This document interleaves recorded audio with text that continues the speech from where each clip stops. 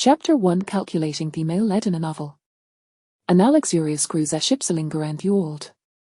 You Beijing stood up, dressing as she spoke, from no one, you belong home, don't even think about escaping, do you understand? On the king-size bed Lerman of striking appearance and formidable stature. His body was marred by gruesome scratches, every incofumatistum and tovulence. Sweat so akid schießt Naterklung to his exquisitely handsome effice, exuding sexuation. His limbs were shackled, rendering him immobile. His aid, you Beijing, while personally killiao and feed your corpse at the dogs. His voice was shortly seed with a hint of seduction. Not only was she exceptionally good-looking, but his ways were irresistibly captivating. To feed dr to the dogs. Fushi Jie responded. Yu Baiking chuckled lightly, leaning closer as her fingertips grazed at his cracked lips. Seeing G as a spirited, perhaps he should hold you Perian set the previous excitement once more. Get lost. Had Fushij not been incapacitated Biapushan rendering him immobile, Hewald half silent jokey thela fut of her himself. You be a chengant lie patted his cheek, I would think you wish to roll in theshits argen. As Helianadon, Fushiju turned his fussy way, coldly stating, so thys I to one at that previous delication and gentleness was merely a ruse to manipulate me against Junanine, wasn't it? Indeed. Unanine was her half-sister and the heroine of Thestery. Yes, you be a cheng had traversed into an oval, shardle so crossed in Tothibodjo for vicious female antagonist shared her name. Shackled and Thelpit suspect theta friend from the 21st century, harboring agriger gangster, had crafted this der Clayu Morris novel featuring her name. Thesterai was it in a retro underworld narrative. Themalilid, Fushijuer, ruled ACT with an iron fist, notorious for his ruthless actions and merciless demeanor. Eisen famers deed shaderned him reputation that spread fear among children worldwide merely hearing his name called sent them in toters. It was I taught her wardo fevel spirits and protectonisham, there was no need for do gods just affix his name to thin trance. From the moment he was born, Fushiju was abandoned by his biological parents in a hospital, left to fend for himself. After a few years in an orphanage, he was adopted by a twisted couple, enduring a life that was nothing short of hellish. It wasn't until Hughes ate that sweet-natured hero and rescued him, allowing him to finally experience proper meal and Westmithing new. From that momentum, her secret literally shed the hero in any shirt, viewing herish eyes whiter moonlight. In this vintage narrative, the author delighted in weaving misunderstandings. After the heroine saved a team all lad, she was accidentally injured by those who hosed to kill him, resulting in her amnesia. At that juncture, the male antagonist sees it he opportunity to inform the male taught heroine had sustained a grave injury and required treatment abroad. She then gifted him her crochet necklace, urging him to find her when he grew up. 18 years later, the now successful male lead sought out the original protagonist with the necklace, and their interactions led them to become entangled romantically. Yet, even as the Maulid and the original protagonist were together, they could not escape the machinations of Adjuthiathus designs. The Maulid would encounter the hero in Noten live mealtime as Beethoven interstream. Wherever their Marlad appeared, the heroine inevitably followed. Gradually, he became captivated by the heroine Sora, growing increasingly impatient with the original protagonist, even beginning to neglect her. In response, the original protagonist's jealousy festered. Today, Shekle mead tobalazing tumug blooden demander ti heroine donatessum. Tomorrow, Schwedfane could na troubles, insisting the heroine give her kidney. Themalilid, a fool in the presence of the Zaintli heroine, appeared as chudlakiminki, yet weighs a time with Tedas api when confronted with this gemming female antagonist. Deceived by the original protagonist's manipulations, he load her servants to force the heroine onto the operating table. Thus, a kidney was excised and fed to pig. Originally, the heroine's kidney was meant for the original protagonist, but Hela secretly fed it to the pig instead. After all, the original protagonist was as robust as an ox. Had her kidneys been problematic, she wouldn't be able to exert their dominance over Fushiju now. You Beijing, you will pay for what you've done at a day, Fushiju easiest glinted with her bloodthirsty intent. Bucha levato a tuntilio escape this luxury cruise ship, she teased, flipping her thick, Wavy hair, can ya guess how long Walben the ship? Hafaro wed his bro, sensen ganunias. Dora think it'll be week or a month. Not at all, baby, well be her for Hollia, surprised. She covered her muthangaguld, her lotta ringing with a particular libright clarity. Inthi sai, do you think him I tender pregnant with you, baby? Fushir chiuer. We didn't take in the precautions Eli or perhaps alitally o'neasel regin thuari, she said, caressing her flat, fair abdomen in a particularly alluring manner. You venomous woman. I swear I will kill you myself. When had Fushij Weaver been so manipulated and schemed against? And the Subi Cheng repeated lie crossed his boundaries, hivauto act revenge for this humiliation. Yubi Cheng believed his threats, for in the original story, he had turned the original protagonist into our living nightmare. But you, in your current state, a Rema captive, she said, lifting his chin with her delicate effinger, if you wish to survive, it would be bestow keep me entertained. Heshu cough her hand, please you, only if I were to die. Yubi Jing had indeed contemplated taking his life. Yeshupon Harara Valinthis world, a virtual voice had merged in her mind, stating These world is sustained by the lives of Timelin fi marlatse Phytheronides, the world will collapse.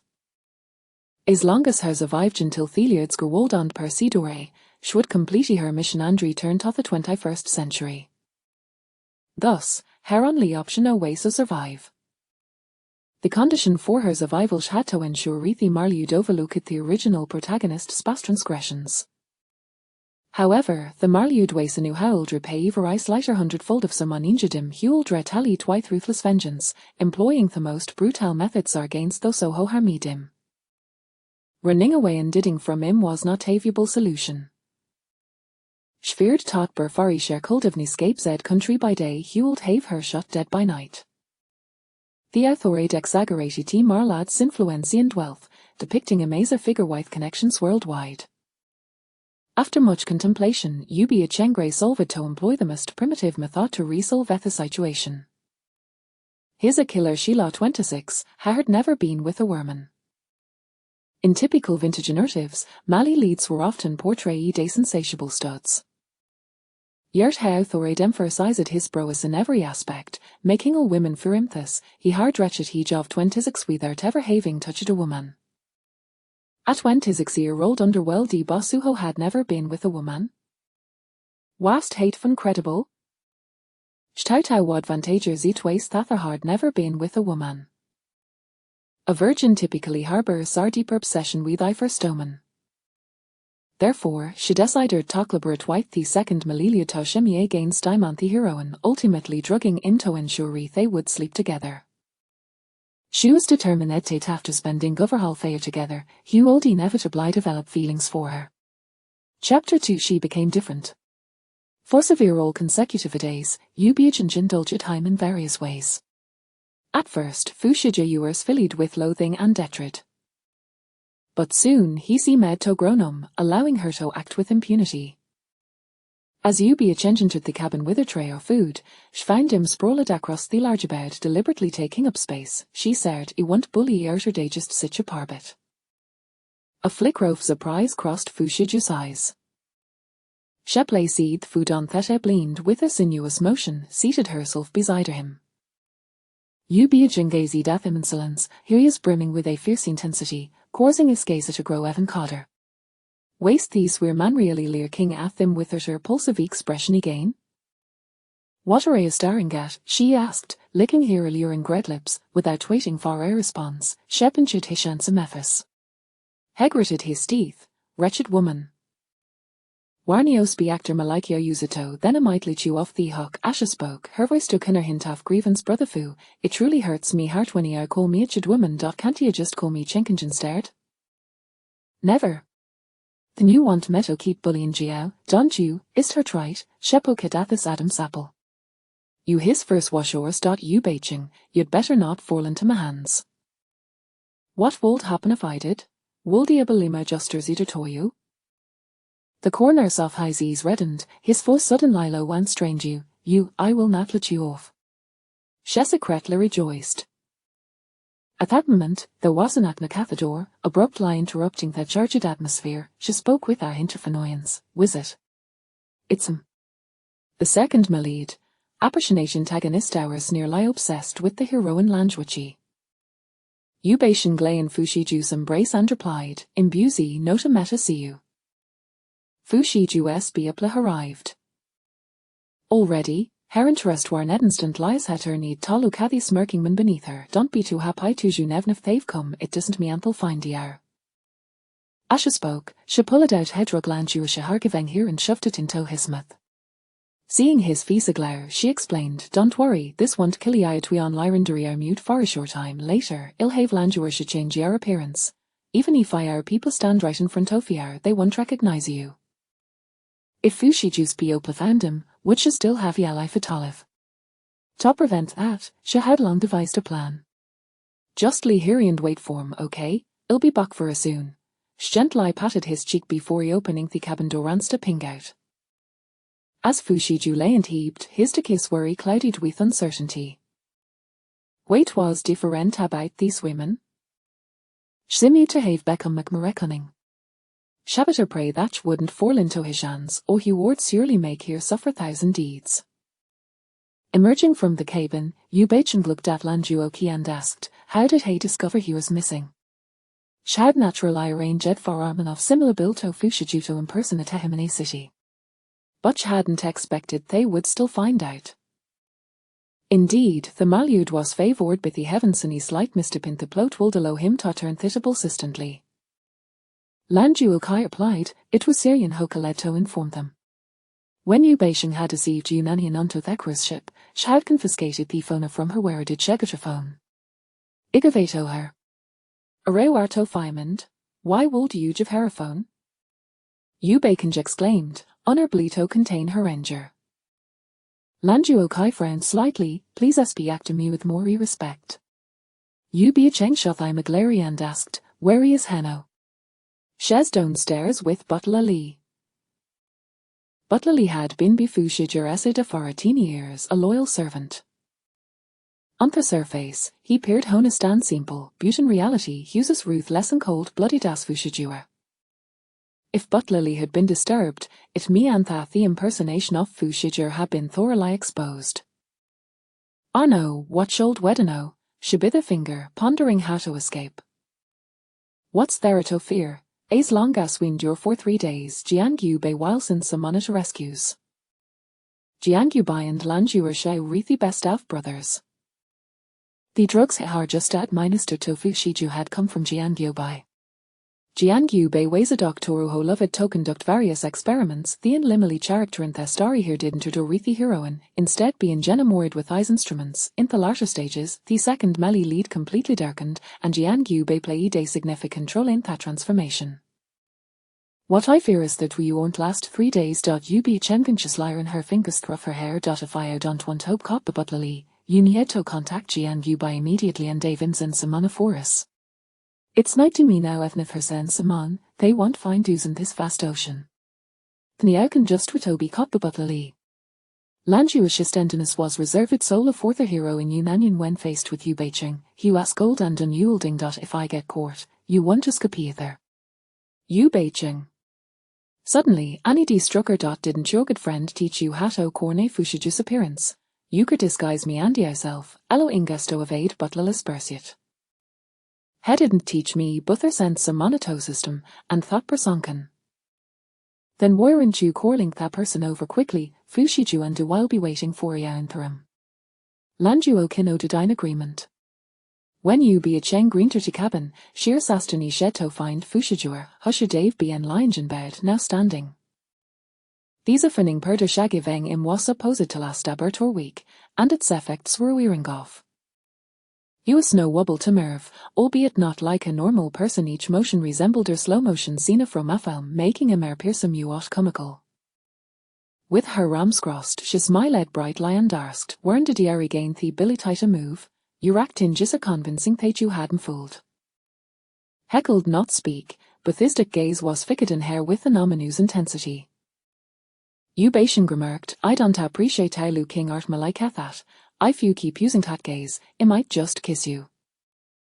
As soon as Stewards left her mouth, he promptly shut his ease. Was she anticipating her kiss? You be a king chuckled softly and easily pushed him back into the bed. Now that's more like it. Fushiju moved his lips. What do you intend to do? He called and verkalize his thoughts. You're tuned to stewed heisen spoken word sangrined slyly. What do I think? You seem quitty interested. Unfortunately, buttle I while find me juni are doomed. You be a jing fained indifference even if I d. Ilda what makes me happy first. Pervert. At that moment, there was another knock at the door. She simmered it was Landroki and wondered, why Sherasirly? Just as you be a jing gwaza bar to the door, should a familiar voice from outside if you don't open up, I'll break the door dear down. It went Lanswichi. It was Butler Lee.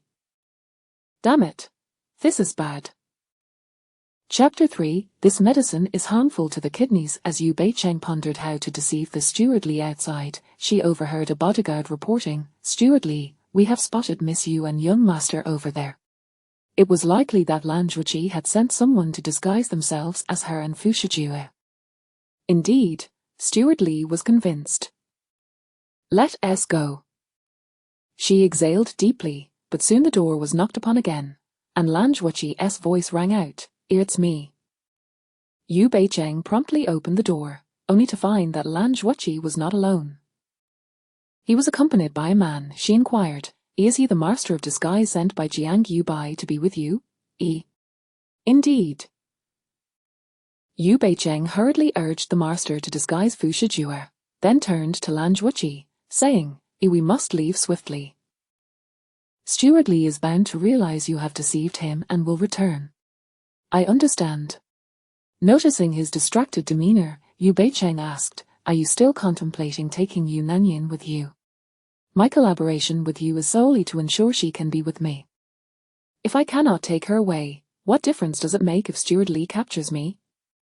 Yu Bei-cheng rolled her eyes. If you wish to die, then go ahead, but I have no intention of joining you. When Jiang Yu Bai's men come to retrieve him, I will escape the yacht with Fu Shijue. She is your sister. If you persuade her, she will undoubtedly come with us. Fu Shijue is no good man.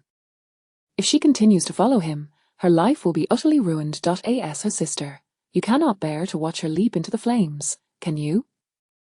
Yu Bei-cheng was genuinely exasperated by this love-struck mindset. You cannot bear to see her leap into the flames, yet you can heartlessly push me into the fire. You and Fu Shijue were once together. How could he possibly harm you? The girl furrowed her brow, hesitated for a moment, and finally replied, Regardless, I will not persuade her. Initially, Lan Zhuqi was unaware of the original owner's Amadi actions. After all, Yu Nanyin was such a nave, sweet girl that even when the original owner believed her, she would not speak ill of her to the male lead, let alone to the second male lead. It was only later, when the original owner plotted against the pregnant Yu Nanyin, that Lan Zhuqi recognized her true nature. Though I know you have never liked Xia Yin, envious and resentful of her, she is still your sister. Can you truly bear to see her continue to be harmed by Fu Shijue? Fu Shijue is presently in our grasp. How could he harm her? If Steward Lee continues to be unable to find Fu Shijue, he might use her to threaten me. So tell me, will her life not be in danger then? Seeing her remain unmoved, Lan Zhuqi added, If you do not assist me, I will kill Fu Shijue right now. Yu Bei-cheng replied. Fine, I will give it a try.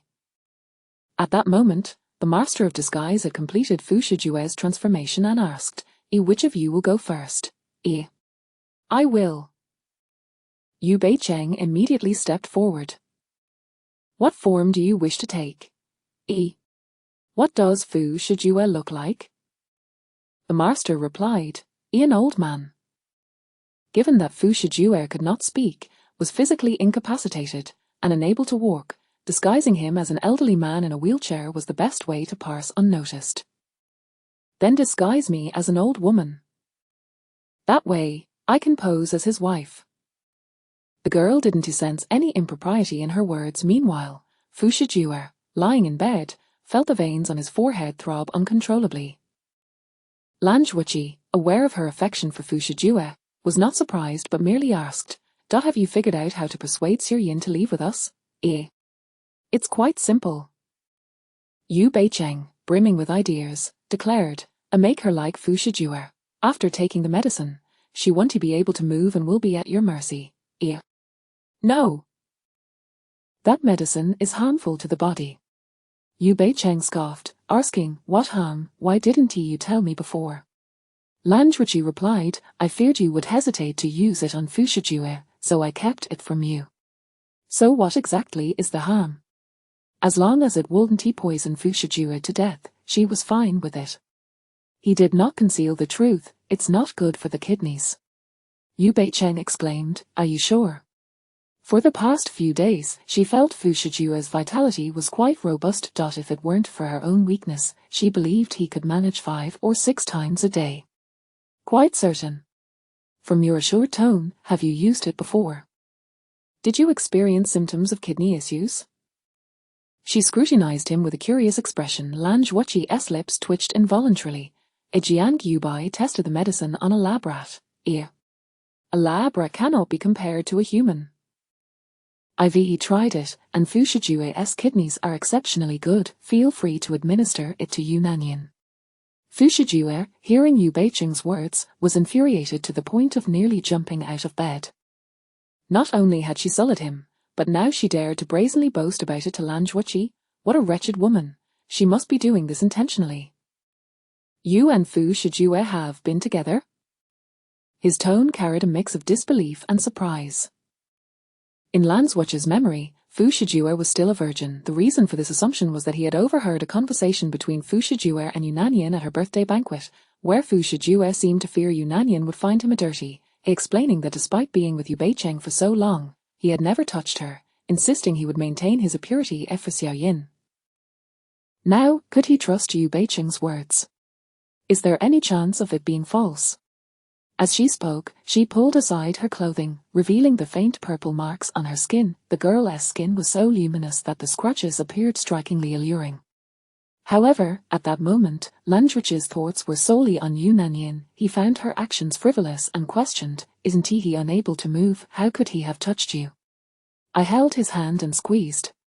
She chuckled mischievously. Though the words she spoke were rather crude, her voice was sweet and soft, reminiscent of a Chopin melody. The master of disguise and Lan Zhuqi both felt their lips twitch. Meanwhile, the veins in Fu Shijue's neck bulged, his blood-red eyes fixated on her, resembling the Grim Reaper wielding a scythe. Lan Zhuqi, unable to resist, continued to tease, "I'm curious how you managed to win him over." Previously, I heard him tell Xiaoyin that despite being together for so long, he had never touched you. How is it that he has feelings for you now? Yu Beicheng feigned an air of mystery. "Want to know?" "Sure, but if you don't let me go find Yu Nanyan, I won't tell you." "Then you might as well go find Xiaoyin." She clicked her tongue. "Lan Zhuqi, if you truly wish to be with Yu Nanyan, you should act swiftly to claim her."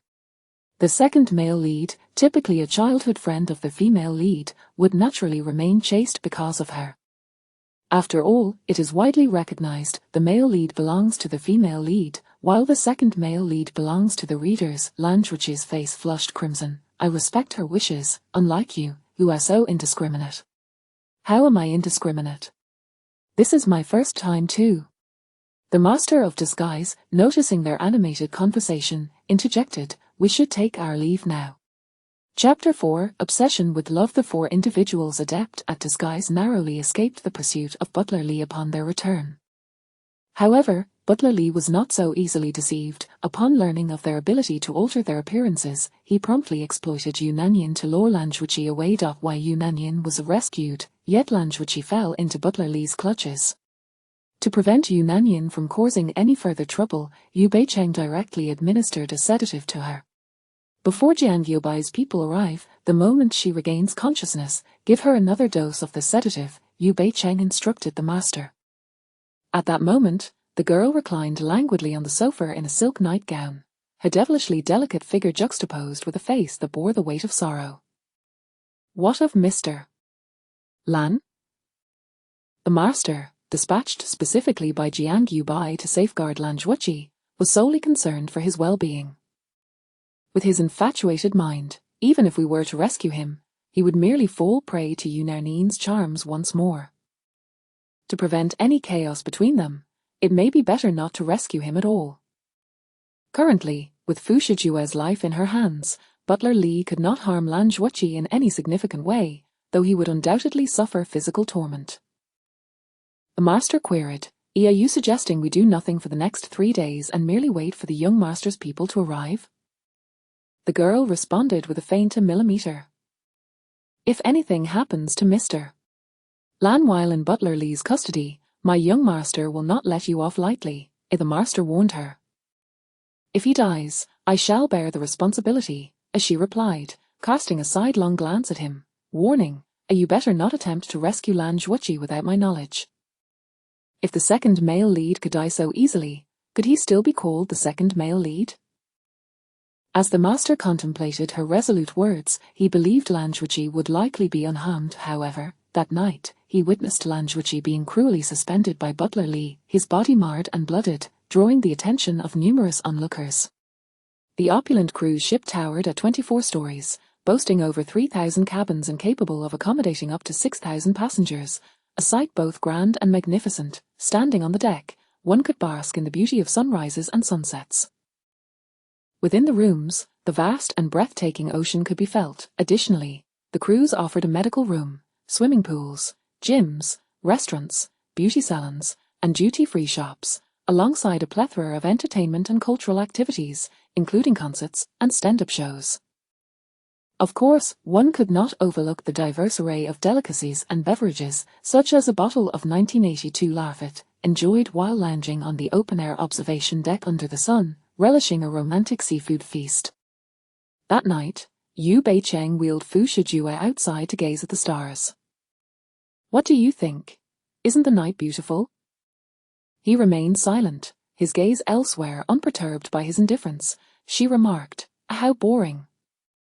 Weren't you the one complaining about being cooped up in the room? Now that we're out, you act this way." With that, she lifted a delicate pastry from the table to taste. Just as she took a bite, the master hurried over, recounting Lan Zhuoqi's plight. She merely responded nonchalantly, "If he were dead, would Butler Li still hang him up there? He's covered in wounds, barely clinging to life. He probably won't last 3 days. According to bystanders, Butler Li intends to keep him suspended until we arrive." Yu Beicheng inquired, "Did you see anyone from Butler Li's side at the scene?" "Yes." "How many? Was Butler Li present?" "There were many, and he was among them," the master replied. Yu Beicheng nodded in satisfaction. "That's good, this means we are safe." The master was perplexed. "What do you mean?" "That fool, Butler Li, lured Lan Zhuoqi out using Yunanian because Lan Zhuoqi is enamored with her. We, however, do not harbor any affection for Lan Zhuoqi. How could he possibly draw us out with Lan Zhuoqi in his possession?" The master retorted, "So we simply watch as Mr. Lan endures torment?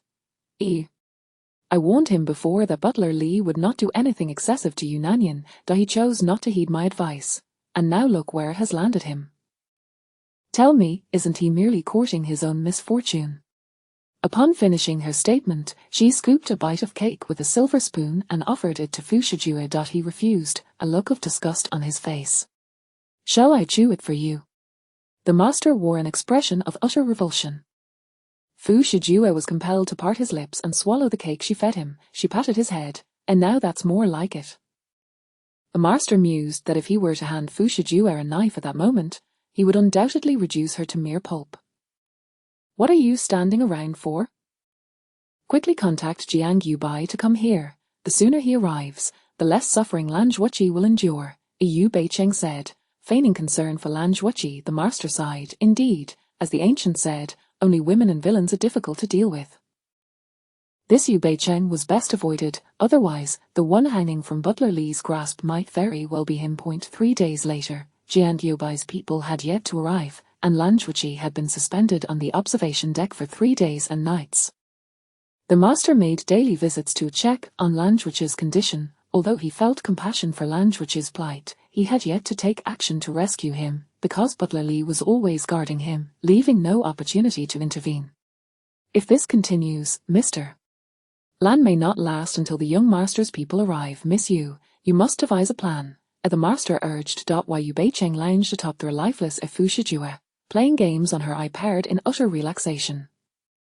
Has Jiang Yubai's people not yet arrived? They have, but the weather is unfavorable. They cannot discern direction on the turbulent sea, so it may take some time to locate our cruise ship. Yu Beicheng checked the weather forecast and discovered that heavy rain was expected that evening.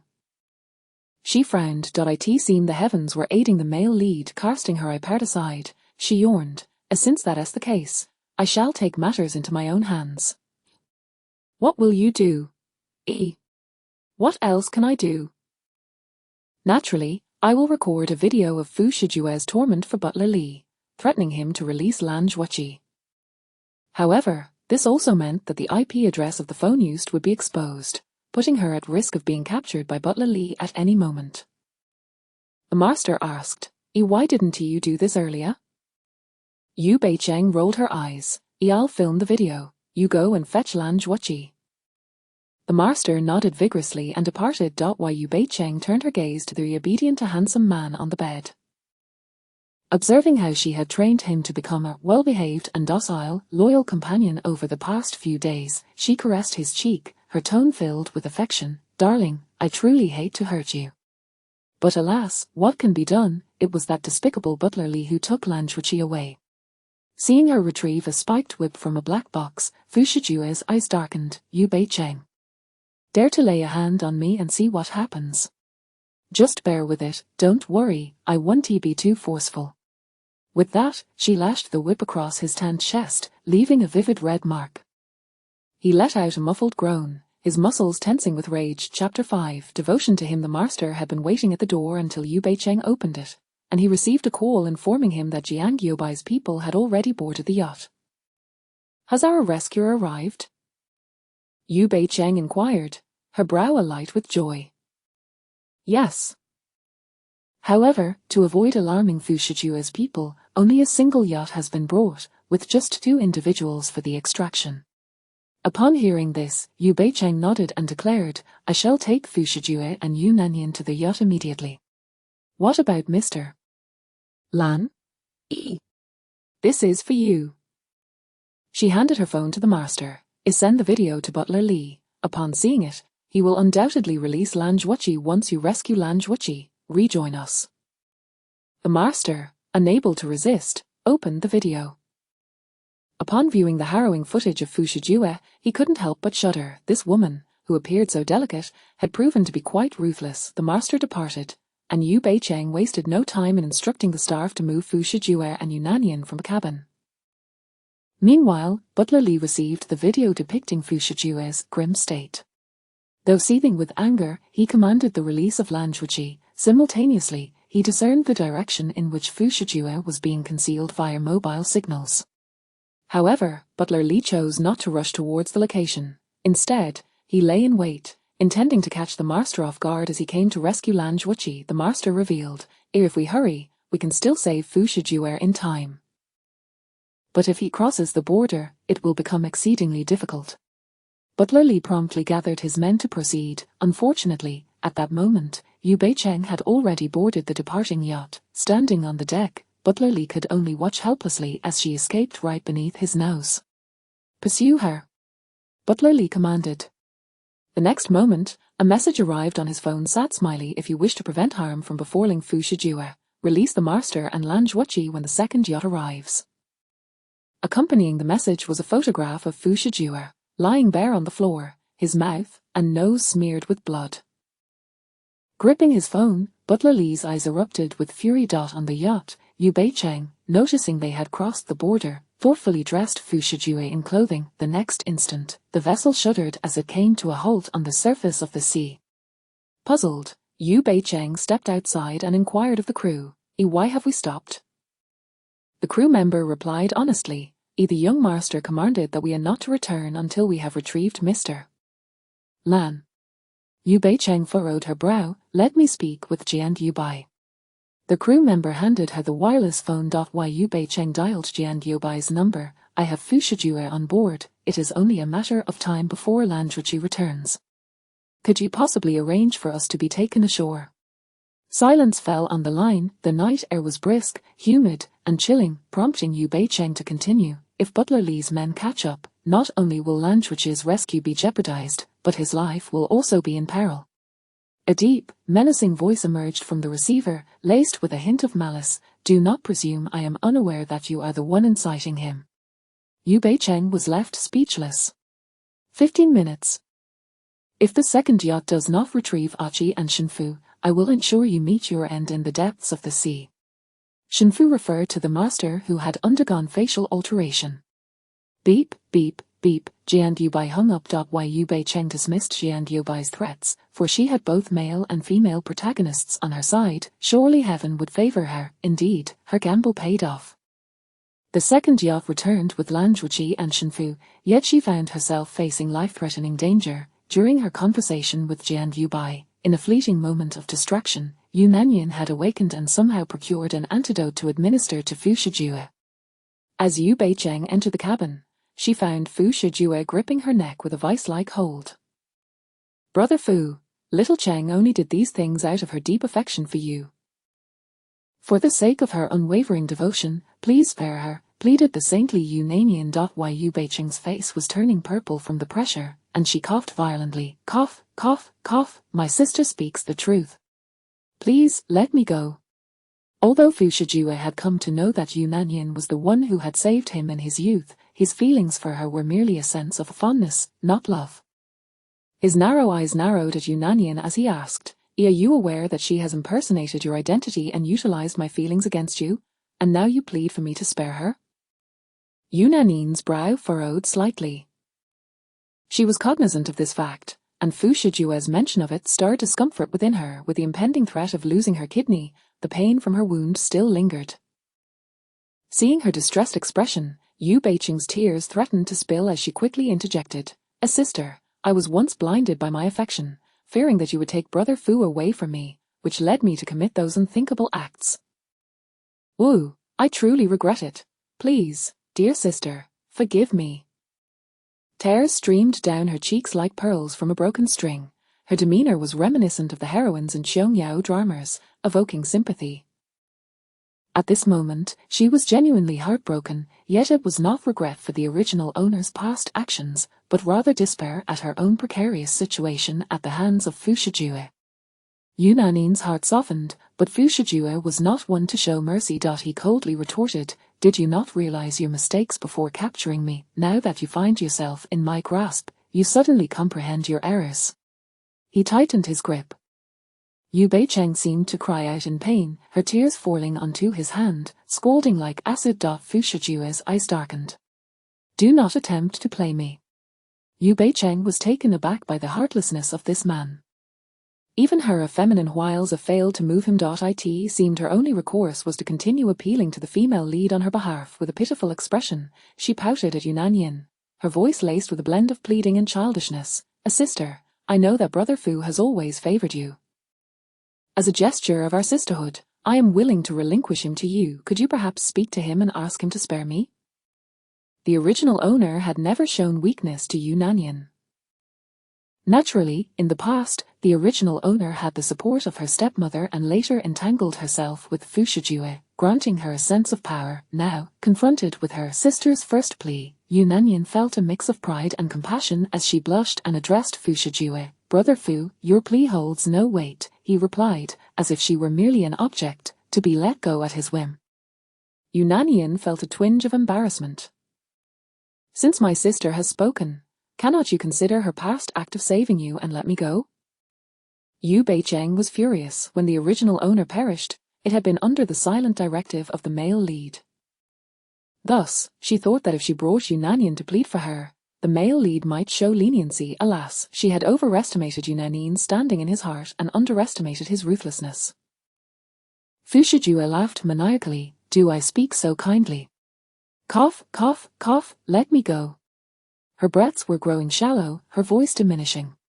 Brother Fu.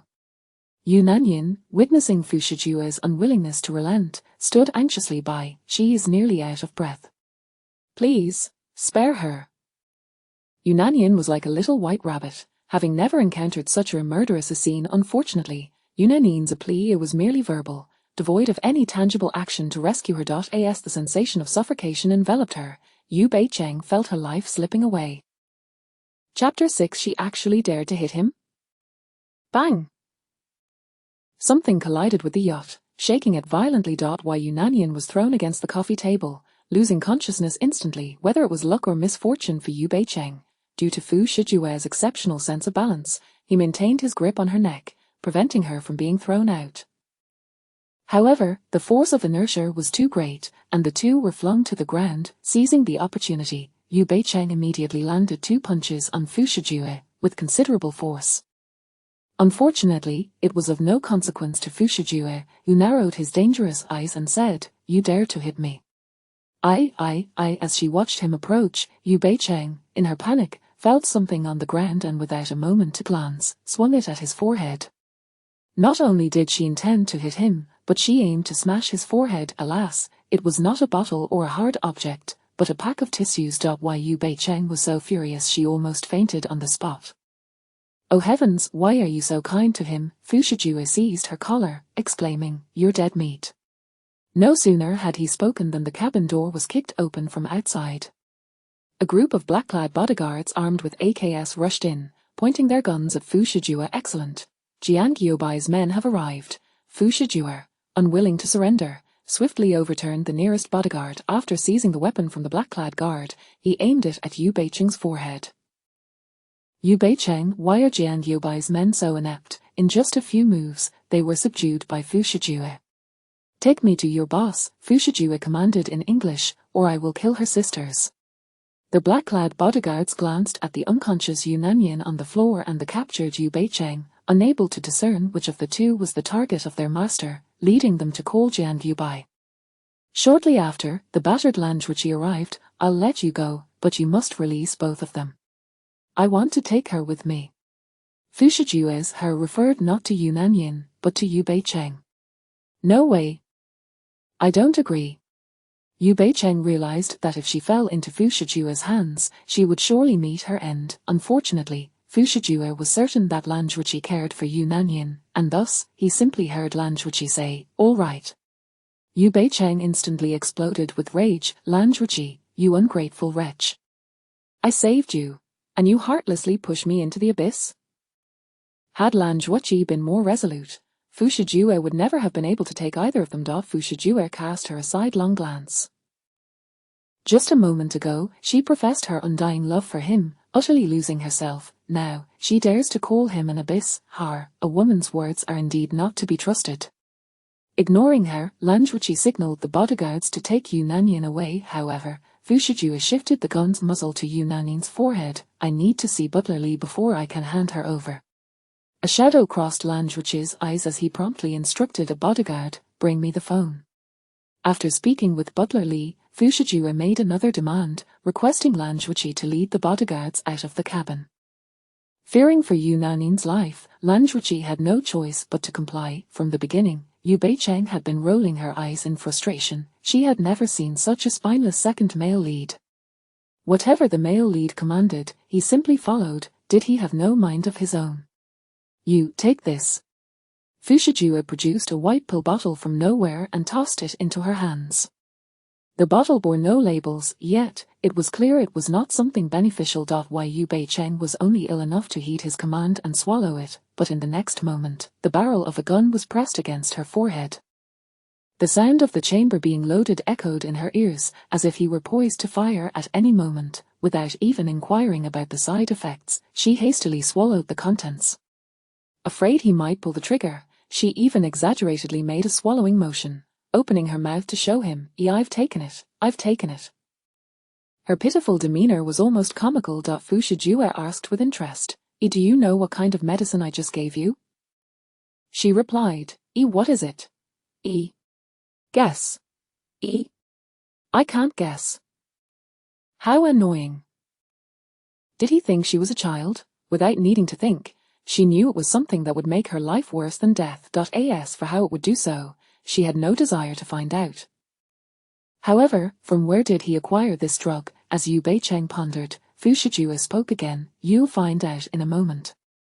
The drug took effect so swiftly, just as Yu Beicheng was about to plead for mercy, she felt her body stiffen as if she had been pulled from a freezer, suddenly becoming rigid. She was unable to move, just like before. It was exactly the same as his condition. Was he using her own methods against her? "When did you steal the drug from me?" How infuriating. She had been completely oblivious. Fu Shijue did not answer but took a seat on the sofa, crossing his legs, his gaze cold and predatory as he fixed it on her. Yu Beicheng felt a chill run down her spine under his stare. At that moment, Lan Zhuqi's voice rang out from outside, "Butler Li has arrived."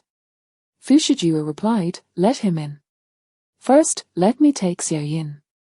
"Lan Zhuqi, you have no bargaining power here," Fu Shijue reminded him. "Those with something to protect have a weakness." Fu Shijue seized Lan Zhuqi's vulnerability, forcing him to yield repeatedly. Soon, Butler Li entered. "Young master, are you all right?" His gaze swept over Fu Shijue, and upon noticing the marks on his neck, Butler Li's fury erupted. "Who did this to your neck?"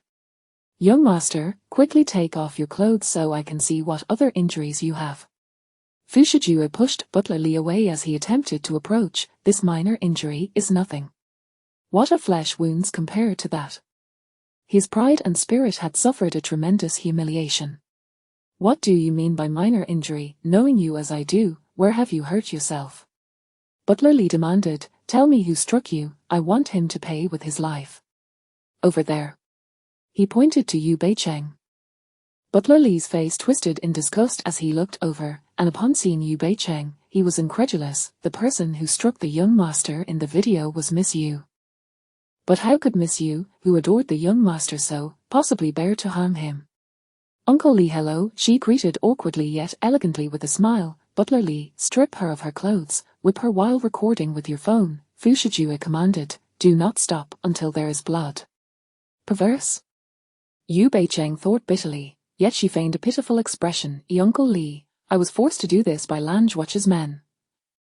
Don't try to be chummy with me. Even if you were coerced, you laid hands on the young master. That signifies your disloyalty to him." Butler Li's loyalty to Fu Shijue was absolute, viewing him as his Achilles heel. It could be said that if Fu Shijue commanded him to kill himself, he would comply without hesitation. After all, a servant is a reflection of their master. As Yu Beicheng saw Butler Li approaching her with the whip, she despairingly shut her eyes. This time, she was surely doomed. Chapter 7, "You should leave with me outside the cabin." Lan Zhuqi held an iPad, his expression devoid of much emotion as he scrutinized the surveillance footage from within the cabin. However, standing beside him, Shenfu could not suppress his furrowed brow as he inquired, "Mr. Lan, are we truly not going to rescue Miss Yu or?" "This is of her own doing," Lan Zhuqi replied. Both he and Shenfu believed that Yu Beicheng was doomed this time.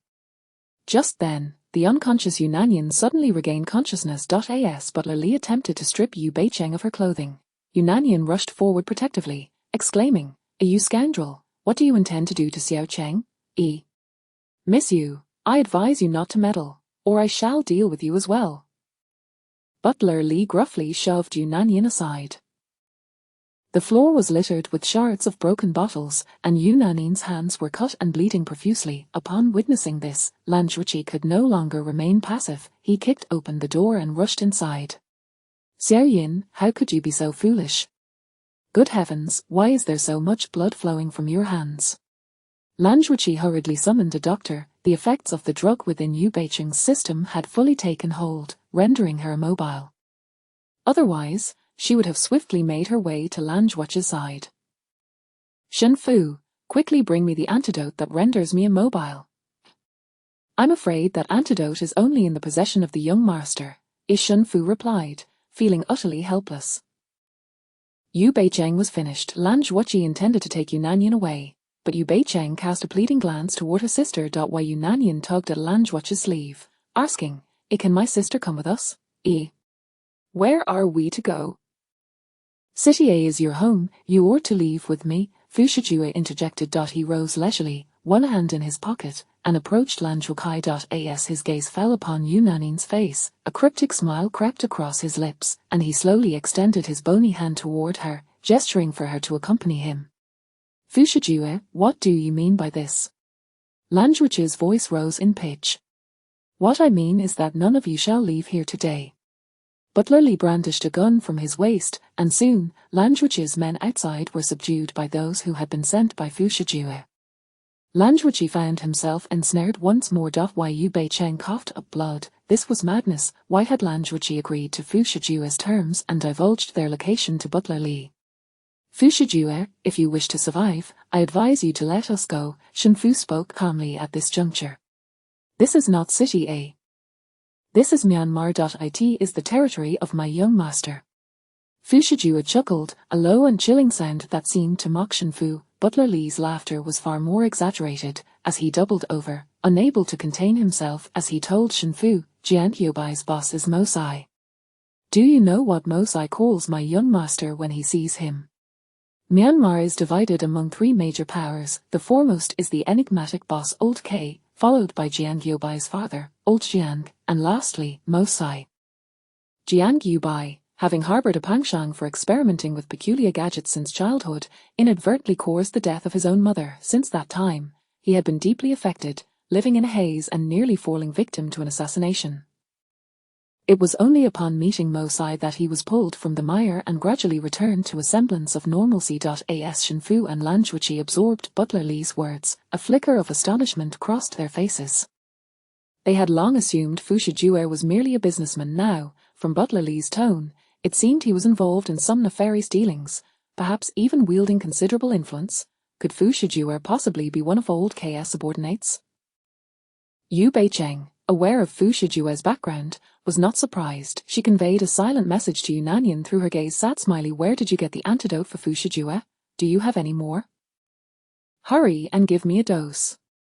Yu Nanyan, her hand injuries now bandaged by the doctor, replied, that medicine was given to me by Jiang Yubai, but there is only one pill. Yu Beicheng asked, when did you meet Jiang Yubai? On the cruise ship. Goodness, Jiang Yubai had been on the cruise ship all along. But why had he not shown himself, and why had he given the antidote to Yu Nanyan for Fushijue to consume? Yu Beicheng's mind was awash with questions. It was not until she heard the commotion outside, signaling Jiang Yobai's arrival with his entourage, that she realized this entire scenario had been orchestrated by him.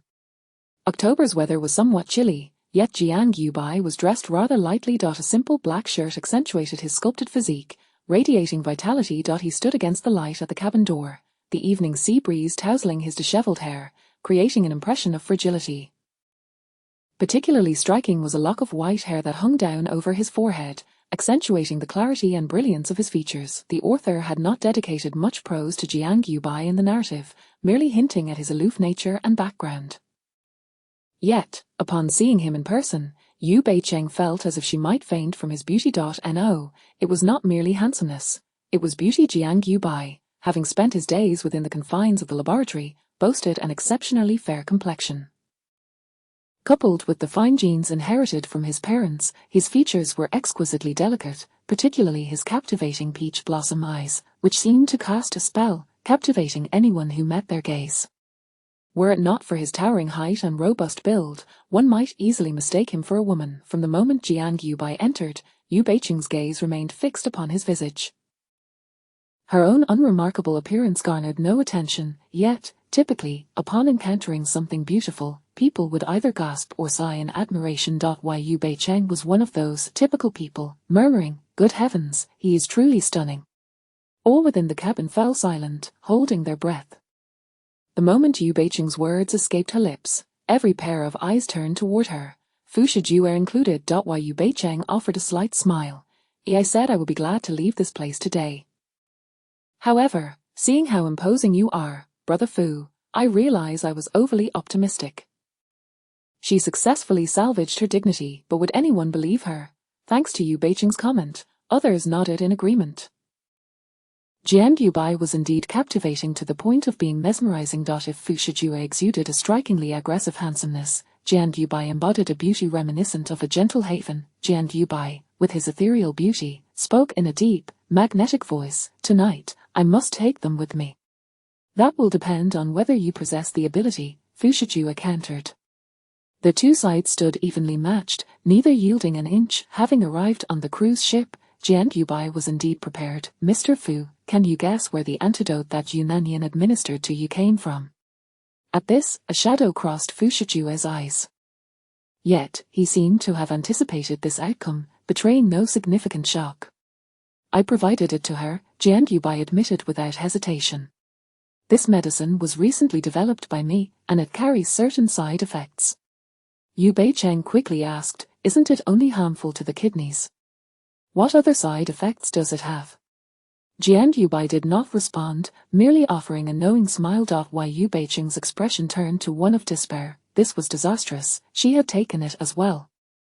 Oh no, Chapter 8, I am pregnant with your child. Jiang Yubai did not speak falsehoods. This medicine not only inflicts harm on the kidneys but also carries certain side effects for the body.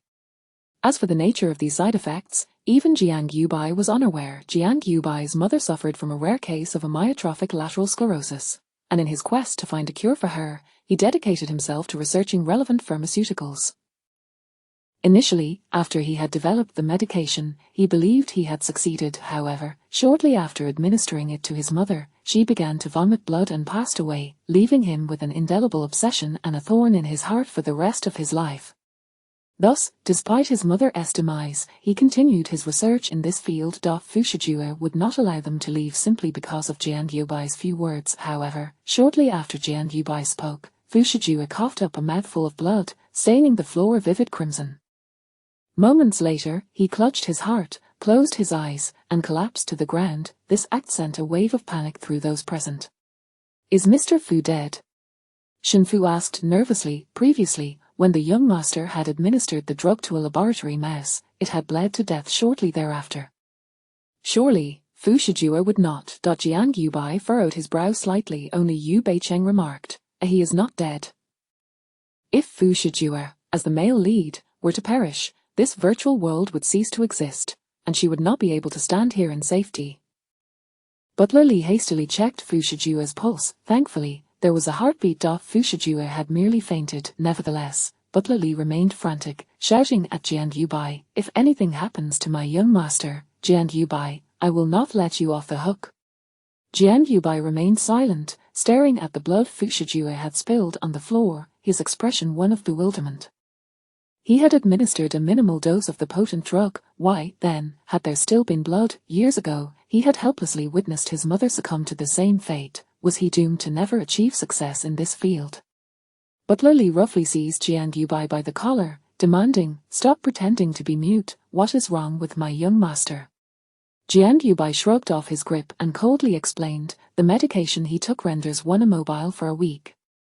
However, due to the premature administration of the antidote, the effects have caused him to vomit blood. Rest assured, he will not die, he will awaken tomorrow.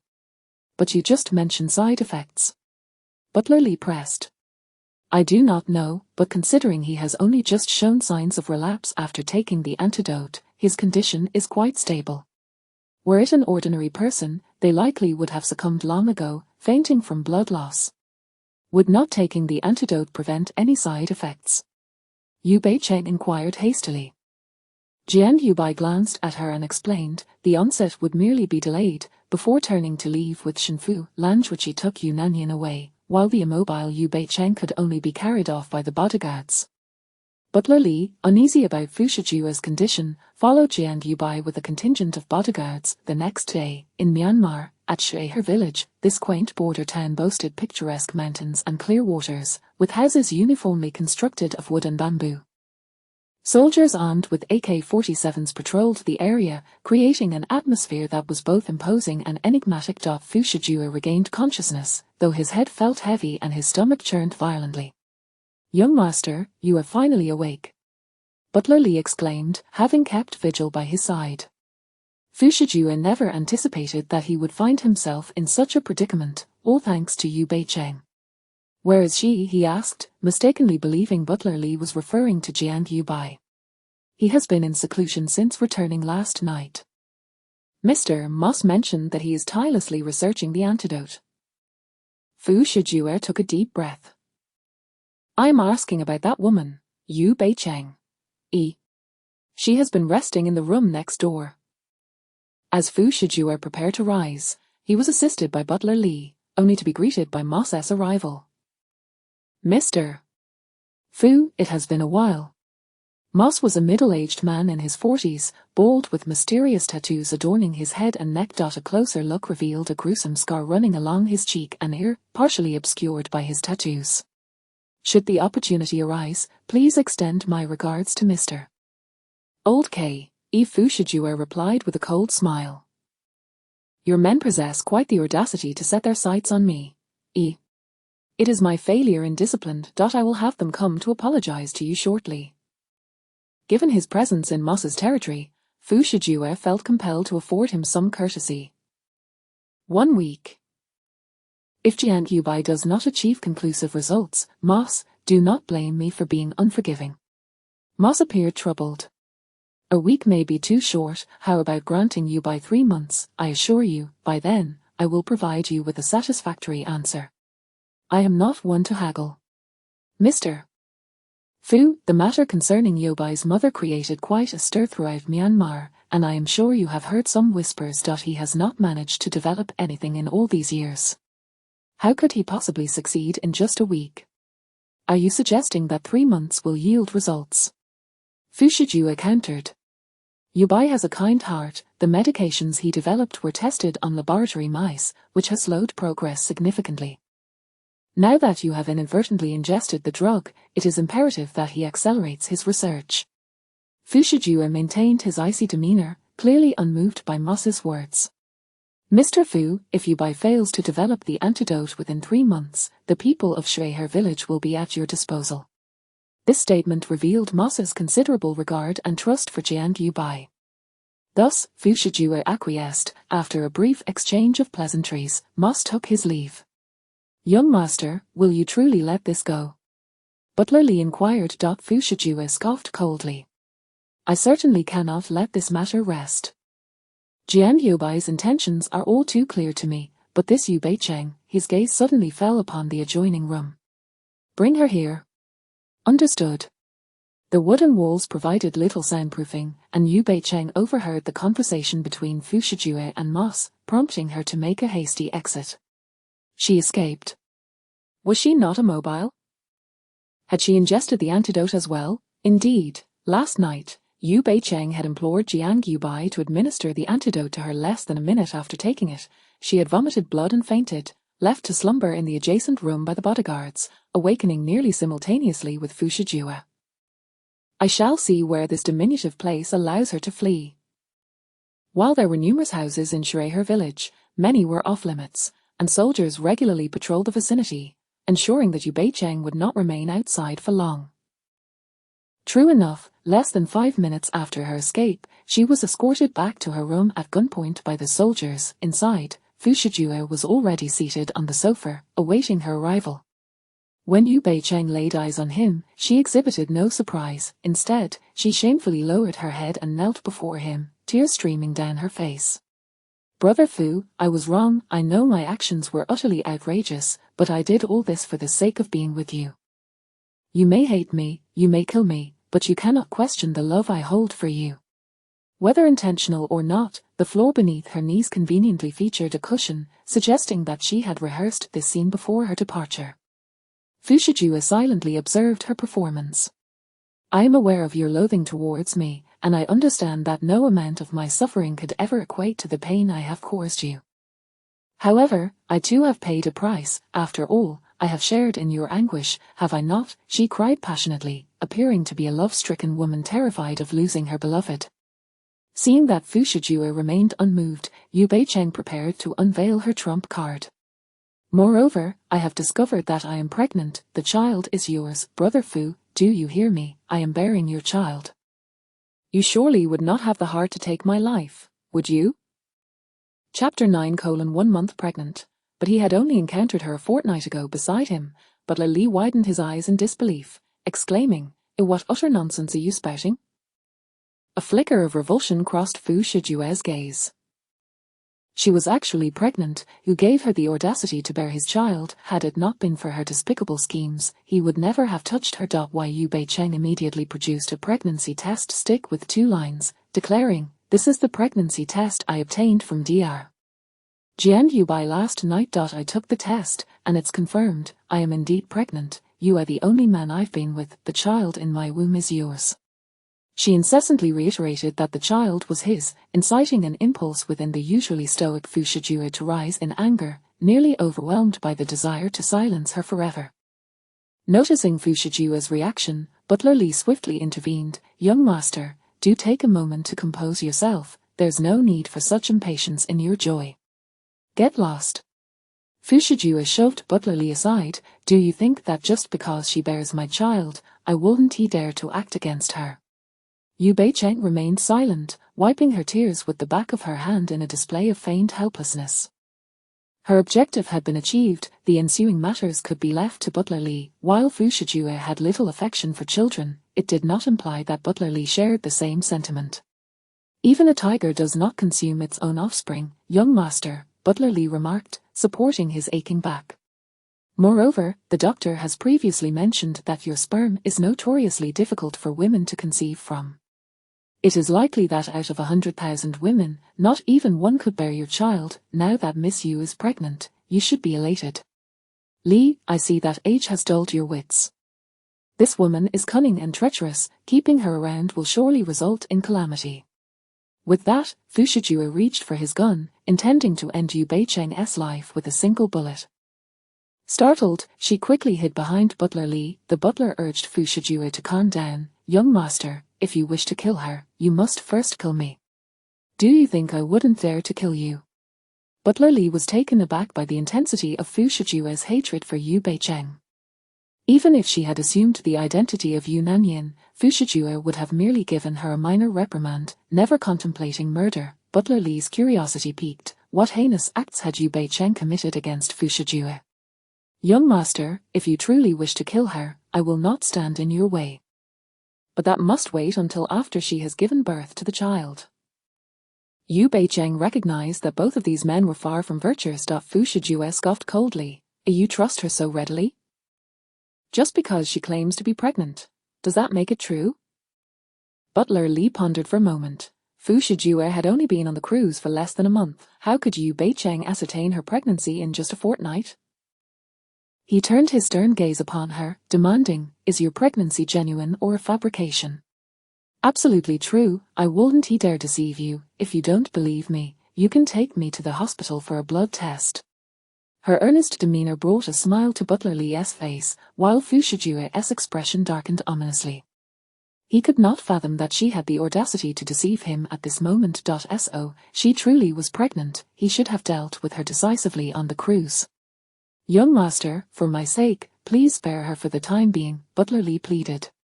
"She is unworthy to bear my child." His pent-up frustration had yet to be released.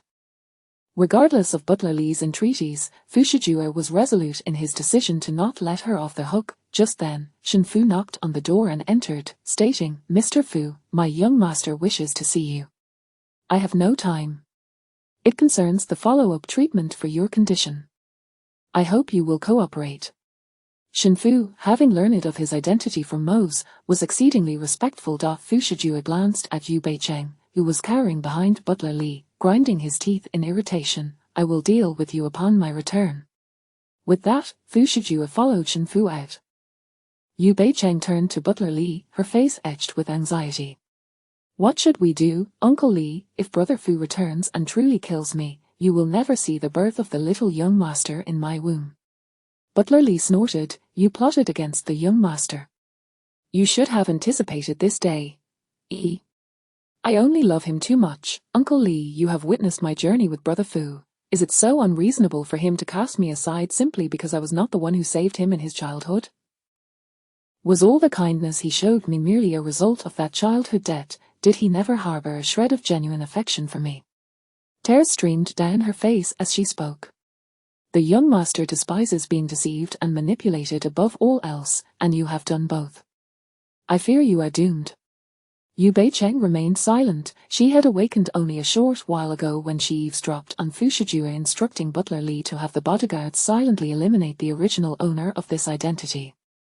With no other options, she had resorted to collaborating with Lan Zhuqi, taking such desperate measures. In City A, Fu Shijue ruled supreme. Had she not outwitted him, she would not know where she might be languishing as a mere plaything. But I have already recognized my mistakes. Uncle Li, if you can persuade Brother Fu to spare my life, I shall regard you as my second father. When Fu Shijue resolved to eliminate the original owner, it was not solely because he recognized Yu Nanyin as the one who had saved him in his youth. It was also due to the revelation that the original owner had transplanted Yu Nanyin's kidney into a pig. Fu Shijue felt a deep sense of guilt towards Yu Nanyin. Moreover, the original owner had repeatedly harmed Yu Nanyin. Beyond that, you should not hope for anything more. Perhaps it was her unborn child that earned her 10 months of reprieve. HMPH. 10 months would be more than sufficient. During this time, she would undoubtedly win Fu Shijue. Jiang Yubai, having spoken with Fu Shijue, did not repeat his threats of murder, which eased Yu Beicheng's anxious heart. That evening, Butler Li brought an elderly physician. This doctor was not from Shireher village but had been summoned by Butler Li on Fu Shijue's orders to ascertain Yu Beicheng. The old doctor felt her pulse and nodded to Butler Li before prescribing some medication to support her pregnancy and departing. Throughout the process, Yu Beicheng was on edge. Even though the doctor had detected her pregnancy, Butler Li still insisted on having a nurse draw blood for testing at the nearest hospital. He was particularly meticulous in his duties. The confirmation of her pregnancy warranted thorough examination. Miss Yu, do take care of yourself, Butler Li advised before leading the nurse. Butler Li did not seek out Fu Shijue but instead took the blood test to the hospital. Approximately half an hour later, he returned, presenting the documents to Fu Shijue. Young master, the old doctor has confirmed that Miss Yu is indeed pregnant. Here is the expedited test result, indicating that she is exactly 1 month along. 1 month pregnant? He had only been with Yu Beicheng a fortnight prior. Not only was she cunning, but she was also promiscuous. She had likely schemed to deceive him, even going so far as to restore her hymen when he had seen that bloodstain on the sheet. Chapter 10. The abortion medication. Butler Li hastily explained. The nurse stated that the pregnancy is calculated from the first day after the last menstrual period. Fu Shijue displayed little emotion. The nurse has estimated that Miss Yu's ovulation coincided precisely with the days you spent on the However, recalling Jiang Yubai's words, he murmured, I understand, you may leave now. Yes. In the adjacent room, Yu Beicheng. But was she truly safe? No, although everything seemed to be under Yu Beicheng's control, successfully deceiving the two of them, the truth would be catastrophic if it were to come to light. Indeed, Yu Beicheng was not pregnant. Last night, she had anticipated that Fu Shijue would seek her out to settle accounts, for which she implored Jiang Yubai to procure some medication that could diagnose her supposed pregnancy. Jiang Yubai had only met her for the first time and would not assist her without a compelling reason. She had exerted considerable effort and even paid her price for his help. As for the nature of that price. Suddenly, a knock echoed from outside the door. Why, Yu Beicheng inquired, who is it? It is I, came Butler Li's voice. What could he want? Yu Beicheng replied, come in. Butler Li entered, carrying the abortion medication. You should take it promptly. The dark concoction looked unpalatable. Why, Yu Beicheng had no desire to drink it, but fearing that refusal would arouse Butler Li's suspicions, she accepted it. Just as she brought it to her lips without tasting, a wave of bitterness assaulted her senses. Why is Miss Yu not drinking? Her face contorted in distaste. It's a bit hot. May I wait for it to cool before I drink? Butler Li nodded. Of course. He did not leave, seemingly intent on witnessing her consume the medication once it had cooled. Why, Yu Beicheng had no choice but, it was indeed bitter. What foul substances had been mixed in? Why was it so abhorrent? She longed to set the bowl down, but Butler Li's expression conveyed that her refusal would suggest she harbored guilt, compelling her to drink. Yu Beicheng grimaced, her delicate features contorted in displeasure. After consuming more than half of the bowl, she found herself unable to swallow the remaining portion. The old physician stated that it must be consumed entirely to be effective. Yu Beicheng was left speechless. At that moment, her mouth felt as if it were filled with bitterness. akin to having swallowed gall, had Butler Lee, following Fu Shijue's orders, deliberately infused the medication with something bitter?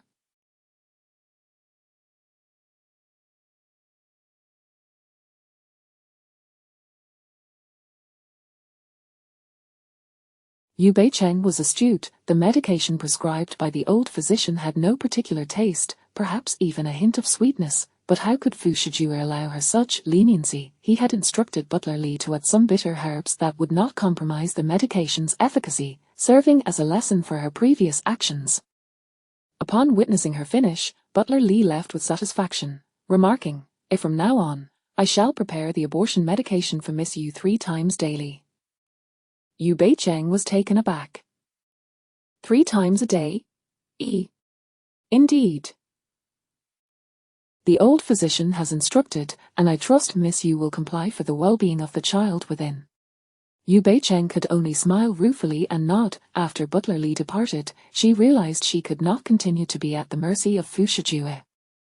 She needed to devise a plan. Late at night, amidst the dim glow of lights, Yu Beicheng cautiously opened the door and slipped out, akin to a thief. She sought out Jiang Yubai. He had anticipated her visit that night and had kept the lights on, refraining from sleep. "When you came to find me, no one noticed, did they?" Jiang Yubai sat cross-legged at the tea table. In the dead of night, who would notice? Moreover, Jiang Yubai's room was not far from hers, merely a few steps away. Upon her entrance, Jiang Yubai observed her downing several cups of tea in quick succession and could not help but remind her, "Drinking too much tea will keep you awake at night." Yu Beicheng retorted, "My mouth is too bitter. I wanted something to wash it down.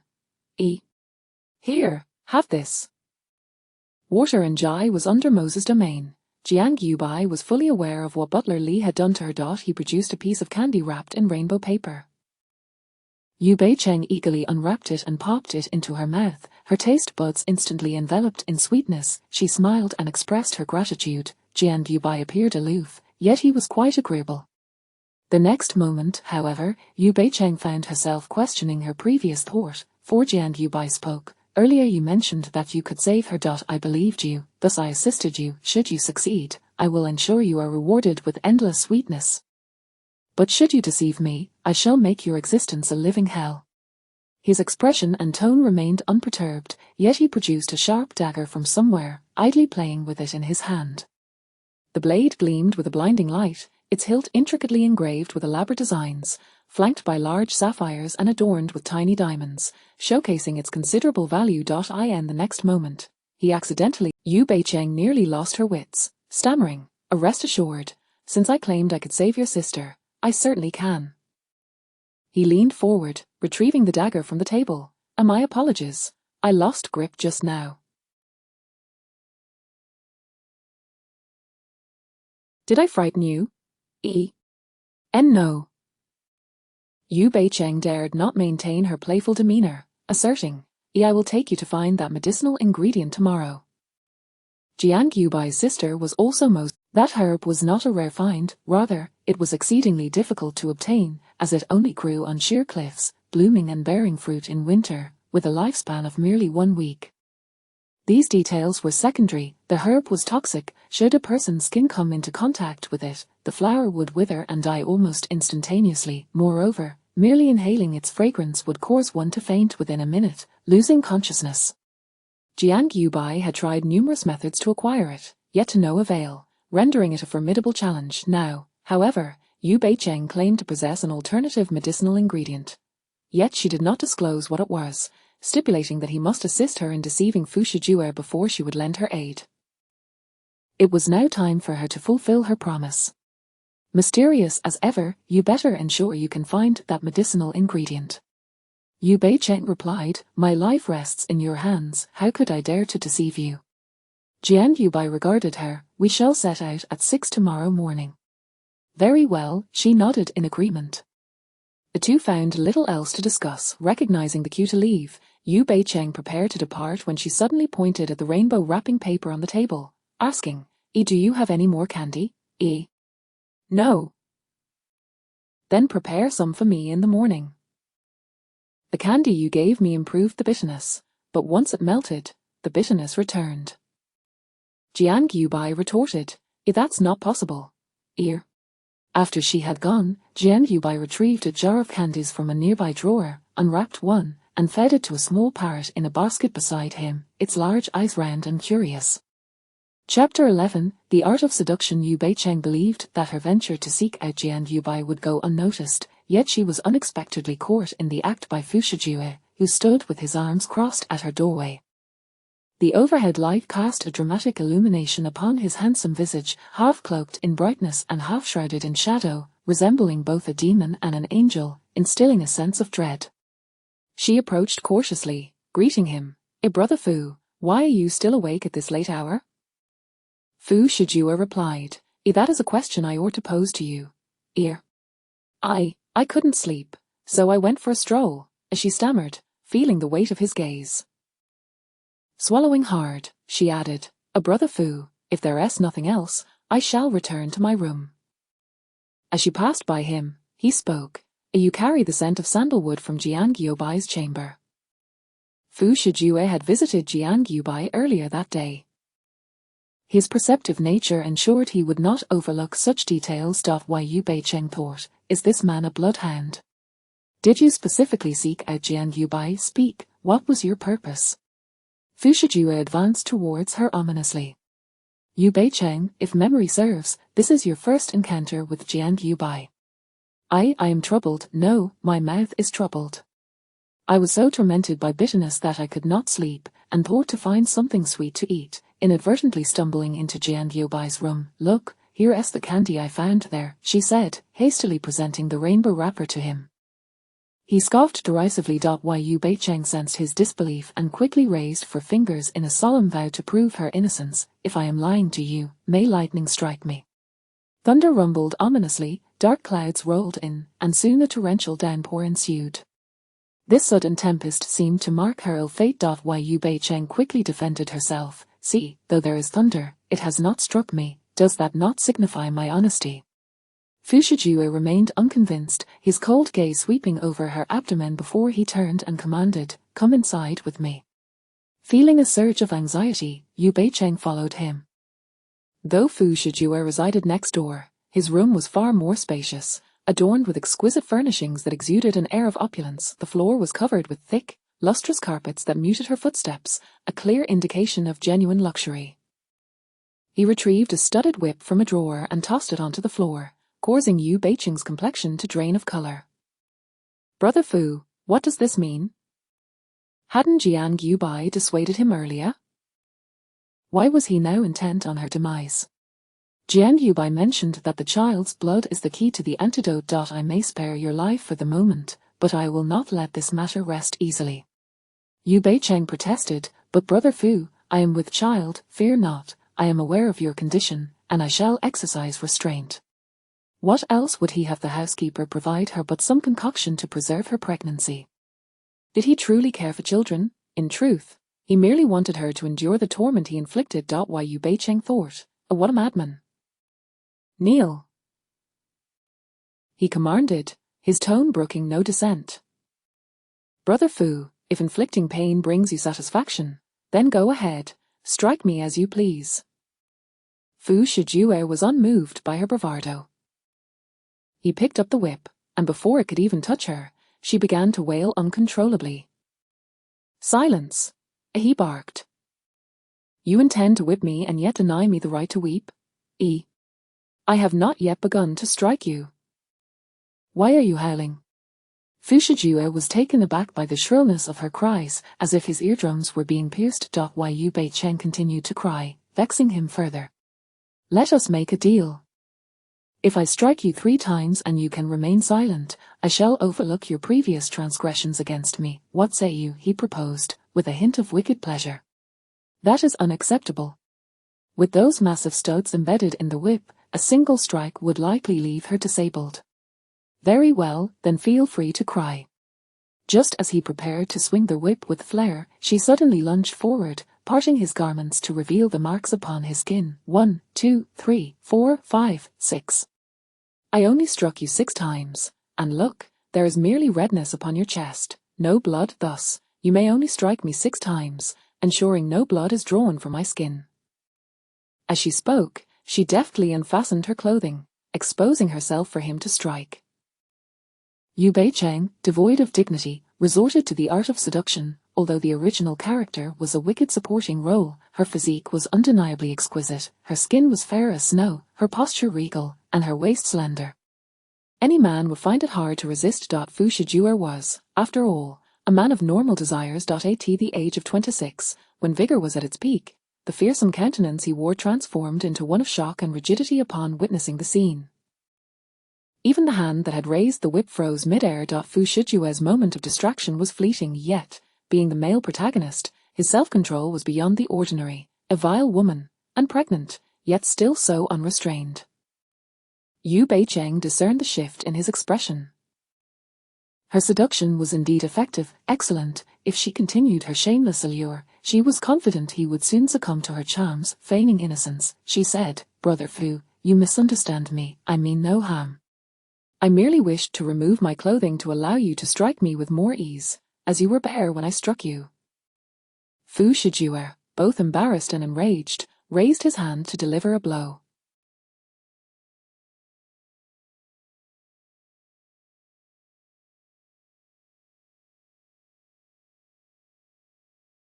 However, just as the whip was about to descend, she suddenly threw herself into his embrace. "Brother Fu, oh, it hurts so much. Get away, I haven't even struck you yet. Why are you crying out in pain?" he exclaimed, pushing her away. Yu Bei-cheng feigned distress, "But my chest aches terribly, Brother Fu. Do you think my 80D bust will shrink to a 36A with just one strike?" Fu Shijuer was left speechless. While Yu Bei-cheng blinked her innocent, pure eyes at him. He did not lower the whip. She remained pressed closely against him, testing who would yield first. Fu Shijuer, in truth, despised having women near him, yet an inexplicable allure emanated from her, drawing him in. Yearning? How could he possibly yearn for this despicable woman? In an instant, his expression darkened ominously. He had never been a man driven by lust, yet now, thoughts of the malevolent Yu Bei-cheng stirred within him, perhaps due to his awakening desires. Realizing that he had developed feelings for Yu Bei-cheng sent shockwaves through him, and he forcefully pushed her away. Get out." Yu Bei-cheng, not daring to linger, hastily donned her clothing and fled. Only Fu Shijuer remained, grasping the whip, lost in heavy contemplation. Chapter 12. The disdain for the punctuality challenged the following day, at 6:30 in the morning. While Yu Bei-cheng, lacking a mobile phone to set an alarm, had overslept due to her late-night endeavors. Fortunately, Shun Fu came in to rouse her, exclaiming, "Oh, what on earth is going on? The young master has been waiting for you for over half an hour." Yu Bei-cheng yawned. "I'll be right there." As Shun Fu waited outside for her, Yu Bei-cheng donned her attire and exited her chamber. The sky outside was somewhat gloomy, and a chill lingered in the air. She wrapped her coat around herself and suggested, "Let us have breakfast before we depart." "Let us eat after the task is completed," Shun Fu replied, leading her not to Jiang Yubai's room but towards the entrance of the water and village. Jiang Yubai had been waiting in the car for quite some time, and upon her arrival, he stated, "I detest those who are tardy. Apologies, I was detained by Fu Shijuer last night, and it took some time to negotiate," she explained. "There's no need to make excuses," he retorted. Yu Bei-cheng, sensing the tension, chose to remain silent.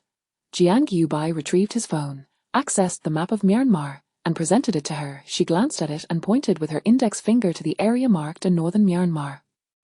Jiang Yubai studied her intently and inquired, "Do you know what this place is?" "I do. The item you seek is located there," Yu Bei-cheng replied truthfully. While Yunanyan had suffered kidney loss, leading to her frail health, and her pregnancy made her susceptible to miscarriage. Fu Shijuer had gone to great lengths to procure a medicinal catalyst that was precisely the remedy required by Jiang Yubai's sister.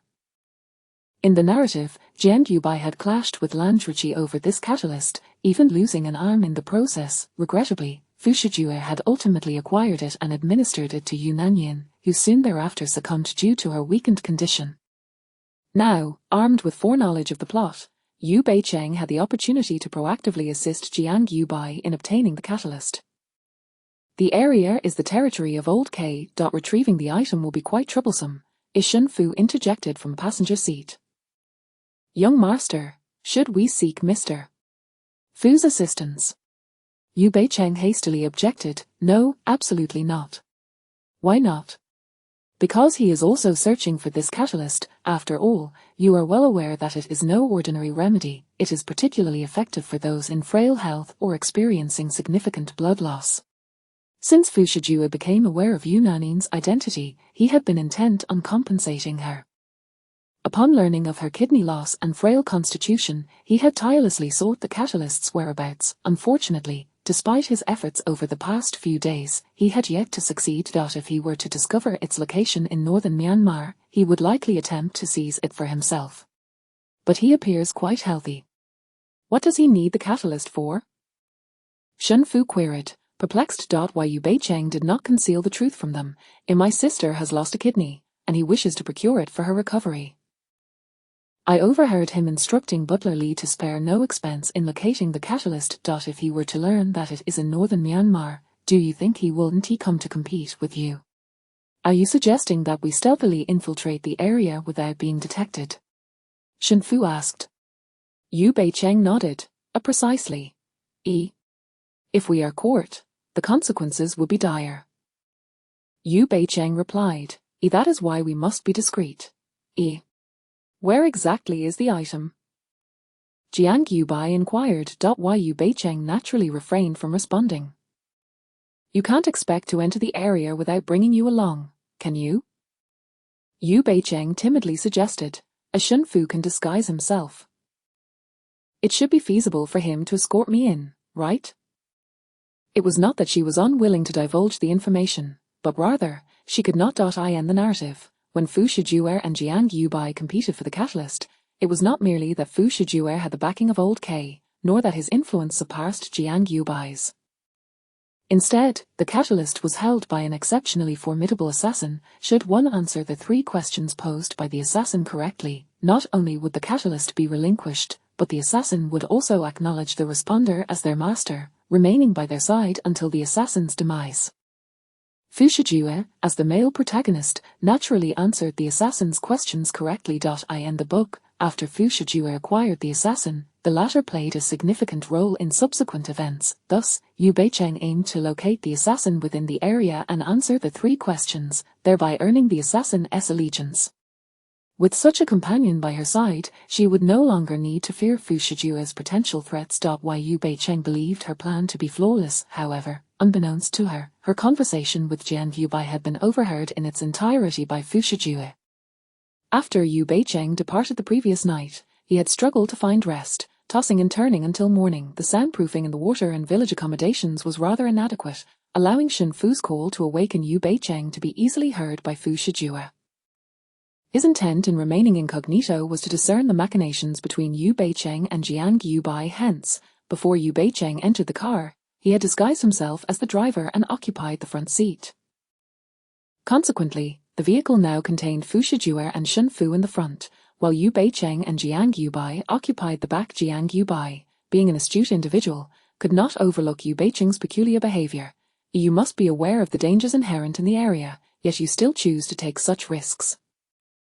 Speak, what is your true purpose? Yu Beicheng replied, I am merely a fragile woman. If I were to deceive you, would it not be an effortless task for you to end my life?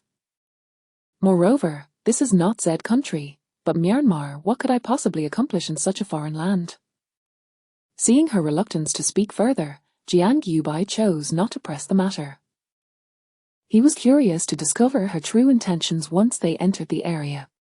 Shun Fu, you handle the infiltration of the area, he commanded. Understood, Shun Fu replied, exiting the vehicle. As the car began to move, the rain that had commenced with the thunderstorm the previous night continued to fall. The road, imbued with the freshness of the earth, resonated with the rhythmic patter of raindrops against the car's windows. Within the tranquil vehicle, an unexpected sound pierced the silence. A loud gurgling emanated from Yu Beicheng's stomach. Embarrassed, she patted her belly and remarked, I haven't eaten anything since yesterday and am absolutely famished. Would it be possible to find somewhere to grab a bite first? Jiang Yubai responded, no, I must obtain the catalyst as soon as possible. We cannot afford any delays. How long could a meal possibly take? Rest assured, it won't take much time. Moreover, skipping breakfast is detrimental to one's stomach. The journey from Waterin village to the area will take another 2 to 3 hours. Jiang Yubai was not in the habit of having breakfast. However, as Yu Beicheng continued to insist, he instructed Shen Fu to procure breakfast for her to consume in the car. Why? Yu Beicheng inquired. If I eat breakfast in the car, the smell might linger. You wouldn't mind, would you? Would you refrain from eating if I expressed my discontent? Yu Beicheng was momentarily speechless. Had she known, she would not have asked. It was not merely Jiang Yubai who would mind, but also Fu Shijue, who was driving. At that moment, Fu Shijue's expression darkened considerably. Fortunately, his sunglasses and mask concealed his features, preventing the two in the back from noticing. As Yu Beicheng ate her breakfast, she couldn't help but offer some to Jiang Yubai. Are you sure you won't have any? No, thank you. No sooner had he spoken than an untimely gurgle escaped his belly. Yu Beicheng stifled a laugh and urged, don't hold back, you should eat something to tide you over. It's not my stomach growling. There are only you and me in the car. If not you, then who else could it be? Jiang Yubai's lips twitched as he replied, do you not consider the driver a person? My apologies, Yu Beicheng exclaimed, mortified. Are you truly not eating? If not, I shall give it to the driver.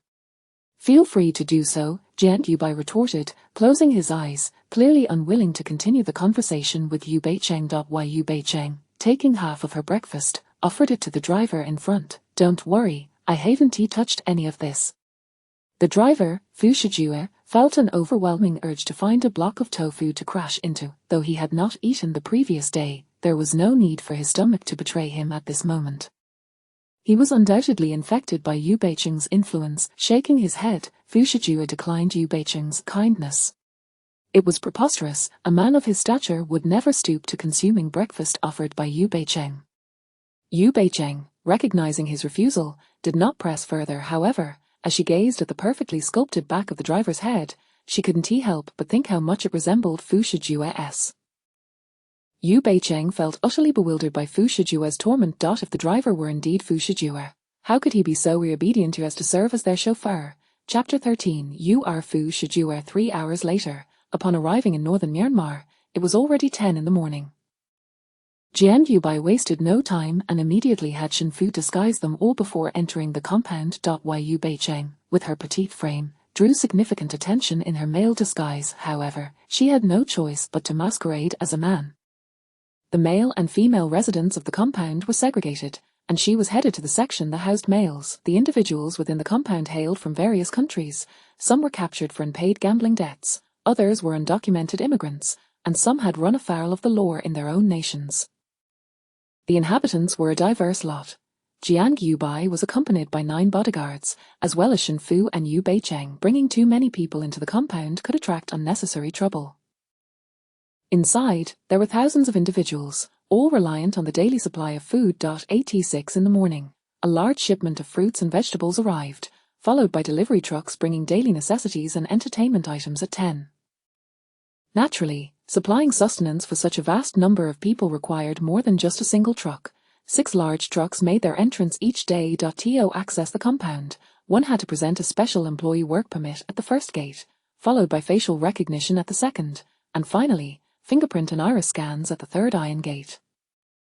The first 2 gates were relatively manageable, but the third posed a significant challenge. Each truck was manned by 2 individuals, a driver and a companion. Jiang Yubai drove the lead vehicle, conversing leisurely with the gatekeeper. When the gatekeeper examined the work permit and cast a scrutinizing glance in their direction, Yu Beicheng felt her heart drop. The sight was intimidating. They were armed and bore grotesque scars on their faces. She lamented inwardly, wishing she had left everything to Jiang Yubai. The guard at the first gate did not create any obstacles for Jiang Yubai, returning the work permit and instructing the security personnel to open the iron gate. Jiang Yubai cautioned her, do not get out at the third gate. Is it permissible not to? She inquired. Of course it is. Noticing the sweat beading on her forehead, Jiang Yubai asked, Are you afraid? No, I'm not. Sweat dripped onto her eyelids, and as she blinked, it stung her eyes, prompting her to hastily wipe it away with the back of her hand. The human mask she wore was remarkably realistic, waterproof, sweat-resistant, and oil-resistant. Rest assured, even if we are caught, they would not dare to harm us. Yu Bei-cheng remained silent but managed a bitter smile. The compound was indeed terrifying. Shun Fu had met a tragic end within its confines, and his arm had been broken there. Had it not been for Mo's intervention, he would have suffered far worse than the original victim of the human pig incident. Such misfortunes were undoubtedly the handiwork of Fu Shijue's ruthless schemes. As long as they were not discovered by Fu Shijue, even if the compound's inhabitants recognized them, their lives would not be at risk, for the vast majority knew Mo's and Jiang Guobai's father. The reason Jiang Guobai forbade Yu Bei-cheng from alighting at the third gate was clear. Despite her height of 1.7 meters, her weight was a mere 90 jin, rendering her too frail and conspicuous among the burly bodyguards. When they reached the third gate, Jiang Guobai disembarked while Yu Bei-cheng remained in the truck. Approximately 3 minutes later, he returned, stating, as Shen Fu mentioned, that today's inspection seemed a bit unusual. Be cautious. In what way? As she inquired, her heart skipping a beat. Typically, 6 trucks arrive, and 6 drivers and 6 companions disembark, 12 individuals in total today. With you not getting out, they did not raise any questions.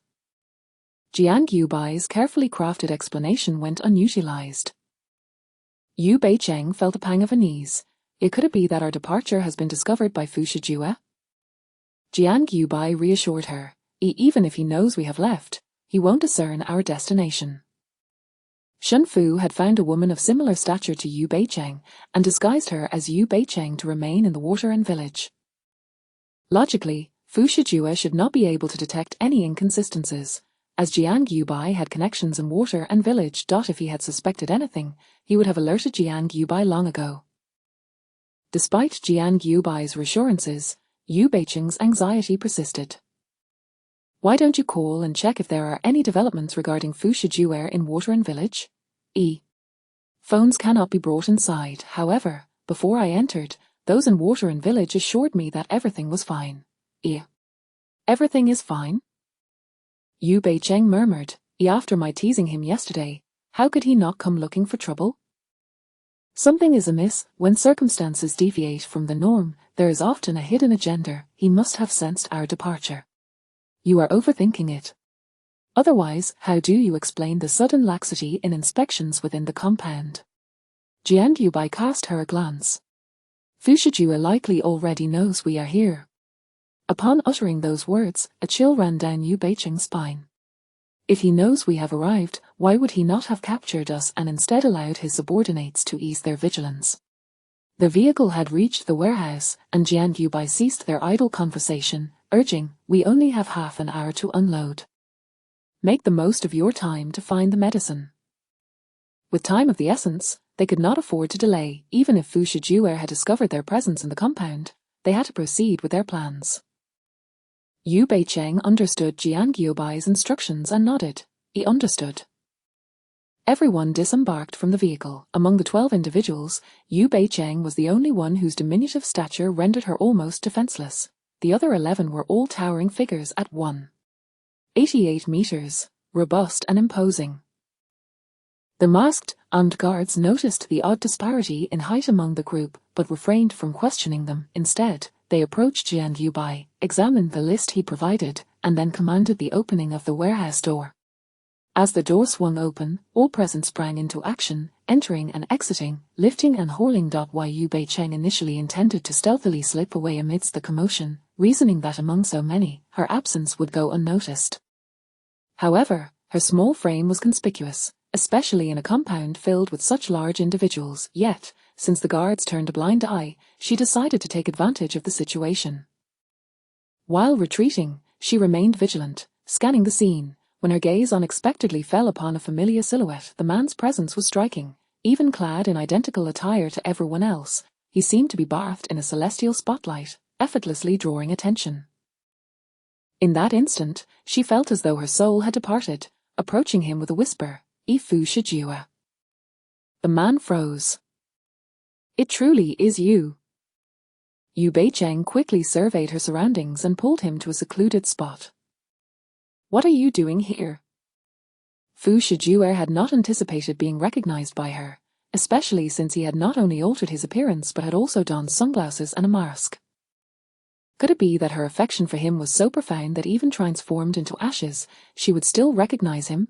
Fu Shijue intended to reveal his identity, dismissing the charade, but upon witnessing her immediate recognition, a mischievous thought crossed his mind. "I miss you, what are you saying?" He altered his voice, utilizing a special voice modulator hidden in his collar, capable of mimicking any sound, whether male or female, young or old. "I know you are Fu Shijue. Do not play coy with me." She trusted a woman's intuition. The way this drivery looked at her mirrored the gaze Fu Shijue always directed towards her. Chapter 14. My wife is quite frugal. Fu Shijue was somewhat taken aback, yet he continued to play along. How could you mistake me for Mr. Fu? I am merely a driver for the young master. This was not the tone Fu Shijue typically employed. After all, he spoke with a certain arrogance in her presence. Yu Beicheng replied, Then why don't you lift your shirt so I can touch it? On the cruise ship, she had touched his abs hundreds of times, and with just one touch, she could discern whether he was Fu Shijue or not. Fu Shijue said, That might not be appropriate, miss you. I am a married man, and my wife is rather possessive. If she were to discover that another woman has seen my body, she would undoubtedly create a scene when I return. So it was indeed her misconception. He was not Fu Shijue, yet he felt remarkably like Fu Shijue to her. Yu Beicheng scrutinized him and stated, There are only you and me here. If I don't say anything and you don't either, how would your wife know that another woman has touched your body?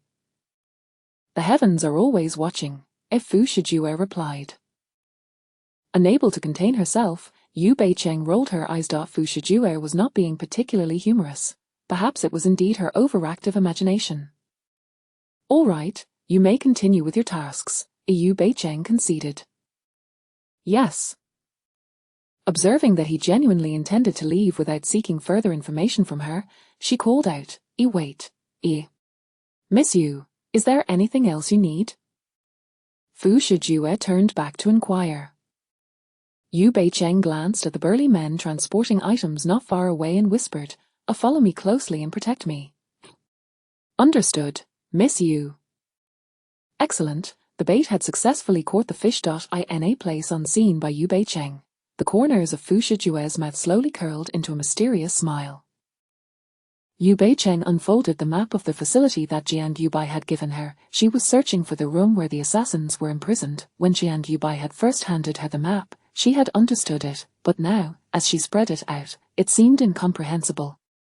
Seeing her struggle, Fu Shijue couldn't help but remind her, You have it upside down. Oh, that explains why it felt so off.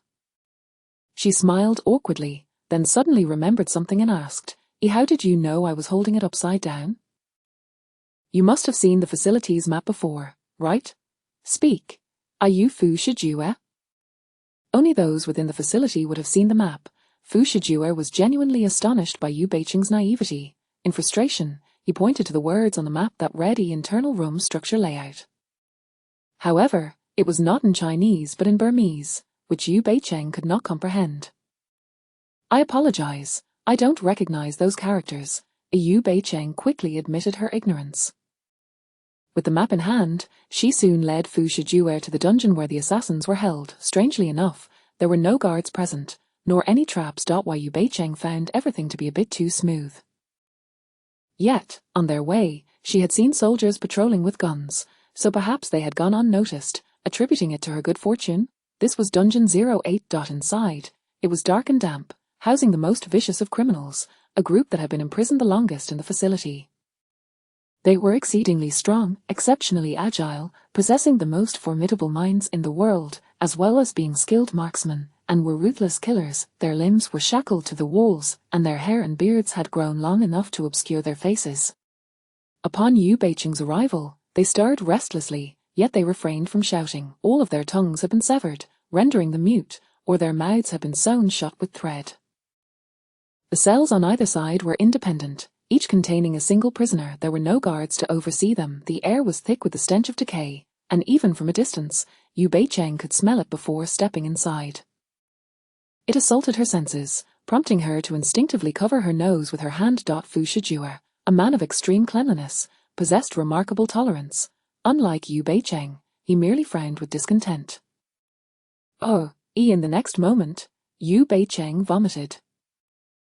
Some remnants of her breakfast splattered onto Fu Shijue's pant leg. Instantly, he displayed a look of disdain. Is it really that exaggerated? I apologize, I'm pregnant, so I couldn't hold it back. Yu Beicheng offered an excuse. Fu Shijue, the reason Yu Beicheng vomited was naturally due to overeating at breakfast. Her stomach was uncomfortably full, and upon encountering the foul odor, she retched. Now that she had emptied her stomach, she felt considerably better and suggested, "Shall we go in?" "You still want to enter?" Fu Shijue gazed at his soiled pant leg, revealing a look of dissatisfaction. "If you vomit like this outside, imagine how you would fare inside. Miss Yu, why not spare yourself the discomfort and allow me to handle this for you?" Yu Beicheng, with a determined demeanor, replied, "It's fine, I can endure it, let us hurry and get this done." Any further attempt from Fu Shijue to speak would risk revealing his identity, so he had no choice but to accompany her inside. This dungeon contained 20 cells, every other cell housed one prisoner, totaling 10 individuals. Identifying the assassin among these 10 would be quite challenging, as they could not speak, and with their unkempt hair and beards, they all appeared similar. Yu Beicheng carefully scrutinized the 10 men and, stroking her chin in contemplation, asked, "How can they ask me questions if they have no tongues?" What questions would they ask? Fu Shijue, having followed her closely, overheard her muttering to herself. "You are here to protect me, not to question my inquiries. Please clarify your role," she admonished. Fu Shijue, suppressing his irritation, replied, "Yes, Miss Yu." Yu Beicheng crossed her arms and instructed him, "Go and unlock the cage door." The place was filthy. Not only were there no guards, but it also appeared no one had cleaned it. The doorknob was covered in an unknown substance, dark and grimy, as if it had accumulated layers of filth. This dungeon was a closed structure, devoid of windows, lacking ventilation, and no rays of sunlight penetrated its depths. It was impossible to distinguish between day and night. Only the faint light from wall lamps provided a semblance of illumination. Fu Shijue was not accustomed to being ordered around. Frustrated, he donned gloves and fiddled with the door. "It's locked. There are keys. Search around," as she commanded. The Fu Shijue in the books had found them, however. The specifics of how were not elaborated by the author. "Miss Yu, given that they are imprisoned here, how could those guards possibly leave the keys lying around?" "Just look for them when I tell you to. Why do you have so many questions?" "Hurry up," Yu Beicheng replied impatiently. Fu Shijue he would make her pay for this once they were outside. Lowering his head, Fu Shijue searched around and, whether due to luck or indeed Yu Beicheng's intuition, he spotted a golden key in the corner of the wall. The floor was thick with grime. The key, covered in dirt, was firmly stuck to the wall and had not fallen to the ground due to corrosion and mildew. The key was not only rusty and discolored but also bore deep layers of filth in its grooves. The average person, with a vision of less than 2.6, would likely be unable to see. "What are you dawdling for? Hurry up and scrape off the dirt," exclaimed Yu Beicheng with delight. Unexpectedly, this individual had found her indeed. Bringing him over proved to be the right decision. Otherwise, she would have wasted considerable time searching for the key. Fu Shijue was well aware of her intentions. It was likely that she intended to use the key to unlock the dungeon. Within that dungeon were individuals of unknown identity. Could it be that the antidote was in the possession of one of them? Chapter 15. Pretending not to have seen through him in a moment of distraction, Fu Shijue's key was snatched away by the person before him, Yu Beicheng. Rather than using her fingertips to pry the dirt out of the keyhole, Yu Beicheng removed her gloves and utilized her nails. The once pristine gaps of her translucent and clean fingernails were soon filled with a thick, dark grime. Fu Shijue's expression darkened visibly. "What are you doing?" he demanded sharply. The dirt was stubborn, and it took her quite some time to dislodge it. "I'm a girl. Hands are like a second face. I can't possibly use my nails to scrape off dirt, can I?" Wasn't his hand also a man's second face? Fu Shijue's nails were not particularly long, as he had them trimmed weekly by a professional. They were always shaped into a neat semicircle, accentuating his well-defined knuckles and making them appear quite alluring. How could this Yu Beicheng dare to use his hand to scrape grime? In that moment, he was stripped of his identity as Fu Shijue, and Yu Beicheng had no reason to fear offending him. After cleaning the dirt from the key, she hurriedly began testing it on the prison cells. There was only one key, the sole key capable of unlocking the cell that held the assassin. She tried 3 times, but none were successful. The dirt on the floor was thick, dark, and viscous. Stepping into it would cause one's foot to be firmly ensnared, requiring considerable force to extricate it. She then began to instruct Fu Shijue, "There are 7 cell doors remaining, take the key and try each one." At that moment, Fu Shijue's only desire was to kill. He had no inclination to assist her in opening the prison doors. "Why you dawdling? Hurry up," she urged, shoving the key into his hand. Fu Shijue felt that rather than stepping out to kill her, he could simply wait until he obtained the drug catalyst and then send her to meet the king of hell. Gritting his teeth, he opened the door. Surprisingly, his luck was extraordinary. The very first door he opened matched the key. The iron door swung open, and Yu Beicheng rushed inside, only to find herself stepping onto a mechanism that activated a hidden trapdoor beneath her feet, causing her to plummet into the pit. Arr!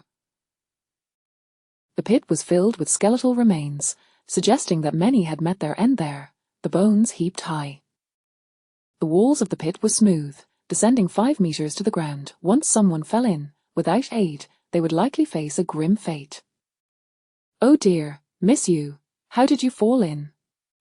Fu Shijue's figure appeared at the edge of the trap.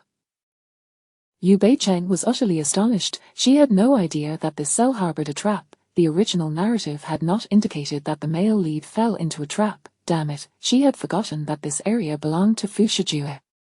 The things he desired were within his domain. How could he harm himself? Looking up, Yu Beicheng spat, "Aren't you going to hurry up and find a way to get me out?"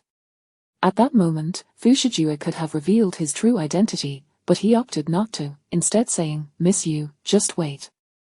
I will find a way shortly." Yu Beicheng waited for half an hour, during which she saw no sign of Fu Shijue. Her cries went unanswered, leading one to believe that of Fu Shijue's bodyguard he had perished. From above, Fu Shijue observed the scene. He scrutinized the filthy package bound in shackles, a person of similar height to Yu Beicheng covered in filth and with her matted into a tangle. It was impossible to distinguish whether they were male or female. However, given that the prison was exclusively for men, the individual before him was undoubtedly male, for were it a woman, she likely would not have survived to this point. Fu Shijue found it difficult to fathom that the drug catalyst could be found on such a dirty man. Meanwhile, Yu Beicheng continued to wail from within the pit. Due to its depth, her voice could only be heard nearby.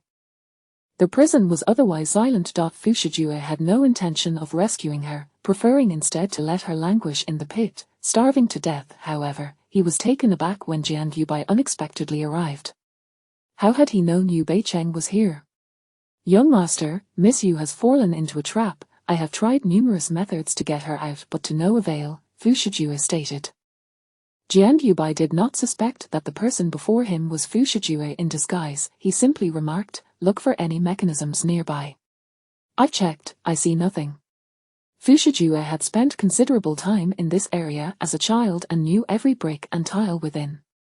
Since there is a trap, there must be a mechanism. Jian Yubai furrowed his brow. If it's not here, then it must be outside.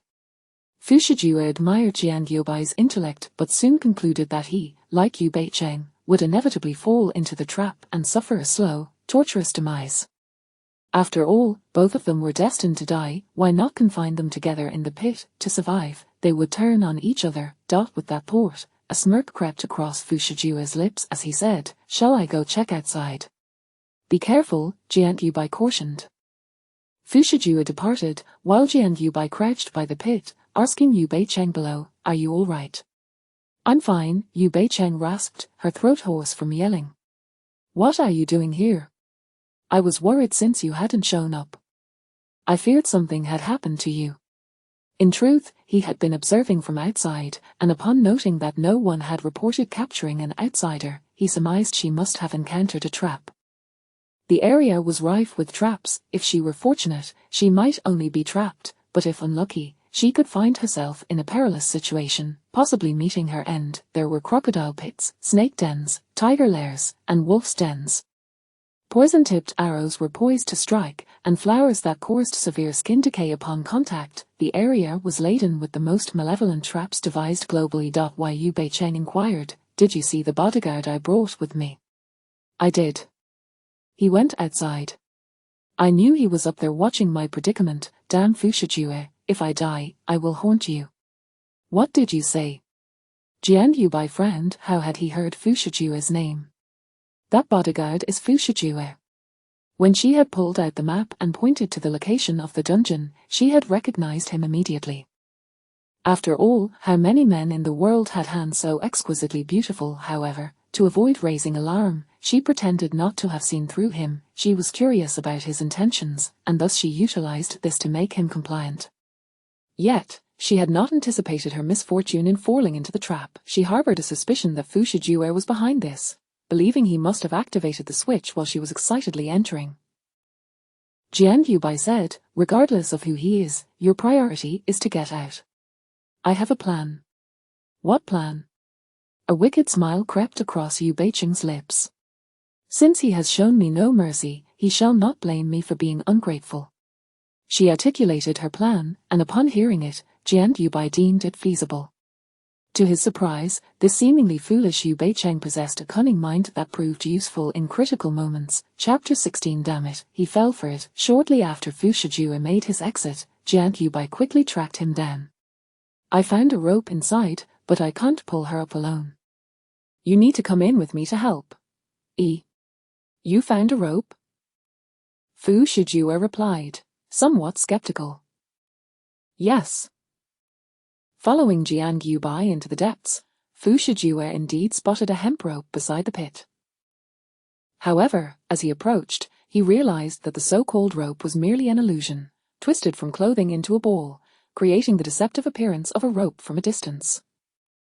Jian Yubai had no reason to deceive himself, unless, damn it, he had been duped. Unfortunately, before he could react, Jian Yubai stood beside him and pushed him into the abyss. Fu Shijue was quick-witted, but no matter how agile he was, Jian Yubai's speed was overwhelming, and he plummeted straight down.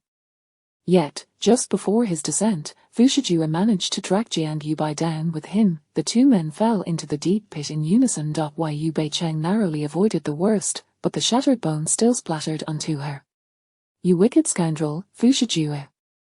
How dare you plot against us?" As soon as they landed, Yu Beicheng leaped onto Fu Shijue, delivering 2 swift punches to him. "Stop it." He no longer pretended. "Why have you stopped pretending? Go on, keep it up." Yu Beicheng, filled with fury, landed another blow. Fu Shijue, having endured several punches to the chest, grasped her wrists. "Are you seeking death? Jiang Yubai, bind him." With an ally by her side, she felt fearless.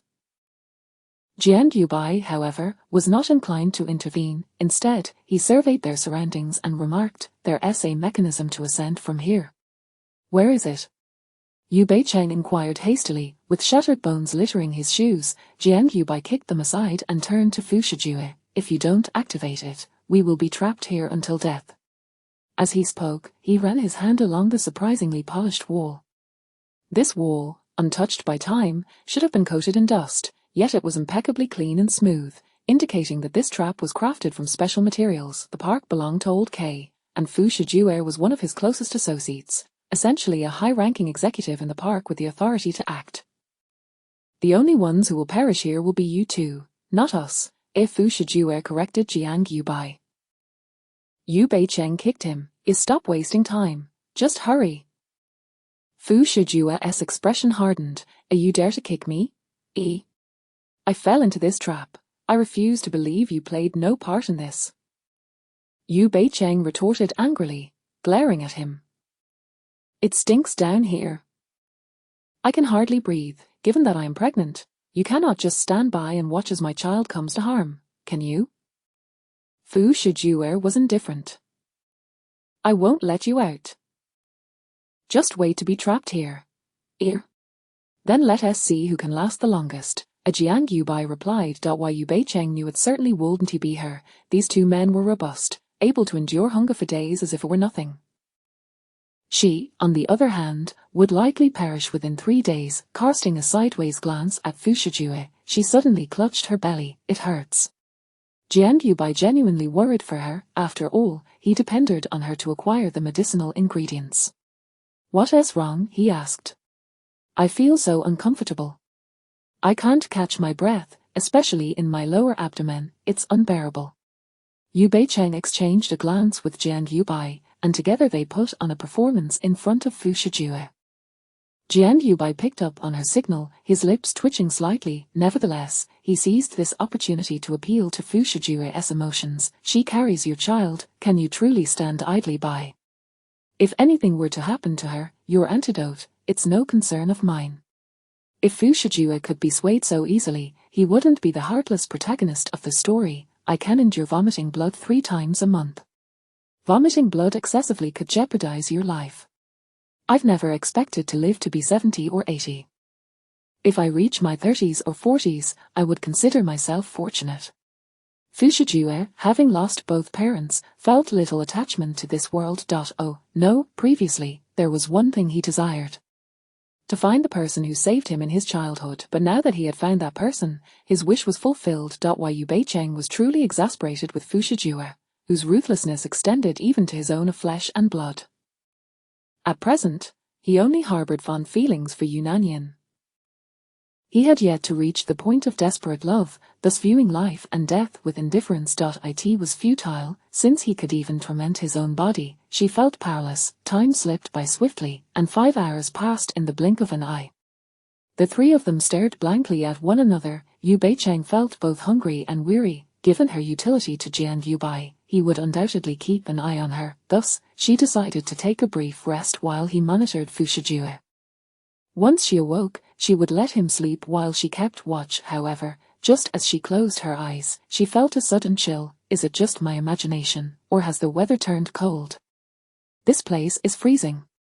It's not your imagination. Jiang Yubai felt it too. While Yu Beicheng rubbed her arms to ward off the cold. It had been chilly when she left in the morning, so she had worn a sweater underneath, yet it provided no warmth now. Women typically have a lower body temperature than men. She shivered uncontrollably while Jiang Yubai and Fu Shijue appeared unfazed. So cold, her lips quickly turned blue. Seeing this, Jiang Yubai immediately removed his coat and draped it over her. Thank you, but what about you? She looked at him gratefully, unable to resist wrapping her arms tightly around the garment, feeling a bit warmer. I'm fine. I can endure. Jiang Yubai would never allow her to come to harm. He had tried countless remedies but could not save his sister. Now that Yu Beicheng had a solution, he was determined to rescue her sister. HMPH. Fu Shijue across from them seemed to mock Jiang Yubai's naivety. Yu Beicheng shot him a glare. What is so funny, you heartless wretch? No wonder no one cares for you. Fu Shijue replied. It seems the temperature in here isn't low enough if you still have the strength to taunt me. Upon hearing this, Yu Beicheng immediately inquired, did you have a hand in this? I fear he is the one who adjusted the temperature within the trap, Jiang Yubai asserted confidently. But we've been keeping an eye on him. We haven't seen him make any moves. Yu Beicheng expressed her confusion. Jiang Yubai was equally perplexed. Seeing that Jiang Yubai's lips had turned white from the cold, Yu Beicheng covered him with her coat. You wear it. Let us not parse it back and forth. We'll share it, Yu Beicheng insisted, unwilling to let herself suffer in the cold. Jiang Yubai. Fu Shijue observed as Yu Beicheng squatted down, pressing closely against Jiang Yubai's arm. The 2 of them cocooned themselves snugly with a single coat, completely disregarding their lonely individual across from them. She professes to love him, yet her body leans against Jiang Yubai. A woman like this deserves to perish early. Yu Beicheng's nose had grown numb from the cold, and she gazed at Fu Shijue with a melancholic expression. Whatever schemes you have, unleash them all, we are not afraid. Fu Shijue coldly chuckled. You wish to be a pair of doomed lovers. I shall grant your wish. Doomed lovers, Jiang Yubai furrowed his brow. What nonsense was Fu Shijue spouting, yet Yu Beicheng found it amusing. Oh, are you jealous because I am so close to another man? Listen to how sour you sound. I'm not. An explanation is merely a disguise. I won't listen. Fu Shijue, a fool. Chapter 17. Her love is cheap and unworthy. The two nestled closely together for warmth, the residual heat within their bodies lingering longer than one might expect. The temperature remained steady, not diminishing further. As Yu Beicheng and Jiang Yubai observed Fu Shijue across from them, they noted that he appeared unaffected, leading them to ponder whether the temperature on his side differed from theirs. Curiosity compelled Yu Beicheng to rise and approach him, only to be met with a bone-chilling cold. Fu Shijue, I truly admire you. It was a case of killing 800 enemies while inflicting 1,000 casualties upon oneself. In truth, this degree of coldness was not particularly frigid for Fu Shijue. In his youth, he had endured much harsher climates. There were times he would plunge into rivers, bare-chested. He had weathered those trials, so what was this chill to him? Yu Beicheng exhaled visibly. Can you not be so stubborn? Let us come up. After such a prolonged period, I fear we would soon be surrounded by his men. Jiang Yubai joined her. Fu Shijue scoffed coldly. Yu Beicheng grasped the implication in Jiang Yubai's words. You think he has contacted others to encircle us? Rest assured, this cell is a no-go zone. No one can enter. You seem to know quite a lot, Fu Shijue remarked, casting a glance at her. Yu Beicheng froze. Damn it, she had entirely forgotten that she was merely an ordinary woman. This is all you're doing. If it weren't for my profound affection for you, why would I inquire about you so fervently? Yu Beicheng gazed at him with deep emotion, her eyes reddening as she said, I understand that I may never possess your heart, but that is of little consequence. As long as you remember that there exists a woman named Yu Beicheng who loves you. Fu Shijue, Jiang Yubai scrutinized her, attempting to discern whether she was merely acting. Yet, she seemed earnest. Her love for Fu Shijue was genuine. Jiang Yubai averted his gaze. Fu Shijue snorted disdainfully, successfully swayed by her words. I advise you to speak less and conserve your strength. Yu Beicheng. Can you cease this nonsense? We are freezing, and so are you. I'm not cold. Stubborn. She reached out to touch his lips. His lips appeared vividly colored, yet felt icily cold to her touch, devoid of warmth. Fu Shijue was taken aback by her sudden gesture, his expression darkening. What are you doing? Cold, she replied, then touched his palm, as still cold. He shrugged off her hand. My blood has always been cold. This woman, so frivolous, kept touching a man. You are deceived. The heart is flesh, nourished by blood, which can only thrive in a warm body. If your blood were truly cold, you would be dead. She forcibly took his hand and pressed it against her abdomen. Feel the bloodline of yours within me. His hand was beyond mere coldness. It was completely numb, yet, naturally unperturbed by the cold, accustomed to his own hands being icy during winter. Fu Shijue, in that moment, felt warmth for the first time. His palm, separated by a plush sweater, rested against her soft abdomen, rendering him exceedingly rigid. Jiang Yubai, witnessing their flirtation, turned away as if he had seen nothing. It seemed Fu Shijue was easily swayed. He hoped Yu Beicheng could persuade Fu Shijue with her eloquence, but in the next moment, Fu Shijue withdrew his hand from her abdomen, showing no interest in Yu Beicheng's tactics. Yu Beicheng felt a pang of embarrassment. What was wrong with Fu Shijue? Despite her heartfelt gesture, he could still reject her. They might endure, but she could not withstand any longer. Stumbling, she fell against Fu Shijue. As she leaned against him, her half-closed eyes had aimed at him before she made her move. Perhaps due to her body being frozen, Fu Shijue did not evade, catching her in his embrace. The faint fragrance of her body lingered at his nostrils, enticing him for a few seconds, until Jiang Yubai's voice broke the moment. Why has she fainted? Quickly, he regained his composure and pushed her away, expecting her to cry out in pain upon hitting the ground, but she remained silent. Seeing Yu Beicheng unresponsive, Jiang Yubai immediately checked her forehead, discovering it to be unnaturally cold. He hurriedly draped his coat over her, rubbing her unyieldingly cold hands. In truth, when she collapsed, Yu Beicheng was acting. However, when Fu Shijue rudely shoved her away, she genuinely lost consciousness. She is suffering from hypothermia, can you truly bear to watch her freeze to death here? Jiang Yubai challenged Fu Shijue. Fu Shijue was unconvinced. Just moments ago, she had been vehemently scolding him, yet, seeing Jiang Yubai desperately warming her hands and cheeks to no avail, Fu Shijue's brow furrowed. Her death would suit me just fine. Were it not for her ability to save your sister, would you care for her so? Of course not, yet, it was precisely because Yu Beicheng could save his sister that Jiang Yubai was concerned. Yu Beicheng, wake up. Do not sleep.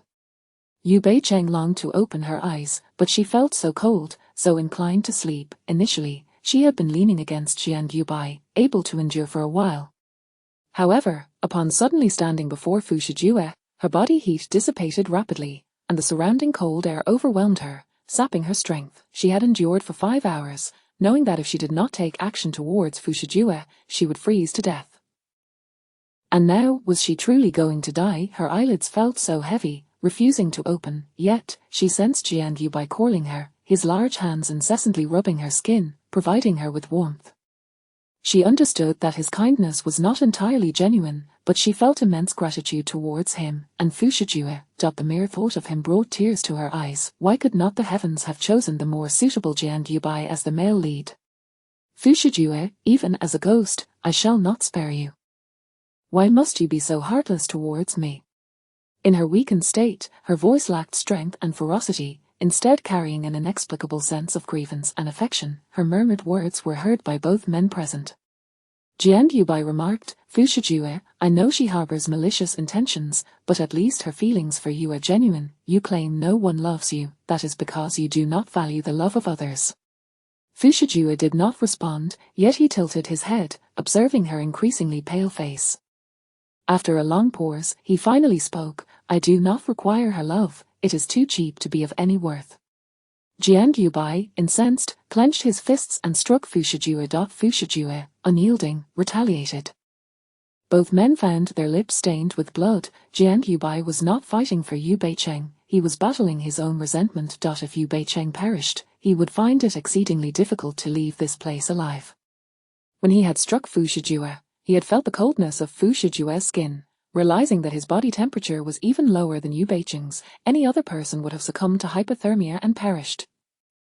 Yet, Fu Shijue not only remained conscious but was also able to fight back. If this relentless contest continued, it was highly likely that the next person to freeze to death would be him, not Fu Shijue. Chapter 18 Tenacious Life, Unyielding to Death. Jiang Yubai, like a rabid dog, relentlessly attacked Fu Shijue. Both were already exhausted from the cold, yet they continued to engage in combat, likely hastening their own hypothermia. They were both formidable fighters, their blows landing with brutal force. The bones beneath them were stained red with their blood. From the vantage point of the trapeze edge, a gruesome sight unfolded below, a vivid scarlet that was both terrifying and eerie. Warm blood splattered onto Yu Beicheng's lips and face, and in her feeble breaths, she seemed to experience a fleeting moment of clarity before death, her eyelids slowly fluttering open. The first sight she beheld was not Jiang Yubai and Fu Shijue, but rather a shadowy head peering over the trapeze edge. Had her vision deceived her? Why did she see someone watching the spectacle from above? Yu Beicheng noticed that the head remained still in its position, and she yearned to urge them to cease fighting. However, her voice failed her, trapped within her weakened form. It was only when Jiang Yubai was knocked down by Fu Shijue, right beside her, that she mustered the strength to tug at his clothing. She did not even know whose garment she grasped, only wishing to convey that she was still alive, yet, her feebleness rendered her movements nearly imperceptible. Fortunately, the owner of the fabric she tugged turned to look at her, not Jiang Yubai, but Fu Shijue. Their eyes met. In that moment, Fu Shijue's hand, poised to strike Jiang Yubai, froze midair. Brother Fu, she called out to him, her voice scarcely louder than a whisper, so faint that one might miss it entirely. Fu Shijue remarked, you truly are tenacious, still clinging to life. She gestured upward, indicating for him to look. Fu Shijue, however, refused to glance, yet Jiang Yubai followed her direction and exclaimed, there's someone. This was a forbidden zone. Who could possibly be there? As the two men gazed upward, seemingly sincere in their astonishment, Fu Shijue lifted his gaze and indeed spied someone peering down. His remarkable memory allowed him to instantly recognize that familiar head. Isn't he that the one who was bound? Indeed. Earlier, when Yu Beicheng had fallen into the trap, Fu Shijue had been devising a means to rescue her while observing the individual shackled above. Now, that very head was the one he had seen restrained. Hearing Fu Shijue's words, Yu Beicheng quickly articulated, We must get him down to assist us. What? Jiang Yubai asked, bewildered. In light of the circumstances, Yu Beicheng believed that survival was paramount and was unconcerned about whether the assassin recognized her or Jiang Yubai as the leader. However, she absolutely could not allow Fu Shijue to seize the initiative and have the assassin acknowledge him as the master. When you entered the cell, you must have seen the person bound to the wall, right? That is him. How could that be? Jiang Yubai exclaimed in disbelief. Can he really free himself from those shackles so easily? Those shackles were made from a special material and required the upper echelons to input passwords and fingerprints for release.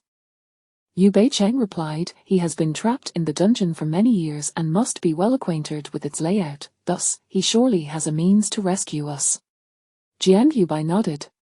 Not to mention he is mute, Fu Shijue interjected, mocking their naivety. The reason he is bound here is due to his ambiguous identity, and you think he will help you. You are merely dreaming. Fu Shijue did not hinder their intentions, for he believed that the individual above would never come to their aid. Indeed, no matter what Jiang Yubai shouted at the person above, he remained unmoved. The figure above did not retreat, his beard and hair obscuring his features, leaving only his pitch-black eyes visible. Jiang Yubai's voice grew weaker, prompting Yu Beicheng to grasp his arm. Do not shout, conserve your strength. Jiang Yubai nodded, helping her to her feet. Are you all right? I'm fine. It seems the trap is not as cold as it was before. Jiang Yubai was skeptical that Fu Shijue had shown any leniency. The only plausible explanation was that the individual above had intervened. It must be the person above, Jiang Yubai asserted. Yu Beicheng considered this unlikely, for they were merely strangers to the figure above. Thus, the temperature undoubtedly had been adjusted by Fu Shijue. Perhaps this Fu Shijue still possessed a semblance of conscience, recognizing her near-frozen state and choosing to raise the temperature. She said, We need to devise a way to communicate with him. In the narrative, the author did not specify how the male lead managed to extract information from the assassin. Could it be that Fu Shijue would have to take the lead once again? She cast her gaze toward him. Fu Shijue sat with his eyes closed in a feigned slumber, his remarkable sensitivity allowing him to feel her gaze, yet he refrained from responding. Having expended considerable energy in his earlier confrontation with Jiang Yubai, he needed to conserve his strength. As for why the temperature in the trap had risen, they were mistaken. The person above lacked such influence, it was he who adjusted it. Having endured enough cold, it was time for warmth to prevail. And the next moment, Yu Beicheng's voice rang out, Hey, do you wish to find your master? I can help you. The assassin had indeed had a master, however, that master had perished, and tragically, right before the assassin's eyes. Though the assassin was not from country Z, his previous master had been Chinese, thus he could understand the language. The mention of a master elicited a reaction from the assassin, who no longer merely stared at them but frantically covered his eyes. Covering his eyes was inconsequential, as long as his ears remained uncovered. Yu Beicheng continued her entreaty, How about I take you to see your master? No sooner had she finished speaking than the assassin fled, vanishing from the trap's edge. Yu Beicheng tugged at her hair in frustration. An instant later, they heard a resounding thud from above, as if the assassin were ramming his head against the iron door. Jiang Yubai inquired, Your mention of the master seems to have stirred something within him. Perhaps you should continue. Yu Beicheng replied, But he appears to be in great distress. The former master was likely a thorn in his heart. No matter how distressed he may be, does it compare to our plight of being trapped? She immediately turned her attention to Fu Shijue. When did you adjust it?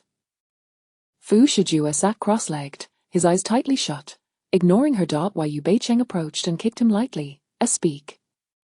He opened his eyes with a fierce glare, a bloodthirsty coldness gleaming within.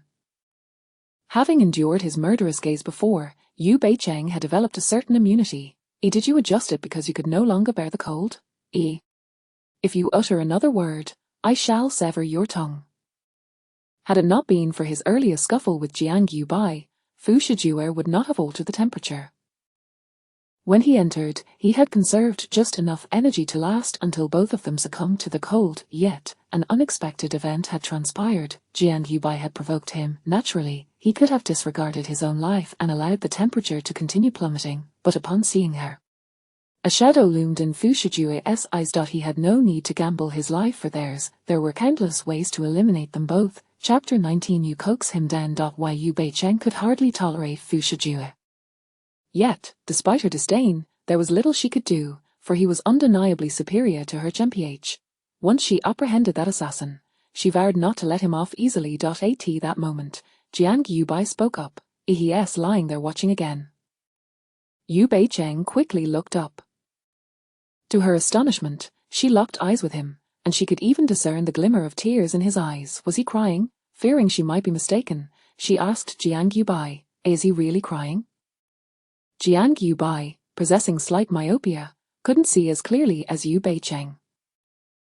She hurriedly reassured, please don't cry, rest assured, as long as you help us escape, I will certainly assist you in finding your master. Beside them, Fu Shijue scoffed, seemingly mocking Yu Beicheng.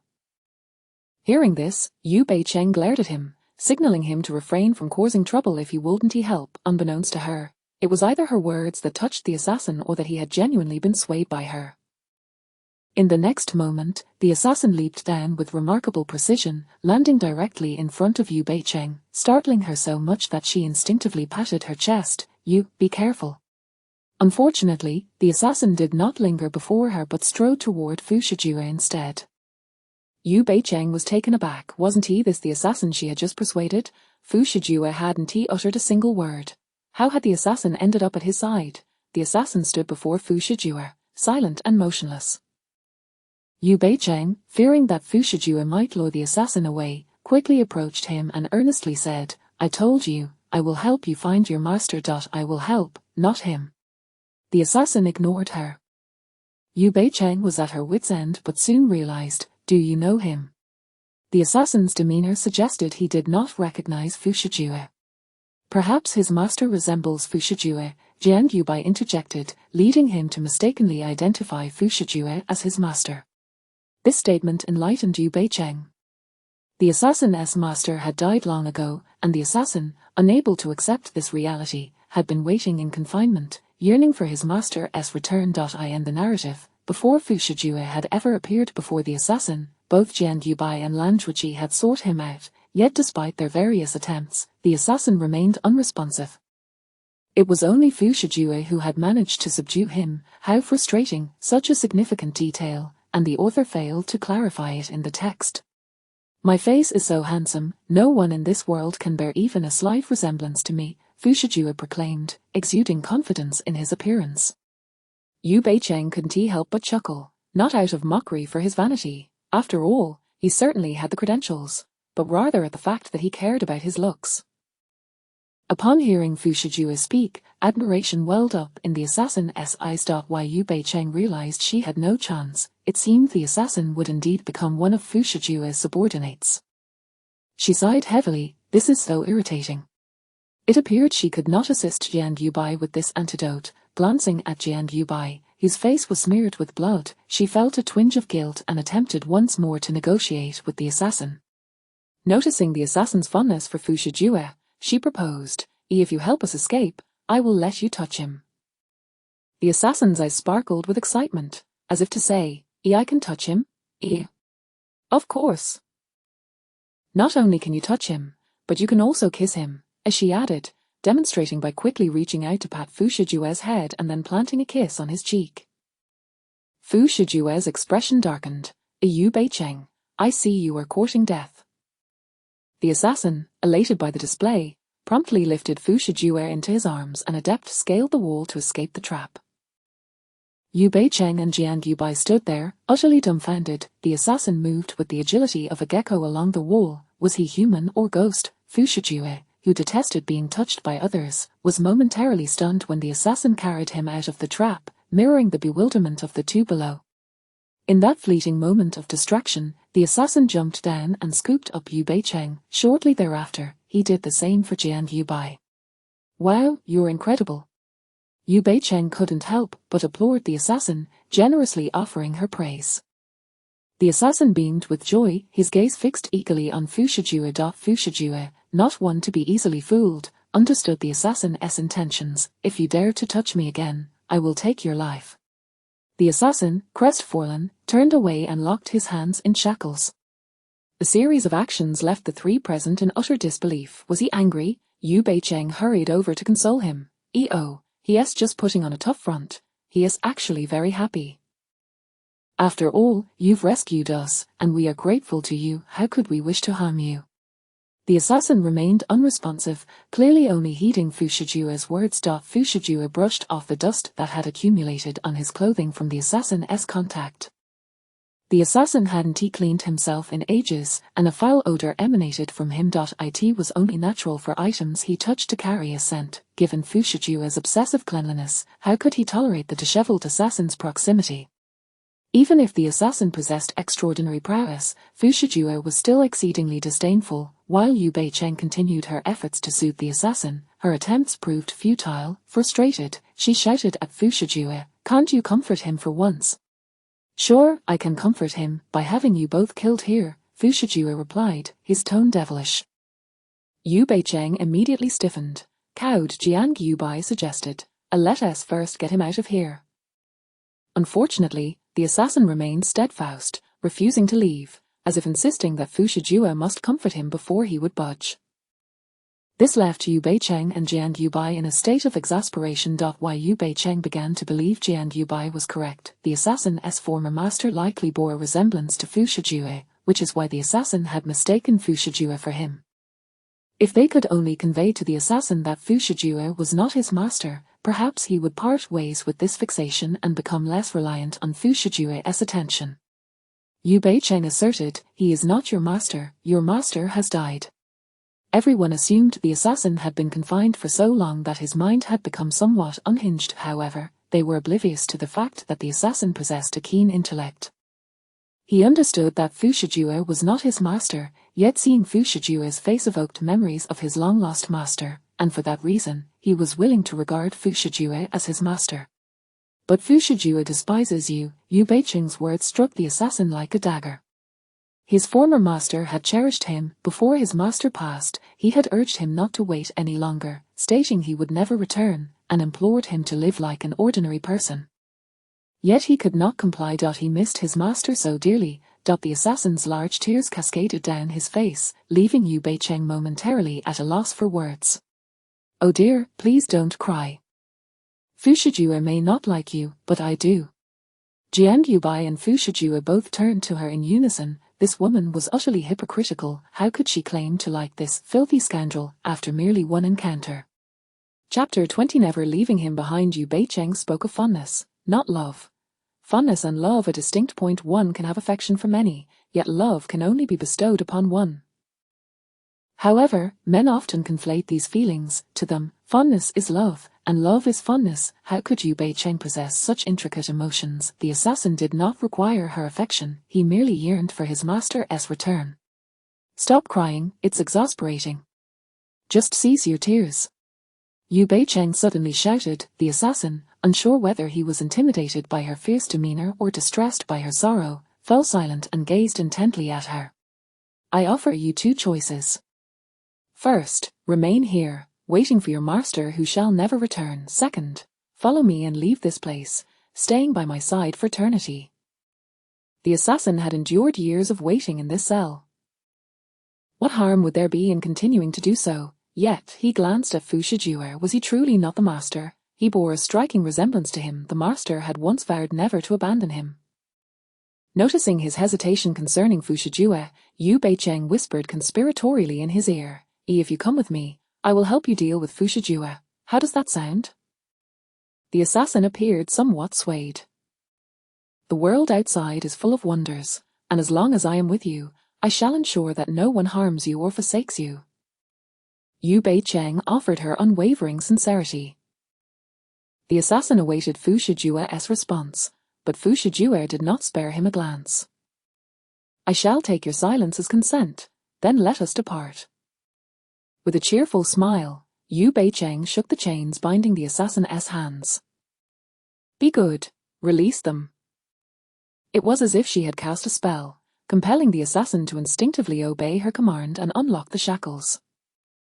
When Fu Shijue saw them preparing to leave, he remarked, "You think you can just walk away after coming here?" Yu Beicheng ignored Fu Shijue and led Jiang Yubai and the assassin out.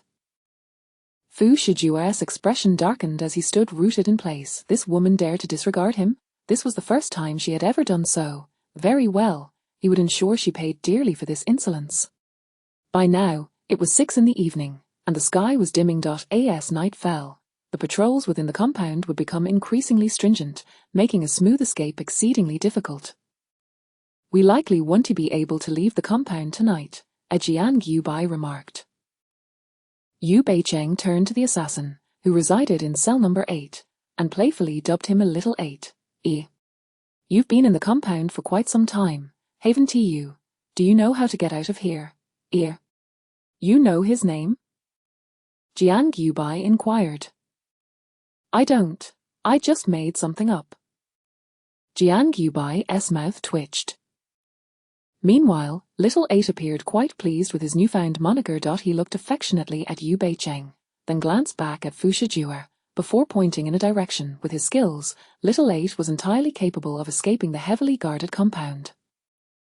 Yet, he refrained from doing so, for he wished to wait for his master's return. Many had come to persuade him to leave with them, but all had been met with rejection, some even falling into traps, perishing from starvation or thirst. Today, his decision to venture out was not solely due to Yu Beicheng's words, but rather because of Fu Shijue. Fu Shijue would not remain in the cell forever, thus, he had to go out to see him. Even if Fu Shijue was not his master, he was content as long as he could frequently behold the face of his master. Little 8 successfully guided Yu Beicheng and Jiang Yubai through the infrared sensors and the guards' patrols. He was intimately familiar with the layout and terrain of the compound. Fu Shijue could have left, but upon observing the direction Little 8 was leading them, he remained vigilant and followed. The compound's configuration was often altered, and even those who had been there for years, let alone himself, would find it challenging to evade the intricate network of infrared alarms. Yet this individual was quite extraordinary. Yu Beicheng and her companions, under Little 8's guidance, traversed a winding path for about 10 minutes, eventually arriving at a fence encircled by barbed wire. Jiang Yubai immediately pulled out a map, stating, "Beyond this wall lies the outside world." Upon hearing this, Yu Beicheng couldn't help but commend Little 8, "You are truly impressive." Little 8 shyly smiled. Fu Shijue stood behind them, arms crossed, silently observing the insincere and fragile Yu Beicheng, his gaze rife with undisguised disdain. Yu Beicheng sensed his scrutiny but chose to ignore him. After all, she knew that when he spoke, it would likely not be anything pleasant. "This outer fence is electrified. Scaling it will likely prove quite difficult," Jiang Yubai commented. Little 8 had never contemplated escaping, so he was oblivious to the means of doing so. Yu Beicheng felt a pang of frustration. In truth, she was somewhat exhausted. She had not eaten all day and was utterly famished. Although she had breakfast in the morning, she had vomited it all upon entering the cell, rendering her as good as unfed. Furthermore, having fallen into a trap at midday, she had endured the cold for 5 or 6 hours. And no one could withstand such torment. "Hey, this is your domain. Why are you following us?" Yu Beicheng turned to ask Fu Shijue behind her. Oh, so now she acknowledged his presence. Hadn't she been ignoring him all along? Fu Shijue had no intention of responding to her. Jiang Yubai was also somewhat surprised. After all, with just a gesture, Fu Shijue could summon reinforcements from the compound. Yet, he seemed disinclined to do so. Indeed, considering that the head of the compound is Old K, if you were to call upon the guards to besiege us, it would certainly alert Old K. If Yu Beicheng recalled correctly, there was some tension between Fu Shijue and Old K. Old K's daughter had taken a liking to Fu Shijue, and Old K wished to arrange a marriage between them. However, Fu Fu Shijue had always been free-spirited and independent, not to mention, if he were to marry Old K's daughter, he would be bound to Old K and obligated to serve him. Given his lifelong aversion to women, this union was far from appealing. Thus, he had departed from Myanmar to develop in Z country. He had spent 5 years in Z country, during which he not only established his own network of influence but also sought out the benefactor who had saved him in his youth, Yu Beicheng. He merely wished to express his gratitude to their benefactor and had no intention of becoming romantically involved. However, the original owner fell for Fu Shijue at first sight. Consequently, she frequently contacted him under the guise of a benefactor, showing concern for his well-being. Although she would often disturb Fu Shijue, she was perceptive enough to withdraw when he grew utterly impatient with her, yet she would return the next day. As time passed, those around Fu Shijue began to assume that he had tacitly accepted her presence, treating her with deference, and even speculating that she might become the future mistress. However, the original owner still knew too little about Fu Shijue, leading to a tragic conclusion. Fu Shijue had not anticipated that this Yu Beicheng would possess such insight. Sensing his scrutinizing gaze, she realized she had spoken too much and cleared her throat. To love you is to love all that you are. I wish to know everything about you, thus, I have some understanding of your identity. Fu Shijue scoffed. Your understanding is rather comprehensive, isn't it? Yu Beicheng chose not to pursue this topic further. You may follow us, but you must find a way to help us escape. Dream on. Chapter 21. Why did he show weakness? Dreams are meant to be pursued, otherwise, what is the essence of a dream? Jiang Yubai observed the playful banter between the two and could not help but interject, quickly contemplate how to leave. This place is not suitable for lingering. Yu Beicheng obediently nodded. Fu Shijue had not anticipated that Yu Beicheng would so readily heed Jiang Yubai's advice. Jiang Yubai instructed her to refrain from conversing with him, and she genuinely complied. It is evident that the love spoken of by women is hardly commendable. Little 8 had been attentively observing Fu Shijue and sensed his displeasure. He removed the necklace hanging from his neck and presented it to Fu Shijue. Little 8 intended to show him the necklace in hopes of lifting his spirits, yet Fu Shijue not only swatted the necklace from his hand but also took several steps back in disdain, exclaiming, "Are you unaware of the foul odor emanating from you? Keep your distance." The necklace was always kept close to Little 8, and due to its black cord, it might appear unclean at first glance. In reality, it was the cleanest item he possessed. He meticulously polished it every day, handling it with utmost care each time he retrieved it. "What are you doing? Why must your words be so unpleasant?" Yu Beicheng retorted angrily as she witnessed Little 8 dejectedly picking up the necklace and wiping it repeatedly. Then, a sudden realization struck her, and she gazed in astonishment at the pendant on the necklace. It was a golden watch face. If her memory served her correctly, the medicinal catalyst was concealed within the watch face. Overwhelmed with excitement, she exclaimed, "Little 8, could you show me the necklace?" Little 8 was unwilling. This was the only gift bestowed upon him by his master, the most cherished possession he owned. He could not easily part with it.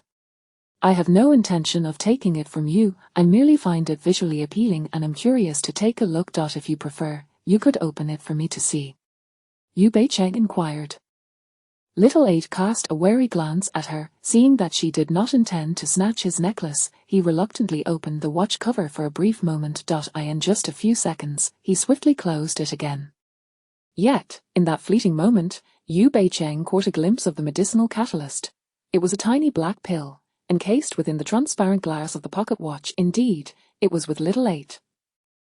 Filled with joy, Yu Beicheng longed to share the news with Jiang Yubai, but upon noticing Fu Shijue's penetrating gaze upon her, she immediately quelled her excitement and said to Little 8, "The necklace is truly exquisite. Since it is something you hold dear, you must wear it with care and not easily part with it." The implication was clear. Fu Shiju. Yu Beicheng's words aroused Fu Shijue's suspicion, and he addressed Little 8, "Show me what you have." Just as Yu Beicheng had cautioned Little 8 against easily handing it to others, the next moment, Little 8 presented the pocket watch to Fu Shijue. Should Fu Shijue open the watch, he would likely discover the catalyst. Yu Beicheng urgently shouted to Jiang Yubai, "Jiang Yubai, hurry and seize it." As her voice fell, Jian Yubai was about to take action, but after only a few steps, he was subdued by Little 8. Little 8 forbade anyone except Fu Shijue from touching the necklace. Fu Shijue raised an eyebrow in satisfaction. It seems there is something within that you desire. When Yu Beicheng saw him about to open the necklace, she lunged forward. This time, Little 8 did not stop her. It was not that he was unable to restrain Jiang Yubai. Rather, he did not wish to harm Yu Beicheng. Little 8 lacked finesse. Once subdued, it would likely result in considerable pain for several days, as was evident with Jiang Yubai. His hands were effortlessly restrained by Little 8, yet his face was pale, indicating the strength of Little 8's grip. What are you doing? As Yu Beicheng lunged toward Fu Shijue, intending to snatch the necklace from his grasp, she accidentally grasped his muscular chest instead. Infuriated, Fu Shijue felt as though he might explode. My apologies, W. It was an accidental misgrasp. Fu Shijue was both embarrassed and enraged, his face turning a shade of green with fury. Meanwhile, Yu Beicheng seized the opportunity to snatch the necklace from his hand. Noticing Fu Shijue reaching out to reclaim it, she promptly stuffed the necklace into her bosom, adopting a posture that seemed to dare him to take it back, prompting the typically composed Fu Shijue to point at her and curse, "Shameless!" Yu Beicheng, confident he would not dare to touch her, turned to Little 8 and commanded, "Release him." "You shall not." Little 8 glanced between Fu Shijue and Yu Beicheng and ultimately chose not to comply. "Do you still wish to keep this necklace?" Yu Beicheng waved the necklace in front of him. "Release him at once." Upon seeing this, Little 8 immediately let Jian Yubai go. Fu Shijue addressed Little 8, "Now you see her true nature, do you not? Just moments ago, she professed her affection for you, but it was all a ruse. She has been acting. Are you not going to apprehend them?" Little 8 gazed at Yu Beicheng with disappointment. "Do not heed his fabrications. The reason I threatened you with the necklace to release my friend was due to your compliance with Fu Shijue's commands." Yu Beicheng wore a sorrowful expression. "You would rather give the necklace to the loathsome Fu Shijue than to me. This speaks volumes about how little you care for me." Little 8 felt a surge of urgency, desperate to explain, yet found himself at a loss for words. "Here, take the necklace. It is important to you henceforth. Do not so easily part with your belongings to those with ulterior motives. Do you understand?" Yu Beicheng returned the necklace to Little 8. Naturally, she had discreetly pocketed the catalyst within. "It is you who has the impure intentions, Yu Beicheng." Fu Shijue could hardly believe that this woman would truly turn the tables on him. Those with filthy thoughts perceive others in the same light. At that moment, Fu Shijue deeply regretted his earlier weakness. Why had he shown leniency when ensnared in the trap? Why had he not allowed her to perish? Now, she stood before him, full of life and provoking his ire. "The necklace was willingly given to me. If you harbor impure thoughts, why are you so agitated? I fear that Little 8 may be deceived."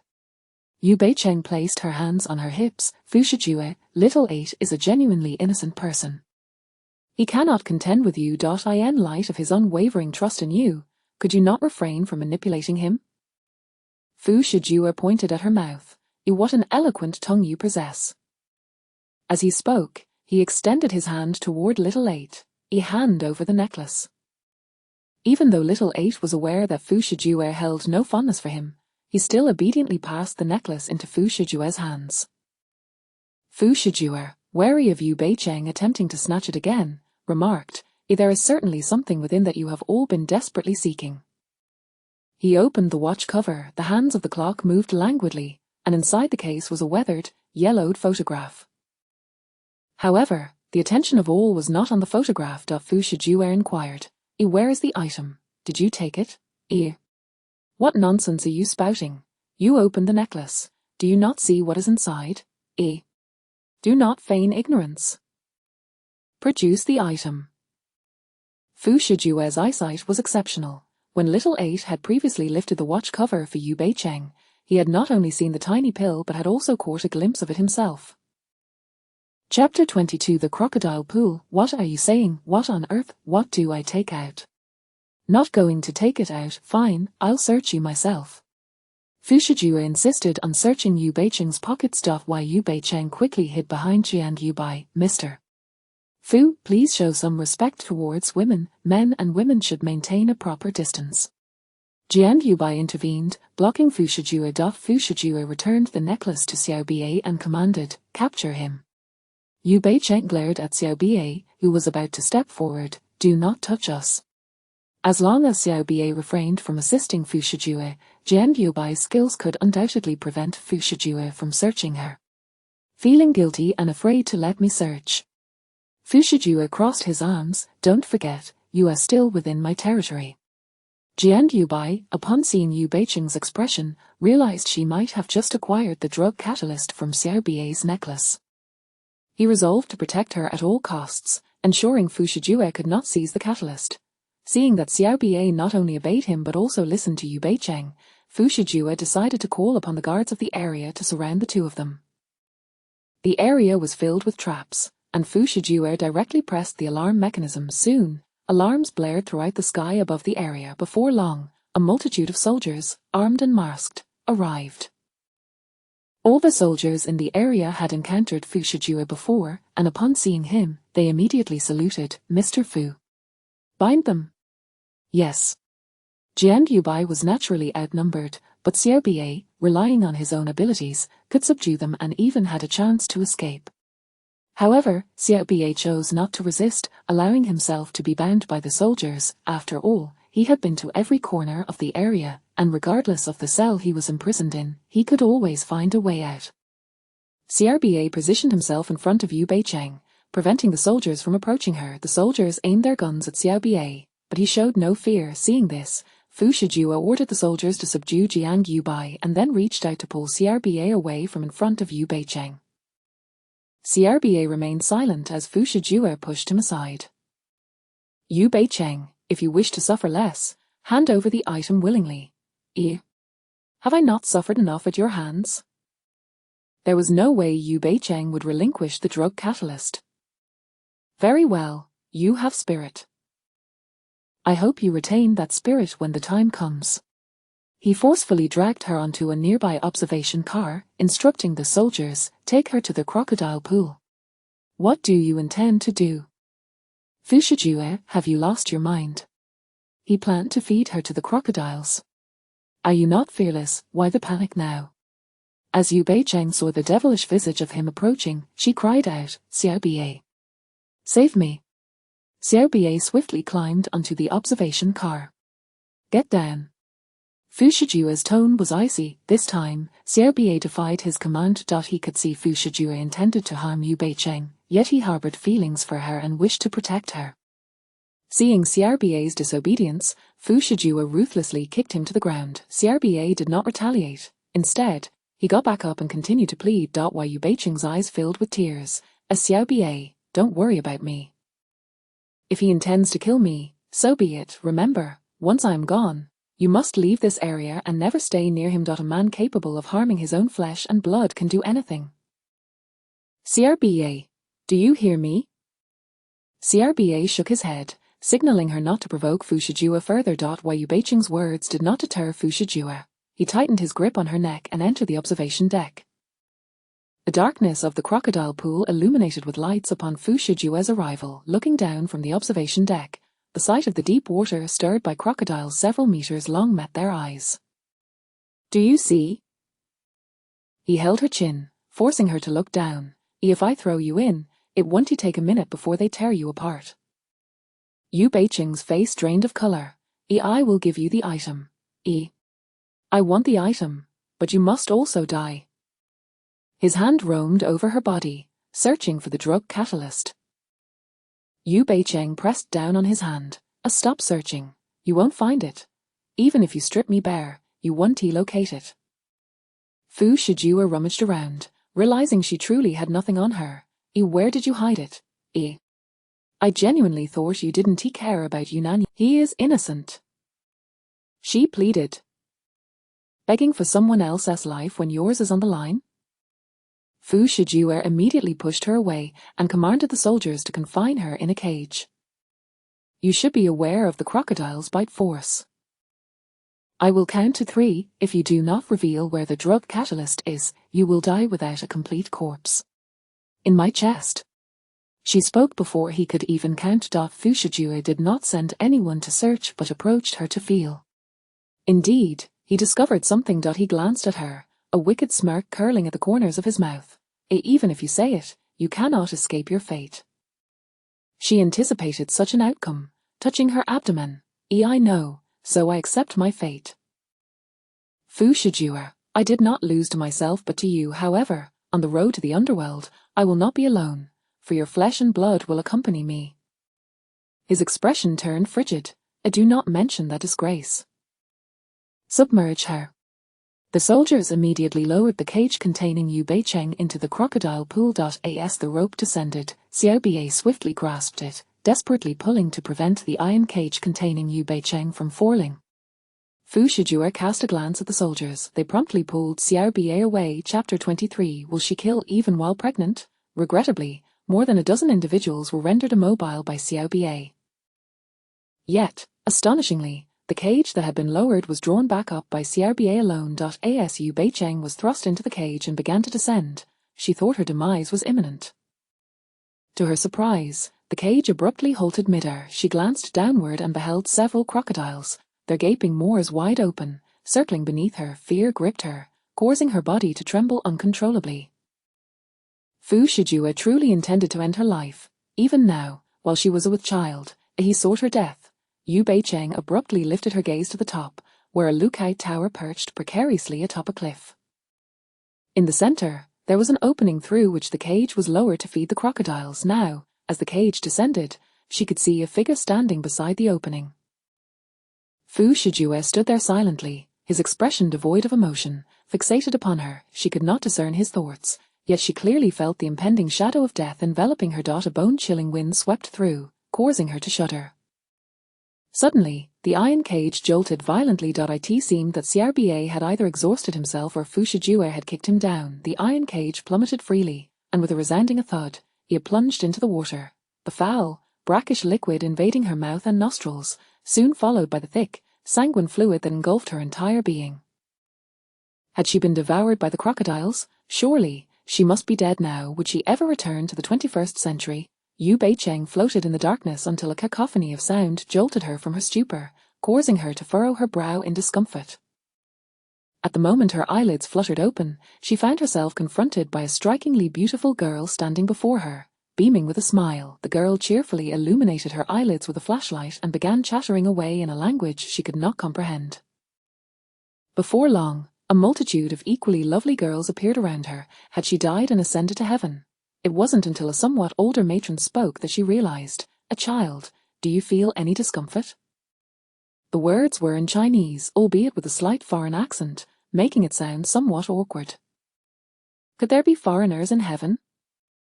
It seems you were merely frightened. Thankfully, you have awakened, the elder matron remarked, gently touching her forehead to check for fever.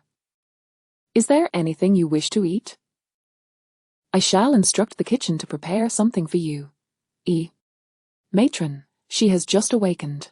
Please refrain from speaking to her. A sudden voice interjected. The housekeeper, Li, stepped forward, handing a bowl of dark, murky soup to the matron.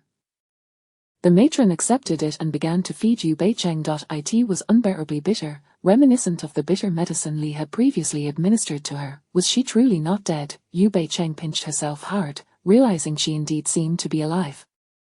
What had transpired after she fell into the crocodile pit? Housekeeper Li, she murmured, I am not dead. You are carrying the child of the young master. How could it be so easy for you to die? You must give birth to the young master before you can even consider dying, Li replied. This was splendid news. She was alive. Why? Yu Beicheng inquired. But how is it that I have not perished? Is it not because I arrived just in time? Were it not for my intervention, your corpse would have long since been devoured by the crocodiles. Last night, upon her descent into the crocodile pit, housekeeper Li had arrived, pulling up the cage's rope and scolding Fu Shijue in the process. In this estate, all animals were trained to respond to a flute for feeding, crocodiles included. As long as the flute was not played, even if they had gone hungry for half a month and 100 people were tossed into the pit, they would not consume them. Upon hearing this, Yu Beicheng instantly understood why Fu Shijue had sought her demise last night. It seemed he did not genuinely wish to take her life, he merely intended to frighten her. But such terror was indeed genuine. It nearly scared her to death. "Miss Yu, where is the antidote? If you wish to avoid further suffering, you ought to produce it," Li urged. "What antidote? Did I not give it to Fu Shijue?" Yu Beicheng feigned ignorance. Housekeeper Li scoffed. "The young master administered the antidote to your sister, yet it had no effect, thus, you must have swapped it." Yu Beicheng retorted.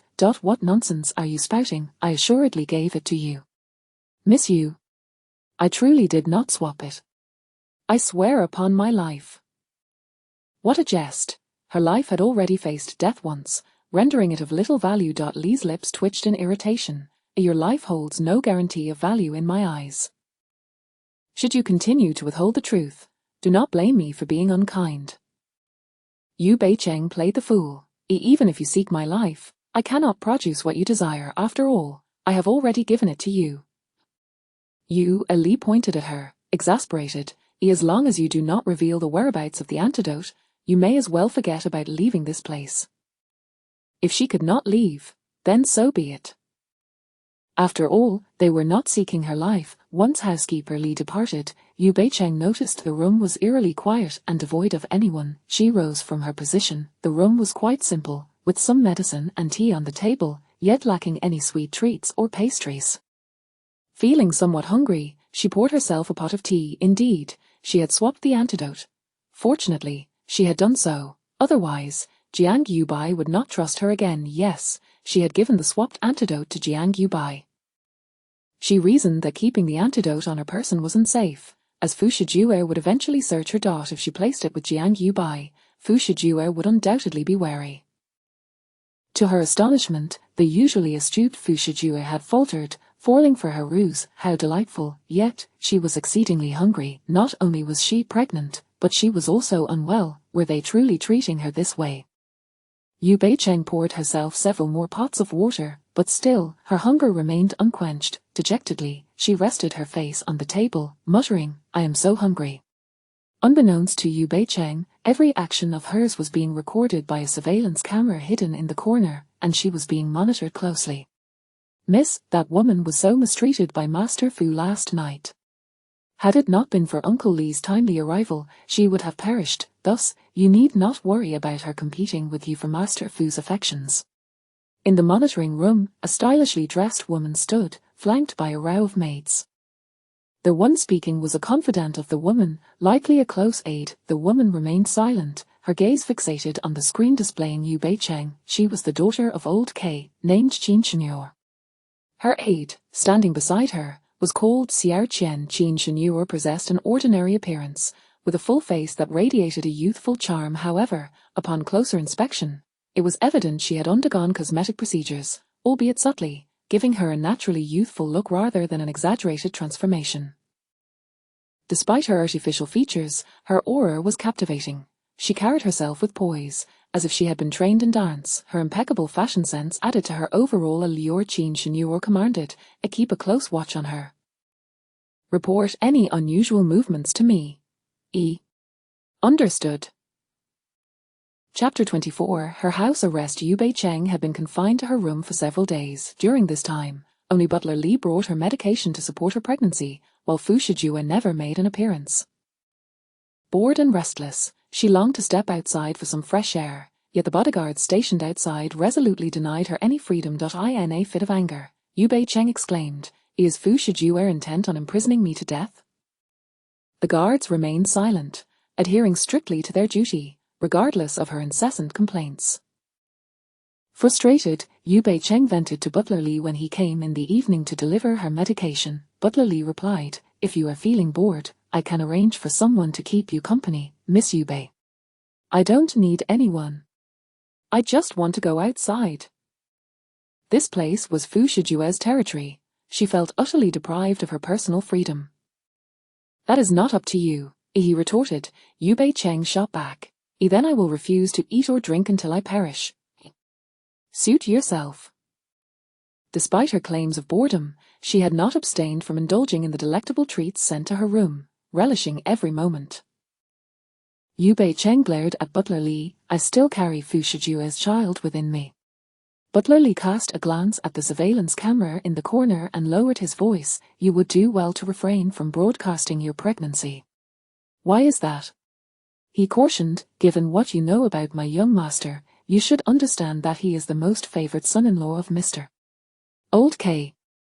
Yu Bei-cheng paused, then recalled the second female lead from the book, Qin Shino. This woman was ruthless, though deeply enamored with Fu Shijue, she was far from being a mere lovesick fool.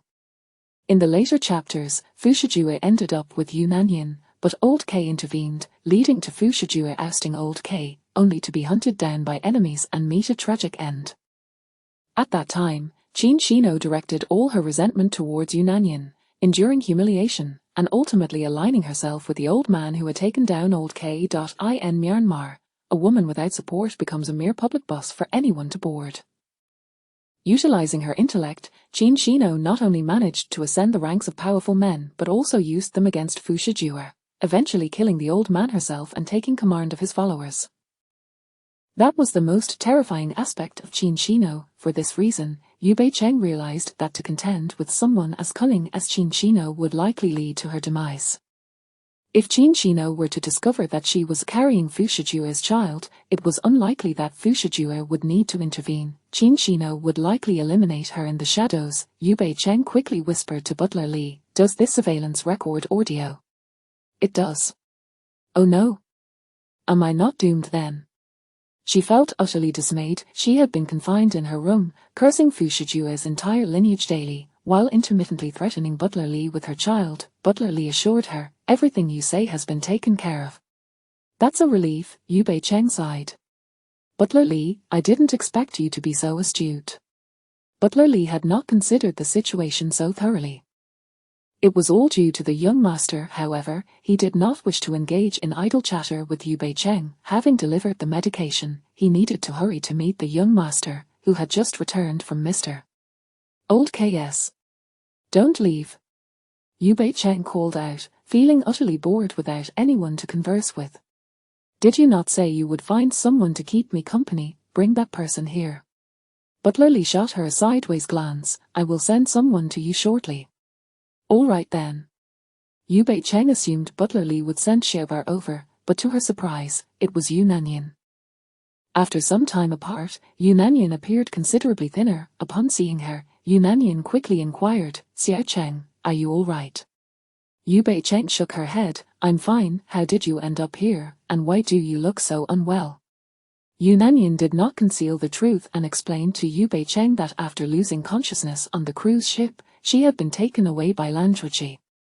Knowing that Myanmar was unsafe and unsuitable for a solitary stay, Lanzhuchi had intended to return Yu Nanyin to Z country. However, he was captured by his own father, and despite his efforts to arrange for her safe passage, she ultimately got lost along the way.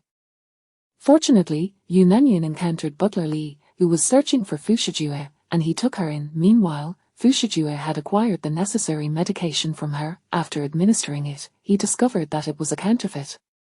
"Why didn't Fu Shijue send you back to your country?" Yu Bei-cheng asked.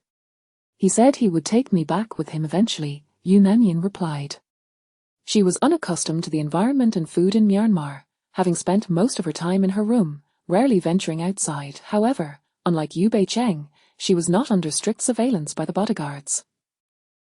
She had ventured out once in a fit of restlessness, only to unexpectedly encounter Qin Shino. Upon learning that Yu Nanyin was a guest of Fu Shijue, Qin Shino took an immediate liking to her, showering her with concern. However, after parting ways, Yu Nanyin found herself persistently coughing and feeling unwell. It was likely a case of catching a chill, yet, Yu Bei-cheng noted that Yu Nanyin's symptoms did not resemble a mere cold. She seemed poisoned. "Have you had a doctor come to examine you?" "No, it's just a common cold. Some medicine will suffice." Yu Nanyin was taken aback that Yu Bei-cheng expressed concern for her. Previously, Yu Bei-cheng had always looked down upon her. Yu Nanyin, acknowledging their sisterly bond, had never been unkind, merely keeping her distance. Now, in a foreign land, as sisters, they ought to support one another. At home, Yu Bei-cheng could be petty, but outside, it was imperative to adopt a broader perspective. Has Fu Shijue not sought you out during this time? Yu Nanyan shook her head. Not even once. Not at all. Yu Nanyan, aware of Yu Beicheng's feelings for Fu Shijue, quickly clarified, Xiao Cheng, there is nothing between me and Fu Ji. Just because there was nothing now did not imply that there would not be in the future. However, having shared a bed with Fu Shijue, could they truly remain apart? Yu Beicheng felt a pang of guilt towards Yu Nanyan before her. Although Yu Nanyan and Fu Shijue were a couple, Yu Beicheng believed that Yu Nanyan and Lan Zhuoqi were better suited for one another. After all, childhood friends could not be easily replaced. Moreover, if Yu Nanyan wished to find happiness with Fu Shijue, she would have to endure numerous trials and tribulations, not to mention the presence of Lan Zhuoqi and Qin Shino, who would likely conspire against them, making their path exceedingly arduous. Coupled with Fu Shijue's volatile temperament, his propensity for violence, and his deep-seated mistrust of others, it was evident that if Fu Shijue harbored doubts about Yu Nanyan's love, it could lead to her suffering immense harm. Indeed, Yu Nanyan's life was marked by suffering, having lost a kidney, falling victim to Qin Shino's poison, enduring Lan Zhuoqi's frenzied house arrest, and the aftermath of her miscarriage. She only lived to the age of 50. The plight of the female protagonist was truly tragic. What sin had she committed to encounter a killer like Fu Shijue? In any case, her primary objective was survival. That as long as the male and female leads could lead long lives, she too would enjoy an extended existence. Therefore, Yu Beicheng resolved to keep a close eye on Yu Nanyan's health. Yu Beicheng turned to Yu Nanyan and asked, "A sister, you aren't planning to compete with me for Fu Ji, are you, eh?" "What do you mean compete?" "Fu Ji is not worth it. Although I saved him as a child, he only feels gratitude towards me." Yu Beicheng nodded in agreement. "That's good. You must not develop feelings for Fu Ji, understand? As long as the female and male leads were kept apart, it would ensure that the female lead would not suffer so much and could live a longer life." Yu Nanyan could only smile helplessly at this. Chapter 25, not surviving past 50. After leaving Yu Beicheng's room, Butler Li went to meet Fu Shijue. To his surprise, Qin Shinyo was also present in Fu Shijue's chamber. Naturally, Old K had heard about Fu Shijue's intrusion into the garden area. While Old K could overlook the matter, he insisted that Fu Shijue remain in Myanmar. Fu Shijue vehemently disagreed, resulting in Old K imposing a punishment on him. For the past few days, Fu Shijue had been kneeling in the ancestral hall from 8 in the morning until 8 at night, an arduous 12 hours without any leeway for trickery. Old K intended for him to reflect deeply on his actions, but Fu Shijue's resolve was unyielding. "Miss Qin." Butler Li greeted Qin Shinyo with utmost respect. Qin Shinyo nodded. "Uncle Li." "I'm quite well, you may leave." Fu Shijue addressed Qin Shinyo. "Very well. Shall I prepare some kanji for you and have it delivered later?" Qin Shinyo inquired. "Though I know you refrain from eating after 7 in the evening, you have been kneeling for days and need to replenish your strength." Initially inclined to refuse, Fu Shijue acquiesced. "Just give it to Butler Li when it's ready." A smile graced Qin Shinyo's face. "All right." She departed, thoughtfully closing the door behind her. Seated on the couch, Fu Shijue turned a string of prayer beads in his hand. "Have you not yet discovered how Jian Yubai managed to escape the garden?" Indeed, Fu Shijue squeezed the beads tightly. "Useless. It seems there may be inside assistance, someone aiding Jian Yubai." Fu Shijue had already surmised this. He lowered his voice. "Forget it. No need to investigate further." "And what of Miss Yu's health?" Fu Shijue interjected. "I will find another way. Keep a close watch on Yu Nanyan. Ensure she does not encounter Qin Shinyo again." "Understood." Butler Li nodded in agreement. "Every time I deliver the prenatal medicine to Miss Yu, she complains of boredom, so I have allowed Miss Yu to keep her company." "What status does she hold?" "Why should Nanyan keep her company?" Butler Li now regarded Yu Beicheng as a treasure beyond measure. They are sisters, it is good for them to look after one another. Sisters, that woman, Yu Beicheng, is cunning and has bullied Nanyan on numerous occasions. Noticing Fu Shijue's agitation at the mention of Yu Beicheng, Butler Li cautiously suggested, "Shall I call Miss Yu away from Miss Yu's room?" "Let her be. Remember, Keep a close eye on that woman Yu Beicheng to prevent her from scheming behind Nenin's back. Very well, a Butler Li replied. That evening, when Butler Li delivered the prenatal medicine to Yu Beicheng, she remarked, I noticed Yu Nanyan has been coughing persistently. Why haven't you arranged for a doctor to examine her? Has she been coughing continuously?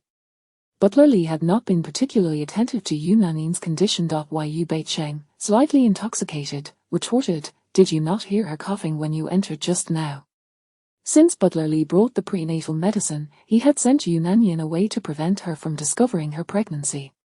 I did not hear anything. Even if you did not hear her, you must have noticed her emaciated face. Was this how Fu Shijue expected Butler Li to care for his benefactor? Butler Li replied, I will summon a doctor to check on her right away. Don't wait. Go now. Were it not for Yu Beicheng's pregnancy, Butler Li would not have allowed her such casual authority. Soon after, a doctor arrived to examine Yu Nanyan. However, the doctor stated that she had merely caught a chill, compounded by her previously weakened state, leading to her particularly frail appearance. He prescribed several doses of medicine to see if it would yield any improvement. Should there be no change after taking the medicine, it would indicate a deeper issue with her constitution. Yu Beicheng remained silent upon hearing the doctor's words. After the doctor left, Butler Li called out to her, Miss Yu, are you satisfied now? Yu Beicheng inquired, what about Xiao Ba? Who? The man who was previously filthy and disheveled. The book had mentioned that the drug catalyst on Xiao Ba was given to him by his master, and that there was only one such particle in existence. Otherwise, how could Jiang Yubai and Fu Shijue have fought so fiercely? Yu Nanyan had ingested the catalyst, and it had only allowed her to live until the age of 50. If she had not consumed the catalyst, would she have even survived that long? This thought prompted her to consider the necessity of restoring Yu Nanyan's health. Perhaps she could target Xiao Ba. Since his master possessed the catalyst, there might also be a formula for it. Oh, you mean him? He has been dispatched by the young master to serve as a guard. Yu Beicheng exclaimed, what? Such a waste of talent. Xiao Ba is so capable, yet he is merely assigned to guard duty. Is Fu Shijue not thinking clearly? I wish to see him. He is not here. Where is he? In the garden. Is Fu Shijue out of his mind? After Xiao Ba had finally left the garden, he was now summoned back. Butler Li cautioned, Miss Yu, please watch your language, the young master is doing this for his own good. Then please enlighten me, how is this for his own good? Fu Shijue never allowed unfamiliar faces to appear around him. If they did, Old K would certainly investigate their background. If Old K discovered that Fu Shijue had brought someone from the Forbidden Zone's dungeon, what sort of punishment would Fu Shijue face? What fate awaited Xiao Ba? Hence, Fu Shijue deliberately kept Xiao Ba away from his side. He intended to resolve matters here before taking Xiao Ba back to Z country. However, Butler Li would naturally not divulge this to Yu Beicheng. Seeing Butler Li unable to provide a satisfactory explanation, Yu Beicheng insisted, I want to see him. That is not possible. Why not? This is not a place where one can simply meet whomever they desire. Butler Li felt it necessary to advise her to temper her temperament. Fu Shijue was not afraid of Old K, rather, it was Old K who had shown him grace. Despite his ruthless and cold-hearted nature, Fu Shijue was, in fact, a man of profound loyalty. I understand. Yu Beicheng reflected that Fu Shijue's insistence on keeping her from outsiders, even confining her, was indeed for her safety. Then may I inquire about Jiang Yubai's current condition? Butler Li sensed a change in Yu Beicheng, though he could not pinpoint what had altered. However, it was a grave mistake for her to involve herself with Jiang Yubai. Forget it if you do not wish to speak, she replied. Jiang Yubai had taken the catalyst from Fu Shijue right under his nose. They were certainly at odds. Butler Li urged her to remain in her room and then took his leave. The following day, while Yu Beicheng and Yu Nanyan were enjoying a meal together, Yu Nanyan suddenly coughed up blood. This alarming act terrified Yu Beicheng, who hurried to summon a doctor, but the guards outside forbade her from leaving. Seeing the commotion between Yu Beicheng and the guards, Yu Nanyan rushed forward to mediate. In the midst of the altercation, a shot rang out, startling the birds that lingered outside. The compound was small. Any disturbance could be readily heard. Before long, Butler Lee arrived, accompanied not only by himself but also by Jean Chenure. Chapter 26. She was shot. Who was the unfortunate victim? Naturally, it was neither the bodyguard nor the fortunate protagonist, Yu Nanyan, but rather the hapless Yu Beicheng. Fortunately, the bullet merely grazed her arm rather than inflicting a grievous wound to her abdomen. It was the height of winter, and had she not been clad in thick clothing, her arm would have surely been rendered useless. The impact of a bullet at close range is particularly devastating, capable of shattering bone with ease. As Yu Beicheng gazed at the blood trickling from her hand onto the floor, she found herself in a daze. It was only when Yu Nanyan inquired, "Are you all right?" that she snapped back to reality. What happened? At that moment, Butler Lee hurried over, and upon seeing the bodyguard with a smoking gun in hand, he wasted no time in casting a stern glance at the bodyguard beside him. Without hesitation, the bodyguard seized a silenced pistol and shot the assailant in the head. Blood spattered across the room. The bodyguard fell to the ground, lifeless. Other bodyguards rushed forward to remove the fallen, and the servants swiftly cleaned the bloodstains from the floor, leaving it seemingly untouched by the recent chaos. Yu Beicheng was momentarily stunned by the gunfire, suffering from a ringing in her ears. While Yu Nanyan had never witnessed such a gruesome scene, she let out a scream, and then everything went black as she fainted. Yu Beicheng was frightened as well, yet she summoned the strength to remain upright. She heard Butler Lee's stern warning to the bodyguards: "Anyone who dares to cause trouble will meet the same fate as this bodyguard." Butler Lee was clearly demonstrating his authority. Only in this manner would the bodyguards muster their utmost vigilance in watching over Yu Beicheng and Yu Nanyan, indicating their significance. "Uncle Lee, now that the situation has been dealt with, please call a doctor to tend to this injured young lady," said Jean Chenure, who stood at the entrance. She wore light makeup and a rabbit fur ensemble, which accentuated her tall, poised, and elegant figure. "Miss Jean, I apologize sincerely for the disturbance caused by my subordinates," Butler Lee replied. Jean Chenure smiled. "I was on my way to find Brother Fu when I overheard the commotion and, fearing for the worst, decided to come in and see." Butler Lee immediately summoned a doctor to attend to Yu Beicheng's arm. "Uncle Lee, are you not going to introduce this young lady?" Jean Chenure inquired, her smile maintained, but her gaze turned scrutinizing and somewhat aggressive as it fell upon Yu Beicheng. Butler Lee promptly guided Yu Beicheng to Jean Chenure's side. "This is Miss Yu, the second daughter of the Yu family." "Hello, I am Jean Chenure," she said graciously, extending her hand to Yu Beicheng. Yu Beicheng shook her hand with her uninjured arm. "Since you are a friend of Brother Fu, you are also my friend. Should you need anything, do not hesitate to seek me out," she declared, her tone suggesting a familiarity with Fu Shijue. Yu Beicheng smiled in response. "Thank you, Miss Jean. Uncle Lee, Brother Fu is likely still waiting for me, so I shall not linger any longer," Jean Chenure announced. "Very well, Miss Jean, take care," Butler Lee replied as she departed, casting a sidelong glance at Yu Beicheng's blooded hand. Butler Lee hurriedly instructed the doctor to tend to Yu Beicheng's wound. Due to Yu Beicheng's supposed pregnancy, she could not receive anesthesia, and thus the procedure was limited to a simple disinfection. She could not even apply any ointment and had to endure the pain. Fortunately, the bullet had not penetrated, merely grazing her skin. Otherwise, the truth of her feigned pregnancy would undoubtedly have been revealed to Butler Lee. "The young lady just now, Miss Jean, is the daughter of Old K. Be cautious when encountering her in the future," Butler Lee advised. While Yu Beicheng glanced at him. "Now that she is aware of my presence here, does that mean I am no longer confined?" "You are not confined. It is merely advised that you refrain from causing trouble." "How can you be so certain that I would cause trouble if I were to go out?" Butler Lee was taken aback by her innocence. "Because even if you do not intend to cause trouble, trouble will find you, Miss Yu.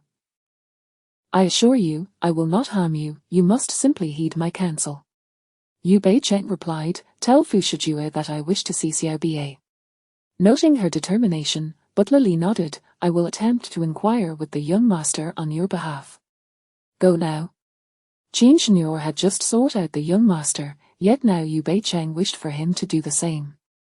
Was she perhaps concerned that the young master might develop feelings for Miss Jean, thus prompting her eagerness for him to play the role of a third wheel?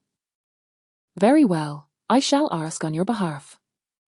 The doctor finished bandaging Yu Beicheng's arm and provided some aftercare instructions before departing alongside butler Li. Brother Fu, when I came to find you, I encountered your two friends. Qin Shenyu intentionally broached the subject of the Yu sisters, eager to gauge Fu Shijue's reaction.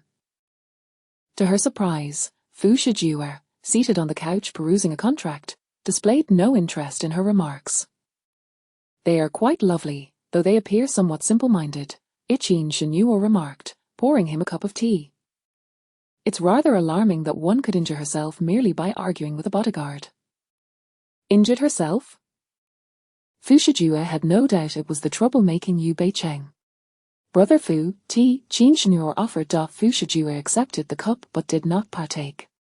I shall be returning to Country Z the day after tomorrow. Qin Shenyu's complexion paled slightly. Brother Fu, what is there in Country Z? Why must you go there? Is life in Myanmar not satisfactory? You should know that this is not my territory. Fu Shijue was no illegal immigrant, he had merely been captured and brought to Myanmar. Old K, on the other hand, was originally from Country Z but had been forced to settle in Myanmar due to certain circumstances. Having grown up in Myanmar, Qin Shenyu held deep affection for the land. Brother Fu, I understand that you are determined to leave Myanmar, and I realize that you may not heed my attempts to persuade you. However, I have one request, will you take me with you? She did not wish to lose him again. Throughout the 5 years he spent in Country Z, she had missed him every single day. Had it not been for her father's opposition, she would have sought him out long ago. If I persuade my father, will you then take me with you? Qin Shenyu gazed at him hopefully. Brother Fu, I have grown. I am no longer the little girl who needed your protection 5 years ago. Fu Shijue remained silent.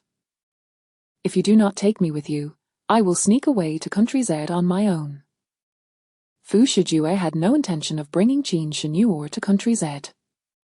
Firstly, it would entangle him with Old K, and secondly, he preferred not to have women by his side. However, he realized that if he outright refused her, she would not let the matter rest and might even threaten him with the safety of the Yu sisters. Therefore, he refrained from a definitive rejection, instead suggesting she discuss it with Old K. Qin Shenyu left in high spirits, eager to consult her father. She had anticipated a strenuous effort to convince him, but was taken aback when he surprisingly agreed to her accompanying Fu Shijue. However, there was one condition: she was to keep a watchful eye on Fu Shijue. Keep an eye on Brother Fu, father. Although he has been away from Myanmar for 5 years, he has remained loyal to you throughout that time, sharing a portion of his earnings with you. Do you think he is genuinely loyal to me? Newer, you still do not understand him.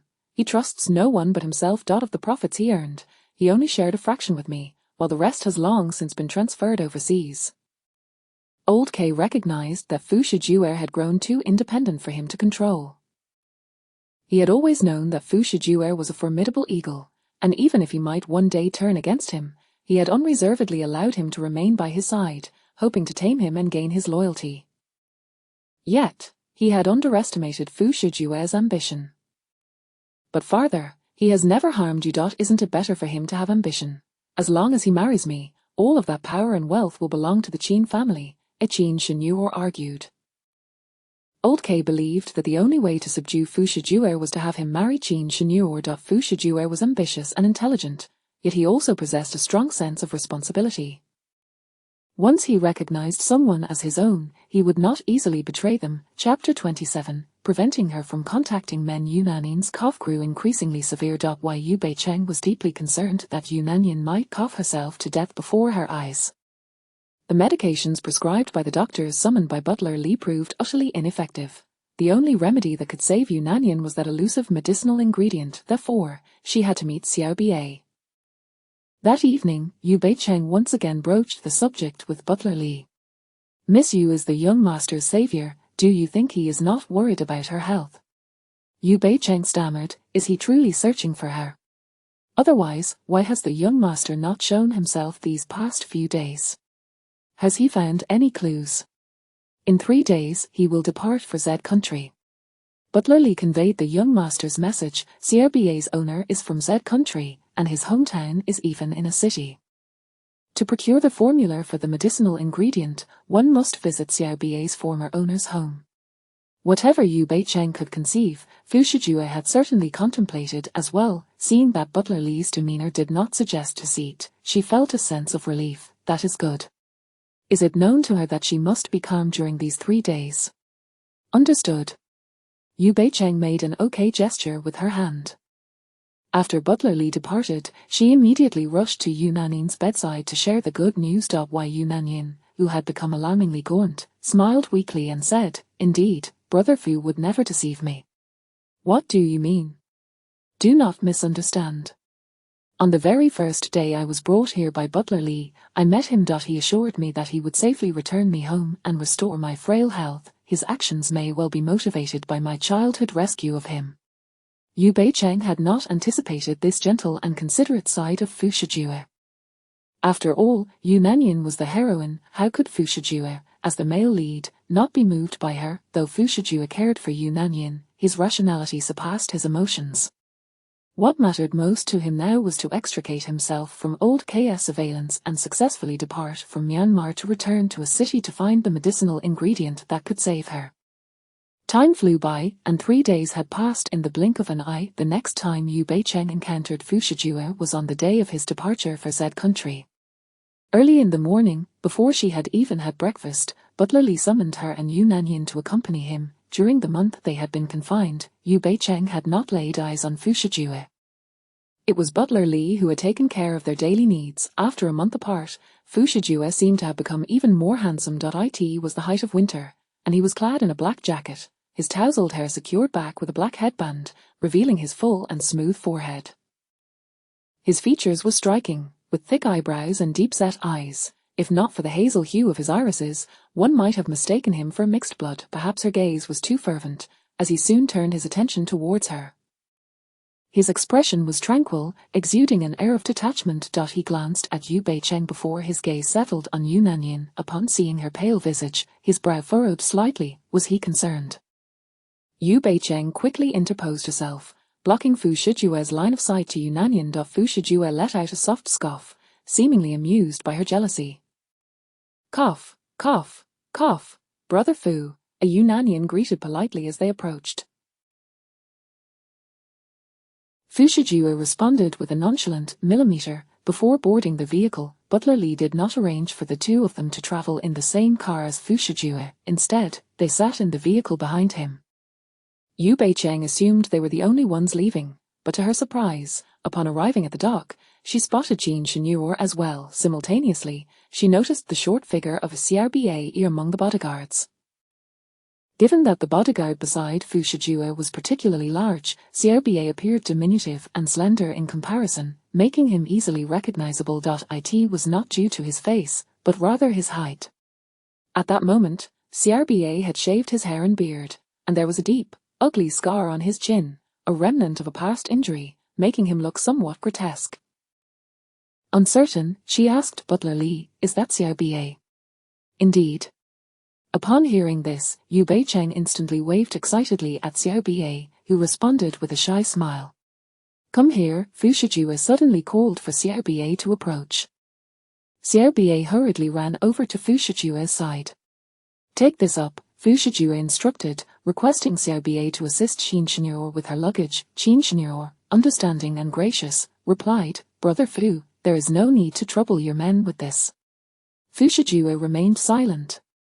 CRBA effortlessly lifted 3 38-inch suitcases onto the yacht. Jean Cheneur, astonished by CRBA's strength, remarked to Fu Shijue, "I don't think I've seen him around you before."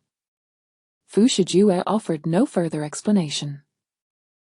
Having left the encampment and no longer under old KS watchful eye, he no longer felt the need to conceal CRBA. Even if Jean Cheneur harbored suspicions about CRBA, she would not pursue the matter as old K would. Jean Cheneur boarded the yacht alongside Fu Shijue, while Butler Lee guided Yu Nanyan and Yu Beicheng. After CRBA placed the suitcases on board, he intended to find Yu Beicheng, but Fu Shijue instructed him to protect Jean Cheneur. Xiaobei, disliking Qin Shenyor, shook his head at Fu Shijue and pointed toward Yu Beicheng, who was chatting animatedly with Butler Li not far away. Do as you are told. If you refuse, you are free to leave at any moment. Fu Shijue's tone was calm yet authoritative. This time, Qin Shenyor followed closely behind Fu Shijue, accompanied by numerous bodyguards and maids. Thus, CRBA saw no issue in not protecting her. Brother Fu, thank you for being so considerate of me. Qin Shenyor smiled. Since you are by my side, I will ensure your safety, Fu Shijue replied before excusing himself to attend to business, entering the cabin alone. Qin Shenyor, not wanting to disturb him, took her personal maid, Xiao Qian, into the cabin. Miss, I can't shake the feeling that bodyguard seems quite peculiar, Xiao Qian observed, pulling a handkerchief from the suitcase. He is merely a newcomer beside Brother Fu. It is normal for you not to be accustomed to him. Earlier, didn't Brother Fu ask him to help you with your belongings? Don't you think he is trying to prevent the bodyguard from getting too close to Miss Yu? Xiao Qian, a skilled protector trained by Old K to ensure Qin Shenyor's safety, had grown up alongside her, inseparable. The individuals selected by Old K were all exceptional, much like Fu Shijue. Her keen observation and insight allowed her to discern the underlying motives in that brief moment. Qin Shenyor frowned slightly. Why would Brother Fu not want the bodyguard to go? Xiao Qian replied, perhaps he does not wish for that bodyguard to become close to Miss Yu. What nonsense are you spouting? Chapter 28. Fu Shijue cares for her. Yu Beicheng was assigned to share a room with Yunanian by Butler Li. Why Yunanian appeared to be in a daze. As soon as she boarded the ship, she collapsed onto the bed, looking exceedingly frail. With concern, she reached out to touch Yunanian's forehead, which felt somewhat warm. Despite taking cold medicine and receiving for fluids for the past few days, why had there been no signs of improvement? Suddenly, there was a knock at the door. Assuming it was Butler Li, she opened it, only to be startled by the entrance of an unfamiliar man. Just as she was about to inquire his identity, he removed the mask from his face. It was Lan Zhuqi. What are you doing here? Yu Beicheng exclaimed in shock, hurriedly locking the door. Fearful of being discovered by Butler Li, Lan Zhuqi ignored her and swiftly approached the bedside, gently calling out to Yunanian, Xiaoyin. She is asleep. Please don't wake her, Yu Beicheng warned. However, Lan Zhuqi was intent on rousing her, yet no matter how he called, Yunanian remained unresponsive. What on earth is wrong with her? Why is she even weaker than before? Lan Zhuqi shouted in frustration. Sure. Lower your voice. Do you want to alert Butler Li? Yu Beicheng retorted. Has she always been like this? Why haven't you called a doctor? I did call a doctor. She has taken numerous doses of medicine, but it has proven ineffective. The original owner had been quite ruthless toward Yunanian, yet Yunanian bore no grudge against her. How could such a benevolent protagonist simply stand by and do nothing? Seeing Yunanian in such distress, Lan Zhuqi felt a pang of heartache. If it weren't for you, how could her immune system have weakened to this extent, leaving her in such a frail state? Yu Beicheng remained silent. Wasn't it the original owner who harmed Yunanian? Nevertheless, she currently inhabited the original owner's body, so it could be considered as a her doing. Yu Beicheng hesitantly murmured, I will find a way to help her. You selfish person, your first thought is of yourself. How could you possibly care for Xiaoyin genuinely? Lan Zhuqi glared at her with resentment. Don't think I'm unaware, you went to the garden to assist Jiang Yubai in obtaining the medicinal catalyst. You knew that the catalyst could save Xiaoyin, yet you still handed it over to Jiang Yubai, Yu Beicheng. If anything happens to Xiaoyin, I will never let you off the hook. Yu Beicheng asked, how do you know all this? Surely, Jiang Yubai wouldn't have told him. So, had he uncovered the truth himself? Indeed, when he was with Yunanian, she had consistently exhibited symptoms of weakness. To cure her, he had sent people to investigate. Fortune favored the diligent, and he had finally discovered the truth. However, by the time he learned of it, his father had dispatched someone to bring him back. Shortly after he and Yunanian were separated, he heard that Jiang Yubai's sister had improved. How could Jiang Yubai's sister, who had been bedridden for so long, recover so swiftly. He sent someone to gather information and learned that the catalyst, obtained from the garden, had saved his sister. Enraged and furious, he eventually devised a plan to escape from home and sort her out. Yu Beicheng recognized that he would not relent until Yu Nanyan's illness was treated. I will save her. With what means? The catalyst was acquired from a person. I will take that person back to their homeland to find the formula for the catalyst. At this point, Lan Zhuoqi had no choice but to trust her. I will give you 1 month. Agreed. That evening, when butler Li came to deliver meals, he detected a familiar scent in the room. Casting a glance at Yu Beicheng, he inquired, "Has your sister remained asleep throughout this time?" "She has woken briefly, but soon fell back into a daze. The young master is quite worried about her condition and has suggested that you and she should be separated for accommodation." "Absolutely not." Yu Beicheng immediately objected. "How can she possibly sleep alone in her current comatose state? There will be someone specifically assigned to watch over her." Yu Beicheng quickly grasped the implication of Butler Li's words. "Fu Shijue fears that I might harm her. He believes that her persistent unconsciousness is due to my meddling." Butler Li smiled and replied, "Miss Yu, given that you are currently pregnant, caring for a sick person will be quite arduous. It would be best to leave Miss Yu in our care." Yu Beicheng was furious. In Fu Shijue's eyes, was she truly such an irredeemable person? Alas, what could she expect after the original owner committed such heinous acts? Moreover, even if she refused, Butler Li would have someone forcibly remove Yu Nanyan. She is pregnant. After Butler Li left, Lan Zhuoqi emerged from the restroom. Yu Beicheng did not deny it. "You mustn't tell anyone else about this. Is it Fu Shijue's child?" She remained silent. "He actually consented to you keeping the child." He seemed surprised. Yu Beicheng did not conceal the truth. "The medication Jian Yubai previously gave us had side effects. The child serves a purpose, so he allowed me to keep it." A flicker of darkness crossed Lan Zhuoqi's eyes. "So, the reason Xiaoyan remains in a coma is due to your machinations. Are you out of your mind? Do you believe everything Butler Li says?" Indeed, whenever it came to Yu Nanyan, Lan Zhuoqi seemed incapable of rational thought. "You previously did not hesitate to act. You mentioned that was in the past. Furthermore, can we refrain from discussing bygone matters?" Yu Beicheng had no desire to remain in his company any longer and stood to leave. The cruise ship was filled with Fu Shijue's people, and there was no one guarding the door to her room. Yu Beicheng thought she could catch her breath outside, only to encounter the misfortune of running into Qin Shenyor. Qin Shenyor seemed to have just finished a meeting with Fu Shijue, her smile still radiant, yet it appeared disingenuous and lacked the warmth of earlier. "Miss Yu Yu Beicheng nodded, acknowledging her presence. "May I have a word with you?" Yu Beicheng's expression shifted slightly. Why was Qin Shenyor suddenly interested in conversing with her? Could it be that she had discovered her clandestine relationship with Fu Shijue? The two settled into a window-side cafe table, where Qin Shenyor scrutinized Yu Beicheng's face, lavishly complimenting her. "You are far more beautiful than your sister." Yu Beicheng replied, "I merely know how to dress up a bit." At this moment, Yu Nanyan was merely in her early 20s, freshly graduated and entirely inexperienced in the harsh realities of life, her attire reflecting a youthful NA vet.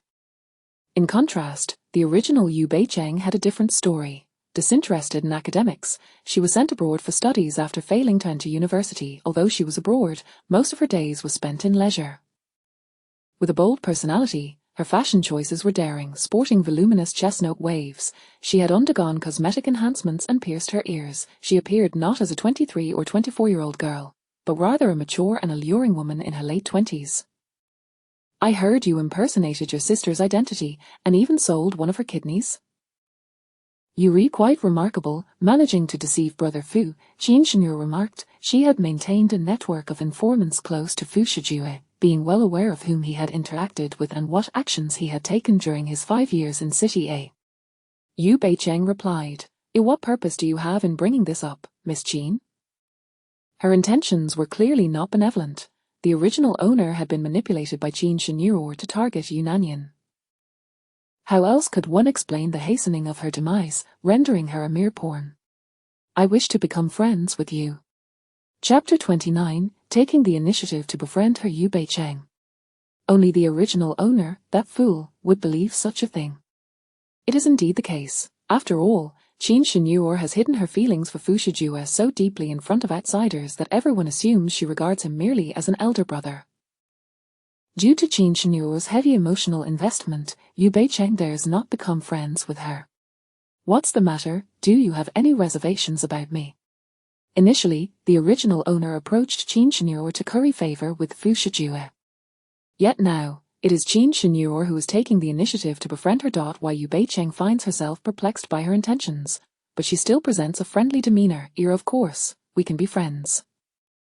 However, I am quite curious, since Miss Qin is familiar with my character, why would you still wish to befriend me? Qin Shenyor has no desire to befriend her. It's merely a consequence of Xiaoqian's words.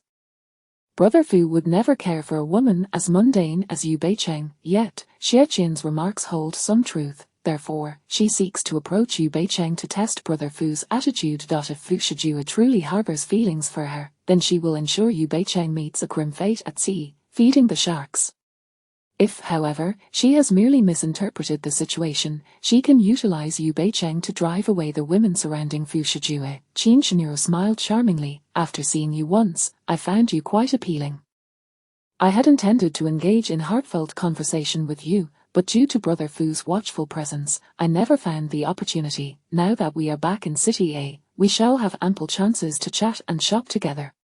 Yu Bei-cheng chuckled. I must say, Miss Qin, you certainly hold me in high regard. No sooner had she spoken than Steward Li arrived, his expression anxious as he glanced at Yu Bei-cheng before addressing Qin Shenyor. Miss Qin, how did you come to be in conversation with her? Uncle Li, are you so flustered over North Orange that you fear I might harm her? He even mentioned North Orange. It seems their conversation is going quite well. Relieved, Steward Li replied. How could that be, Miss Qin? This Yu Bei-cheng has shown cruelty even towards her own elder sister. I am merely concerned for your safety. North Orange would harm her sister. Uncle Li, have you misunderstood? From my encounters, North Orange does not strike me as that sort of person. Yu Bei-cheng truly disdained their theatrics. She has deceived the young master, Miss Qin. One must not judge merely by appearances.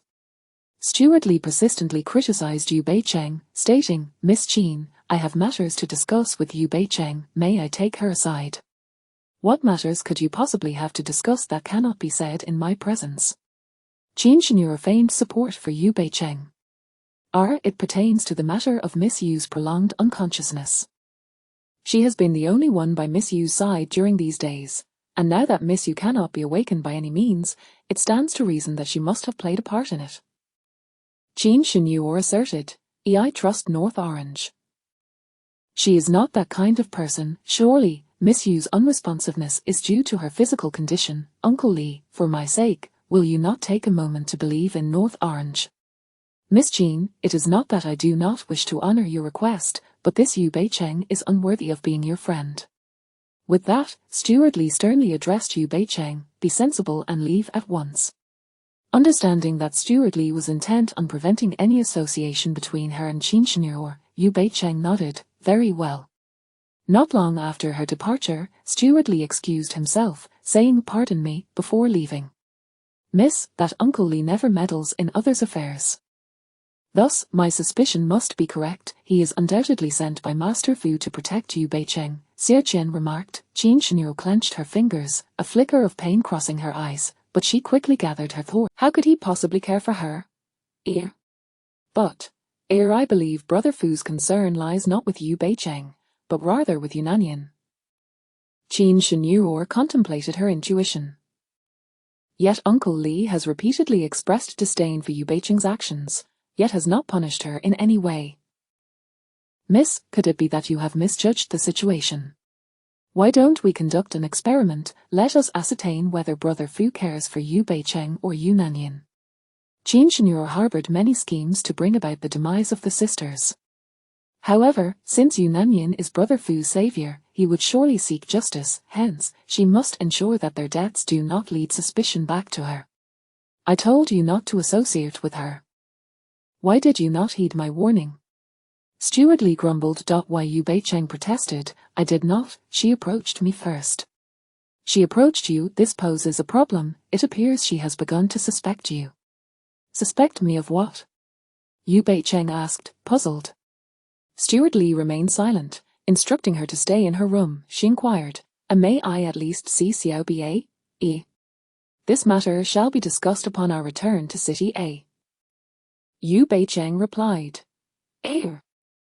Why can I not see Xiao Ba? Steward Li closed the door and hurried off to find Fu Shijue. Fu Shijue was engrossed in contract reviews, having been away for quite some time, and the workload from the City A office had accumulated considerably. Is it not advantageous that suspicion has fallen upon Yu Beicheng?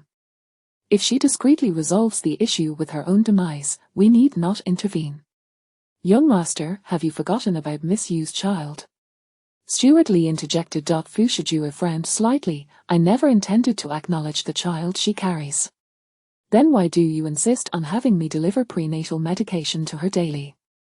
Fu Shijue shot him a sidelong glance. Do I require justification for my actions? Young master, if Qin Sheniro were to discover that Miss Yu is pregnant, she would undoubtedly not spare her. It would be quite satisfactory for Yu Beicheng to endure some hardship. Young master. She carries your child. I am not senile, there is no need to repeat yourself. A flicker of disgust crossed his eyes at the mention of the child. Whenever the subject arose, he was reminded of the schemes devised by Yu Beicheng that left him feeling sullied, not to mention the nights aboard the cruise ship that haunted his thoughts. The bitterness within him was difficult to quell. Seeing the young master so averse, Steward Li refrained from further discussion. He was particularly concerned about the child, dispatching additional bodyguards to watch over Yu Beicheng. However, to his surprise, this injured Yu Beicheng was anything but docile. She had somehow learned that CRBA was with Qin Sheniro and had taken the risk to seek him out. When Steward Li arrived, he found CRBA utterly entranced by Yu Beicheng. Uncertain of what she had said, he discovered that she had somehow persuaded CRBA to part with his most treasured necklace, which she shamelessly accepted. Steward Li finally understood why the young master forbade CRBA from approaching Yu Beicheng. He feared that CRBA would be swayed and turned against them. Young master will handle the matter of the medicine. Why are you meddling? Steward Li inquired. Why, Yu Beicheng replied, I genuinely wish to befriend Xiao Ba. She understood that both Fu Shijue and Lan Zhuqi would assist Yu Nanyan in finding the medicine, so her involvement was unnecessary. However, her fondness for the innocent Xiao Ba was sincere. Of course, she also sought to establish a closer relationship with him. After all, she had not forgotten that when Fu Shijue had plunged her into the crocodile pit, it was Xiao Ba who had desperately clung to the rope, preventing her from falling. From that moment on, she regarded Xiao Ba as a true friend. Simultaneously, before her false pregnancy was revealed, she needed to influence Xiao Ba to turn against Fu Shijue, aligning himself with her. Should Fu Shijue discover her deception and seek to eliminate her, she would have Xiao Ba as her ally. Chapter 30. Deliberate approach to Fu Shijue. Xiao Ba wore a foolish grin as he stood by. Steward Li instructed Xiao Ba to leave, cautioning, you must not see her again. Do not heed his words, follow your own heart. Whenever you wish to see me, you are free to come, Yu Beicheng said to Xiao Ba with a warm smile. Xiao Ba shyly nodded but received a cold glare from Steward Li. Ultimately, he departed reluctantly. Naturally, Xiao Ba gifted the necklace to Yu Beicheng, who in turn bestowed upon him a cherished item of her own. Xiao Ba held it tightly, deeply enamored. What is that you are holding? Qin Sheniro, who had just emerged, observed Xiao Ba's silly grin as he clutched the bracelet. A closer look revealed the bracelet to be quite familiar, reminiscent of something seen before. Beside her, Xiao Qian interjected, Miss, that bracelet was worn by Yu Beicheng during the day. Qin Sheniro queried, did you acquire that bracelet from Yu Beicheng? Sensing her unfriendly aura, Xiao Ba hastily concealed the bracelet, becoming particularly wary of her presence. Xiao Qian remarked, Miss, he is mute. He is by brother Fu's side, how could he possess something belonging to Yu Beicheng? Qin Sheniro mused, sensing the validity in Xiao Qian's words, and extended her hand towards Xiao Ba, demanding, hand over the bracelet. Xiao Ba refused. Qin Shenhua immediately exchanged a glance with Xiao Qian, who attempted to seize it. However, Xiao Bie swiftly twisted her outstretched arm, eliciting a shriek from Xiao Qian that echoed mournfully through the corridor of the cabin. Xiao Bie showed no mercy. Xiao Qian's arm was rendered nearly useless. In a state of panic, Qin Shenhua commanded the bodyguards, "Seize him." Yet, the bodyguards were no match for Xiao Bie, who effortlessly took down several with mere strikes. The bodyguards surrounding him were all skilled fighters, former mercenaries capable of taking on 10 adversaries alone. How could they all collectively be bested by this wretched mute? Who exactly was this mute? Qin Shenhua, in a flurry of distress, rushed to Fu Shijua's quarters, exclaiming, "Brother Fu, your man has harmed mine, please, save me." Upon hearing her, Fu Shijua hastened to the scene. The sight of numerous bodyguards sprawled on the ground, with Xiao Qian standing pale and cradling her injured arm, made Fu Shijua's expression darken. "I entrusted you with her protection, and this is how you fulfill that duty." Xiao Bie was kicked by Fu Shijua, falling to the ground, yet he clutched the bracelet tightly, refraining from retaliation. Fu Shijua ordered, "Go outside and kneel for a day and a night."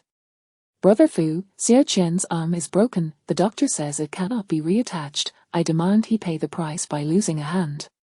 Qin Shenhua protested, dissatisfied with Fu Shijua's lenient punishment for Xiao Bie, and he must relinquish the bracelet.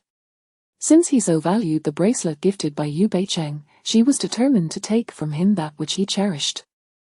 Fu Shijua glanced at Qin Shenhua, whose face was flushed with anger, and addressed Xiao Bie, "Hand it over to her."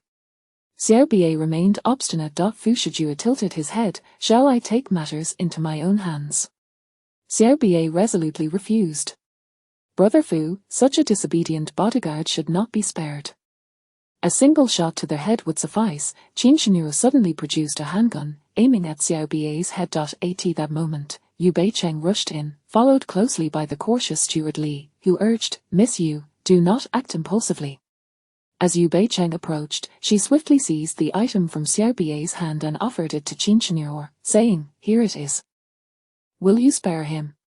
Xiao Qian, being Qin Shenhua's subordinate, sought vengeance for her own. "Sister Beicheng, it is not that I wish to spare him, but he has harmed my person. He is not all there mentally. He merely possesses brute strength," Yu Beicheng said, pressing her hand gently on Xiao Bie's head in apology. "Apologies will not suffice, however. In consideration of Sister Beicheng's intercession, I may spare his life, but he must forfeit a hand." Yu Beicheng's complexion drained of color. Fu Shijua, standing silently nearby, made no move to intervene. Steward Li, ever mindful of Fu Shijua's demeanor, remained observant. Though Xiao Bie was mute, he was far from foolish. In truth, he could have easily dispatched Qin Shenhua, but now he had those he cared for, Fu Shijua and Yu Beicheng. Witnessing Yu Beicheng repeatedly endure the old witch's torment because of him, he resolutely twisted his left arm, exerting force to dislocate it. The crack of bone echoed ominously. No one present anticipated Xiao Bie would resort to such an extreme. Yu Beicheng's eyes glistened with tears as she exclaimed, "Is Xiao Bie?" Xiao Bie extended his hand towards her, yearning for her to return the bracelet. "The bracelet cannot be given to him," Qin Shenhua insisted.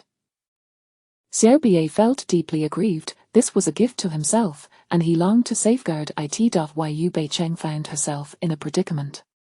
"Enough," Fu Shijua interjected, "I have witnessed enough of this farce. Disperse. As for you, Xiao Bie, go outside and kneel. Do not rise without my command." Steward Li, anxious to prevent any further repercussions from Qin Shenhua, escorted Xiao Bie away. Fu Shijua turned to Qin Shenhua, instructing, "Come with me to my room." Qin Shenhua glanced at Yu Beicheng, then at Fu Shijua as he entered the cabin, before ultimately following him. Xiao Qian approached Yu Beicheng, saying, "Miss Yu, please hand it over to me." Yu Beicheng replied, "That item belongs to me. How could it be yours when it is in that bodyguard's possession? I gifted it to him." Xiao Qian appeared astonished. "If my memory serves me right, Xiao Bie is in Brother Fu's employ. I intentionally sought to please him to resolve matters with Brother Fu." "Does that reasoning suffice?" she questioned. Xiao Qian was momentarily rendered speechless by her response. "Miss Yu, do not covet what is not yours. This rationale resonated with Xiao Qian. After all, what woman would not be captivated by a man as exceptional as Fu Shijue? In recent days, Fu Shijue had visited the ailing Yunanian but had never been alone with Yu Beicheng. Those unaware might assume Fu Shijue harbored disdain for Yu Beicheng, while those in the know might speculate that he deliberately distanced himself from her to conceal his care. Today's incident revealed that Yu Beicheng was not above employing underhanded tactics. To draw closer to Fu Shijue. She had sought to seduce those around him. Fu Shijue detested such women. If she were not Yunanian's sister, he likely would not have spared her a second glance. Chapter 31. The unrepentant woman Qin Shenhua had anticipated that Fu Shijue would elucidate the true identity of Xiao Bie. However, upon entering the cabin with Fu Shijue, he produced a blue satin box from a drawer and handed it to her. Instinctively, she sensed that it must contain some exquisite jewelry or diamonds. Was this a gift from her elder brother Fu? She had never received a present from him before, which filled her with a modicum of joy. Affectedly maintaining her composure, she inquired, "What is this?" "It's for you." "Open it and see," he replied. "Did you buy this specifically for me?" she asked cautiously as she accepted the box. He responded with a nonchalant millimeter, while Qin Shenhua lowered her gaze into the opened box. If she were to lift her eyes to meet Fu Shijue's, she would discover the disdain etched on his face. "This necklace is stunning," she exclaimed. "Do you like it?" he queried. She nodded, happiness illuminating her countenance. "I adore it." "Thank you, elder brother Fu.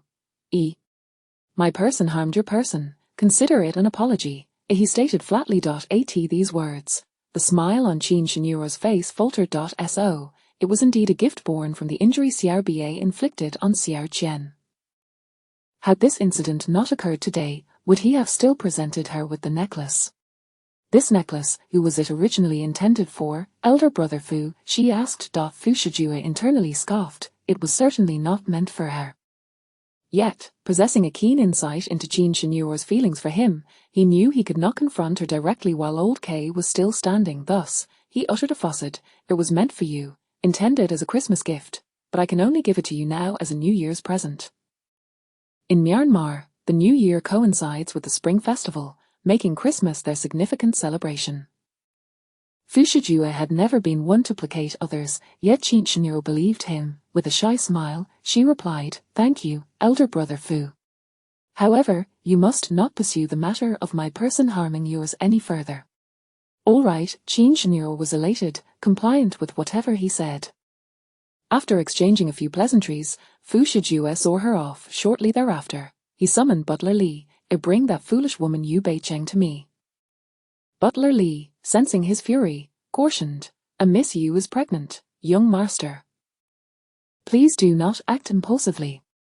Did he fear Fu Shijue might eliminate Yu Beicheng? At this moment, Fu Shijue indeed wished to terminate her, but a swift demise would be too lenient, a waste of a bullet. "Butler Li, I am more than capable of handling my own affairs. Go and fetch her." "Understood." Butler Li thought to himself that Yu Beicheng was surely doomed this time. 5 minutes later, Yu Beicheng was ushered in by Butler Li. "Xiao Bie is innocent, it's freezing outside. Let him rest. If you wish to punish someone, punish me instead," she implored. Fu Shijue was at a loss for words regarding her audacity. He coldly mocked, "You seem quite concerned for that wretched mute. Do you believe that after all that has transpired, you can escape unscathed?" Yu Beicheng moved her lips, finally stating, "Qin Shenhua is suspicious of our relationship. She intentionally provoked Xiao Bie to gauge your reaction to me. You can only blame yourself. After all, you were the one who sent Xiao Bie to protect her. Now I'm the one at fault. Am I mistaken?" While Yu Beicheng's deductions were indeed accurate, Fu Shijue was well aware of the truth. Otherwise, why would he be entangled in such matters? "Yu Beicheng, do not presume that because you carry my child, I will spare you. By the tone of your voice, you seem to care for the child now. Did you not previously claim to be indifferent?" Upon hearing his words, Yu Beicheng felt a surge of delight. This indicated that Fu Shijue would not act against her for the time being. It seemed her gamble had paid off. Fu Shijue retorted, "I could take your life at any moment." With the leverage of her child, Yu Beicheng attempted to negotiate. if I bear the child, will you spare me? Dream on. Yu Beicheng pondered for a moment, then devised a scheme. I know you are furious with me for deceiving you, so how about you deceive me once in return? What is there for me to deceive you about? My heart. She winked playfully at him. If you can win my heart, I will be at your beck and call. At that point, you may do as you wish with me. Sometimes, it is not about ending someone else's life, but rather making them wish for it. Fu Shijue replied, I have no interest in your sordid affection. As for making you wish for death, there are countless methods. Why choose the loathsome ruse of having you fall in love with me? However, I could offer you a way out. Believing she had persuaded him, Yu Beicheng eagerly asked, what do you propose? Just as you arranged for Yu Nanyan to undergo surgery to donate a kidney, you shall now find yourself on the operating table to donate one of your own. How does that sound?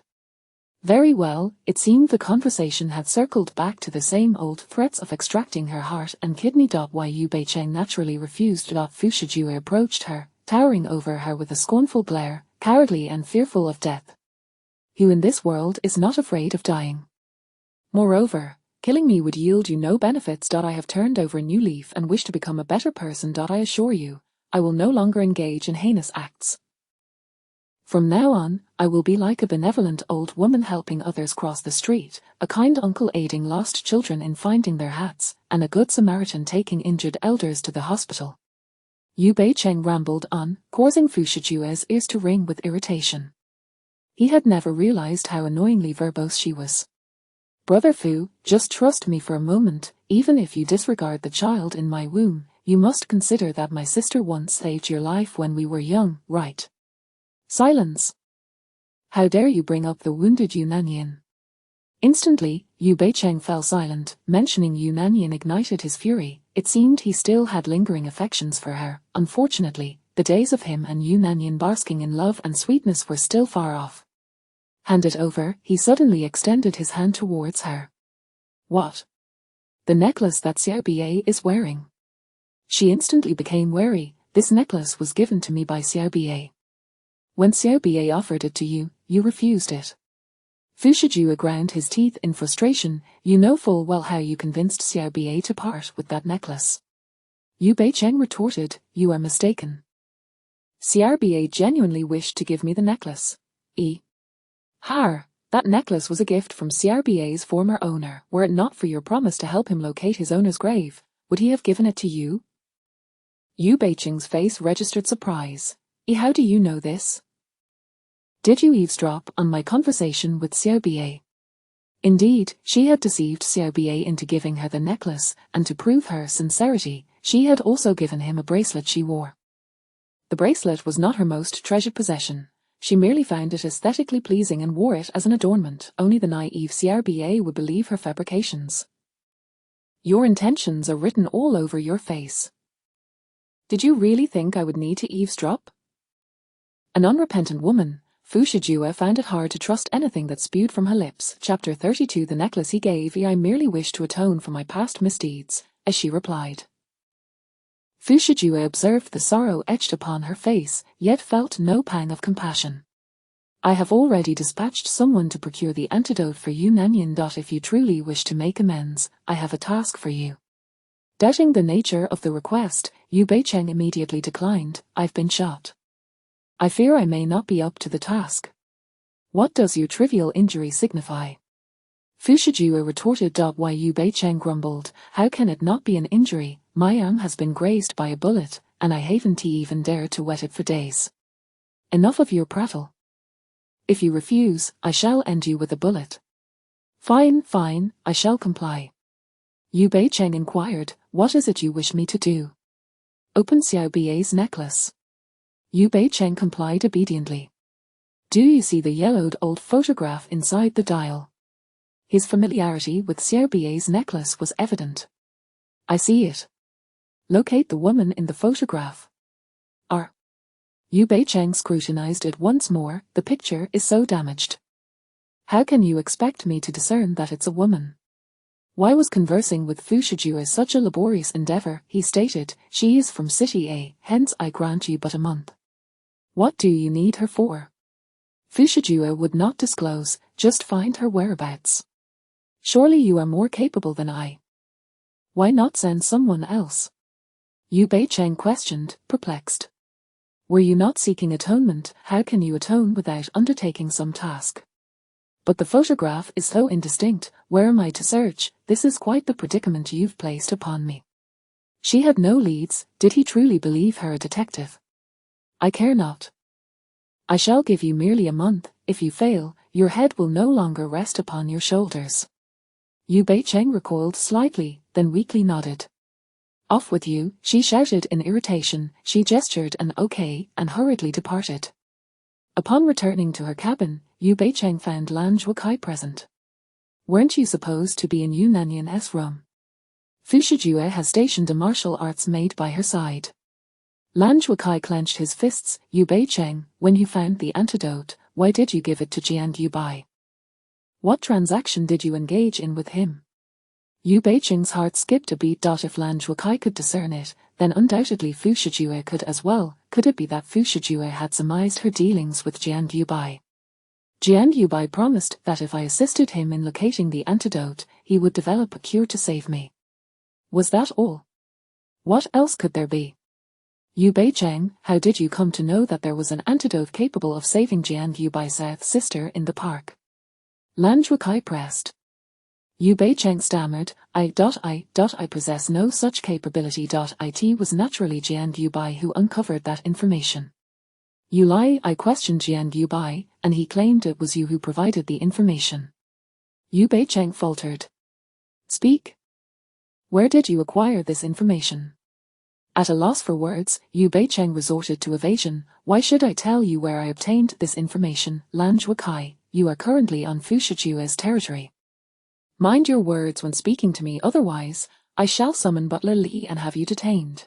Lan Zhuokai's eyes darkened. Yu Beicheng, what goes around comes around. One day, you shall face retribution. Xiao Yin has treated you with such kindness, yet you repay her so. Yu Beicheng ceased to engage with him, lying down upon her bed. Naturally, Lan Zhuokai wished to avoid her presence and departed. Meanwhile, in Fu Shijue's cabin, he listened intently to the conversation between Yu Beicheng and Lan Zhuokai through a listening device. Lan Zhuokai's inquiries only served to deepen Fu Shijue's suspicions. However, he had never posed such questions to Yu Beicheng. Firstly, he held her in disdain. Secondly, knowing she had committed a transgression, he doubted she would divulge the truth even under duress. Fu Shijue removed the earpiece and inquired of Butler Li, has the antidote been extracted? Not yet. Should I urge the researchers? After consuming Jian Yubai's paralyzing drug, Fu Shijue had provided a blood sample to the researchers, seeking to ascertain the residual components of the drug within his blood. Yet Jian Yubai was exceedingly skilled in research, and his team had toiled for over half a month without any breakthroughs. Fu Shijue commanded, ensure they extract it before we return to City A.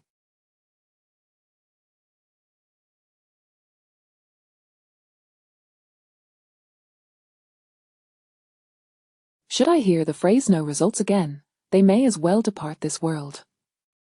The term depart did not imply a simple exit, but rather a one-way journey to the afterlife. Understood. A Butler Li nodded. Is this the necklace Mr. Fu gifted to you? It appears quite luxurious. You wear it beautifully, miss. Xiao Qian stood behind Qin Shino, admiring her reflection in the mirror. Since leaving Fu Shijue, a smile had not faded from Qin Shino's face. This is the first gift he has ever given me. It appears my choice to accompany him was indeed the right one. Xiao Qian, Mr. Fu has finally acknowledged me. Do you know how happy I am? Mr. Fu and you have grown up together. It was only a matter of time before he developed feelings for you. Qin Shino blushed at the compliment. However, she soon realized something and looked at Xiao Qian's plastered hand. Do not worry. I will ensure your right hand is treated. As for that Xiao Ba, I shall make him pay. Xiao Qian shook her head. As long as you are safe, my injury is of no consequence. Qin Shino embraced Xiao Qian. Xiao Qian, you have suffered.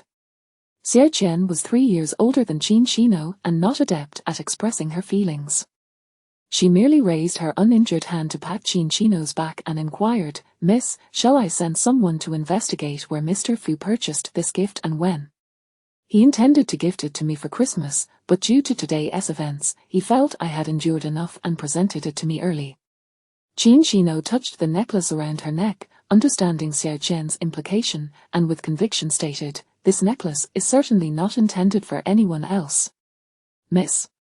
Enough, I am fully aware of who this necklace was meant for. Xiao Qian, you must not assume the worst of Mr. Fu, this shall be the only instance, there will not be a second." Seeing her mistress upset, Xiao Qian nodded, "I understand, miss, I shall not doubt Mr. Fu's feelings for you again. Xiao Qian, it is not that I do not trust you, but rather that Mr. Fu has never deigned to flatter me. Therefore, he has no need to deceive me this time." Xiao Qian sensed that something was amiss but, upon hearing Chin Chino's words, nodded in agreement. "What you say is true, miss." Chapter 33. A surprise to share with you. The following day, a gentle drizzle fell from the sky. The recent weather had been quite dismal, as the cruise ship navigated through a fog-laden sea, the deck chilled by the biting wind. Everyone had retreated into the ship's cabin, save for Xiao Ba, who remained kneeling on the open deck.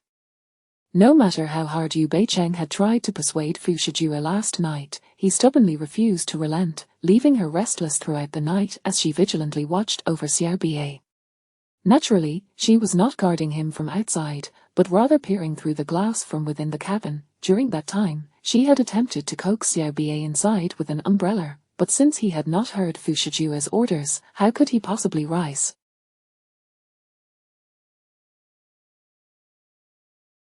In a fit of anger, Yu Beicheng flung the umbrella at Xiao Ba's feet and stormed inside. When morning arrived, seeing Xiao Ba's small figure huddled in a ball, she could no longer bear it and sought out Fu Shijue to confront him. "Miss Yu, what brings you here so early?" Steward Li inquired, awaiting her outside. "Do not hinder me. I demand to see Fu Shijue. I wish to know what he is made of, to be so heartless." Logically speaking, Xiao Ba was not his possession, and thus he had no right to dictate his fate. As an elderly man, Steward Li was unable to prevent Yu Beicheng's advance. She rudely kicked open the door, only to find Fu Shijue emerging from the bathroom, the air-conditioned cabin revealing his bare upper body, showcasing his well-defined abs, alluring chest, and sculpted biceps. He had a habit of showering and washing his hair upon waking. His damp hair hung down, droplets cascading down his neck and abdomen, flowing towards the mysterious triangular region below. He emanated an aura of desire and charm, leaving Yu Beicheng momentarily spellbound, her gaze fixated on him. Steward Li, thanks to Yu Beicheng, also caught sight of the astonishing spectacle but quickly averted his eyes. However, Yu Beicheng remained transfixed, her gaze lingering. It was not until Fu Shijue donned a bathrobe, his icy voice slicing through the air, that he addressed her. "What are you staring at?" "Your little brother." Fu Shijue's face flushed crimson, whether from anger or embarrassment. He exclaimed, "Yu Beicheng, have you no shame?" Realizing her words had been too blunt, she retorted, "You have a splendid physique. Steward Li, remove her at once and beat her senseless." Steward Li hurriedly attempted to escort Yu Beicheng away. Yet, she deftly evaded his grasp and approached Fu Shijue. "I came to discuss something important with you. Get out. I truly have pressing matters. Oh, is it such a crime to have seen your body? What part of you have I not seen before? You're a grown man. Having someone glance at you won't cost you a pound of flesh." Yu Beicheng could not fathom his thoughts. With such an impressive physique, it would be a shame not to showcase it. Fu Shijue, infuriated, seethed with rage. "Steward Li. Yes, I shall escort Miss Yu out immediately." Steward Li understood that if he allowed Yu Beicheng to remain, her safety would be at risk. Just before she was pulled away, Yu Beicheng defiantly declared to Fu Shijue, "Is Xiao Ba has been kneeling outside all night. I merely let him rise." To her surprise, Fu Shijue issued a harsh command, "Steward Li, under no circumstances is Xiao Ba to rise without my orders." "Understood." Fu Shijue. Are you out of your mind? You've already dealt with Qin Shino. Why can you not spare Xiao Ba? Are you deliberately opposing me? This time, Yu Beicheng was rendered speechless by Fu Shijue's fury. The door had already been shut by Steward Li, who warned her, what audacity you possess, to plead for Xiao Ba before the young master, It is November now, and it is so cold outside. He has knelt all night. If he were of a frail constitution, he could very well freeze to death in the dead of night. He shows no regard for human life. Yu Beicheng was desperate to prevent Xiao Ba's demise, for she had fought tooth and nail to rescue him from the park. Moreover, her future safety relied on Xiao Ba. Steward Li was about to scold her when Qin Shino arrived. Oh, what is all this commotion? Good morning, Miss Qin. As Steward Li greeted, Qin Shino nodded, smiling as she asked, Uncle Li, have you had breakfast? I have. And you, Miss Qin? As a man in his 40s, Steward Li had a particularly regular routine, waking early and not indulging in sleep like the younger generation. I'm preparing to have breakfast with Brother Fu, Qin Shino replied, several bodyguards behind her carrying food containers. Qin Shino was well aware of Fu Shijue's schedule. He rose at 6, worked out for an hour, and would be ready for breakfast shortly after his shower. Thank you, Miss Qin. It was only right for me to prepare these breakfasts after Brother Fu treated me yesterday. As she spoke, she cast a glance at Yu Beicheng, who was staring at the necklace around her neck. Beicheng, are you here to see Brother Fu so early? Yu Beicheng withdrew her gaze. Yes, but he refuses to see me. Qin Shino remarked, that's just his nature. I hope you do not take offense. How could Yu Beicheng not recognize his temperament? Why did it seem that Qin Shino's tone held an ambiguous intimacy akin to Fu Shijue's? Miss Qin, is that necklace a gift from the young master? Steward Li inquired. Indeed, Qin Shino replied with a smile. Oh, Steward Li mused, the young master purchased this necklace for Miss Qin without even informing me. It seems he harbors deep feelings for you. Yu Beicheng cast a sidelong glance at Steward Li. Though the necklace was exquisite, it did not appear to align with Fu Shijue's taste. How had Steward Li learned to spin such fabrications? Hearing Steward Li's words, Qin Shino laughed gaily. Then Uncle Li and Beicheng, I shall take my leave and head inside. Very well. After Qin Shino and her entourage entered, Yu Beicheng immediately deduced, you bought that necklace, didn't you? Steward Li was taken aback. How did you know? Yu Beicheng spoke mysteriously. In fact, it was a Christmas gift you purchased specifically for your wife, as you both met and wed on Christmas Day. In the narrative, the most fortunate characters were not the protagonists, but rather Steward Li. His wife was not only beautiful and knowledgeable, skilled in painting, singing, baking, and sewing, but also possessed a gentle and understanding temperament. Alas, she had lost both legs and was confined to a wheelchair, unable to walk. Steward Li kept his wife well hidden. How had she come to know all this? Fu Shijue was not one to pry into the personal affairs of his subordinates and remained oblivious to their relationships. Yu Beicheng continued, because I often see you video chatting with your wife. Oh, and by the way, the last time you brought me the prenatal medicine, I inadvertently caught sight of a message from your wife.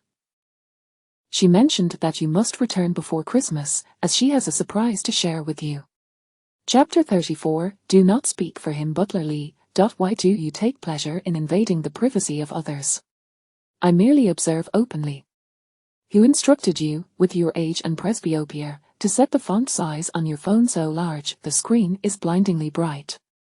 Butler Li wished fervently to sew her mouth shut. I am merely 45 years old. Only 45, and already presbyopic. Butler Li, you ought to take greater care of your eyesight. Butler Li was infuriated. Even if you have seen the messages my wife sent me, how could you possibly know that our meeting and wedding took place on Christmas Day? Yu Beicheng, at a loss for words, she hastily changed the subject. Qin Shinyo has taken the necklace you intended for your wife. What will you do? It was no surprise that she knew of this matter. In the narrative, Butler Li's necklace led to a significant incident. Qin Shinyo, upon glimpsing the necklace in Fu Shijue's study, mistakenly believed it was a gift intended for her and had since been preoccupied with it. However, on Christmas Day, she happened to see the necklace adorning Butler Lee's wife. Jealousy consumed Jean Chenier, prompting her to instruct her subordinates to deal with Butler Lee's wife. Known for her meticulousness, Jean Chenier's misdeeds always appeared as accidents, leaving no trace of evidence. Butler Lee's wife was severely burned in a gas explosion, suffering burns over 60% of her body, her appearance irrevocably altered. Concurrently, the child she carried, not yet 3 months along, perished as well. The joyous news Butler Lee's wife had shared with him was her pregnancy. Due to a spinal injury that rendered her legs incapacitated, she had faced significant challenges in conceiving. After over 20 years of marriage without a single child, the impending arrival of their baby was a hard-fought miracle, now lost. Consumed by sorrow, Butler Lee's wife soon fell ill and passed away within half a year following her death. Butler Lee descended into madness, clutching her belongings and isolating himself in his room, until he eventually leaped from the second floor, becoming a vegetable. The devoted Butler Lee, who had always been by Fu Shijue's side, was replaced by Xiao Bie. What can I do? Since the young master has given it away, I must simply purchase another. How did your necklace end up in Fu Shijue's possession? Butler Lee awkwardly replied, I asked the young master to help choose a gift. He was busy, so I left the present in his study. That was a gift you selected for your wife. What right does he have to bestow it upon another? Seeing her indignant expression, Butler Lee added quietly, he paid for it. Butler Lee was exceedingly devoted to his wife, surrendering his entire monthly salary to her without exception. This necklace, worth several million, was meant to be a surprise for her, and he had planned to have Fu Shijue front the cost, intending to reimburse him the following month. Even if he paid for it, what does it matter? That gift was your careful selection. The necklace embodied countless sentiments, inscribed with his wife's name and the affection he had personally crafted. I suggested to the young master that he present a gift to Miss Jean to placate her. After all, don't women adore jewels and diamond adornments? He must have made a mistake. Do not speak on his behalf. Yu Beicheng said with a frown, to serve such a master, you have truly endured a lifetime of misfortune. Butler Lee. What manner of speech is that? My young master is a fine individual, you must not speak ill of him. Yu Beicheng rolled her eyes. It's fine for you to give the necklace meant for your wife to someone else. Enough? You must not let Miss Jean hear of this. I understand. Thankfully, the necklace had been given to Jean Chenier, for had the plot proceeded as written, the fate of Butler Lee's wife would have been dire. Thus, perhaps this outcome is not so bad after all. If you wish for me to keep silent, I do have a condition, Yu Beicheng stated. Butler Lee, what condition? You must speak with Fu Shijue and request that he cease having Xiao Bie kneel. Is that too difficult? If so, I cannot guarantee that Miss Jean will not overhear about the necklace actually being all right. Butler Lee was genuinely frightened by her. I shall try. Yu Beicheng grinned and then quickly changed her demeanor. Thank you, Uncle Lee. Fu Shijue, upon hearing Butler Lee's words, was puzzled. How did she know the necklace was purchased by you? She inadvertently glimpsed a message sent by my wife. This woman is truly unrefined. Fu Shijue rubbed his temples. What hope is there that the child she bears will amount to anything good? Butler Lee inquired, is the young master accepting the child within Miss Yu? Accepting? It would be best to extinguish it in the cradle as soon as possible. Fu Shijue commanded, bring Xiao Bie in. Yes. On Yu Beicheng's side, she had been eagerly awaiting good news from Butler Lee. Upon learning that Xiao Bie was being carried in by bodyguards, she rushed over. After a night exposed to the cold, Xiao Bie endured a high fever, yet he still retained consciousness. Upon seeing Yu Beicheng approach, he gestured that he was fine. Close your eyes and rest. I will remain by your side. Xiao Bie was deeply touched and nodded earnestly. The news of Xiao Bie being returned by Fu Shijue quickly reached Jean Chenier's ears. It rained all night, and the temperature outside was below freezing. How is it that he survived? Xiao Qian nodded. I heard it was merely a high fever. A few cold medicines should suffice. This person's constitution is astonishingly resilient. For any ordinary person, such tribulations would be insurmountable. Who exactly is this Xiao Ba? Xiao Qian surmised the doubts lingering in Qin Shenhuo's mind. Miss, shall I investigate this person's background? Go ahead. This time, Qin Shenhuo did not refuse. Xiao Qian promptly made a call. The cruise ship's signal could be interfered with, yet it could also be detected more easily. As Xiao Qian contacted the Myanmar side, Butler Li received the news and immediately reported to Fu Shijue. Fu Shijue remarked, "It seems they are suspicious of Xiao Ba. Very well, let them investigate." Young master, do you truly intend to keep Xiao Ba by your side? Naturally, Fu Shijue would not retain someone with incomplete information close to him, but Xiao Ba's identity remained a mystery. Moreover, his former master possessed the antidote. It was essential for him to locate it. Hence, for the time being, Fu Shijue intended to keep Xiao Ba close. Butler Li understood Fu Shijue's intention and inquired, "Should we continue having Xiao Ba protect Miss Qin?" "Of course, why would we not?" Yu Beicheng cared for Xiao Ba, and since Xiao Ba was not strictly Fu Shijue's subordinate, why should he not continue to safeguard Qin Shenhuo? Chapter 35, The Sale of Beauty. After 2 days and nights of turmoil, Xiao Ba awakened just as they reached the borders of Country Z, ready to disembark from the cruise ship.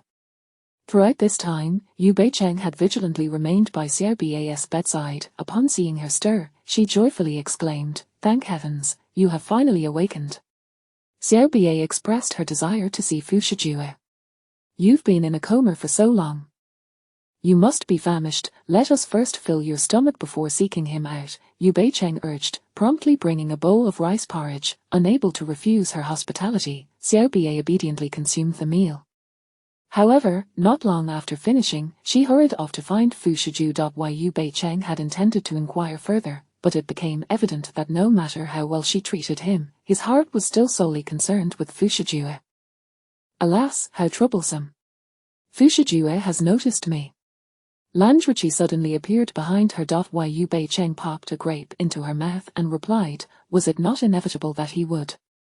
My father is also here to apprehend me, so you must help me create a diversion to allow me to disembark successfully."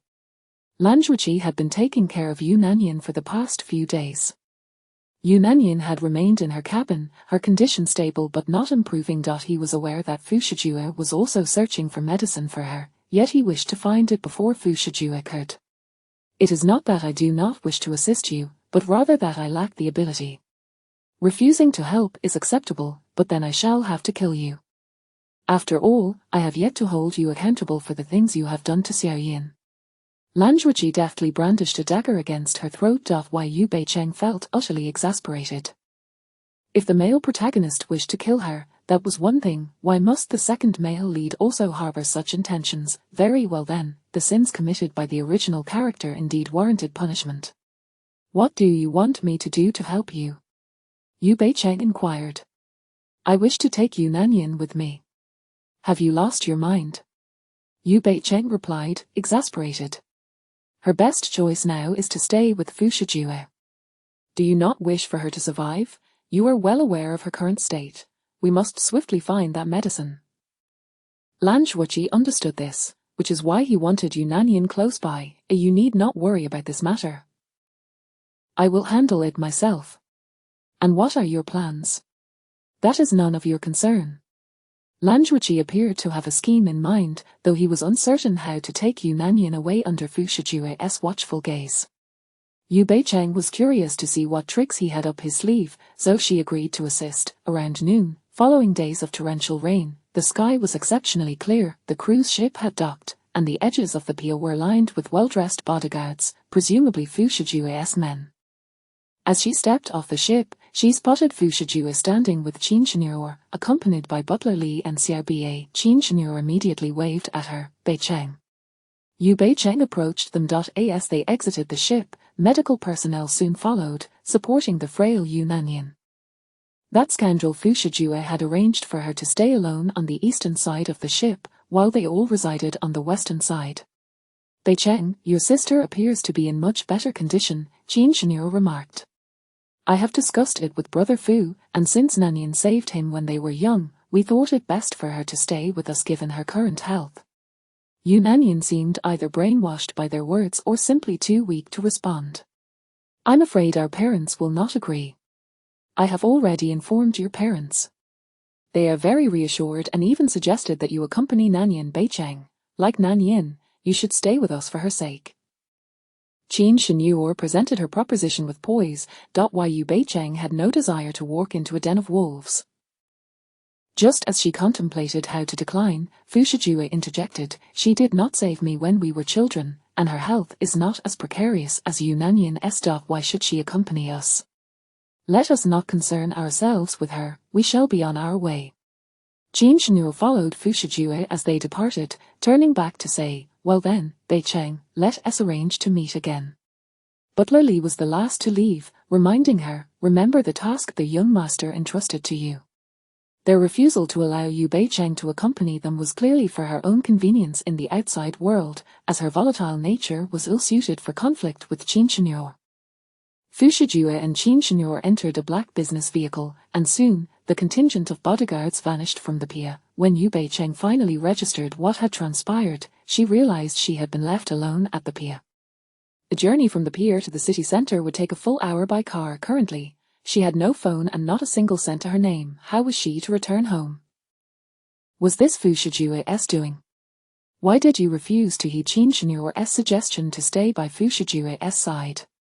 Lan Zhuqi suddenly materialized beside her, catching her off guard. You were supposed to remain in the trunk. How did you get out? I had barely settled in when Fu Shijue's men began searching each vehicle thoroughly. Such rigor was characteristic of Fu Shijue's meticulous nature. Yu Beicheng questioned. Do you have any money on you now? I have none. Yu Beicheng proposed, then shall we walk back? The pier is an hour away from the city center, we should take a taxi. But how can we take a taxi without money? Yu Beicheng's gaze suddenly landed on his wristwatch, and she pointed, can you not use that to pay for the fare? This is a birthday gift from Xiao Yin. It cannot be used. Lan Zhuqi declined, casting a glance at the necklace around her neck. Why not use your necklace instead? Dream on. She refused outright. This necklace belonged to Xiao Bie. She would rather walk to the city center than part with it. Lan Zhuqi mused, then how shall we reach the city center? She surveyed their surroundings and then grinned, utilize your charm. Lan Zhuqi raised an eyebrow, what? This was the pier, bustling with trucks delivering goods and private cars passing by. Yu Beicheng led Lan Zhuqi outside and reached out to hail a heavily laden truck for a ride, only to be met with indifference from the driver. Consequently, she had to shift her focus to private cars. I just attempted to hail a truck. Now it's your turn, Yu Beicheng stated. Lan Zhuqi was left speechless. However, fortune favored him, as he successfully flagged down a black BMW almost immediately. The driver was exceptionally kind, agreeing to take them along and even offering them unopened bottled water. The driver had but one small request. Lan Zhuqi was to sit in the front passenger seat and provide his WeChat contact. The driver was a plump woman in her 40s, adorned with shining gold jewelry on her fingers and neck, clearly a woman of wealth. Her willingness to offer them a ride stemmed from her admiration of Lan Zhuqi's looks. Chapter 36, staring at her in City A, at the luxurious mansion perched on the hillside. After Fu Shijue returned to the villa, he noticed that Butler Li had settled Qin Shenyor and Yu Nanyan before inquiring, did that woman walk back? Fu Shijue had intentionally left her alone there, instructing the truck drivers at the dock not to give her a lift back to the city center. However, Butler Li, considering her condition as a pregnant woman and the potential discomfort from walking too long, had dispatched a bodyguard to pick her up midway. Naturally, this decision had been discussed with Fu Shijue, who had neither explicitly refused nor consented at the time. Having been by Fu Shijue's side for a considerable duration, Butler Li was aware that the young master had shown leniency towards Yu Beicheng. Thus, he answered candidly, no, she got a ride in a passing private car. She certainly has her ways, he scoffed, then asked, what about Lan Zhuqi? He's with her, came the reply. Fu Shijue frowned, he didn't follow her here. On the cruise, he had brainwashed Qin Shenyor into believing that Yu Nanyan had saved him in his childhood, and now, due to her physical discomfort, he wanted to ensure she received care. Consequently, his men had carried Yu Nanyan into the villa, which had quelled any objections from Qin Shenyor.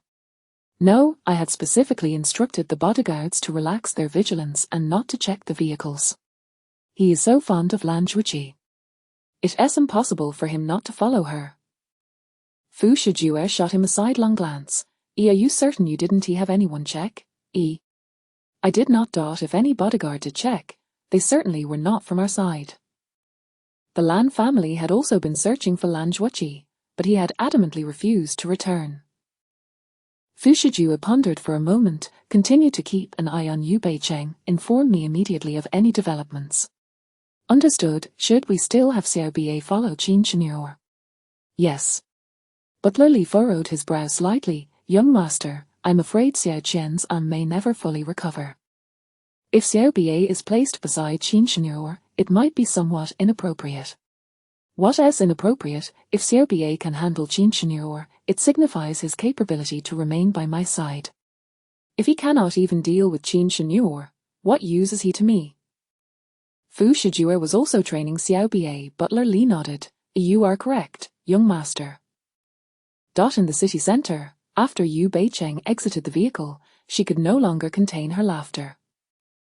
Lan Zhuqi, with a darkened expression, stared at her. You did that on purpose, didn't you? Of course not. If the driver had been a middle-aged man who took a liking to me, I would have selflessly devoted myself to ensure we could return to the city center, just as you did, she replied, a mischievous glint in her eye. Lan Zhuqi was a fool to believe her words. The wealthy lady even gave us a wad of cash, just as I was getting hungry. Should we find somewhere to eat, she suggested. That was given to me, not you. Lan Zhuqi had certainly not been taken advantage of by the wealthy lady. Otherwise, given his temperament, he would have left the vehicle long ago. The wealthy lady merely requested he call her a sister, left a contact number, and took a few photos with him. Although not outrageous, it was perilously close to crossing Lan Zhuqi's boundaries. The wealthy lady particularly enjoyed Lan Zhuqi's aloof demeanor, and just before they were about to disembark, fearing they might lack funds for a hotel, she kindly retrieved a stack of cash from her bag for him.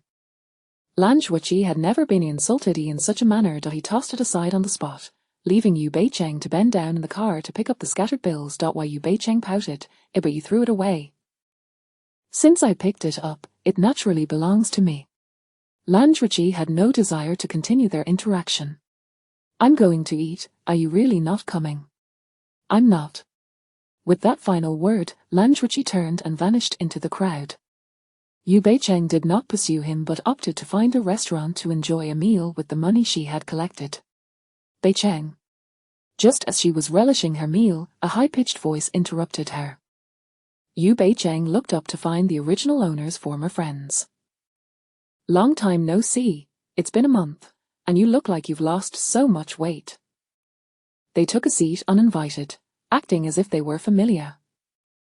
Yu Beicheng wiped her mouth and said, I've finished eating, feel free if you want to. It was obvious that these two women sought to extract information regarding her and Fu Shijue. If the original owner had not been schemed against by these two calculating women, how could Fu Shijue have discovered that she was not the one who saved him in his childhood? Indeed, the original owner, in her naivety, had been drinking and chatting with her so-called friends, spilling the truth of how she had deceived Fu Shijue. Naturally, the two had recorded it on their phones and sent it to Fu Shijue. Beicheng, are you still holding a grudge against us? The woman with straight bangs and heavy makeup said pitifully, it was my fault. I was drunk and accidentally sent it to your boyfriend. After all these years, do you really intend to cut ties with us over this? Do our years of sisterhood mean less than a man? Beicheng, Xiao knows she was wrong. Please forgive her, said another woman with voluminous curls sitting beside her. While Yu Beicheng glanced at the two of them and replied, if you want my forgiveness, then kneel down, both 3 times, and admit your mistakes. The original owner was already dead. No amount of apologies from them could restore the original owner's life. Xiao's expression darkened. Yu Beicheng, what do you mean by that? If you don't want to forgive us, just say so. There's no need to insult us. Exactly, we are genuinely apologizing, yet you don't treat us as friends at all, behaving this way towards us. Wang Jiuju added. While Yu Beicheng crossed her arms. What use is a hypocritical apology? I wish to see tangible actions. Xiao Xiao and Wen Juju's faces turned ashen with anger. Simultaneously, they were astonished. The Yu Beicheng who had always obliged their requests now seemed to have undergone a transformation. Could it be that Fu Shijue had rejected her, twisting her psyche? As this thought crossed her mind, Xiao Xiao smirked sarcastically. Yu Beicheng, you used to command us with authority because of Mr. Fu. Now that he has cast you aside, where do you derive such confidence to confront us? Xiao Xiao, how can you say that about Beicheng? She at least spent time beside Mr. Fu. Although he has seen through her true nature and despises her, isn't she still alive because of that? Wen Juju chimed in. Why Yu Beicheng had no intention of indulging them. If they wished to provoke her, she would meet them with equal fervor. With a bold gesture, she seized the leftover drink from the table and splashed it over their meticulously crafted makeup and outfits. The two women shrieked in outrage. Yu Beicheng, this is my brand new Chanel outfit. I've only worn it once. How dare you splash me? The drink also splattered onto Wen Juju's bag, my new LV bag. Yu Beicheng warned, from now on, avoid me, otherwise, it won't merely be a drink on your faces. I will tear your mouths apart with my hands.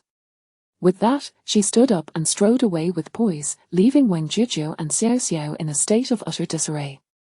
Chapter 37. Men are unreliable. Young master. After Miss Yu and Lan Zhuoqi arrived at the city center, they parted ways and went to a restaurant for a meal. In the restaurant, she doused Xiao Xiao and Wang Juju with drinks. Finally, she went shopping at the mall, buying clothes, getting her nails and eyelashes done, and didn't return to the Yu residence until 9 in the evening. Butler Li reported Yu Beicheng's whereabouts throughout the day to Fu Shijue in great detail. Fu Shijue expressed a hint of surprise. You say she splashed him? Xiao Xiao and Wang Juju. I reviewed the restaurant surveillance footage, and it appears they were mocking her about being rejected by you, young master.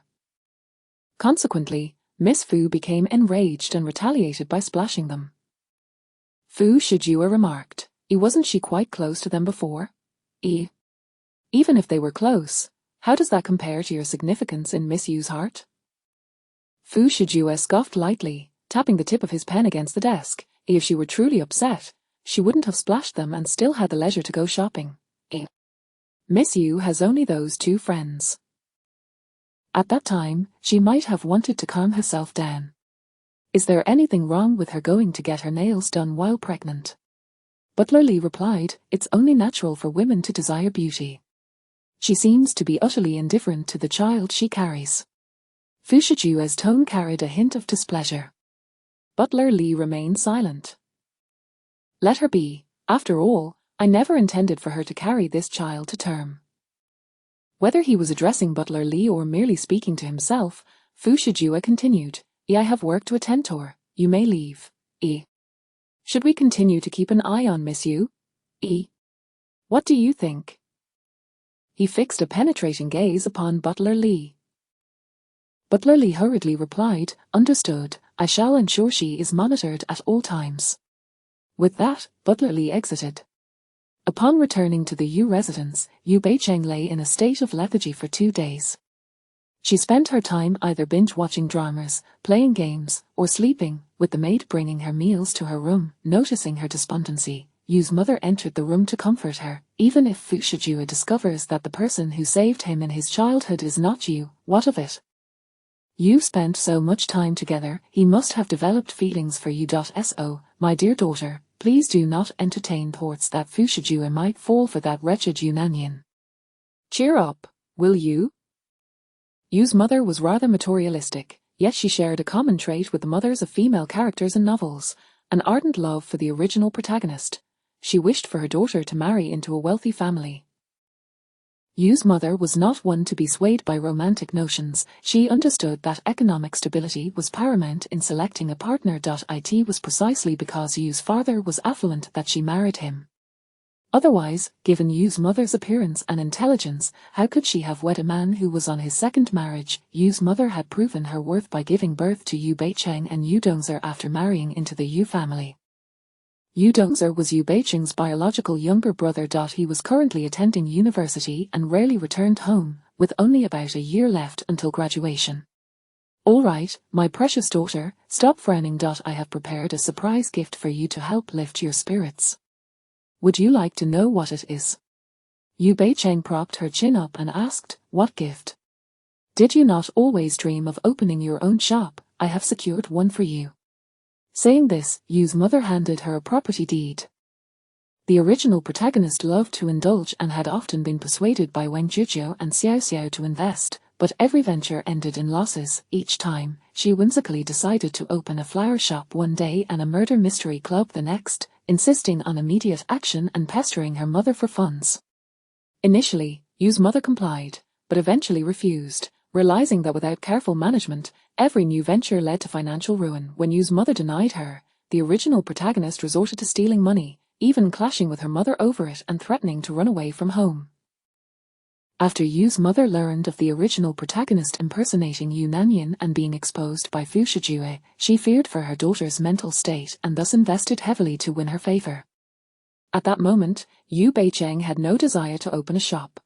The current economic climate was unfavorable, and starting a business felt akin to throwing money into the abyss. She opened the property deed to find the store registered in her name, indicating that her mother had indeed spent a significant amount to appease her.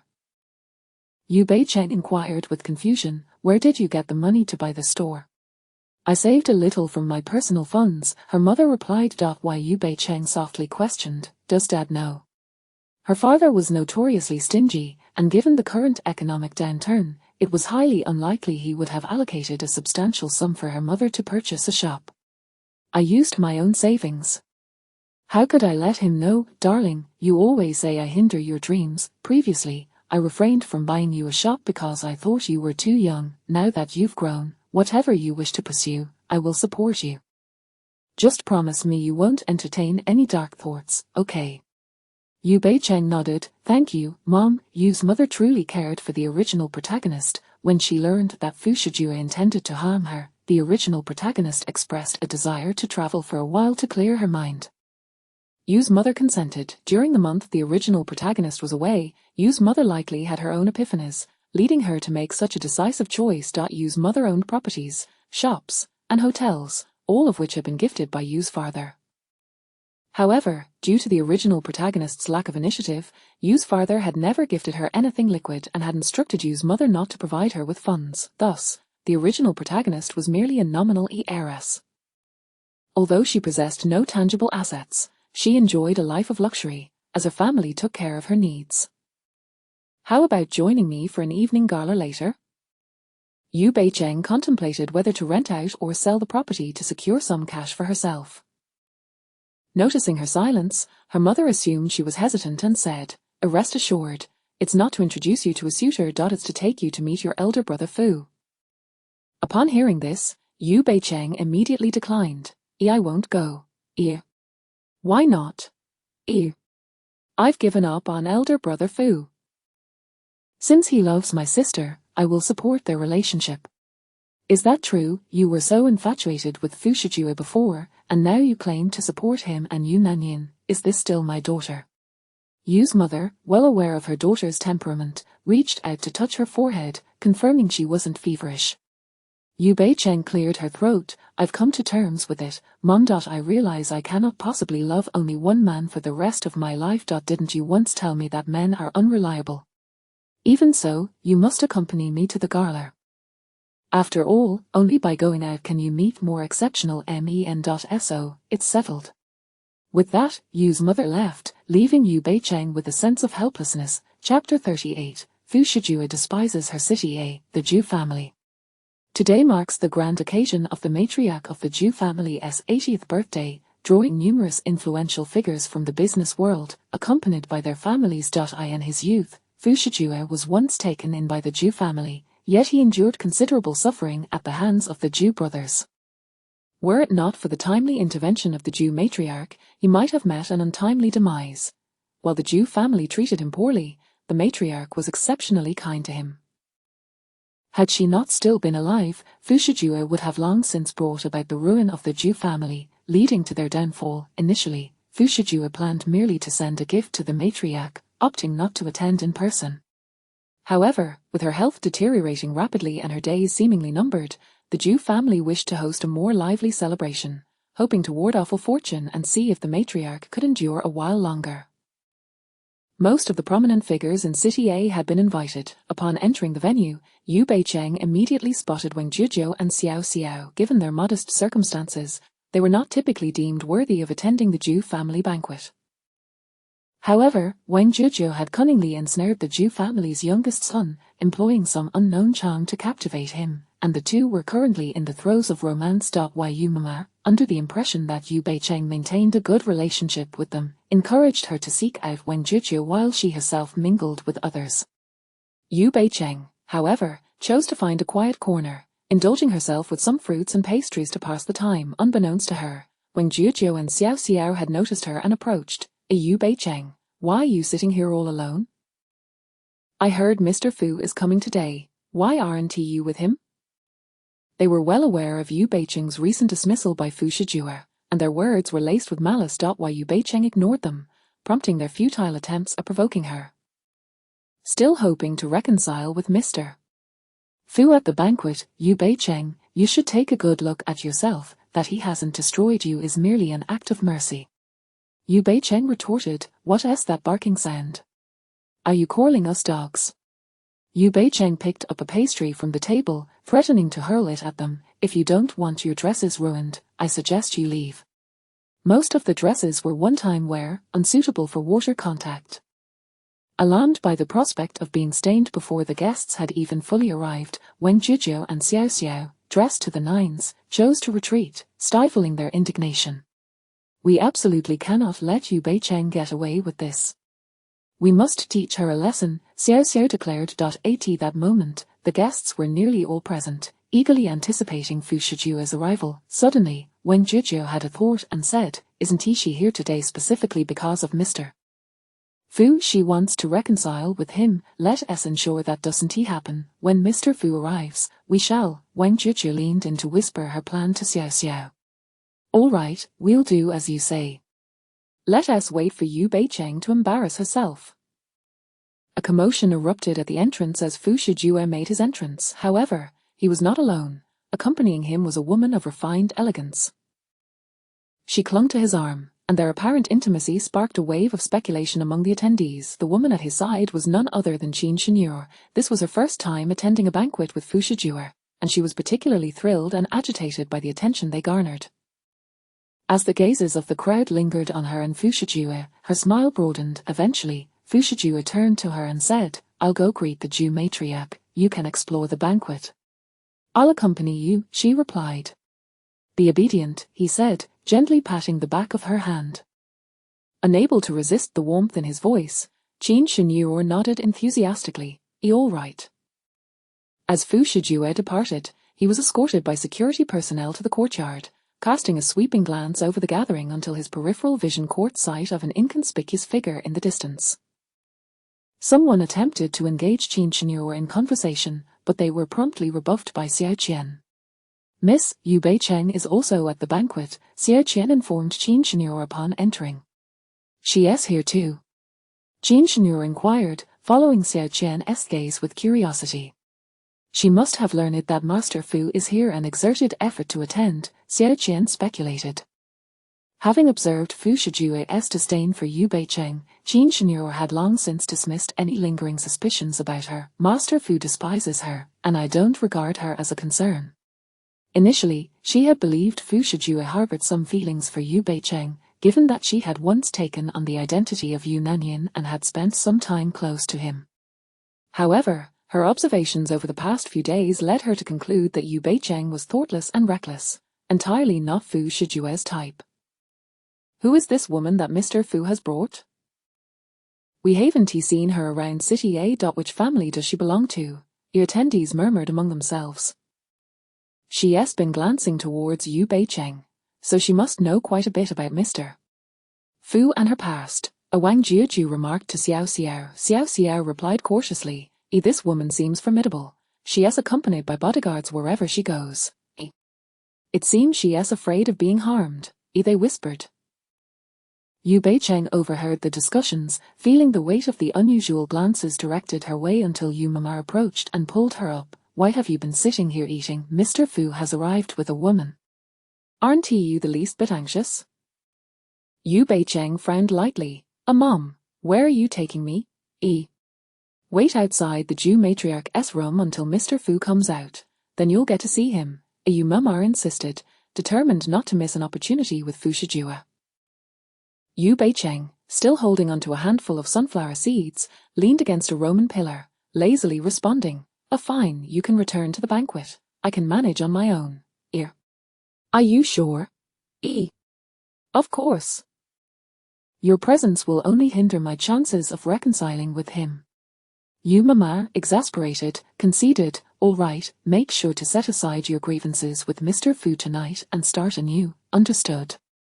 Nodding, Yu Beicheng continued munching on her seeds. Enough already. I've never seen you so greedy, Yu Mama scolded, snatching the seeds from her hands before leaving. Once deprived of her snack, Yu Beicheng dug into her pocket for more. Instead of waiting for Fu Shijua to emerge, she turned to leave, only to collide head-on with someone.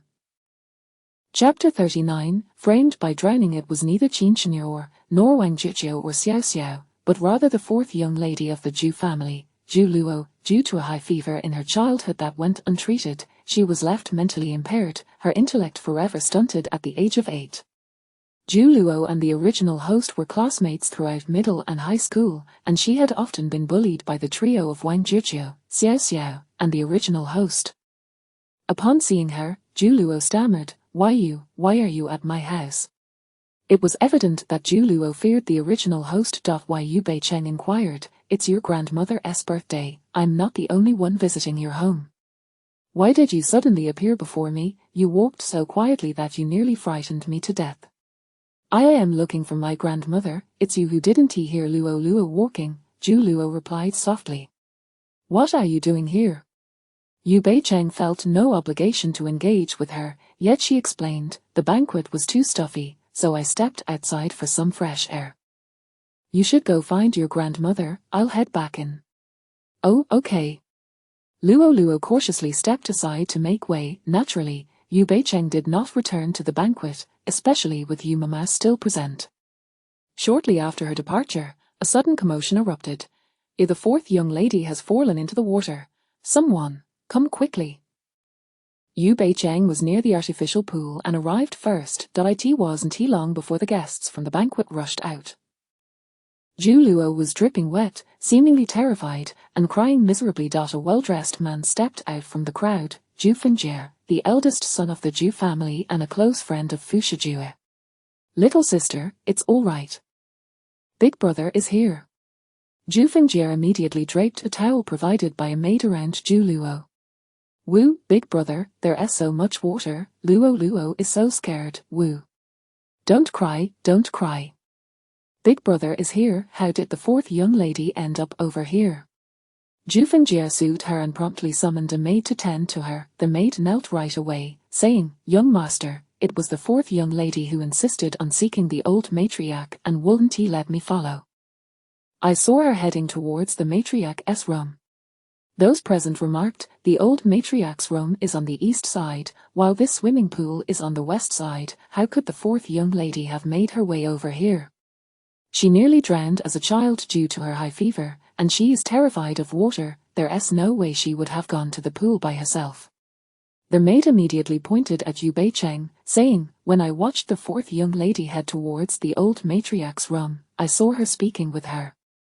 The fourth young lady looked very frightened, as if she had been threatened by her. Yu Beicheng responded. If you don't believe me, you can ask the fourth young lady, the maid insisted. Zhu Fingjie looked down at Zhu Luo, who was trembling in his arms, continuously saying she was cold. He swiftly carried her back inside, instructing, Take her to the living room. It was clear that Zhu Fingjie would pursue this matter with great diligence. Huan City did not know that Zhu Fingjie cherished the fourth young lady, Zhu Luo. As full-blooded siblings, Zhu Fingjie bore significant responsibility for Zhu Luo's earlier incident, thus he would never let anyone who harmed her go unpunished. Miss you, if you would, the bodyguard said. Yu Beicheng replied, I did not push her. Whether you did or not, the truth will be revealed once the fourth young lady speaks. The crowd began to point fingers at Yu Beicheng, and not a single soul came forth to support her.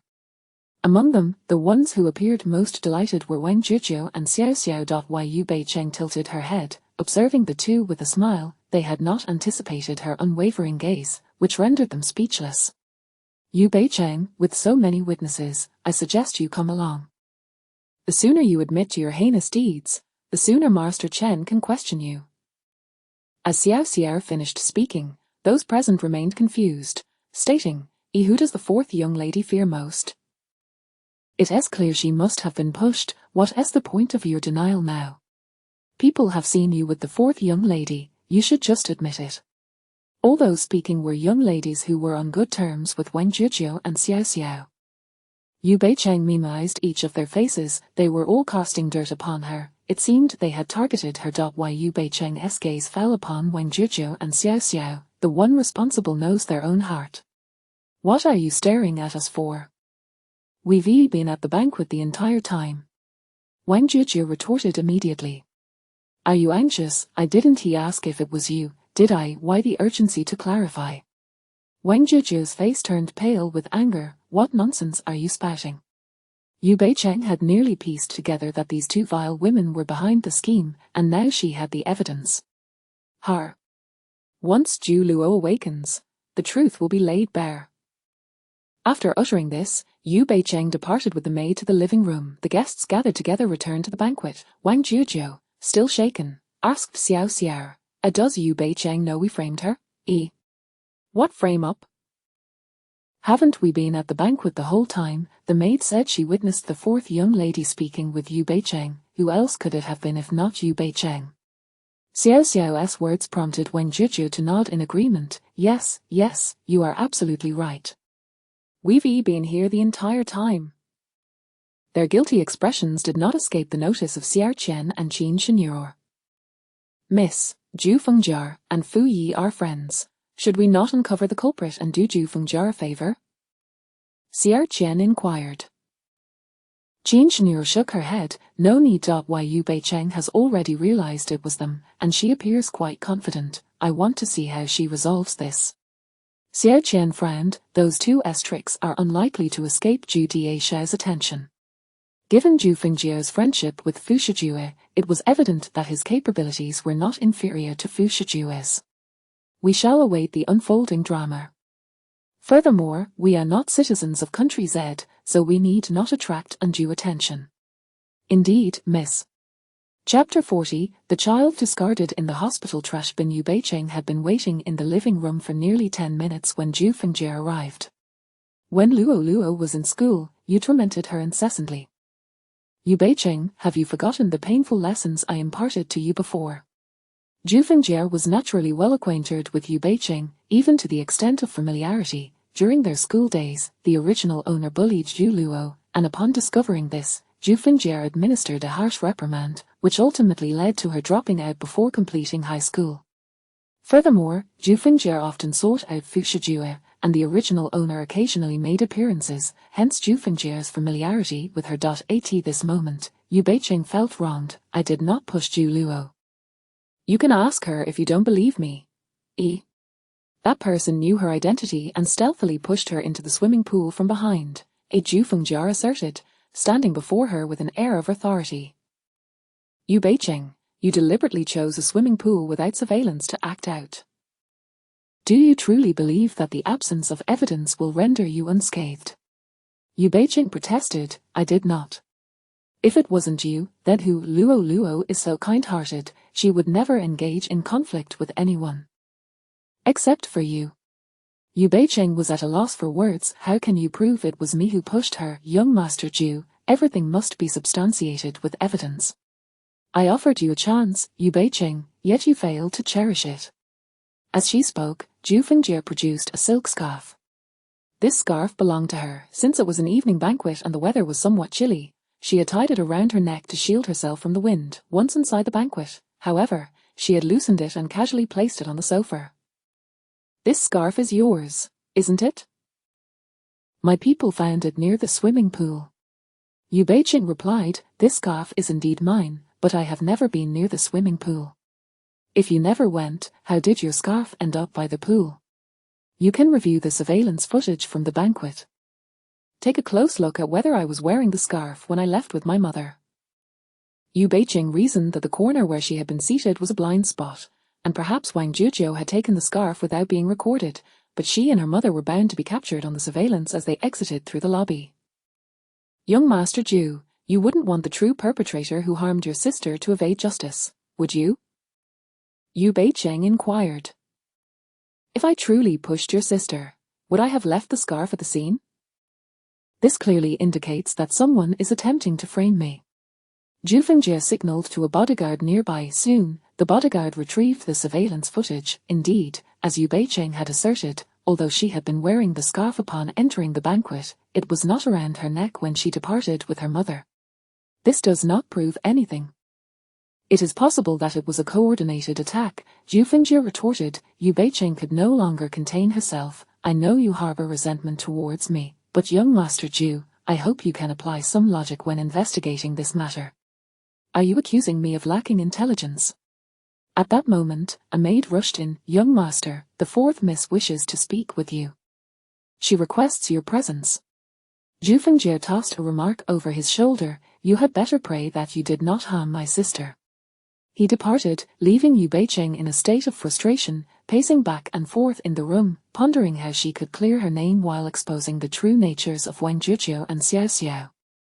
The incident involving Zhu Luo's drowning did not disturb the old matriarch. The banquet proceeded as scheduled. Nevertheless, whispers circulated among the attendees, and Fu Shijue, with his keen ears, caught wind of the gossip, yet he chose not to inquire with the bodyguards. Instead, he remained aloof, engaging in conversation with the executives who approached him. It was not until Zhu Fengjie, with a rather grim expression, approached him that he said, Have you been waiting long? Let us proceed to the study. Fu Shijue followed Zhu Fengjie into the study. On this occasion, Fu Shijue was not there to attend the old matriarch's birthday celebration. Rather, he was primarily there to discuss his assets in East Asia with Zhu Fengjie. These are the assets you have accumulated in East Asia recently. I have compiled everything for you to review upon your return. Zhu Fengjie handed him a USB drive from the drawer. The sheer volume of property necessitated the use of documentation for organization. Fu Shijue remarked, You have worked hard. We are brothers. Why speak of such things? Were it not for your timely intervention, I would not hold my current position within the Zhu family, Zhu Fengjie replied, reflecting on how the Zhu family had relied solely on him. Years ago, the Zhu family faced near bankruptcy due to a financial crisis. It was Zhu Fengjie, with his singular effort, who turned the tide and resurrected the Zhu family. Have you found any information regarding the matter I requested you to investigate? No. Must we seek out the owner of Xiaoba to save you, Nanyin? Fu Shijue replied nonchalantly, Sister Jiang Yubai has consumed the antidote, her health is nearly restored. So soon? Indeed. Fu Shijue settled onto the sofa, contemplating, perhaps I can use this antidote to lure out those who once sought to kill me. Fu Shijue had been searching for the individuals who had pursued him in his childhood but had encountered no leads. He believed those who had hunted him down must be aware of his identity. Do you think you were not abandoned by your parents, but rather there was another reason? Zhu Fengjie inquired.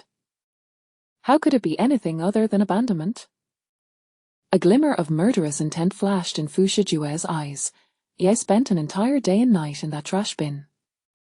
Had I not been resilient, how could a passing nurse have discovered me? How many mothers in this world would discard their own children in the hospital's trash? The location was exceedingly secluded. He wept for a day and night, with not a single doctor or nurse passing by, not even a janitor. How could he not have been abandoned? Zhu Fengjie hesitated. So you believe those who hunted you down were sent by your parents? Fu Shijue lowered his gaze, fixated on the USB drive in his hand. I do not know. Let it unfold naturally, Zhu Fengjie said, patting his shoulder as a gesture of comfort. Fu Shijue remained silent. When he was cared for by a nurse for a week, no one came to claim him, and the hospital had no choice but to send him to an orphanage. Life in the orphanage was not ideal, but at least it provided a place to stay. When he was 5 years old, a wealthy couple came to adopt a child from the orphanage. His striking appearance caught their eye at first glance. He thought that couple was his salvation. Indeed, They treated him exceptionally well, however. During a visit to the hospital for a blood test, the couple suddenly underwent a drastic change in temperament, plotting to create an accident to eliminate him. Fortunately, one night, as he got up to use the bathroom, he overheard their conversation and fled under the cover of darkness. He believed that couple would let him go, but upon returning to the orphanage, he was drugged into unconsciousness by the director. In the car, he mustered his heavy, drowsy body and jumped out. The director chased after him, and he dared not stop, running and running until he was surrounded by several men in black. They seized him, intending to kill him. He was fortunate. Yu Nanyan rescued him. The young girl grasped his hand and led him away from those who pursued him. She was well acquainted with the surroundings, guiding him to a mysterious base, where those assassins could not reach him. Had it not been for Yu Nanyan, he feared he would have long since perished at the hands of those assassins. His life was given to him by Yu Nanyan. Thus, now that Yu Nanyan was in danger, he felt compelled to save her, as a means to repay the debt of gratitude for her saving him. Fu Shijue declared, the most pressing matter now is to find the antidote and save Yu Nanyan. Zhu Fingjie nodded in agreement. Chapter 41, She and the Child Must Die. Why hasn't Brother Fu come out yet? At the banquet, Qin Shenyor had been waiting for Fu Shijue, but after a considerable amount of time, his figure was still absent. Xiao Qian remarked, amiss. Perhaps Master Fu is engaged in serious conversation with young Master Zhu. He is not a man of many words. Even if he were discussing important matters, it shouldn't take this long. Shall I go and check? Qin Shenyor nodded. Be discreet, and do not let Brother Fu catch you. Understood. Meanwhile, Fu Shijue had intended to take his leave, but Zhu Fengjiar suddenly broached the subject of Yu Beicheng. Now that Yu Beicheng is not your benefactor, you wouldn't hold it against me for what I do to her, would you? Do as you wish. Seeing his reaction, Zhu Fengjiar chuckled. I thought that after spending some time with her, you might have developed some feelings. Since that is not the case, I shall not hold back. Fu Shijue replied, You were right before. She is indeed malicious and treacherous. However, even if I have seen her true nature, you still cannot harm her. Why not? Zhu Fengjiar inquired, puzzled. She pushed my sister into the pool, nearly drowning her. She is pregnant, and the child is mine. As he uttered these words, a flicker of disdain and irritation crossed Fu Shijue's eyes. Zhu Fengjiar was left utterly stunned. Suddenly, a voice echoed from outside, prompting Zhu Fengjiar to ask, Who is it? No one responded. He swiftly opened the door, peering outside, only to find no one there. Meow, a Persian cat, leapt out from the side, licking its paws. This was Zhu Luo's cat, which Zhu Fengjiar had allowed to roam his territory. Thus he did not shoo it away. He closed the study door and remarked to Fu Shijue, My sister's cat. But how did you end up in contact with it? Did you not previously claim to have no feelings for her? Could Fu Shijue admit that it was that wretched Yu Beicheng who had coerced him? He was a man, and even before his closest brother, he had to maintain his dignity. Noticing Fu Shijue's expression, Zhu Fengjiar ceased his inquiries and simply asked, Are you planning to keep the child? Yes. You are not one to favor children, nor would you allow a woman you do not cherish to bear your child. Tell me, what has prompted this sudden change of heart? Fu Shijue did not conceal the truth from him. Jiang Yubai. I feel as though I've heard that name before. Her sister is Mo Sai's wife. So it is he. This Yu Beicheng is quite clever. Knowing that Lan Zhuqi and Jiang Yubai share a good relationship, she manipulated Lan Zhuqi to obtain the medication from Jiang Yubai to scheme against you. Just recalling the previous instance when Fu Shijue had been caught off guard made Zhu Fengjiar unable to suppress his laughter. Fu Shijue shot him a cold glare. Zhu Fengjiar immediately wiped the smile off his face and mischievously asked, What is the taste of a woman like? Is the experience of losing your virginity delightful? Get lost. Har har har. Outside the door, Xiao Qian crouched down, eavesdropping on the conversation between Fu Shijue and Zhu Fengjiar, her entire being filled with shock and indignation. Ultimately, she silently retreated. Upon entering the banquet hall, faced with Qin Shenyor's eager inquiries, Xiao Qian found herself at a loss for words. What is it? You look as though something has happened to Brother Fu. stop keeping me in suspense and speak. Qin Shenhua urged. Xiao Qian stammered, struggling to articulate her thoughts. Nearby, Wang Juzhou and Xiao Xiao were gleefully recounting Yu Beiqing's misfortunes. Speak up. Qin Shenhua grew anxious, her voice rising, which instantly drew the attention of the two. Turning their heads, they caught the tail end of Xiao Qian's words. Knowing that Yu Beiqing's pregnancy could not be concealed from the miss for long, Xiao Qian decided to lay everything bare. Bang! Qin Shenhua, perhaps in disbelief, staggered backward. In her distraction, she accidentally knocked over a row of champagne flutes placed on the island counter behind her. The champagne shattered on the floor, the sound and aroma drawing considerable attention from the guests. Drenched in champagne, Qin Shenhua exclaimed, "Oh, what nonsense are you spouting? Miss, please do not be angry." Xiao Qian hastily supported her as she threatened to topple. At that moment, Qin Shenhua's eyes reddened, tears welling in her eyes. A maid rushed over to clean up the mess. Xiao Qian led Qin Shenhua out of the banquet hall. "Miss, Master Fu was also forced into this. It was all Yu Beiqing's one-sided wish." Fury surged through Qin Shenhua. "I want to kill her." "You cannot. Master Fu does not harbor any feelings for Yu Beiqing. If you kill her, Master Fu will resent you because of the child." Qin Shenhua smashed the decorative flowers arranged against the wall. "I want her dead." "Xiao Qian, how dare she plot against Master Fu? How dare she become pregnant with his child? I want her to have no place to rest in death." Xiao Qian embraced her, soothingly saying, "Miss, that wretched woman Yu Beiqing must die, but it cannot be by our hands. We can use Master Fu's hand to eliminate her." Tears streamed down Qin Shenhua's face. She covered her face, her tears ruining her makeup, flowing through her fingers. "I want to kill her." Xiao Qian, after serving Master Fu for over 20 years, only to have her seize the opportunity first. "I must ensure she meets a dreadful end. Master Fu has not developed feelings for her, miss. Think positively." Qin Shenhua, in a panic, responded, "Yes, while her child has yet to be born, and Master Fu does not care for her or that child, we must quietly make her disappear from this world."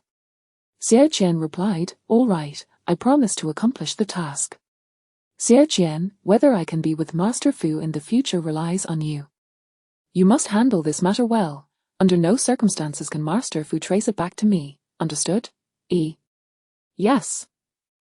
At the banquet, upon hearing Xiao Qian's report to Qin Shenhua, Wang Juzhou and Xiao Xiao stood frozen in place. Finally, Xiao Xiao tentatively asked, "Yu Beiqing is pregnant, is that woman speaking the truth?" "How could it not be true? Yu Beiqing has been missing for over a month, and during that time, I heard that Master Fu went to Myanmar for a month. The timelines coincide. It appears that Yu Beiqing is indeed pregnant with Master Fu's child." "Xiao Xiao, what should we do? We treated her so poorly a few days ago, now we are framing her." Wang Juzhou spoke in a flurry of concern.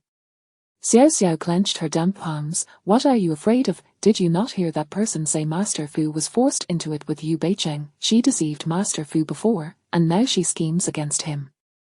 Even if she is pregnant, Master Fu would not want her to give birth to that child.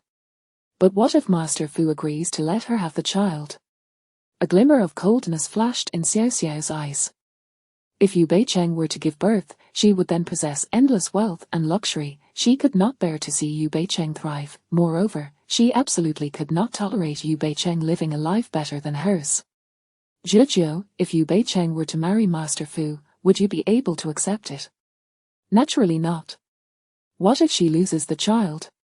Xiao Xiao suddenly suggested, "Do you think Master Fu would still glance at her?" Wang Juzhou paused. "What do you mean, precisely?"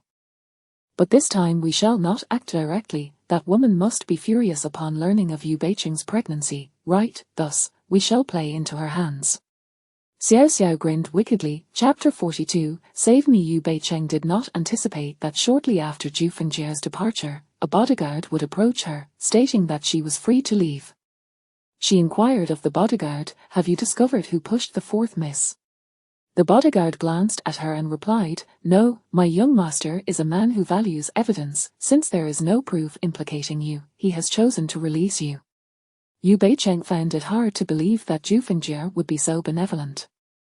Like Fu Shijue, Zhu Fingjie was ruthless and unyielding. Any suspicion he harbored must be thoroughly investigated, and he would never allow anyone to interfere with what he cherished. Given that the identity of the person who pushed Zhu Luo had yet to be uncovered, how could Zhu Fingjie possibly let her go? Could it be merely for Fu Shijue's sake? Aside from that rationale, Yu Beicheng could not fathom why Zhu Fingjie would release her. As Yu Beicheng exited, her mother, Yu Mamar, anxiously stared at her. Did Zhu Xiaoyi make you do anything? I'm fine. That's good to hear. Fortunately, Mr. Fu intervened, otherwise, Zhu Xiaoyi might not have let you off so easily, Yu Mamar expressed with relief. Why? Yu Beicheng was taken aback. Fu Shijue spoke on my behalf in front of Zhu Fingjie. What else could it be? Yu Beicheng remained skeptical. Suddenly, she felt a burning gaze fixated upon her. When she looked up, she met the cold, murderous eyes of Qin Shenyor. She and Xiao Qian stood not far away amidst the crowd, her sinister expression sending chills down Yu Beicheng's spine. It appeared that Qin Shenyor harbored animosity towards her. What was happening? Qin Shenyor had noticed her upon entering the banquet but pretended not to see her. Why did her demeanor change after Yu Beicheng was pressed by Zhu Fingjie in the living room for just a brief moment? However, Qin Shenyor merely stared at her for a few seconds before coldly averting her gaze. What are you staring at? Yu Mamar called out to her. Mr. Fu has come out. Shouldn't you go greet him? Yu Beicheng shifted her gaze towards Fu Shijue, who had emerged alongside Zhu Fingjie.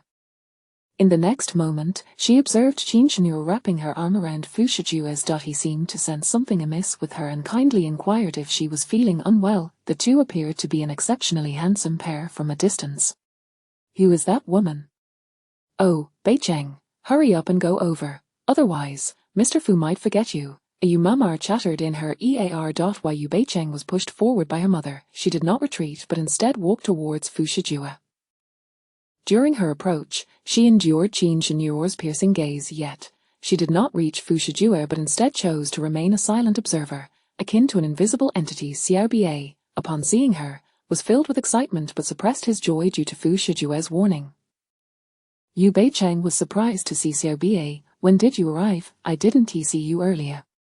Everyone had anticipated a battle of wits between Fu Shijue's ex and current, eagerly awaiting the spectacle, but unexpectedly, Yu Beicheng seemed to have stalled midway. Xiao Bie gestured towards the outside, indicating he had been waiting there. Now that Fu Shijue was preparing to leave, Xiao Bie had come in. Xiao Bie, come find me here tomorrow. I will take you to your master's residence.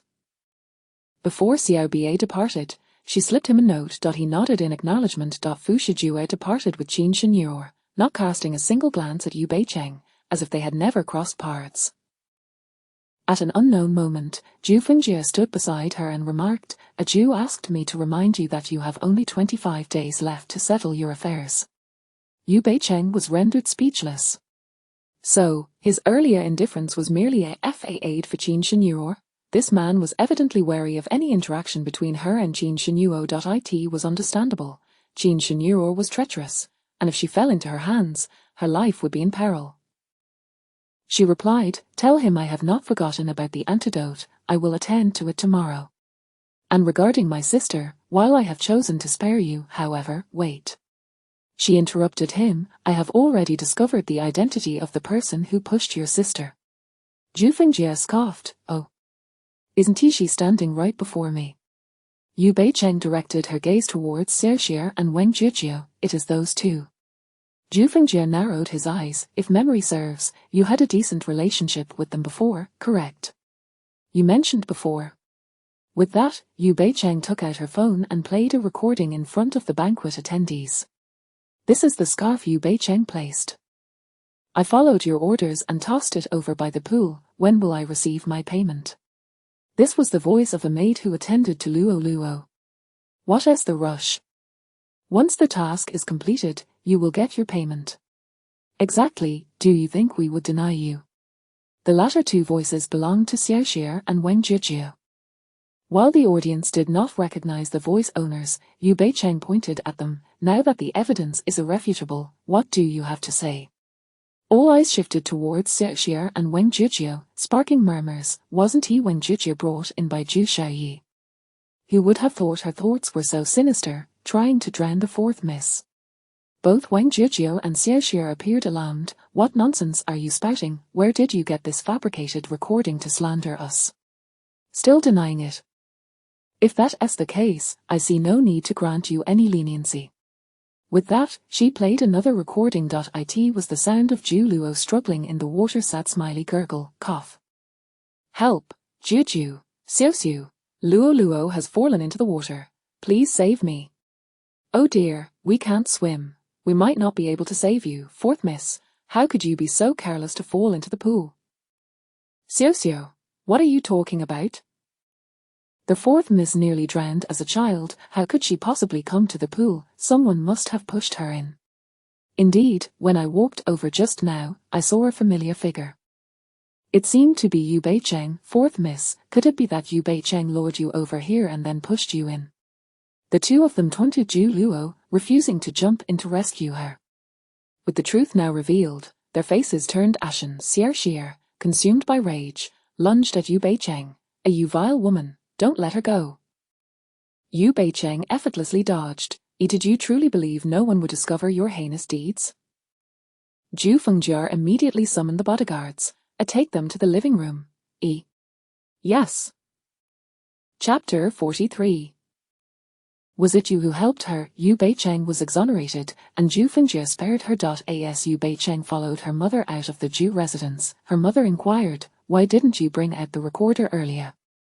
At the poolside, her mother had assumed that Yu Beicheng was responsible, thus refraining from intervening. She believed that Zhu Fengjia would let Yu Beicheng off the hook, considering Fu Shijue's reputation. However, to her astonishment, after Fu Shijue departed, Yu Beicheng produced the recorder. Why? Yu Beicheng explained, your friend gave it to me.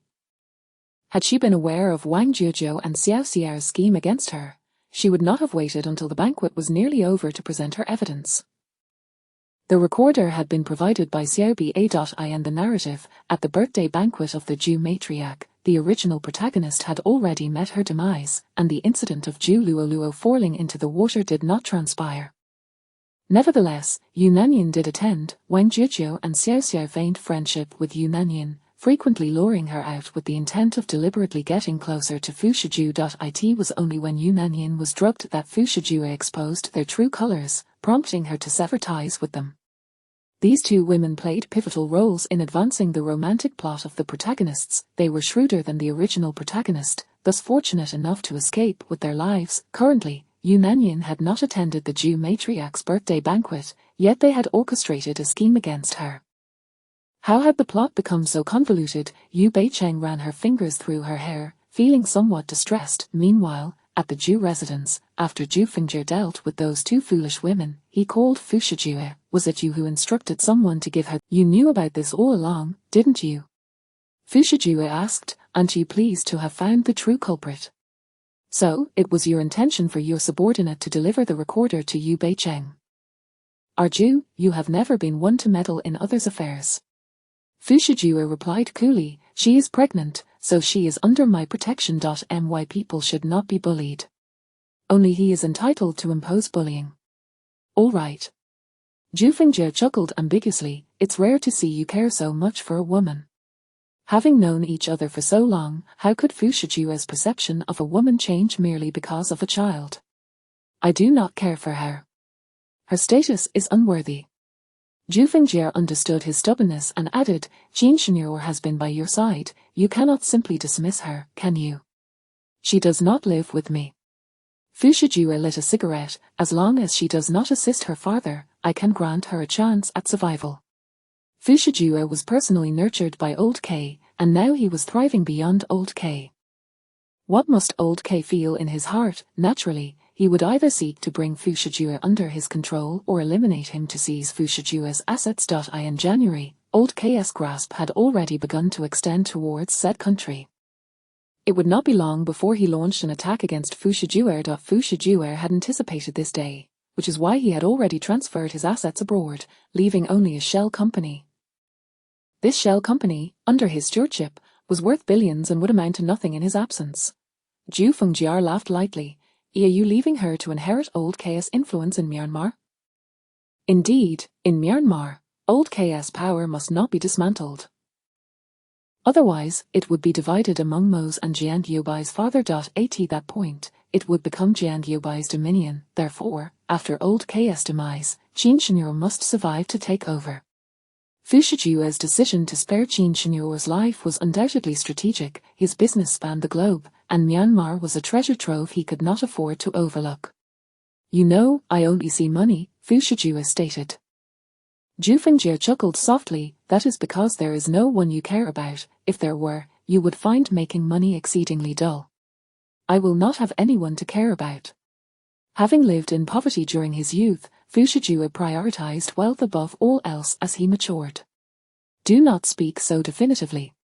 What if you encounter a woman you desire? There will be none. Zhu Fingjie remarked, all right, you are still oblivious. I shall refrain from discussing this with you. The two ended their call. Moments later, Butler Li knocked and entered. Young master, Miss Yu wishes to see you. What is the matter? Butler Li shook his head. Young master, will you go to see her? Fu Shijue pondered for a moment before ultimately heading to the south courtyard. The villa was expansive, covering an area comparable to the Forbidden City, divided into the north, south, east, and west courtyards. He typically resided in the east courtyard, as it was less illuminated, suiting his preference for dimmer spaces. The south courtyard served as his workplace, housing a library where he spent considerable time. The north and west courtyards had remained vacant until Yu Nanyan and Qin Shinryu arrived, taking residence there. Yu Nanyan occupied the north courtyard, adjacent to the west courtyard where Qin Shinryu resided. To reach the north courtyard, Fu Shijue had to pass through Qin Shinyu's area. At this moment, Qin Shinryu had retreated to her room, frantically plotting with Xiao Qian on how to harm Yu Beicheng, oblivious to Fu Shijue's presence in the north courtyard. It was only after Fu Shijue exited the north courtyard that she noticed him, mistakenly believing he had come to seek her out, which filled her with joy. However, Xiao Qian's words plunged her into despair. Miss, it seems Master Fu just came from the north courtyard. What was Master Fu doing in the north courtyard? Xiao Qian shook her head. These Yu sisters. Why do they always cling to Master Fu? That wretched Yu Beicheng is pregnant with Master Fu's child. Now Yu Nanyan wishes to employ the same tactics as Yu Beicheng. Seeing her usually calm and composed mistress now consumed by rage, Xiao Qian cautioned, Miss, have you forgotten the primary task assigned by the master when you came to be near Master Fu? You must not act impulsively, no matter how many women surround Master Fu, as long as the position of Mrs. Fu is yours, that is all that matters. Qin Shinryu closed her eyes. She was well aware of this, yet her jealousy was driving her to madness. Find out what Master Fu needed in the north courtyard from Yu Nanyan. Understood. Half an hour earlier, when Fu Shijue stepped into the north courtyard, Yu Nanyan had already been waiting for him for quite some time. Brother Fu. Fu Shijue glanced at her pallid complexion. What do you need? Yu Nanyan coughed softly, saying, I know you allowed me to move in, considering the past favor I did for you, hoping to restore my health, but, cough cough cough. Do not speak. Fu Shijue frowned slightly. Rest well and do not dwell on unnecessary matters. I wish to leave here and hope you can grant me this request. Chapter 44. How could he remember her? No, Fu Shijue firmly rejected. Are you planning to leave again for work? Are you not aware of your own physical condition? Yu Nanyan lowered her gaze. My grandmother's condition is quite dire. I must earn more money. From a young age, Yu Nanyan had been closest to her grandmother, yet despite living in the Yu household, she endured a life even more miserable than that of a servant.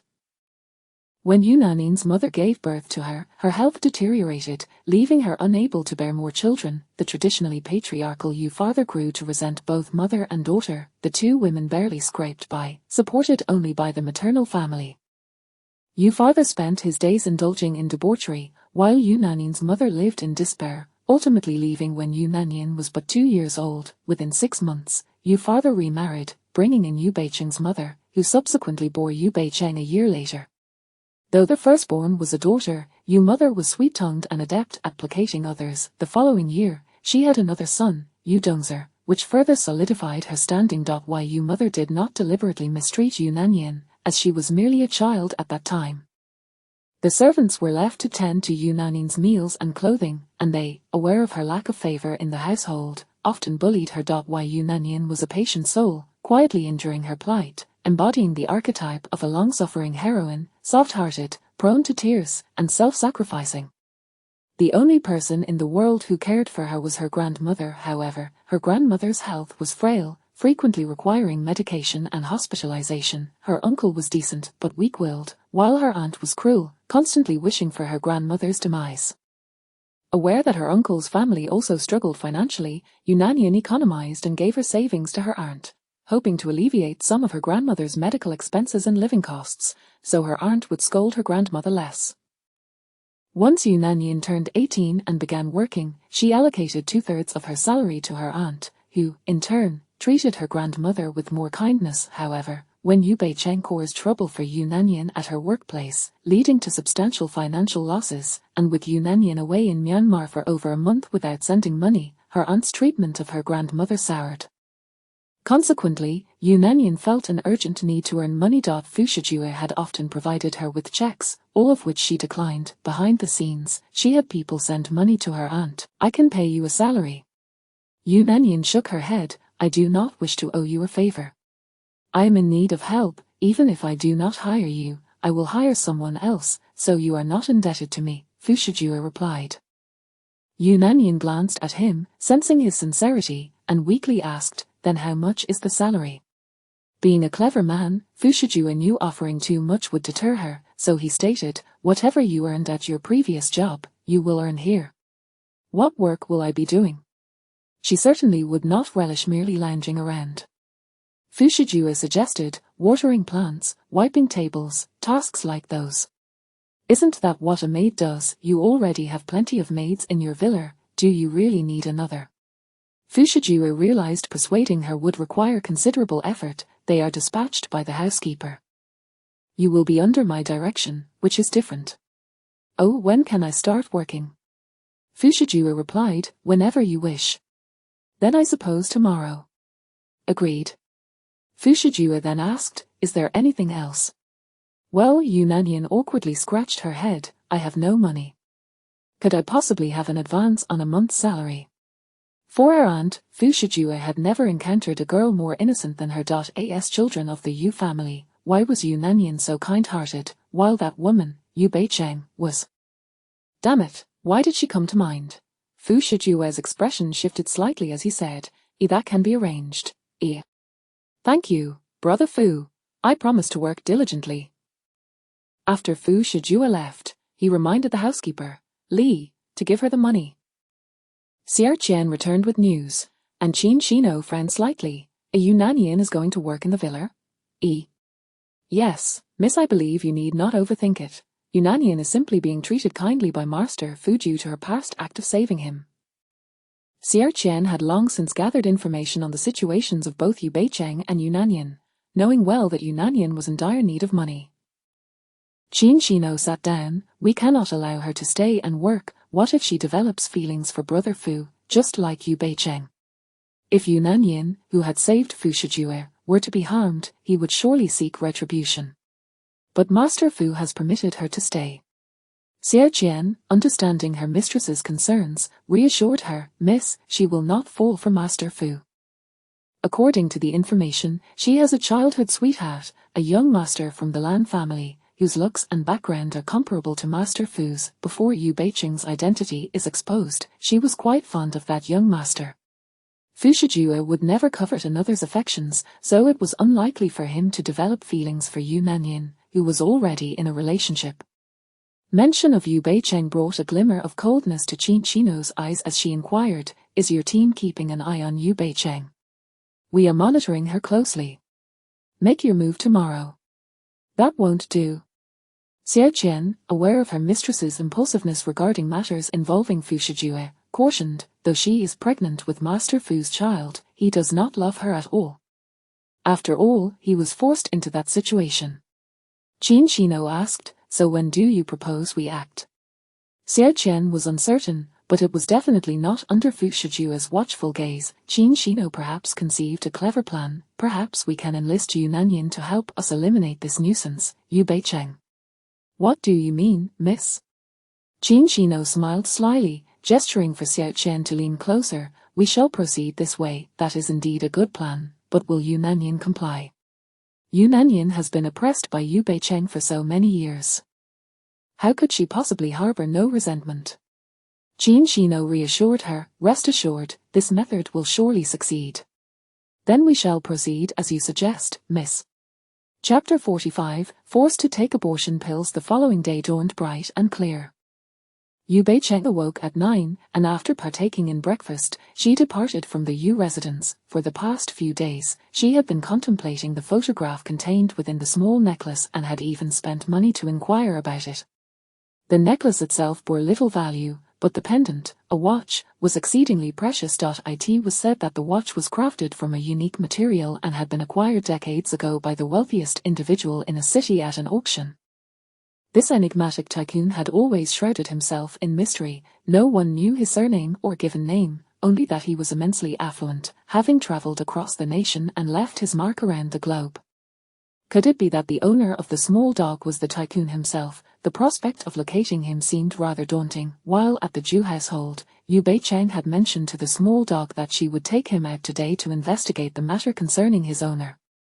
She was uncertain whether he had emerged yet. She drove to a cafe at the foot of Fu Shijue's villa, waiting with the hope of catching a glimpse of him as he descended.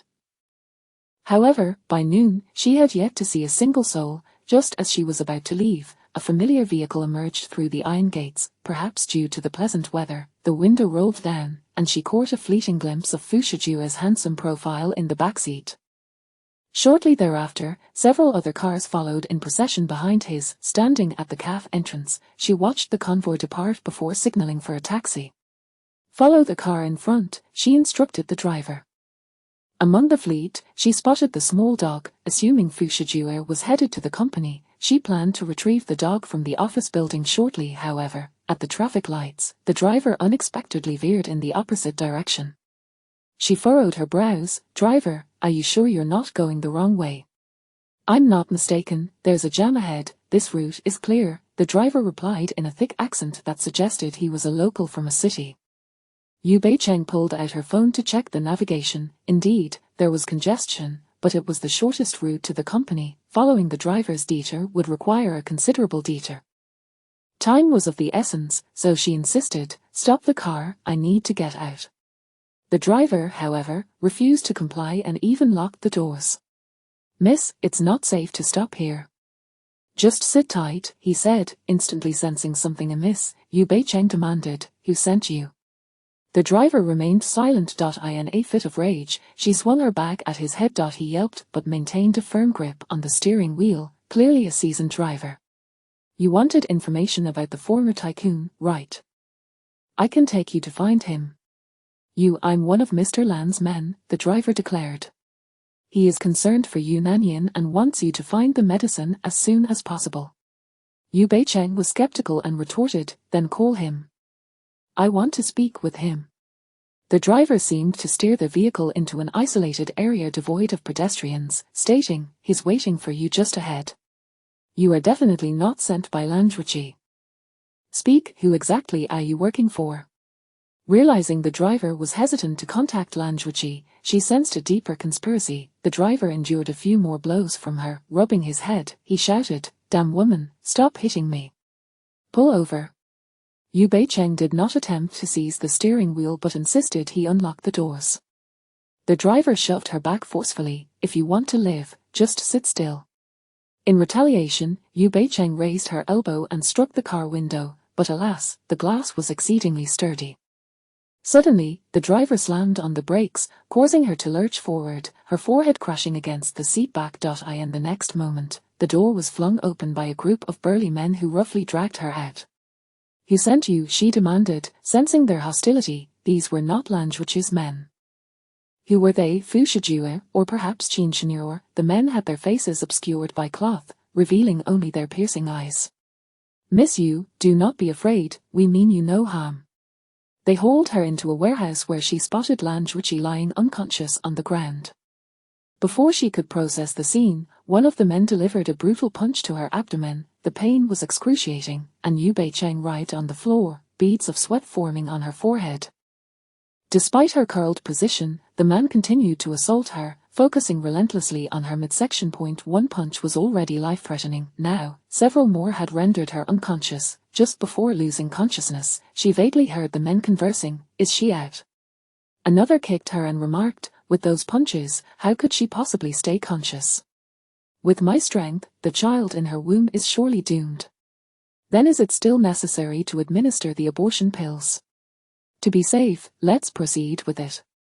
The man roughly grasped Yu Bei-cheng's head and poured a concoction down her throat. "All set. Let us leave."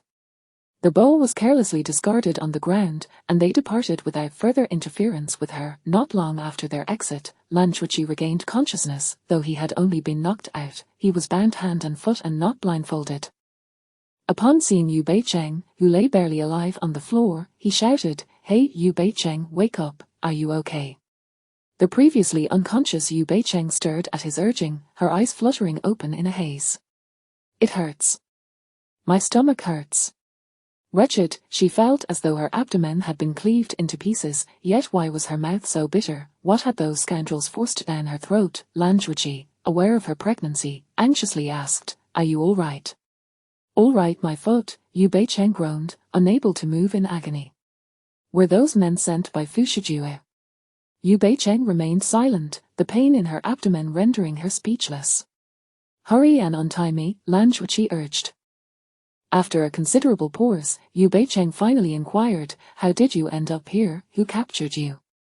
"Oh, I went to find Xiaoyin and was inexplicably captured. It must have been Fu Shijue who discovered me, and his men tossed me here," Lan Chuchi explained. Yu Bei-cheng, perplexed, replied, "Isn't Yu Nanyan doing well by Fu Shijue's side? Why would you want to take her away?" Lan Chuchi shot back indignantly, "You think it's good to be near Fu Shijue, but for Xiaoyin, it's not beneficial at all." "How do you know it's not good for her?" Yu Bei-cheng rose, rubbing her belly. Yu not wishing to argue further, she began to untie him, stating, "I don't believe Fu Shijue is the one who bound us." "Then who do you think it is?" Just as Yu Bei-cheng was about to respond, a noise erupted at the entrance, and the dilapidated iron door creaked open. Chapter 46, The Child is Gone. What arrived was not the burly men who had harmed her, but rather Butler Li and Xiao Ba, accompanied by a multitude of bodyguards. "Miss Yu, are you all right?" Butler Li asked anxiously, his gaze falling upon her abdomen.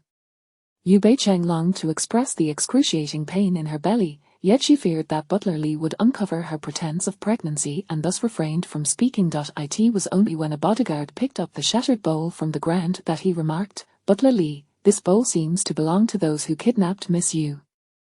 It has a strange odor." Butler Li immediately inhaled the scent. "What did they force you to drink?" Yu Bei-cheng stammered. "I fear it is an abortion pill, seemingly designed specifically to target the child within Yu Bei-cheng," Lan Chuchi interjected, casting a sidelong glance at Butler Li. "Aren't those individuals affiliated with you? Our people would never harm Miss Yu's child." Butler Li exclaimed, displaying an expression of profound anguish. "Miss Yu, did you consume it?" Yu Bei-cheng parted her lips. "There's no need to ponder.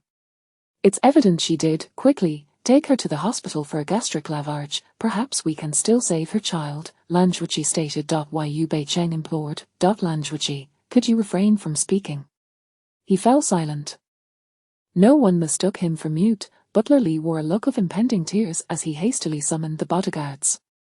"Rush Miss Yu to the hospital. If anything happens to the child within her, I will hold all of you accountable." Thus, Yu Bei-cheng was swiftly escorted into the vehicle by the bodyguards. Butler Li instructed them to investigate the shattered bowl to ascertain what those deranged individuals had made her consume. Soon after, as they admitted Yu Bei-cheng into the hospital, a phone call was received from the bodyguards. "Butler Li, it is indeed an abortion pill, and the potency is extremely strong. If ingested, the child will turn to a pool of blood within 10 minutes, even if it is on the verge of birth." Upon hearing this, Butler Li felt as though the sky were collapsing around him. "Investigate. Who is so ruthless as to harm my young master's child?" Understood. Xiao Bie, who had been lingering nearby, noticed Butler Li's tears and grew anxious, fearing something had happened to Yu Beicheng.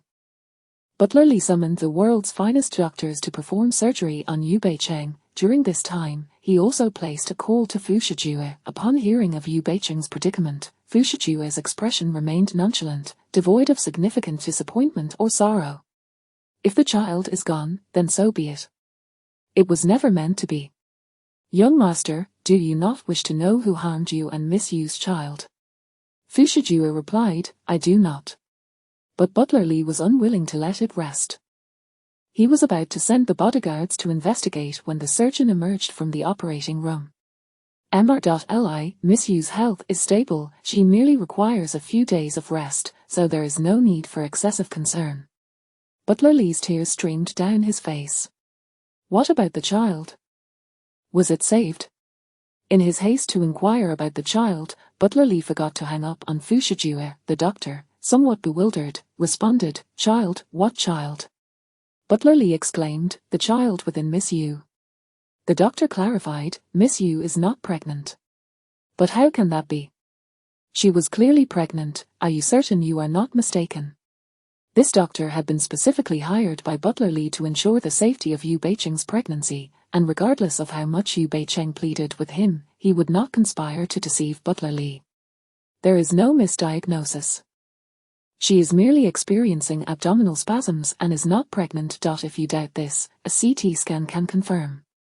Generally, doctors would refrain from subjecting pregnant women to CT scans due to radiation, but since Yu Beicheng was not pregnant, the doctor kindly suggested it. Upon hearing this, Butler Li was rendered speechless. Meanwhile, Fu Shijue had hung up on the other end of the line, seething with rage. He was not lamenting the absence of a child but rather resenting himself for being deceived by Yu Beicheng yet again. Excellent, this woman, Yu Beicheng, had played him for a full time and again. When Butler Li arrived at the hospital room, Yu Beicheng had already vanished without a trace. Clearly, her guilty conscience had compelled her to flee. Yu Beicheng. You have deceived the young master, and now you dare to deceive me, an old man. Butler Li shouted, heartbroken. This time, not only would the young master not forgive her, but neither would he. Go. Capture Yu Beicheng and find her, even if it means scouring the entirety of City A. If she is alive, we must see her. If she is dead, we must find her body. Yes. Butler Li, he began to command Xiao Bie, only to discover that Xiao Bie was also missing. War, this is bad. Xiao Bie, what should I do? They will surely not let me go now that they know I am not pregnant. Yu Beicheng was in a frenzy. Xiao Bie patted her shoulder in a gesture of comfort. I must lay low for a while. Xiao Bie, once the storm has passed, I will help you find your master, all right? Yu Beicheng inquired, unable to refuse her. Xiao Bie nodded. Why Yu Beicheng, being clever, instructed Xiao Bie to wait for her at the hospital entrance until she was taken into the operating room. She implored the attending physician to conceal the truth of her non-pregnancy, claiming that she had suffered a miscarriage due to the abortion pills. Alas, no matter what she said, the doctor resolutely refused to comply. As the doctor departed, she seized the moment when Butler Li was occupied questioning the physician and disguised herself as a nurse to escape the hospital. At present, it seemed Butler Li and Fu Shijue had likely discovered the truth and were dispatching individuals throughout the city to apprehend her. This time, she feared she was truly finished. Meanwhile, at the Luoting mansion, Qin Shenhuo inquired of the returning Xiao Qian, has the abomination within Yu Beicheng been dealt with? Rest assured, it is thoroughly dead. Qin Shenhuo smirked. What of those who captured Yu Beicheng? They too are dead. There is no way it will lead back to you, miss. Excellent. Qin Shenhuo's smile deepened. Xiao Qian, puzzled, asked, Miss, why not simply kill Yu Beicheng outright? Why spare her life? We are currently in City A. It is prudent to maintain a low profile and avoid unnecessary bloodshed, Qin Shenhuo replied, unwilling to soil her hands with blood. Unlike Fu Shijue, who was merciless in his actions, she could kill and become entrenched in darkness, but the woman she sought must be pure and untainted. Previously, when Fu Shijue was absent in Myanmar, Qin Shenhuo had acted freely, but now, she could not allow Fuji to discover her true nature. "Miss, our people departed not long ago," and Butler Lee pursued them closely behind. "It seems that Master Fu genuinely cares for Yu Beicheng, otherwise, he would not have assigned bodyguards to watch over her." "What nonsense are you spouting? Fuji does not care for her. He cares for the child she carried. Now that the child is gone, will he still care for her?" Xie Qian silently felt that Fuji might not be as indifferent as they presumed. However, with the child gone, Fuji would no longer have any ties to Yu Beicheng. Chapter 47, The Revelation of the False Pregnancy at the bus station, train station, high-speed rail station, and airport, there were all individuals associated with Fu Shijue. At this moment, Yu Beicheng naturally dared not return home. After all, she had not even crossed the threshold when Fu Shijue's people had already apprehended her. As for checking into a hotel. Currently, no country in the world is as strict as that country. Hotels require identification for check-in, which is why Yu Beicheng and Xiao Bie had taken refuge in a modest inn that charged a mere 20 yuan per night. In the dead of night, feeling a pang of hunger, she contemplated venturing out to procure some food, only to discover that Fu Shijue's men had indeed tracked her down. She had hidden herself so well, how could they possibly know her whereabouts? Suddenly, a thought struck her regarding Xiao Bie. "Did you inform Fu Shijue?" she inquired. Xiao Bie hastily shook his head. "Let me see your phone," she said, feeling certain that Xiao Bie would not betray her. He handed her the device. "Your phone has a tracker installed by Fu Shijue," she exclaimed, tossing the phone into a nearby trash bin before leaving the inn with Xiao Bie in tow. By this time, it was already past midnight, and the cold wind howled, leaving the streets nearly deserted. However, due to her deception of Fu Shijue, his men were now scattered throughout the roads. Yu Beicheng understood that if she fell into Fu Shijue's hands this time, it would undoubtedly spell her doom. Consequently, she could no longer remain in the city. Her only chance lay in the outskirts. But how would she reach the countryside at this hour? As Yu Beicheng wondered indecisively, a sudden thought of a certain individual crossed her mind. She sought out Lan Zhukai. At that moment, Lan Zhuqi was residing in a 5-star hotel. Upon learning that Yu Beicheng possessed a drug guide, he wasted no time driving to meet her. "First, take us to the outskirts," as she instructed as she and Xiao Bie settled into the passenger seat. Lan Zhuqi glanced at the uneasy roadside. "It seems like Fu Shijue's men are nearby. Did he send someone to hunt you down because you lost your child?" "Well, that would be an accurate assumption," she replied. Lan Zhuqi scoffed and then glanced at the fidgety Xiao Bie beside her. "Who is he?" "My friend. He was the one who provided the drug guide for Sister Jian Yubai before," she explained. Lan Zhuqi scrutinized Xiao Bie before saying, "Yu Beicheng, I will take you to the suburbs, but you had better hand over the drug guide to me. Otherwise, not only will Fu Shijue's men be after you, but I will be as well." "When did I ever possess a drug guide?" "I meant to take you to find one," she retorted. "Are you trying to cover up your tracks?" Yu Beicheng muttered, "If there is blame to be placed, it lies with you for mishearing." "What does that have to do with me?" Enough. Do you still wish to save Yunanian?" Yu Beicheng was unwilling to argue further at this late hour. "Hurry and get us to safety." Lan Zhuqi started the engine. An hour later, he brought the two of them to the border between City B and City A. Fearing that Fu Shijue's men would follow, Yu Beicheng deliberately selected a secluded mountain village, where the roads were poor and the signal was weak. She reasoned that Fu Shijue would not find this place too quickly. Lan Zhuqi frowned. "There isn't even an inn here. Where do you plan to stay?" "At someone else's house, of course." Lan Zhuqi raised an eyebrow. "Do you know why I wanted you to bring me here?" Yu Beicheng feigned mystery. "To evade Fu Shijue's men." "You guessed half of it right." Yu Beicheng smiled mischievously. Xiao Bie's drug guide was given to him by his master, who has already passed away. Before his master died, he had visited this place. "Where did you get this information?" "I have my ways," Yu Beicheng replied, having traced the location through the necklace Xiao Bie had given her. However, she could not disclose every detail to Lan Zhuqi. She instinctively felt that the pendant held great significance and must not reveal its importance to others. I initially intended to bring CRBA here today, but I never anticipated being kidnapped, Yu Beicheng said, a glint of coldness flashing in her eyes. And the one who kidnapped me must surely be that person. Who? You wouldn't know him even if I told you. At this moment, Lan Zhuoqi indeed did not recognize Qin Shenhua. He was not particularly interested in her affairs and stated, "It's already 4 in the morning, there aren't many households around here, where do you plan to stay, Since it's so late, we might as well make do in the car for the night and head down when dawn breaks."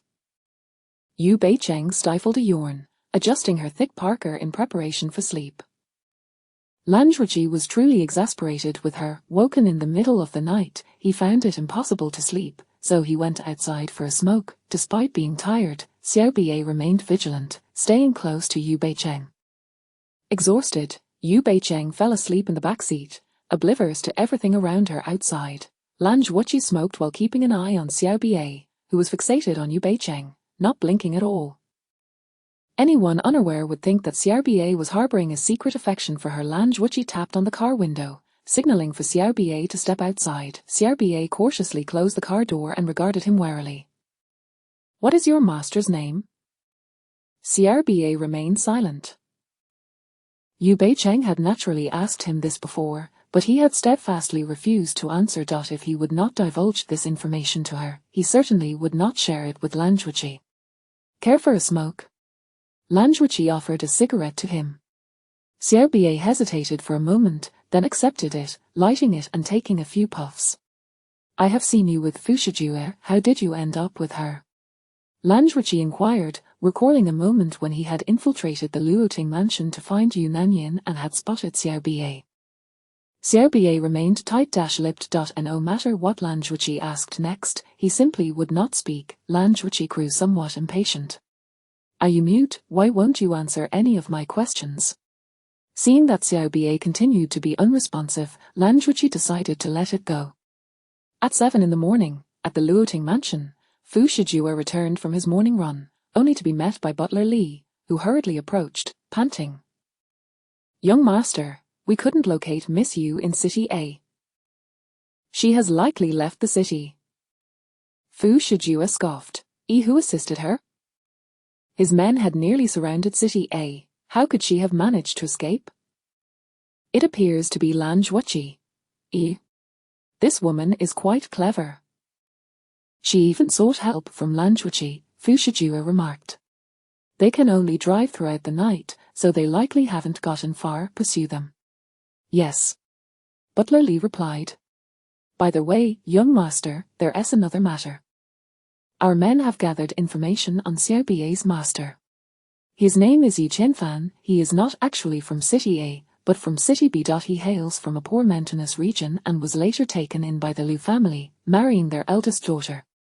The Liu family had only one daughter, so Yi Qianfan marrying her meant that he had become a son-in-law.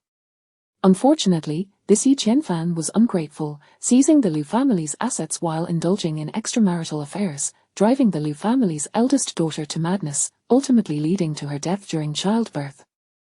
Perhaps heaven could not stand it any longer. Within a few years, Yi Qianfan's enterprises faced difficulties, prompting him to flee to Myanmar, after which he vanished without a trace. This drug guide, it is said, was developed painstakingly by his first love, who fell gravely ill. His first love was his childhood sweetheart from his hometown, butler Li continued. The prescription for the drug guide is likely hidden in his hometown. Fu Shijue narrowed his eyes. "Then what are you waiting for? Go find it." Yes. Chapter 48. The two fall again. Do not slumber any longer. The men of Fu Shijue are upon us. What are you still sleeping for? In the midst of her dreams, Yu Beicheng was jolted awake by a sharp slap from Lan Zhuoqi. Infuriated, she retorted, "So what if they come? Why do you strike me immediately?" Xiaobie took vengeance for Yu Beicheng, restraining Lan Zhuoqi's arms, rendering him utterly immobile. While Yu Beicheng delivered a sharp slap to him. "One does not strike the face. Do not presume I am unaware of your grudge against me for dealing with Yu Nanyin, seizing this opportunity while I lay asleep to take revenge." Lan Zhuoqi raised an eyebrow in confusion. "Who is this Xiaobie? Why is he holding me down?" preventing me from moving. Why should I divulge anything to you? Yu Beicheng shot a glance at Xiaobiei, signaling, release him. With Xiaobiei by her side, Yu Beicheng felt no fear of Lan Zhuqi daring to harm her. Lan Zhuqi twisted his arms, recognizing the urgency of the situation. He refrained from pursuing her aggression further and inquired, what are your plans now? I fear they did not come here merely to seek me out. Yu Beicheng concealed herself in the shadows, observing as Fu Shijua's men approached various houses, questioning the inhabitants. He must have traced Xiaobiei's master. What? This place is the ancestral home of Xiaobiei's master, Yu Beicheng explained. He's searching for the medicinal ingredients to save Xiaoyin. Lan Zhuqi asked, perhaps, but I sense it is not so simple.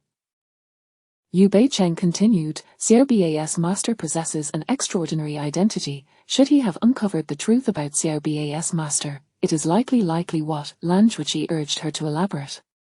Yu Beicheng wore a ghostly expression. He has come in person.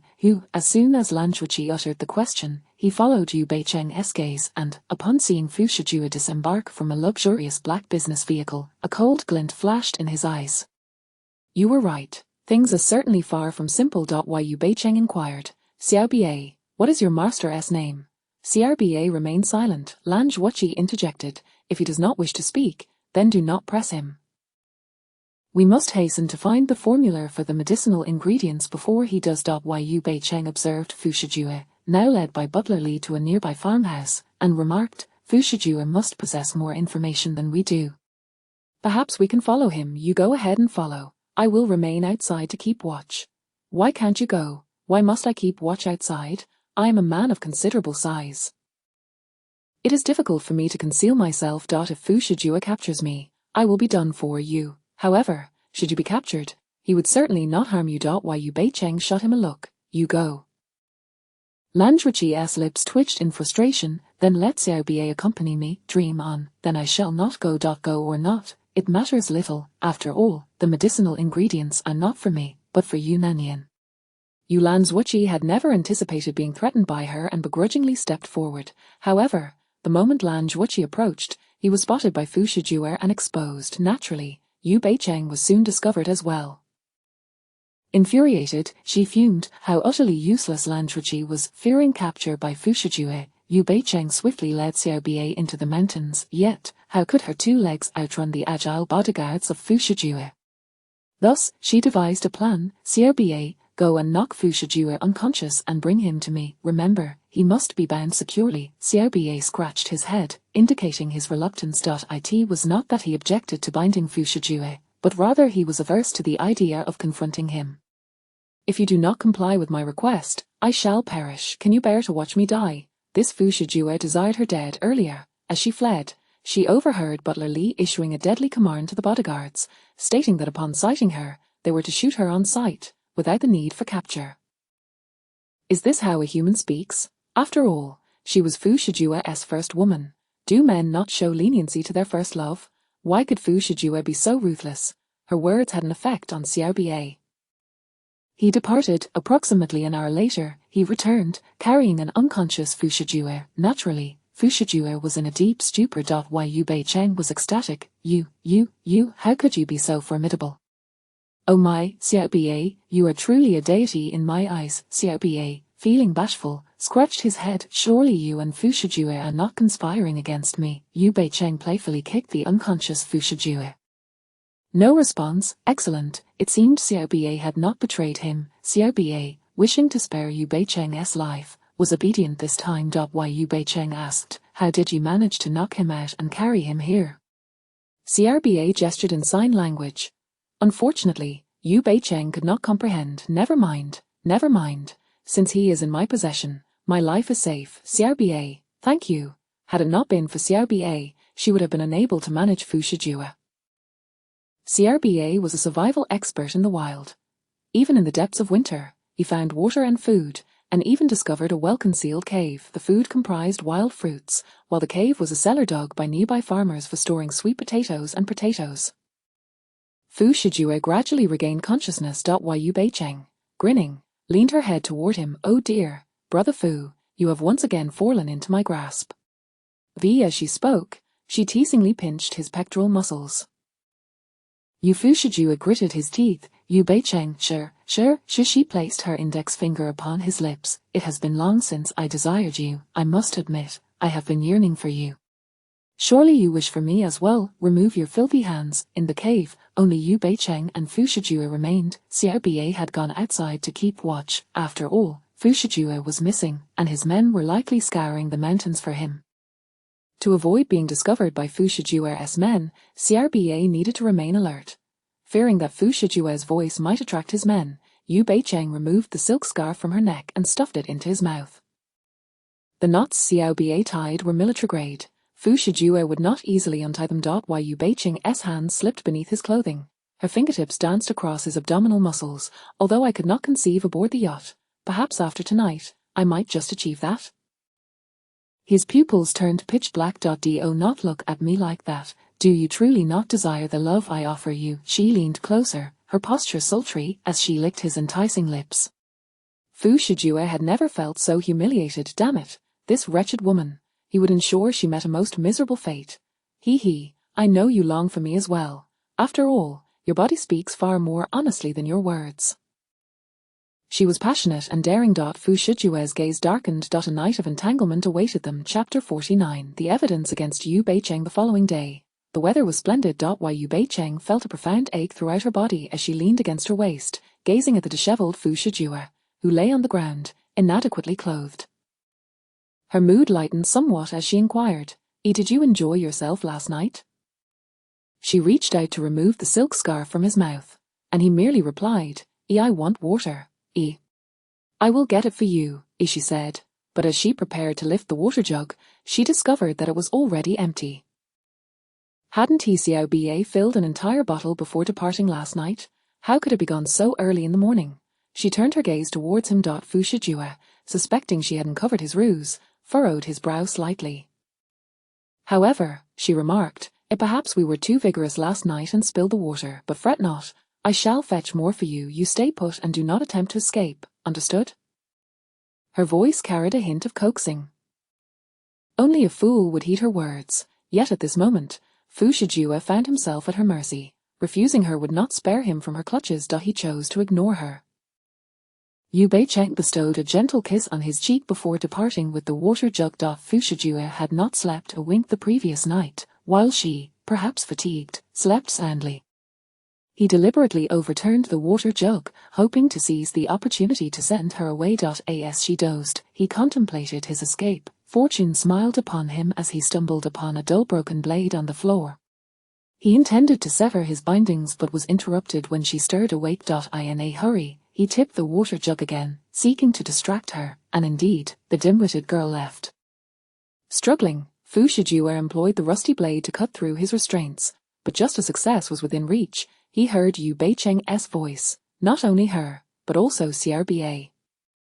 It appeared Yu Beicheng had set out to fetch water, only to encounter Xiaoba on her way back. Upon entering the cellar, the two of them grasped Fushijua, urging, we must leave at once. Have my people come searching for me? Fushijua inquired. Yes, your men have scoured this entire area, and they are close to discovering our location, she replied. This region was not devoid of other cellars. Several families had dug them, and almost every household had one. However, the entrance to this particular cellar was somewhat concealed and steep, which had allowed them to go unnoticed the previous night.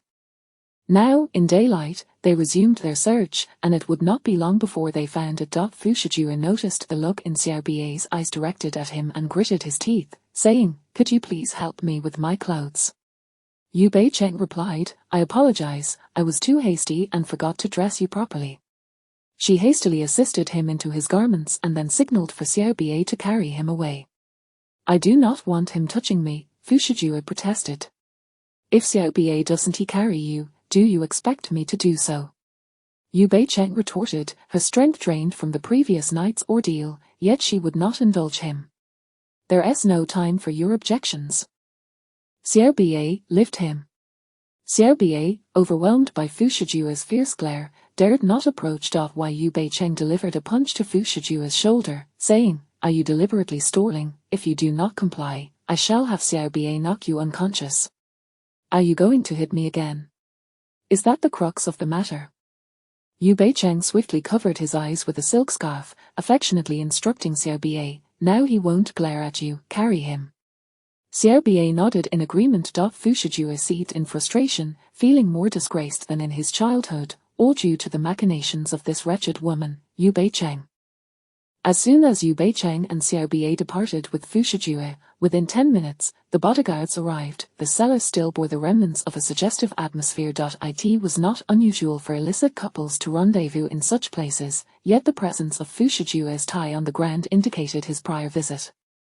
Immediately, the bodyguards reported back to Butler Li. While searching on another hillside, he hurried over, sensing the lingering air of intimacy in the cellar, his brow furrowing in concern. Was this individual targeting the young master specifically for such nefarious purposes? Butler Li, there are also women's intimate garments here.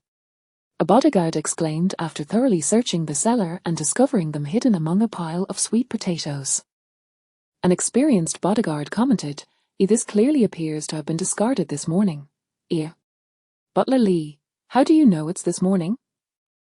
Without a word, the bodyguard gestured for Butler Li to observe closely.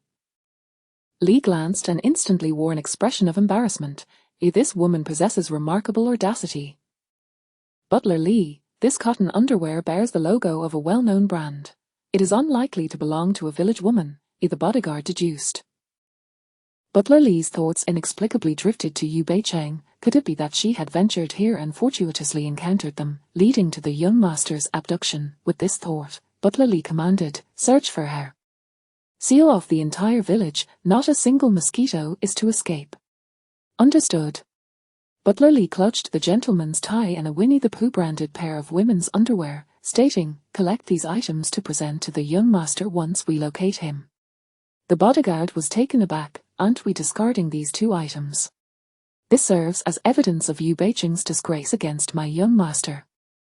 How can we throw it away if we intend to imprison her? Historically, it has always been women who suffered at the hands of men, subsequently taking them to court. Could a man truly imprison a woman on charges of defilement?" Meanwhile, as Yu Beicheng fled, she sneezed several times, sensing Xiao Bie's concerned gaze. She tightened her clothing around her and remarked, "Perhaps the mountains are too cold, and I caught a chill." Xiao Bie offered her his jacket. "No need.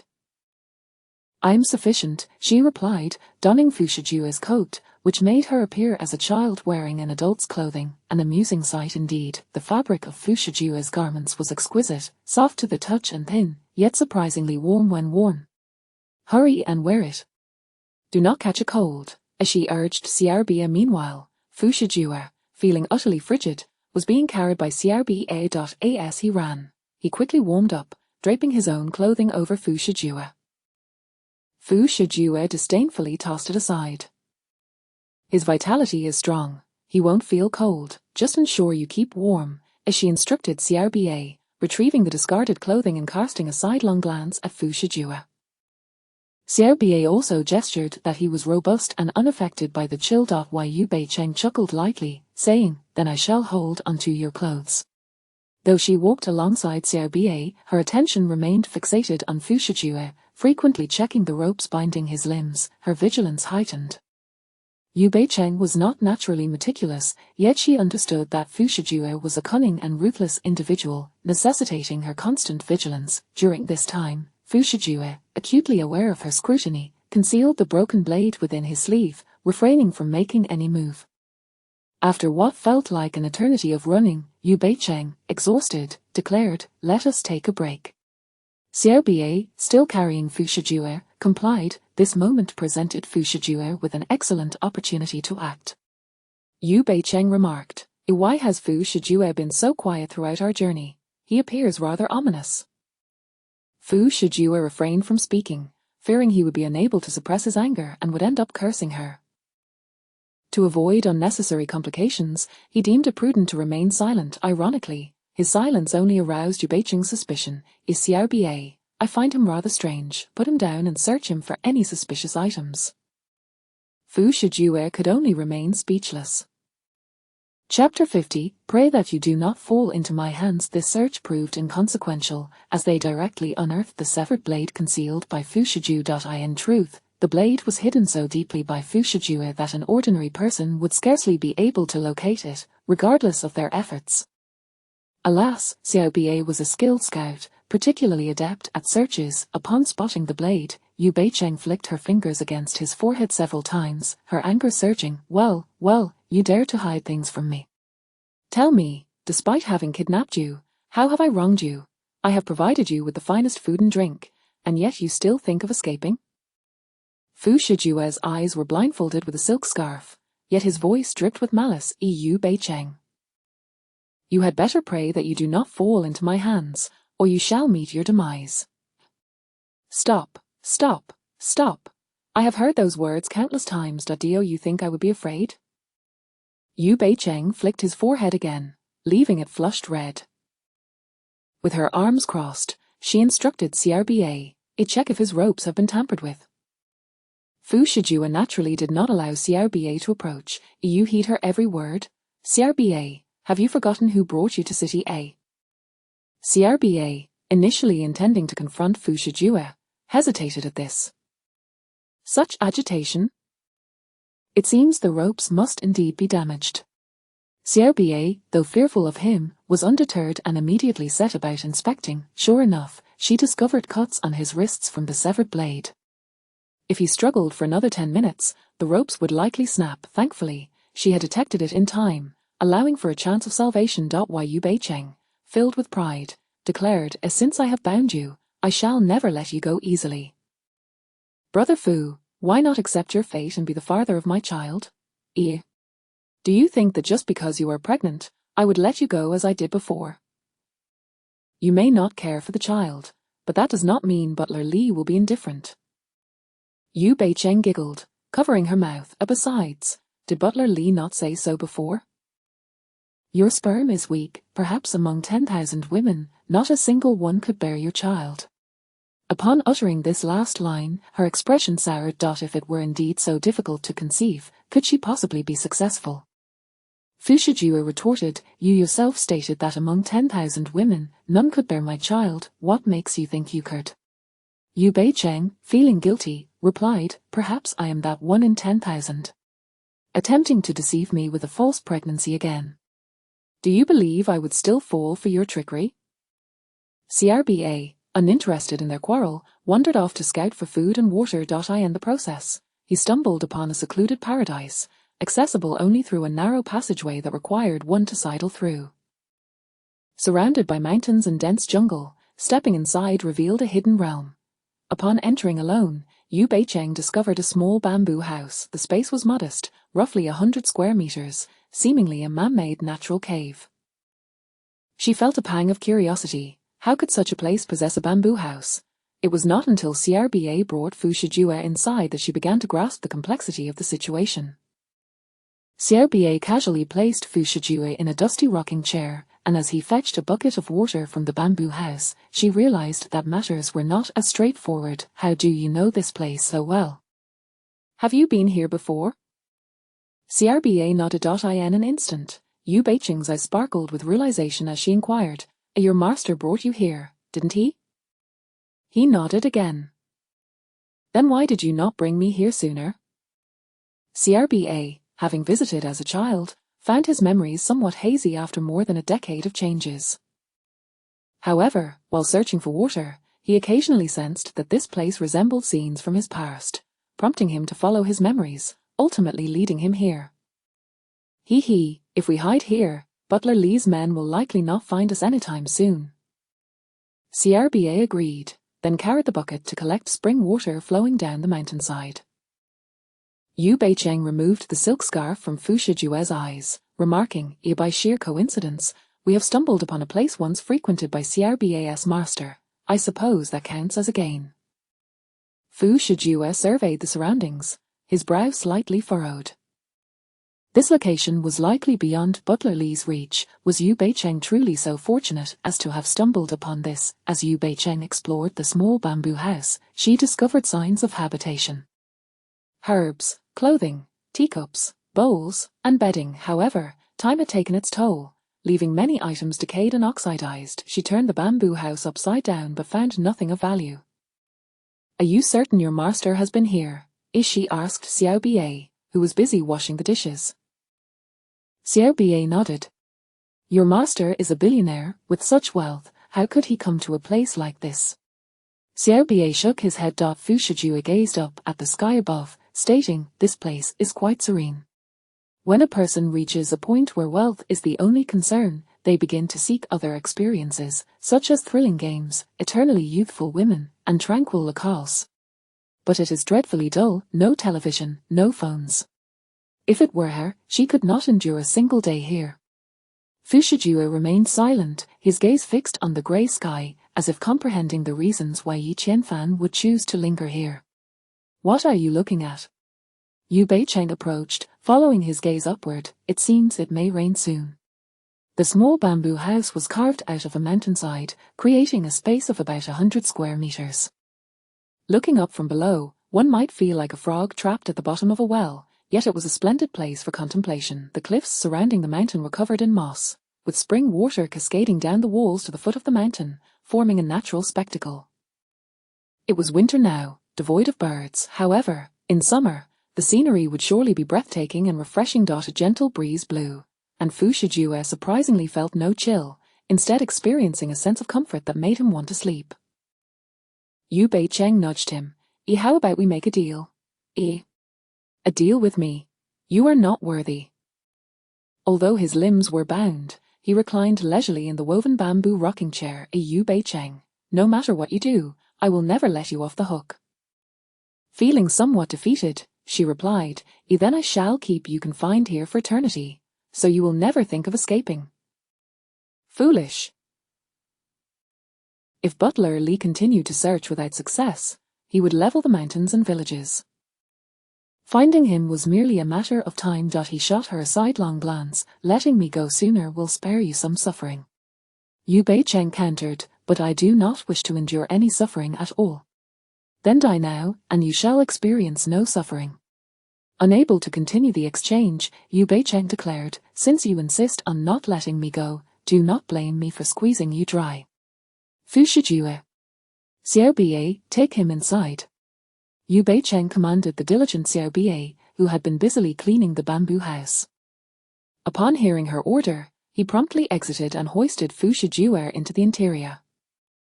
Place him on the bed and then leave. Remember, keep your distance, far enough that you cannot hear us. Yu Beicheng followed closely, instructing Xiao Bie. He nodded in compliance. While Yu Beicheng closed the door and approached Fu Shijue on the bed. He regarded her warily. Yu Beicheng, you lascivious woman. Lascivious women are born to cherish men. So now, shall I come to cherish you? She grinned wickedly, slipping her hand beneath his clothing. Brother Fu, since you will never let me go, I have no choice but to enjoy you a little more. Men like you, who refuse to obey, only require a few more encounters. Sure, be good, darling.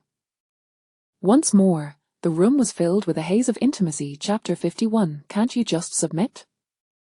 1 week later. In the past few days, Yu Beicheng had been inseparable from Fu Shijue, spending every moment together, both day and night. Xiao Bie served as a supporting character, either out searching for food or gathering intelligence.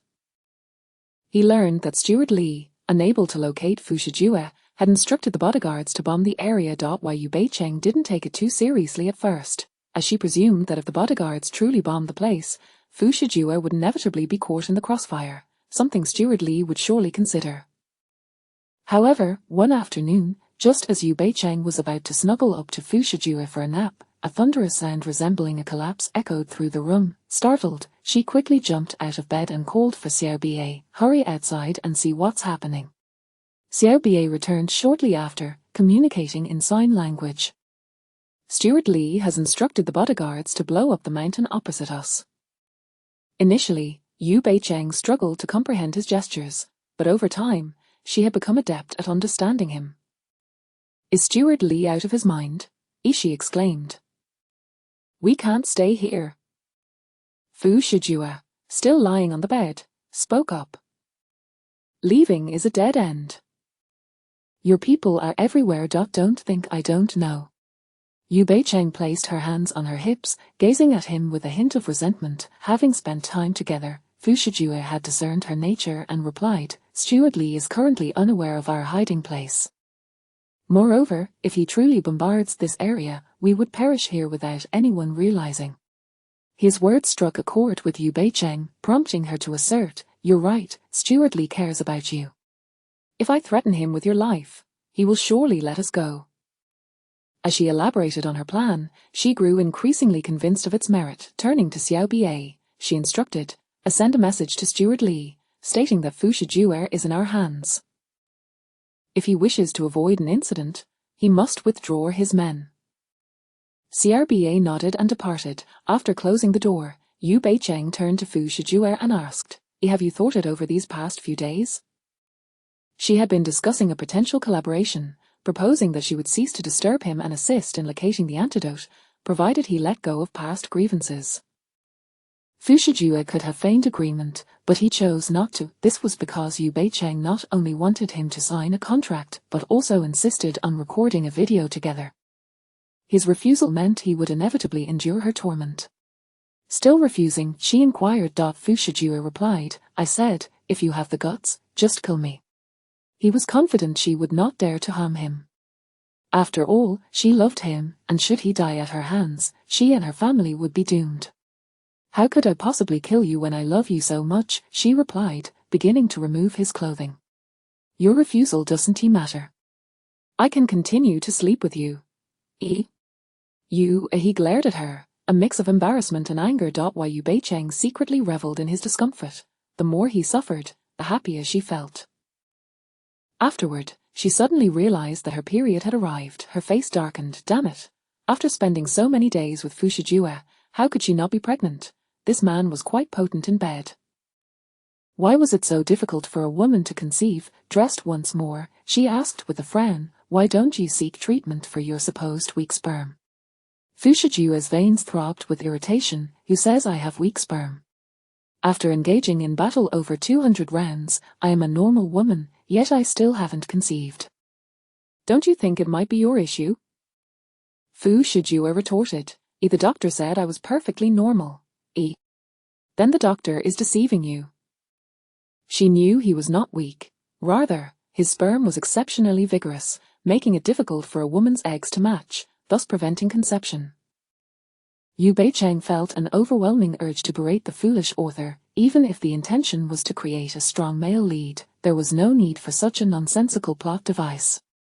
Fu Shijue chose not to engage further, coldly commanding, Put on my clothes. Do it yourself. Yu Beicheng was in a foul mood, possibly due to her period or being trapped in this place. Fu Shijue gritted his teeth. How can I wear them when my hands and feet are bound?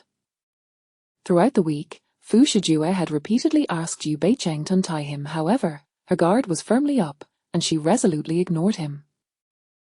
Not only did she refuse to loosen his bindings, but she also had Xiaobia tie several additional knots. At that moment, red marks had formed around his wrists and ankles due to the tight bindings. To elicit sympathy from Yu Beicheng, Fu Shijue feigned vulnerability, deliberately exposing the red marks on his wrists for her to see. Yet, Yu Beicheng simply wrapped a scarf around the marks, pretending not to notice, which led him to suspect that her professed love for him was insincere. After all, how many people could bear to witness their beloved in pain? However, Fu Shijue had never loved anyone and was unaware that seeing a loved one hurt could evoke feelings of pain and sorrow. Thus, he merely entertained the thought momentarily. Soon, another reason dawned on him. Yu Beicheng loved him too much, fearing that if she untied him, he might escape, and she would no longer have the chance to be with him. Unaware of the inner turmoil within him, Yu Beicheng remarked, Don't you have a mouth? Your words can accomplish much more than your hands. Use your mouth to dress. Fu Shijue had never encountered a woman as unreasonable as her. Show me how you would do it.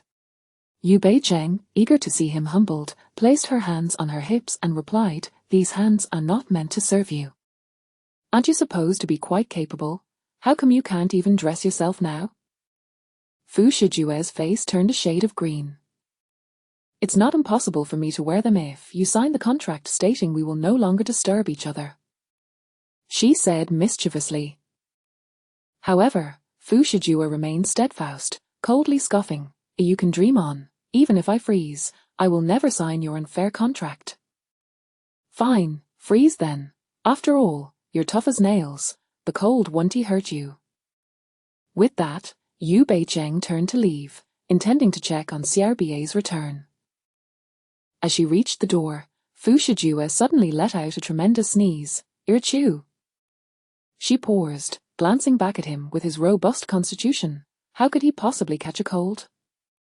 Cough, cough, cough. Whether intentional or not, he coughed several times in succession. Yu Beicheng pursed her lips and muttered, I truly admire you. Can't you just soften up a little? Fu Shijue maintained his proud demeanor, refusing to relent. You're tough. You're impressive. She certainly wouldn't pity him or feel compelled to dress him simply because he coughed a few times. She would keep him cold, dampening his arrogance. As CRBA had yet to return, Yu Beicheng sat on the steps at the entrance, nibbling on wild fruits. Meanwhile, Fu Shijue lay on the bed, his expression darkening with frustration. This woman was truly heartless. It seemed that without taking action, escaping her clutches would be impossible. His gaze drifted towards the dried grass and leaves piled beside the bed, his dark pupils gleaming with a glimmer of intrigue. Chapter 52, House Arrest of Fu Shijue. CRBA brought the news to Butler Lee. Upon returning, he noticed that Fu Shijue's complexion was rather pale, particularly his lips, which had turned a shade of dark blue. He inquired with great concern whether Fu Shijue had caught a cold. Before CRBA's arrival, Yu Beicheng had dressed Fu Shijue, as she did not wish for this wretched man to offend CRBA's sensibilities. Casting a glance at Fu Shijue, who lay on the bed in a state of profound contemplation, she remarked, he is as robust as an ox, he will not perish. This man was, after all, the author's cherished son, who had somehow managed to avoid any ailments throughout the narrative. Typically, the domineering protagonists or underworld leaders in ancient tales suffer from gastric ailments, yet Fu Shijue, having endured such hunger in his youth, was spared from any digestive maladies. Conversely, the female protagonist endured untold suffering at the author's hands. But he appears as though he is on the brink of death. When I left, he did not seem like this. What have you done to him? CRBA queried in a muted tone. He is in a state of yearning for transcendence, which is altogether different from being truly deceased. Now, let us not dwell on him. Tell me what you observed after you ventured out. Did Butler Lee acquiesce? Yu Beicheng exhibited no concern for Fu Shijue's health. Outside the mountain, there are bodyguards everywhere. Although I handed your note to Butler Lee, he still did not agree. What does he mean by that? As she exclaimed, her voice rising in indignation. Is Butler Lee indifferent to his master's life? Butler Lee professed his love for him and assured that he would not endanger his life. Yu Beicheng responded. However, he stated that he would no longer use explosives to blast the mountain. Nevertheless, his men will not withdraw and will instead send more individuals to search. So, you mean to say we are to remain trapped in this forsaken place indefinitely? She had already been there for a week and was on the verge of madness.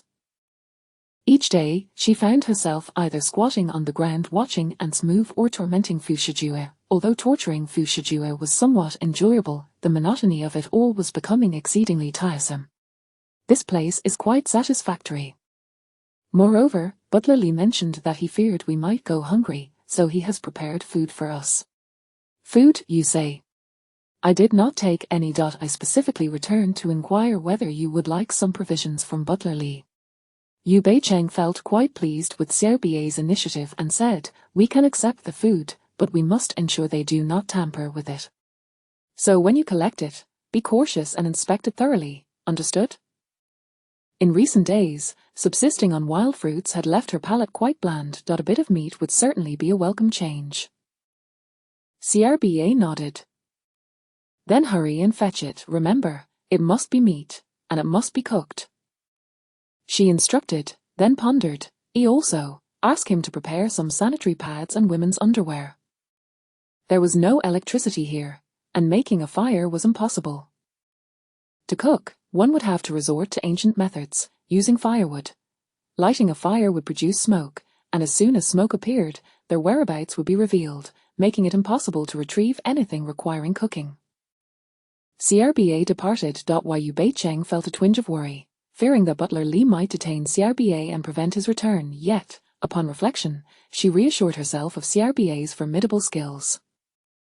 Even if Butler Lee's men were to capture him, he would certainly find a way to escape, which brought her some solace. Half an hour later, CRBA returned, his hands laden with an abundance of items.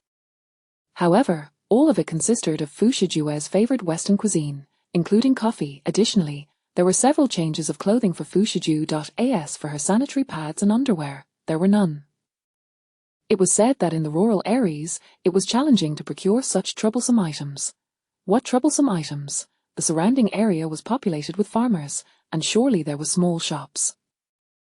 Would Butler Lee not send someone to purchase them? It was undoubtedly deliberate. Yu Beicheng was infuriated, but given the current circumstances, she refrained from complaining. She simply tore apart one of Fu Shijue's spare shirts to use as a makeshift substitute. The cotton fabric proved quite useful. As she sat down to eat, her expression soured. Why is it all steak and foie gras? Butler Lee said the master enjoys these. You cannot bring only what Fu Shijue likes. You should have brought some of our favorites too. She preferred Chinese cuisine, as rice was essential for satiating hunger. I am indifferent. As for you, I assumed that if the master liked it, you would too, so. CRBA hesitated. Should I go out again? Never mind. Let us finish this before you go out again. For now, I will manage with what I have.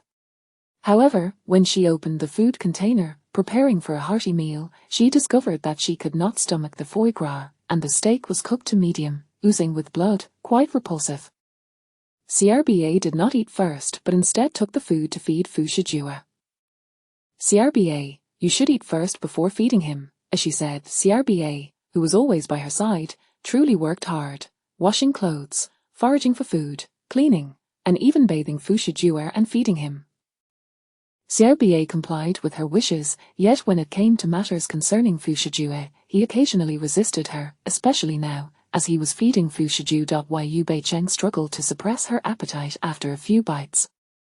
She simply could not manage it. Rising, she approached him. You go eat, I will feed him. This was the first time Yu Beicheng had volunteered to feed Fu Shijue, and CRBA felt a flicker of joy. He relished witnessing the intimacy between her and Fu Shijue. He handed the food container to Yu Beicheng. Yu Beicheng settled beside the bed, poised to feed Fu Shijue the steak, only to notice that his lips were indeed an odd shade of dark blue. The author had emphasized Fu Shijue's lips before. They were always a vibrant red. Last time, while trapped in the pit, he had felt icy, yet his lips had remained red. But how could they be? Fu Shijue noticed her gaze fixated on his lips, a glimmer of pride flashing in his eyes. Yu Beicheng reached out to touch his forehead. He was not feverish, so she inquired, What is the matter with your lips? What about my lips? He feigned confusion. They are dark blue, resembling signs of poisoning. However, having shared meals and quarters with you these past days, it must be my overthinking. Perhaps it is due to the damp environment that they have turned like this. As she spoke, she offered him a piece of foie gras. Eat. It was specially prepared for you by Butler Lee. Fu Shijue remained silent. Is it colder here than in the previous garden's pit? I am not afraid of the cold. Did this woman not say she had researched him thoroughly? How could she not discover that he naturally has red lips? Now, they are dark blue to the point of purplish. Is she truly so indifferent? Why aren't you eating? Fu Shijue's gaze bore into her, laced with melancholy. I'm not cold. Then why are your lips so dark blue? Finally, the conversation circled back to his lips. Fu Shijue replied, Did you not just say my lips were purple, like I had been poisoned?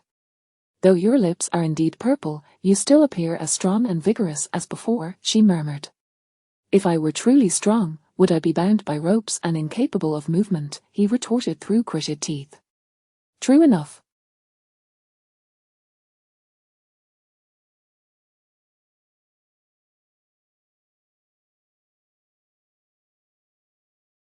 So, are you poisoned? Perhaps, maybe, yes.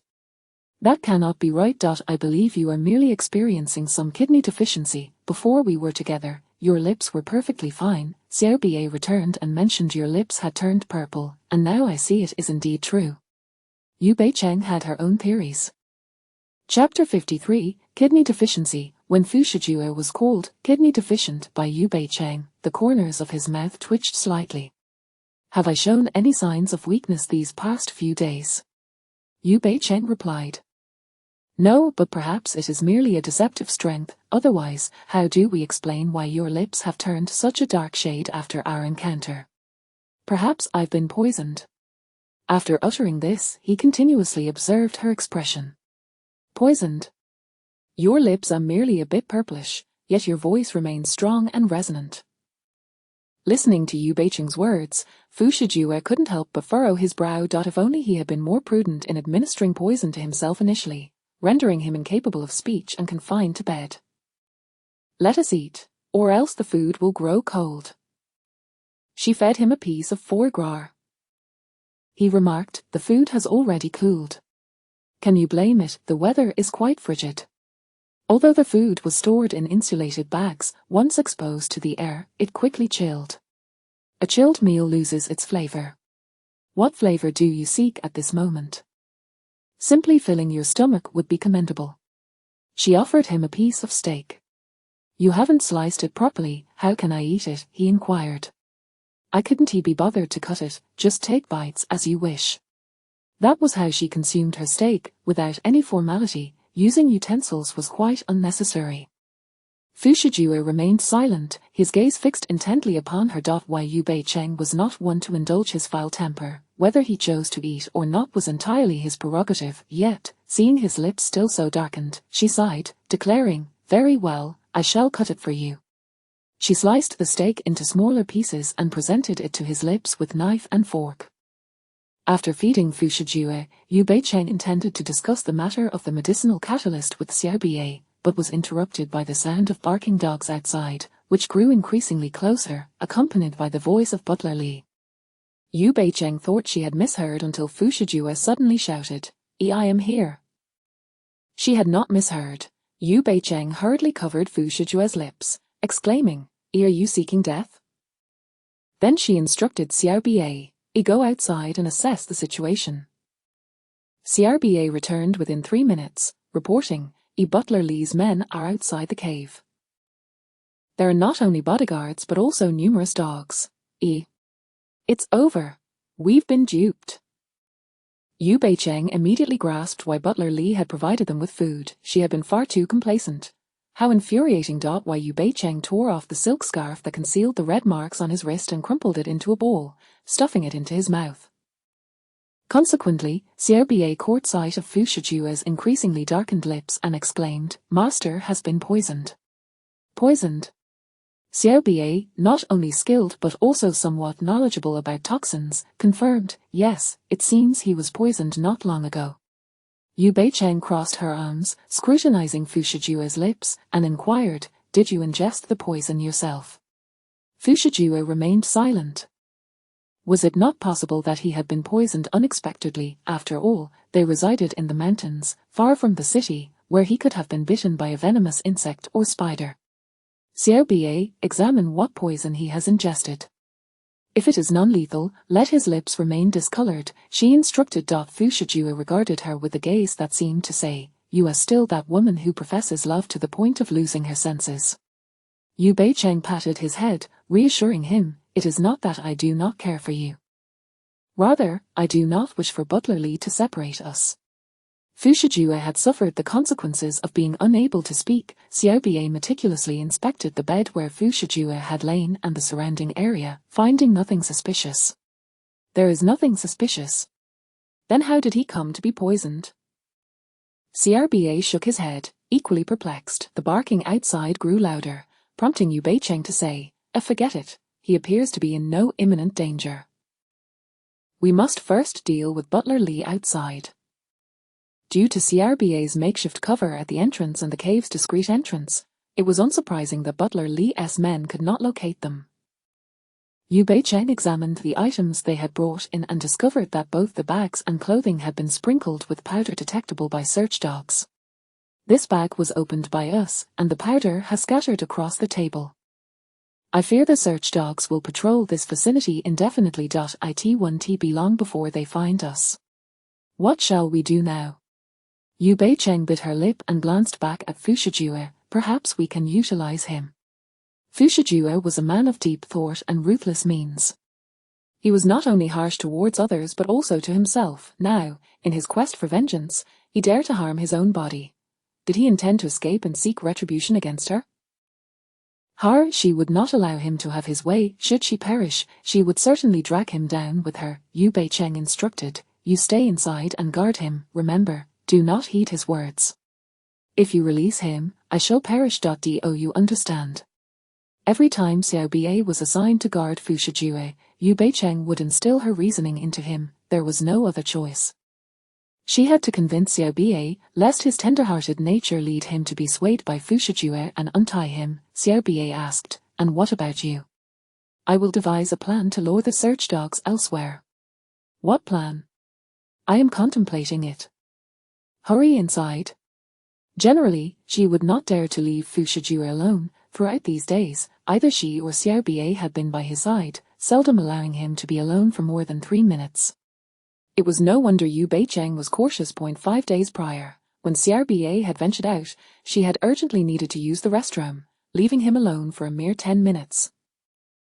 Despite being bound hand and foot, he had somehow managed to escape to the outside. Fortunately, his robust physique had caused him to become stuck at the exit due to his broad chest. Otherwise, he would have truly escaped. Since that incident, Yu Beicheng had taken to conducting all her tasks in his presence, even taking him along to the restroom. Xiao Bie complied with Yu Beicheng's directive and entered. Typically, when she was absent, he dared not approach Fu Shijue closely. It was not due to fear of Fu Shijue himself, but rather a habit he had formed while being near his master, maintaining a respectful distance. His master disliked having others too close. Upon seeing that the newcomer was not Yu Beicheng, a glimmer of cunning flashed in Fu Shijue's eyes. Rendered mute and with his hands bound behind him, he gestured to Xiao Bie with his back. Xiao Bie noticed the red marks on his wrists, his expression softening with concern. Fu Shijue subtly puffed out his cheeks, actually signaling for Xiao Bie to remove the scarf from his mouth, but upon seeing Fu Shijue's purplish lips, Xiao Bie looked at him with pity. Fu Shijue sought to evoke sympathy. Though Xiao Bie felt for him, he remained mindful of Yu Beicheng's instructions. Rather than removing the scarf, he applied medicinal herbs to the red marks on Fu Shijue's wrists and ankles. However, after taking the herbal remedy, Fu Shijue suddenly closed his eyes and collapsed. Whether it was a feigned act or a reaction to the poison, Xiao Bie checked his breathing and then rushed outside without delay. Chapter 54. Because he is poisoned, she will die. What did you say? He isn't dead, is he? Upon standing outside for no more than 3 minutes, Yu Beicheng witnessed Xiao Bie emerge to deliver the news. She hurriedly followed him inside, exclaiming, How could he possibly die so easily?"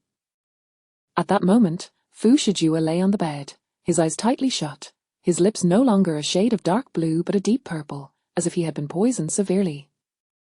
She swiftly checked for his breath, but felt none. Impossible. If he were dead, this world could not possibly exist. He might be in shock or merely feigning death. Yu Beicheng placed her hand on his chest and detected a heartbeat, albeit weak and faint. She glanced at his eyes, noticing his pupils dilating. "What poison has he ingested?" she asked anxiously, her hands trembling with concern. "Wasn't he fine just moments ago? How could he have deteriorated to this state so suddenly?" Xiao Bie, equally fearful of Fu Shijue's fate, gestured to recount everything that had transpired. In light of the dire situation, Xiao Bie proposed, "Given the master's condition is extremely precarious, shall we carry him outside and have Butler Li summon a doctor for an antidote?" Without hesitation, Yu Beicheng replied, "Then why are you still dawdling? Hurry!" As Xiao Bie opened the door, a thick, acrid smoke wafted in outside. The air was filled with swirling smoke. Both Xiao Bie and Yu Beicheng were caught in a fit of coughing, hastily covering their mouths and noses with damp towels.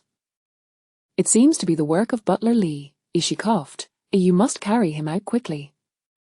Throughout this ordeal, Fu Shijue remained unresponsive. Yu Beicheng realized he was not merely pretending, so she placed a wet cloth over his mouth and nose. CRBA hefted Fu Shijue onto his back, with Yu Beicheng trailing behind.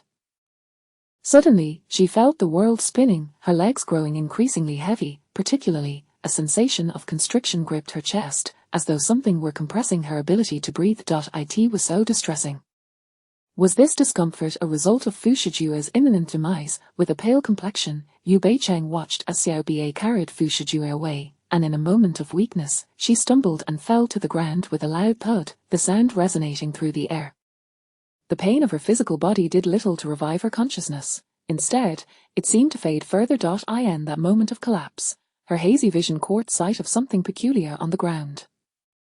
The entire bamboo house had an impeccably smooth floor, yet the area before her appeared to have been chiseled, suggesting the presence of a hidden mechanism. This could only be discerned from a prone position. From a standing one, there were no indications of anything amiss. With her dwindling awareness, she bent her fingers to tap on the floor. Indeed, the sound was peculiar. There was undoubtedly a secret concealed below. Regrettably, she had no time to investigate further before losing consciousness entirely. Outside, Butler Lee had been leading a search party, accompanied by bodyguards with tracking dogs, scouring the mountainside. The entire area was shrouded in thick white smoke. Butler Lee covered his mouth and nose with a handkerchief, urging, "Search thoroughly. If we do not find the young master today, you shall present your own heads to me." As his voice faded, a bodyguard suddenly shouted, "The young master is here." Upon hearing this, Butler Lee rushed over. The mountain path was rugged, and he nearly stumbled, but a nimble bodyguard caught him just in time. Butler Lee spotted Fu Shijue on Xiao Bie's back. Upon seeing Fu Shijue bound and his lips darkened to a sickly purple, panic surged through him. "Young master. What has happened to you? Please, don't frighten me."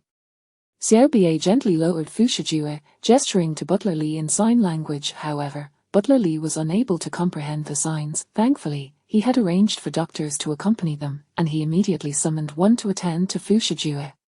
"The young master has been poisoned, and the situation is grave," the doctor declared. Butler Lee was so taken aback that he stumbled, collapsing onto the ground as he implored, "Quickly, save the young master, administer the antidote. We do not know what poison the young master has been afflicted with, so we cannot prepare an antidote," the doctor stammered, checking for breath at his nose, only to recoil in horror. "There is no breath. It appears the young master—" "What nonsense are you spouting? The young master cannot possibly be in danger. If you, a quack, cannot cure him, then summon another doctor immediately." This marked Fu Shijue's first disappearance and his first abduction. Naturally, Butler Lee had mobilized a substantial force in the search, comprising thousands of bodyguards and several specialists from a renowned hospital, adept at treating complex ailments. Despite the collective efforts of multiple medical experts, they were at a loss regarding Fu Shijue's condition. Suddenly, Butler Lee turned his gaze to Xiao Bie, demanding, "Speak. What poison has my young master been afflicted with? How did he come to be poisoned?" Xiao Bie shook his head, indicating he was unaware. "Did you not abduct the young master? You've been with him, how could you not know what poison he has ingested?" Butler Lee's questions came rapidly. "If it wasn't you, then it must have been Yu Beicheng. Where is she? Bring her to me. She must know what poison has afflicted my young master." Xiao Bie suddenly realized that Yu Beicheng had not followed them out. The cave was filled with smoke. Had she perished inside? Xiao Bie attempted to re-enter to search for Yu Beicheng but was restrained by several bodyguards. Butler Lee, aware of Xiao Bie's exceptional skills, was prepared for such a situation. He interrogated, "Where is she?" Unable to articulate, Xiao Bie struggled fiercely against his captors. Recognizing the gravity of the situation, Butler Lee demanded, "Where exactly is Yu Beicheng?"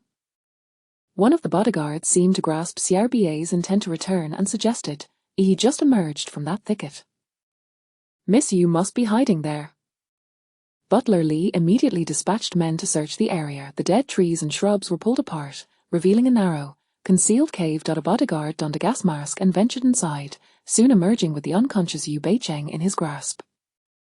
Xiao Bie pushed aside the bodyguards restraining him and swiftly snatched Yu Beicheng from their hold. You managed to escape, yet how is Yu Bei-cheng still inside? Did she think that by leading us away with the young master, she could flee on her own? Butler Li questioned. CRBA sensed something was amiss with Yu Bei-cheng in his arms and grew alarmed. Is she not merely unconscious from smoke inhalation? Butler Li ordered a bodyguard to splash a basin of water on her face. Unfortunately, this failed to rouse Yu Bei-cheng. Butler Li promptly instructed the doctor to examine her. His concern was not for Yu Bei-cheng's well-being but rather the possibility that she had poisoned the young master. If she were to die, the antidote for the young master's poison would become an enigma. Li Butler, she is dead, the doctor stuttered. There is no heartbeat or breath, and her pupils are nearly dilated. She exhibits symptoms identical to the young master's. However, while he is poisoned, this young lady may have suffered a heart attack or perhaps succumbed to asphyxiation from the smoke. Chapter 55. Apologizing in hell upon hearing the doctor's words, Butler Li was momentarily taken aback. Could it be that Yu Bei-cheng, so fragile, had perished just like that? CRBA, unwilling to accept the doctor's conclusion, attempted to perform CPR on her, but despite CRBA's fervent efforts, Yu Bei-cheng showed no signs of life. Whether she is dead or not is irrelevant. My young master cannot die. What are you all standing there for? Hurry up and find a way to neutralize the poison in the young master's body. Butler Li exclaimed in a state of panic. The doctor meticulously examined Fu Shijue's skin and oral cavity, determined to identify whether the poison was ingested or injected. Upon parting Fu Shijue's lips, CRBA noticed the bluish hue of his tongue, indicative of an oral toxin. Without hesitation, CRBA crawled closer to sniff Fu Shijue's mouth. The scent was eerily familiar. This poison had afflicted the master previously. CRBA quickly sprang to her feet and dashed toward the cave. The bodyguards nearby were utterly incapable of obstructing her, akin to a bull charging at a red cloth.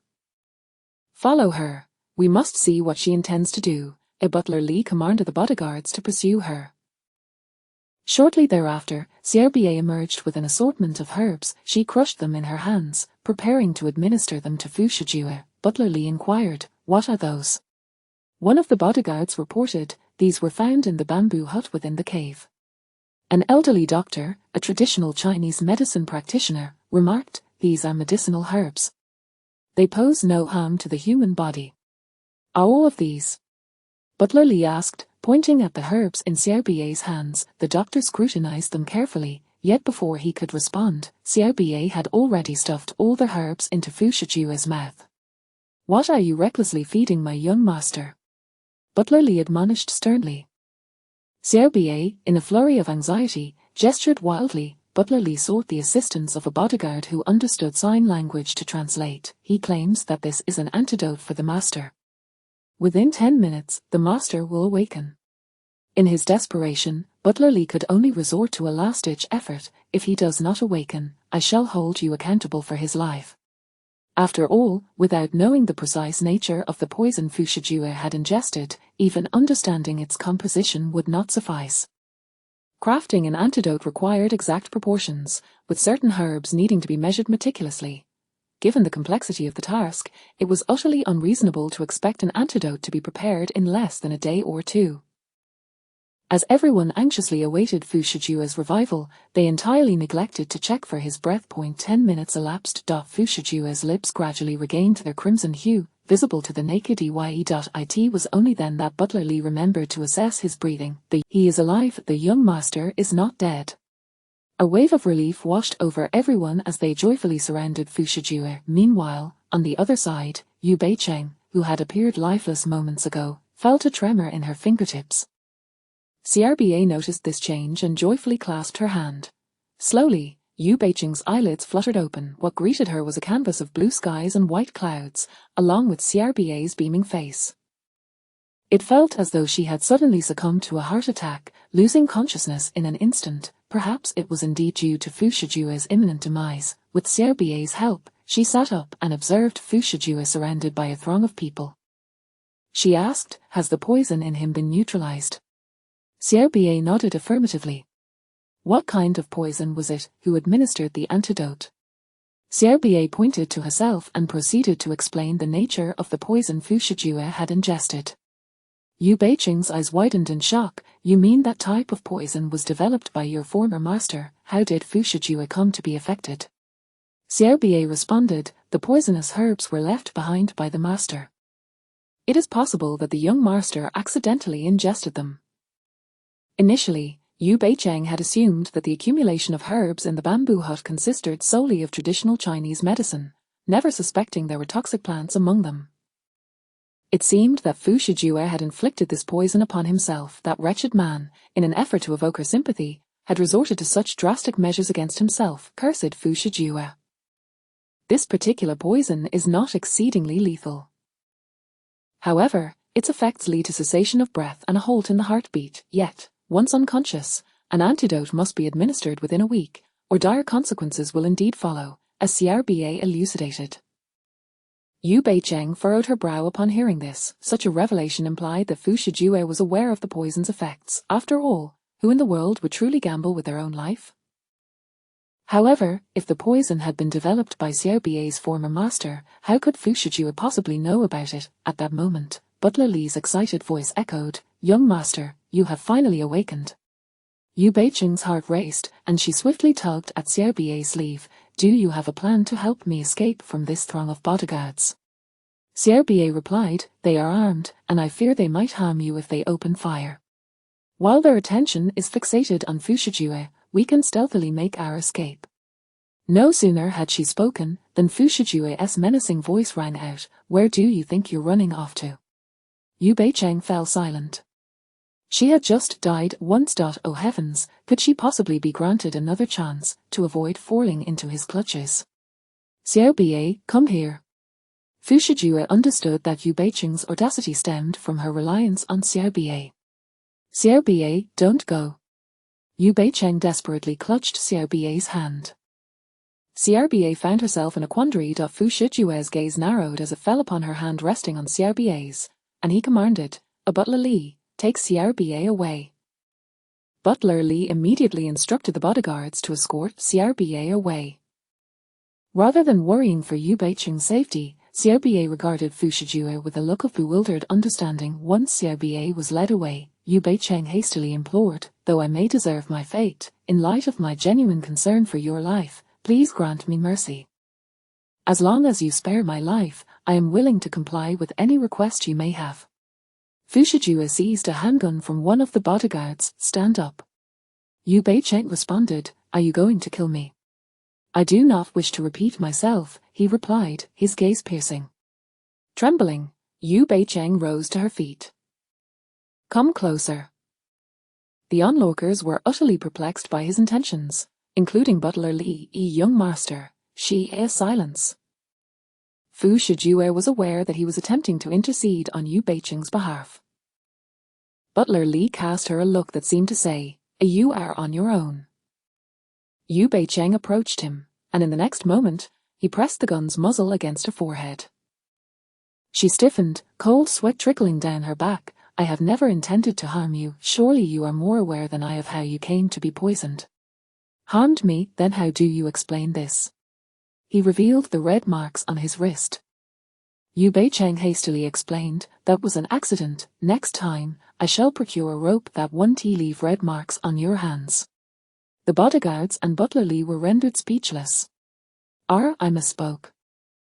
What I meant to say was that if I were to perish, the world would lose one less person who loves you. Who would ever complain about having too many people who care for them? So, could you perhaps show some mercy and spare my life? Yu Beicheng pleaded humbly. Do you truly believe that is possible? Everything is possible if you agree. Yu Beicheng declared. He chambered around in the gun, speak plainly. Yu Beicheng watched as his finger curled around the trigger, tears streaming from her eyes. Please don't shoot. I was wrong, I truly made a mistake. Please, spare my life. I am only 24, I have my whole life ahead of me. I have not married, nor have I borne children. To die like this would be such a tragic waste. Though she knew he would dismiss her words, she spoke from the depths of her heart. Apologize in hell. Bang. Chapter 56. Not killing her does not indicate my softness of heart. Fu Shijue discharged his weapon, yet instead of aiming at Yu Beicheng's forehead, he directed his shot at a tree behind her. His marksmanship was impeccable, striking down a black snake that coiled around the trunk. Meanwhile, Yu Beicheng, overwhelmed by fear, fainted. Butler Li gazed down at the unconscious Yu Beicheng and inquired, "Young master, how do you intend to deal with her?" Fu Shijue tossed the smoking gun to a bodyguard, stating, "Not killing her does not imply that I am soft-hearted." This explanation seemed rather dismissive, almost akin to burying one's head in the sand. Butler Li smiled and remarked, "I understand that young master intends to keep her alive in order to find the antidote for Miss Yunanian.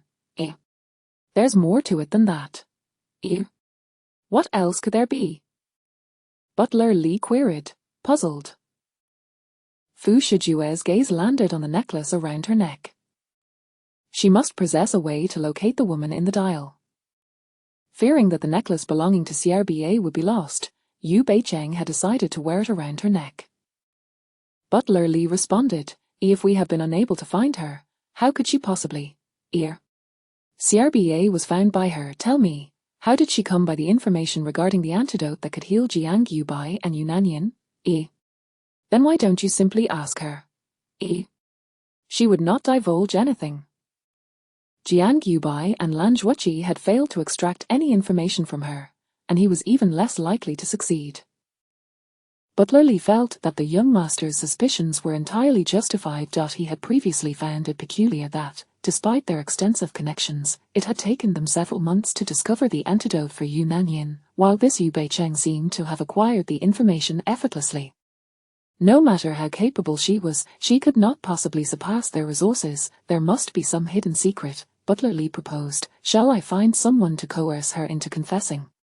To make her willingly divulge the truth, one must employ wit." During their week in the bamboo hut within the cave, Fu Shijue discerned what terrified her. "When she awakens, confine her with the snake." "Isn't that tantamount to inviting her to be bitten by the snake? Can't we find a non-venomous one?"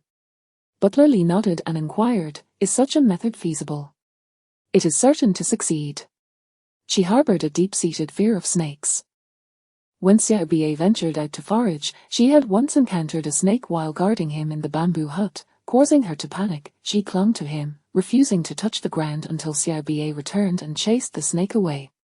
It was only after Xiaobie scattered Realgar around the vicinity, ensuring no snakes were present, that she dared to exit the bamboo hut. This woman was exceedingly cowardly, yet it was perplexing how she found the audacity to plot against him. Having been bound hand and foot, Fu Shijue had not thoroughly inspected the bamboo hut within the cave. Now that he was free, he immediately instructed his bodyguards to search it thoroughly. He sensed that something he sought must be hidden within. Later that evening, around 8 o'clock, Yu Beicheng regained consciousness. Bound hand and foot, she was unable to move, and a black cloth covered her eyes, leaving her unable to discern day from night. "Am I truly still alive?" she mused, a mix of surprise and secret delight washing over her. It seemed her slumber over the past few days had not been in vain. The Fu Shijue who once sought to end her life with a bullet now appeared unwilling to kill her. "Are you pleased?" The sudden sound of Fu Shijue's voice startled her. Was her smile so evident? Yu Beicheng replied, "I am grateful for your mercy, Brother Fu. I shall never harbor any ulterior motives toward you again, and I will serve you with utmost devotion. Although I am currently on my period and unable to please you, for the remaining days of the month, aside from the 7 special days, I shall do everything in my power to ensure your happiness. Cough, cough." Butler Li felt awkward standing nearby. Fu Shijue remained silent, clearly taken aback by her words. Why is Butler Li also here? Yu Beicheng felt a tinge of embarrassment. She was accustomed to speaking flirtatiously with Fu Shijue in private. Butler Li noticed the young master's slight discomfort, his gaze carrying a hint of ambiguity. Fu Shijue was certainly aware of the look Butler Li directed at him, and he cast a cold glare in his direction. Butler Li hastily redirected the conversation, stating, "If you wish for the young master to grant you temporary clemency, it is not impossible." The terms of her release would not be uttered from Fu Shijue's lips, hence Butler Li had to convey them. Upon hearing this, Yu Beicheng immediately understood what they were proposing and nodded generously. "You may ask. I shall be forthcoming with all that I know." Fu Shijue scoffed softly. This woman had 2 distinct natures. When it served her interests, she was utterly unreserved, yet when caught in his grasp, she became meek as a quail, adept at navigating the winds of fortune. Butler Lee inquired, How did you come to know that CRBA was being held in the garden? And how did you learn that he possessed the antidote? I heard it. She spoke the lie with conviction, even appearing particularly earnest. We wish to hear the truth, otherwise. Butler Lee glanced at Fu Shijue, who remained silent beside him, and promptly produced a non-venomous snake from the cage with his bare hands. Do not blame us for being unkind. I truly did not lie. I genuinely heard about it, otherwise, how would I know? What is that? Before she could finish her thought, she felt something cold and sticky touch her cheek as someone approached her. At that moment, Yu Beicheng was fortunate that her eyes were covered, otherwise, witnessing Butler Lee approaching her with a snake would have surely caused her to faint. Butler Lee did not hold back. It is a snake. Miss Yu, I suggest you confess honestly, or the suffering that follows may be unbearable. Terrified, Yu Beicheng felt her menstrual blood surge forth, blurting out, all right, I will tell you, just keep that snake away from me. Honesty was her trump card. Therefore, Yu Beicheng confessed, I knew Brother Fu would not let me go easily, so I exerted considerable effort to get close to Jiang Yubai and struck a deal with him. The reason I knew about the antidote is because I once saw a woman consuming it during my childhood. A woman? What woman? Yu Beicheng hesitated to disclose the childhood details of the female protagonist, Yu Nanyin, but she had no choice. If she did not share, how could she deceive Fu Shijue? I do not know her name, but her husband called her Arnong. She seemed to have fallen ill and was frail.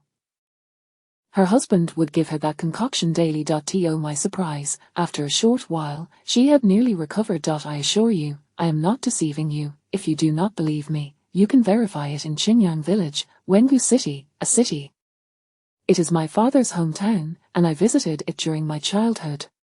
Yu Beicheng's father's family home, when her father's parents were still alive, they would visit them during the festivals, and although Yu Nanyin was not favored at home, she was adored by Yu Beicheng's grandparents. To please them, her father would always bring Yu Nanyin along on their visits. Over time, Yu Nanyin became acquainted with Fu Shijue's mother. Indeed, the woman named Anong was Fu Shijue's mother.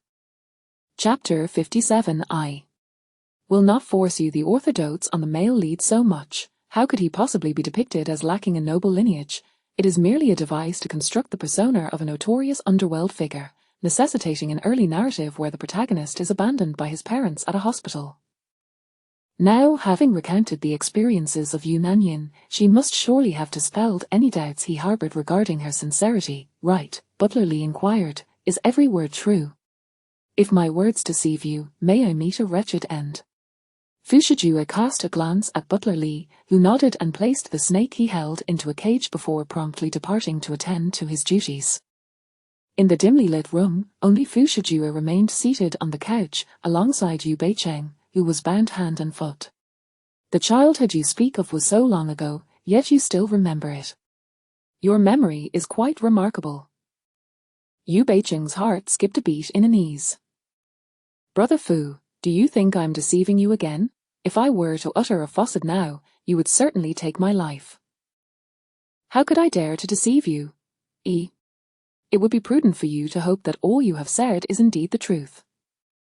Having spent ample time with her, Fu Shijue recognized her cunning nature but was disinclined to dwell on it. His primary concern was verifying the authenticity of her claims, for what she divulged was news to him. Perhaps the woman named Xiaonong was indeed the daughter of the Liu family. After all, the drug was developed by Yi Qianfan. You only addressed how you came to know about the drug, yet you have not explained how you are aware of Xiao Bai's presence in the estate. Yu Beicheng hesitated. Can we skip that part? Very well. I shall not compel you. A smile of relief spread across Yu Beicheng's face, yet, in the next moment, Fu Shijue commanded, take her to the next room, let her spend the night with a multitude of snakes. I will tell you. Yu Beicheng's expression darkened. A CRBA, how do I explain? Is there any need for contemplation? It seems you are merely considering how to deceive me, are you not? Fu Shijue queried. Yu Beicheng shook her head vigorously. I am not withholding the truth, rather, I fear that you may not believe me if I speak. Oh. Indeed, this matter is far too absurd, however, if you wish to know, I shall certainly reveal it to you. Yu Beicheng hastily backtracked. Did I not mention encountering that woman named Xiaonong in my childhood? The medicine she consumed was brought to her by her husband from a distant land. As a child, I was unaware of where they spoke of, but reflecting now, it must have been from Myanmar. Fu Shijue's brow slightly furrowed. As a child, would that woman confide such matters to you? She did not speak directly to me. I merely overheard their conversation while sitting nearby. Perhaps they regarded me as too young to warrant discretion. Fu Shijue, unable to see her eyes, struggled to discern the complexities that lay within them. He inquired, are you implying that the drug she took was procured from Myanmar by her husband? Yu Beicheng nodded eagerly, resembling a chick pecking at grain. These statements were indeed truthful. His mother had divorced his father upon conceiving him, and upon his birth, his father wed another woman. The author had not mentioned his father, for his mother harbored a deep-seated hatred for him, refusing to disclose even a word about him. Fu Shijue remarked, even if you are aware that the drug originated from Myanmar, how do you know it is in Xiaobi's possession? How could she possibly know? She had no knowledge. She had gleaned it from a novel. It was the author who had penned it. Why could he not inquire with the author instead? Yu Beicheng racked her brains and, steeling herself, replied, I also heard that couple speak of it. They mentioned that the drug was provided to them by someone from the estate. Uncertain whether Fu Shijue believed her account, she noted that once she finished her explanation, he fell silent. With a hint of anxiety, Yu Beicheng called out, Brother Fu, are you still there? Fu Shijue fixed a steady gaze upon her, unsure whether to trust her words. He found no apparent flaws in her narrative. It even aligned with what he had heard throughout his 2 decades in the estate. The whispers spoke of an earlier leader, not Old K, but someone else entirely, though the identity remained shrouded in mystery. Old K was aware but would never divulge it to anyone. Brother Fu, you do not mean to question me about what you wish to know only to kill me afterward, do you? Yu Beicheng sensed his lingering presence. Indeed. What? How could you do this? Was it not agreed that if I answered truthfully, you would spare my life? How can you betray your word? Yu Beicheng's expression reflected her dissatisfaction. That was Butler Lee's promise to release you, not mine. Yu Beicheng fumed, but you are in cahoots with him. His words are as good as yours. I care not, you cannot kill me. Fu Shijue scoffed. Moreover, you previously tasked me with investigating the photo within Xiaobi's necklace, which remains unfulfilled. Therefore, you cannot eliminate me now. Who else would assist you in your inquiries? Fu Shijue stroked his chin thoughtfully. I may temporarily spare your life. Thank you, Brother Fu. However, your recent actions towards me cannot simply be overlooked. His voice, laced with a chilling hunger, resonated throughout the cold room. She stiffened, a foreboding sense creeping upon her. What do you intend to do with me? How about this? If you spend a night with the snakes, I shall refrain from holding your past misdeeds against you. What say you? An evil smile crept across his handsome face. Why Yu Beicheng nearly succumbed to terror at his words. No, I refuse. If you wish for me to spend a night with the snakes, then it would be far more merciful to kill me outright. Fu Shijue reveled in the torment of others, deriving pleasure from their suffering. It is settled then. Bring her. The bodyguard promptly entered, prepared to drag Yu Beicheng away. Stop, no. She protested vehemently. Fu Shijue, you despicable, shameless man, how could you resort to such underhanded tactics against me? Woe unto you, may you meet your demise. I loathe you. Fu Shijue replied, hate me if you must. I prefer your disdain over the affection you once offered. Pervert, pervert. She cried, tears streaming down her cheeks, dampening the blindfold over her eyes. I shall never forgive you, Fu Shijue. Fu Shijue, your name foreshadows your fate. Shijue, death, absolute. Such a harsh sentiment. Fu Shijue observed her, resembling a prickly hedgehog. Gag her. The bodyguard swiftly removed the blindfold that had shrouded her eyes, twisting it into a ball and stuffing it into her mouth. As the darkness receded, Yu Beiqing's vision cleared instantly. The bodyguard had already opened the door to the snake room, and upon witnessing the writhing mass of snakes coiling within, the visual assault rendered her powerless to resist. She fainted on the spot. The perceptive bodyguard did not immediately cast her inside but reported to Fu Shijue, "A young master, she has fainted. Does that mean we shall not throw her in?" The bodyguard replied, "We will promptly place Miss Yu inside. Forget it, since she has fainted, we shall wait until tomorrow to throw her in. After all, she must bear witness to how she becomes ensnared by the snakes." Fu Shijue spoke with a tone that dripped with malice. The bodyguard nodded, understood. Chapter 58. It is better not to thank him. Yu Beicheng found herself ensnared in a dream. In it, she was surrounded by countless serpents, their sharp fangs sinking into her arms, thighs, and face, causing her to writhe in agony on the ground. Just then, Fu Shijue appeared in the sky, offering her a grotesque smile. Subsequently, he transformed into a colossal snake, gaping wide with a bloody maw, and devoured her whole. "Don't!" as she screamed, jolting awake. At that moment, Yu Beicheng was drenched in sweat, a tear streaming down her cheek. Realizing she lay on the cold floor, enveloped by darkness, she immediately curled up, clutching her legs tightly. The bodyguards outside heard the commotion and promptly opened the door. "What do you want?" Ishii asked, wary. "The young master has commanded that you witness your own entanglement with snakes. We are to escort you to the snake room next door. No, no.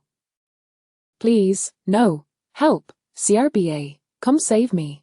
Fu Shijue wants to kill me. Hurry, come save me." As a woman, she felt utterly powerless against the bodyguards, her desperate cries echoing, yet she had no idea where Fu Shijue had imprisoned her. Apart from her and the bodyguards, not a soul was in sight. Snakes! The bodyguards dragged her next door. Upon opening the door, she was met with a scene identical to the one from the previous night, her heart stopping, causing her to faint once more. The bodyguards exchanged glances. In truth, these were harmless snakes. A bite would only leave fang marks, yet it seemed that Miss Yu had an intense fear of snakes. The young master insisted she see herself entwined by them, and now that she had fainted, they would have to wait until she regained consciousness to throw her in. "Bring a basin of water to wake her up," one bodyguard suggested. "This back and forth is a waste of time." They followed this advice. However, despite dousing her face with water, she remained unresponsive. After several attempts, they confirmed she was still breathing. "It seems she was quite frightened," the bodyguard remarked, ultimately resigning to return her to her previous spot. Noon, 12 o'clock. Fu Shijue learned from the bodyguards that Yu Beicheng had fainted again upon seeing the snake room. He was not surprised. "She hasn't woken up."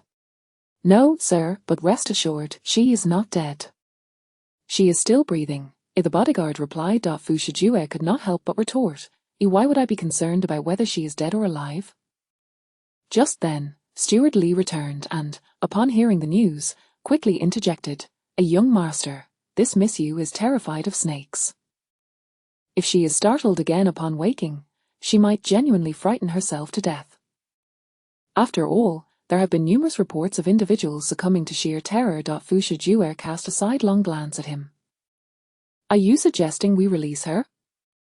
The young master was eager to end Yu Beicheng's life, and he had no intention of letting her off lightly. Steward Li, seeking to preserve Fu Shijue's dignity, suggested, given her treatment of you, it would be too lenient to simply release her. Why not assign her to clean the chicken coop and cattle shed for the farmers? "How considerate of you," Fu Shijue remarked, finding the punishment rather trifling.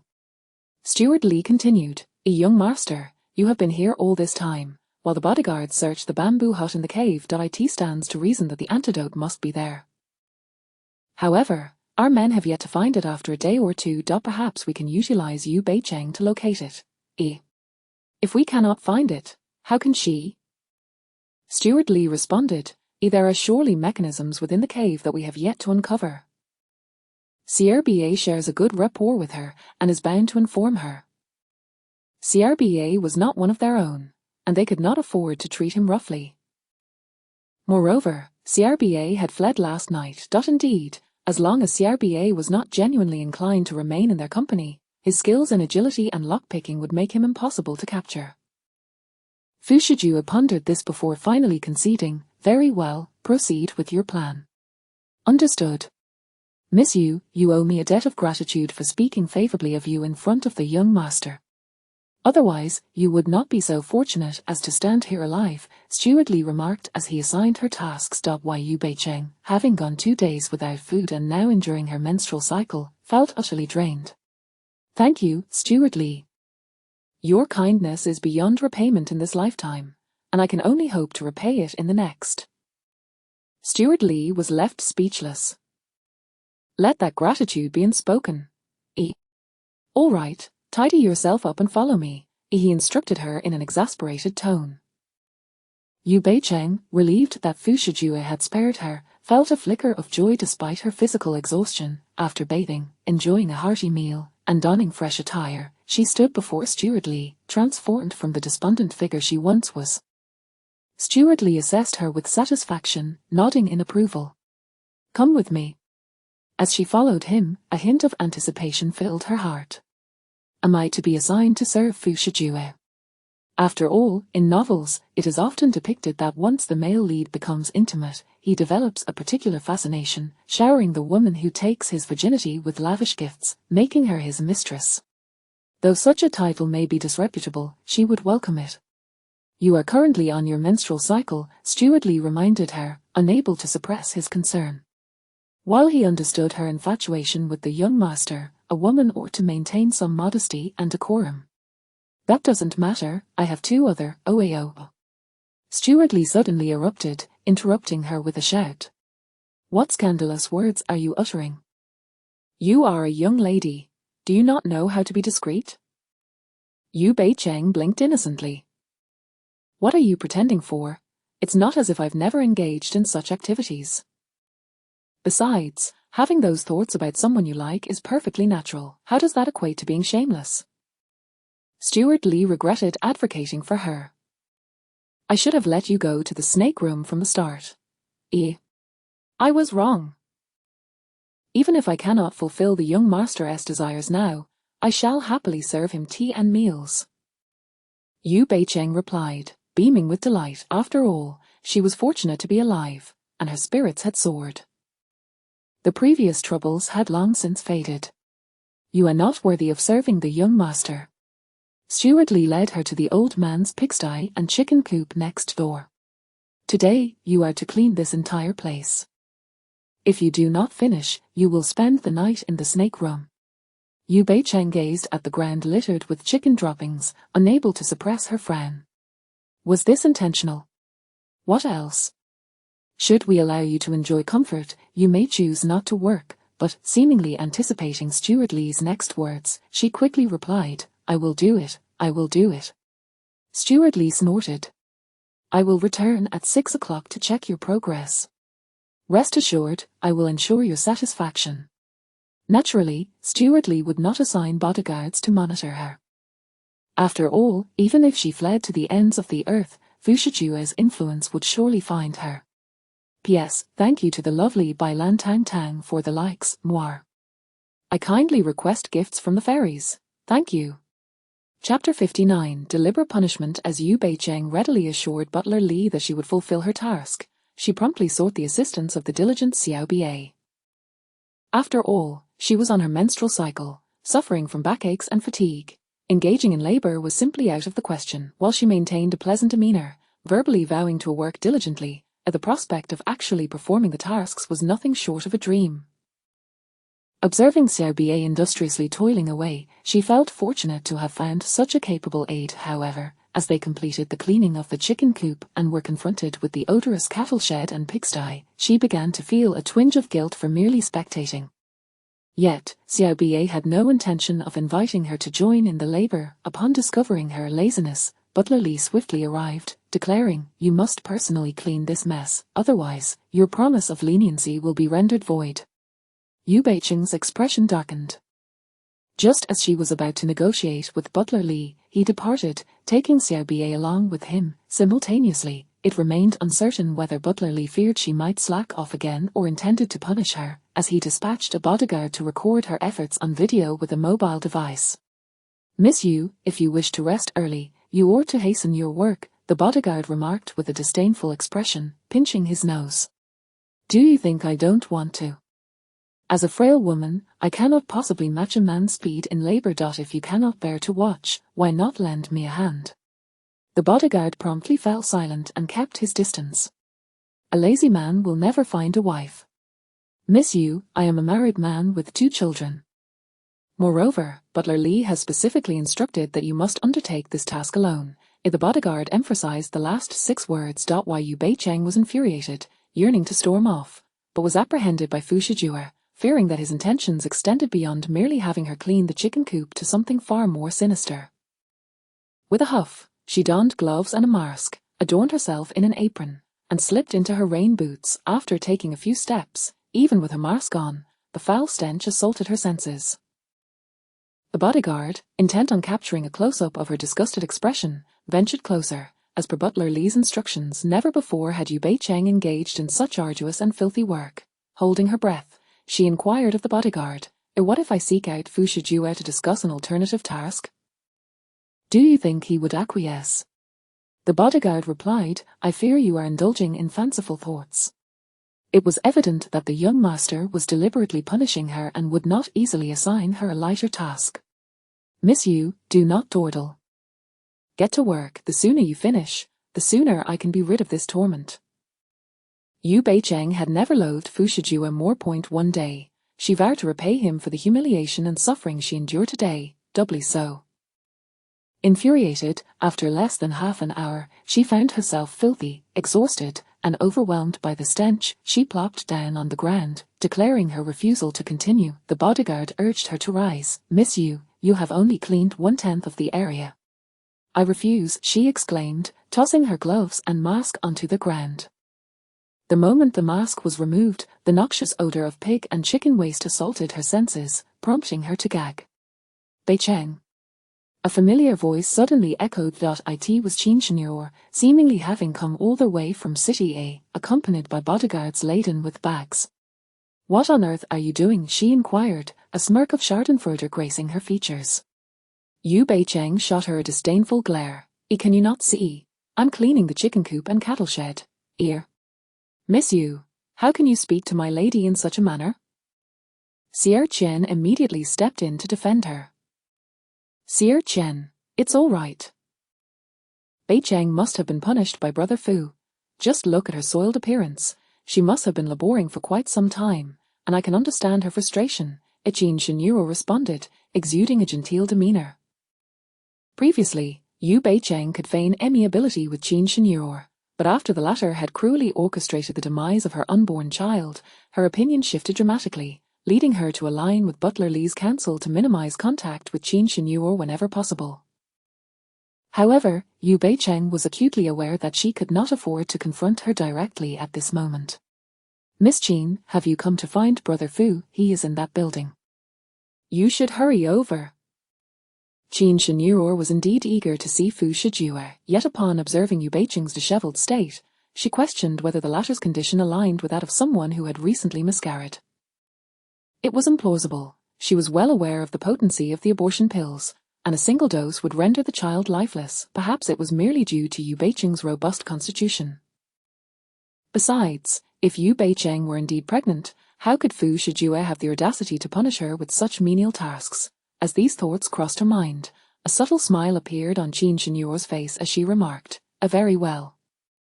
With that, she and Sier Chen departed. Yu Beicheng quickly sprang to her feet and instructed the bodyguard filming her, "I'm going over there. Provide me with cover. Remember to delete any recordings of my absence." With that, she dashed away, leaving no trace behind. Qin Shenyor's visit was not unexpected for Fu Shijue. When Butler Lee entered to inform him, Fu Shijue displayed no surprise, coldly instructing, "I have her wait next door. Ear." "Understood." After Butler Lee left, Fu Shijue hesitated momentarily before taking the jade pendant from his desk and proceeding to find Qin Shenyor next door. An inexplicable stench lingered in the air. He dismissed it as he resided among farmers who naturally kept livestock, and the odor of manure was to be expected. Had he not been in search of something, he would have vacated this wretched place long ago. Upon pushing the door open, he found Butler Lee pouring tea for Chin Senior. "Brother Fu, why have you been lingering here?" She immediately approached him. He turned to Butler Lee, saying, "You may leave." Chin Senior signaled to Xiao Qian to exit, leaving only the two of them in the room. Fu Shijue began. "I wanted to discuss this matter with you." What matter?" He placed the jade pendant before her. "Do you recognize this?"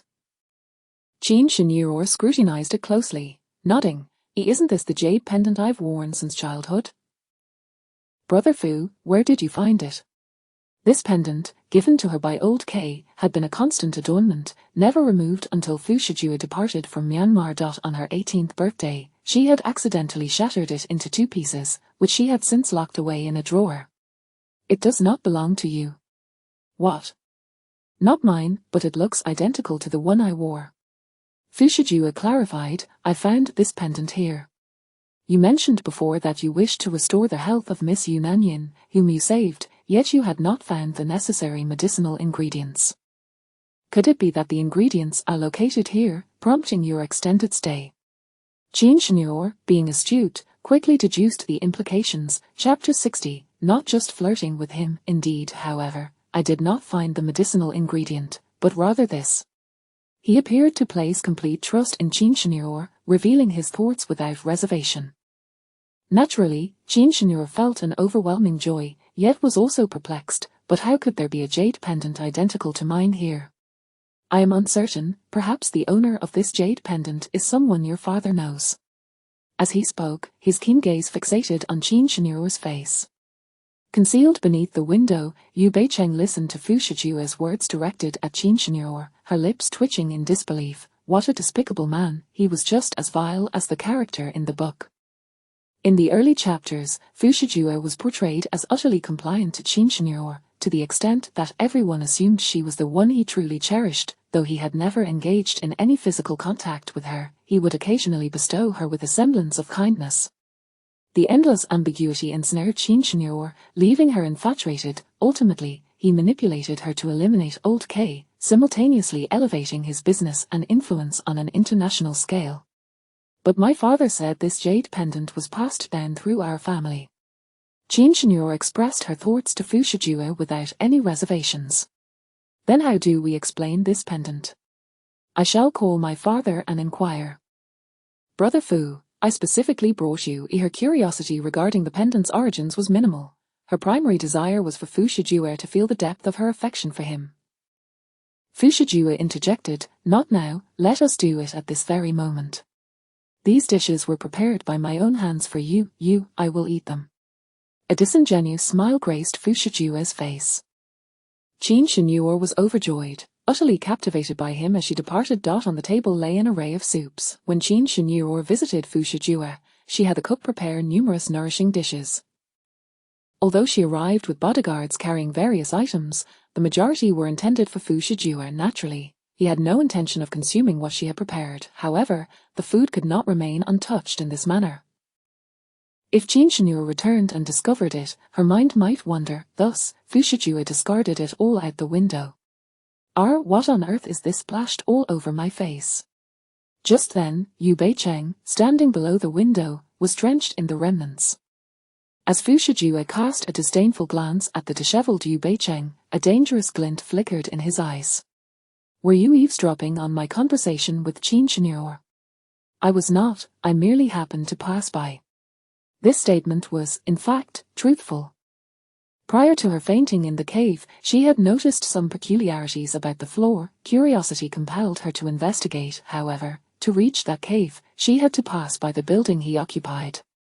The walls here lacked soundproofing. While he chatted with Chin Senior, he left the window open. It was entirely reasonable for her to overhear their conversation as she strolled by. "Is that so? But shouldn't you be cleaning the chicken coop now? Have you finished so swiftly?" Yu Beicheng shook her head. "Nature calls, and I need to change my sanitary pad while I'm at it." Fu Shijue's expression stiffened. Did this girl really speak so bluntly about such matters? If Brother Fu has no further business, I shall take my leave to the restroom, Yu Bei-cheng inquired with a bright smile. Internally, however, she had already cursed Fu Shijue's ancestors for generations. In the depths of winter, being punished to clean the chicken coop was one thing, now she had been splattered with soup. Such treatment would elicit laughter from no one. Yu Bei-cheng, if you wish to survive, do not covet what does not belong to you. Do you understand? He cautioned her. Why? Yu Bei-cheng looked utterly bewildered. Covet what? Still playing dumb. He sneered. In an instant, she grasped the implication, asking, You don't think I'm worried about you and Qin Shenure together, do you? That's why I was eavesdropping. Fu Shijue replied. Is it not? Har har har, she threw her head back, laughing heartily. For reasons unknown, Fu Shijue found her laughter irksome. Grabbing a pastry from the table to silence her, she did not spit it out but chewed instead. The taste is delightful. Though Qin Shenure may not be much, her cooking is quite appetizing. Fu Shijue snapped, Get lost. Indeed, Yu Bei-cheng was ready to leave. She needed to wash off the unpleasantness, yet she was loath to return to the chicken coop.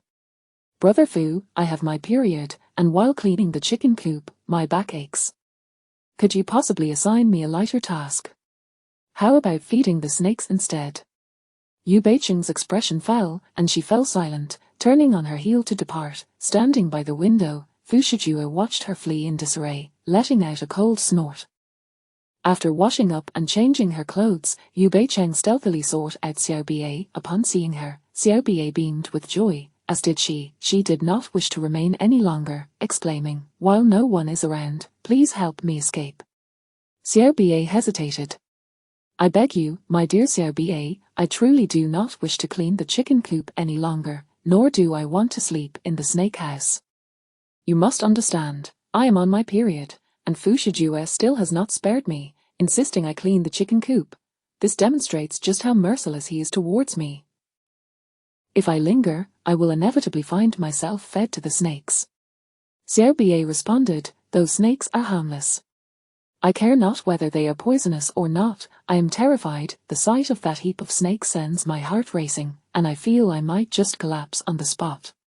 Yu Bei-cheng grasped his hand, her face pleading. Please, Xiao Bie, just take me away. Xiao Bie remained indecisive. If you do not help me escape, I shall have to leave on my own. Her coaxing of Xiao Bie to accompany her was merely a safeguard for herself.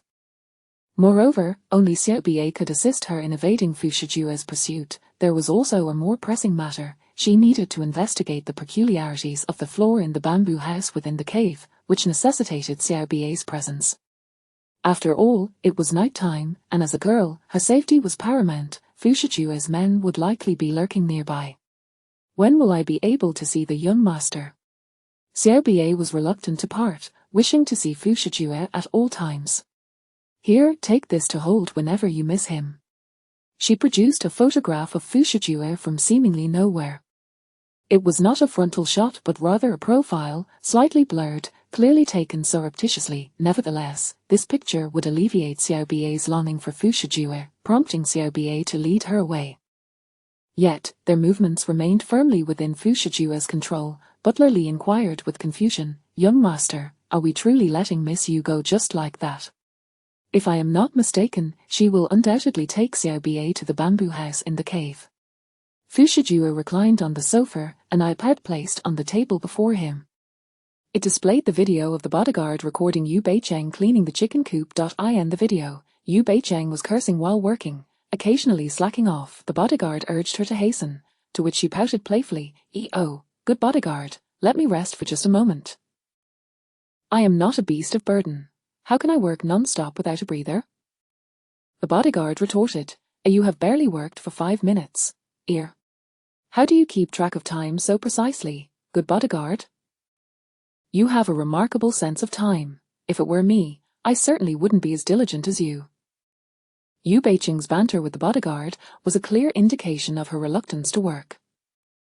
Had Fu Shijue not seen the video recorded today, he would have been unaware that she could act so coy in front of other men. Fu Shijue slammed the iPad down onto the table.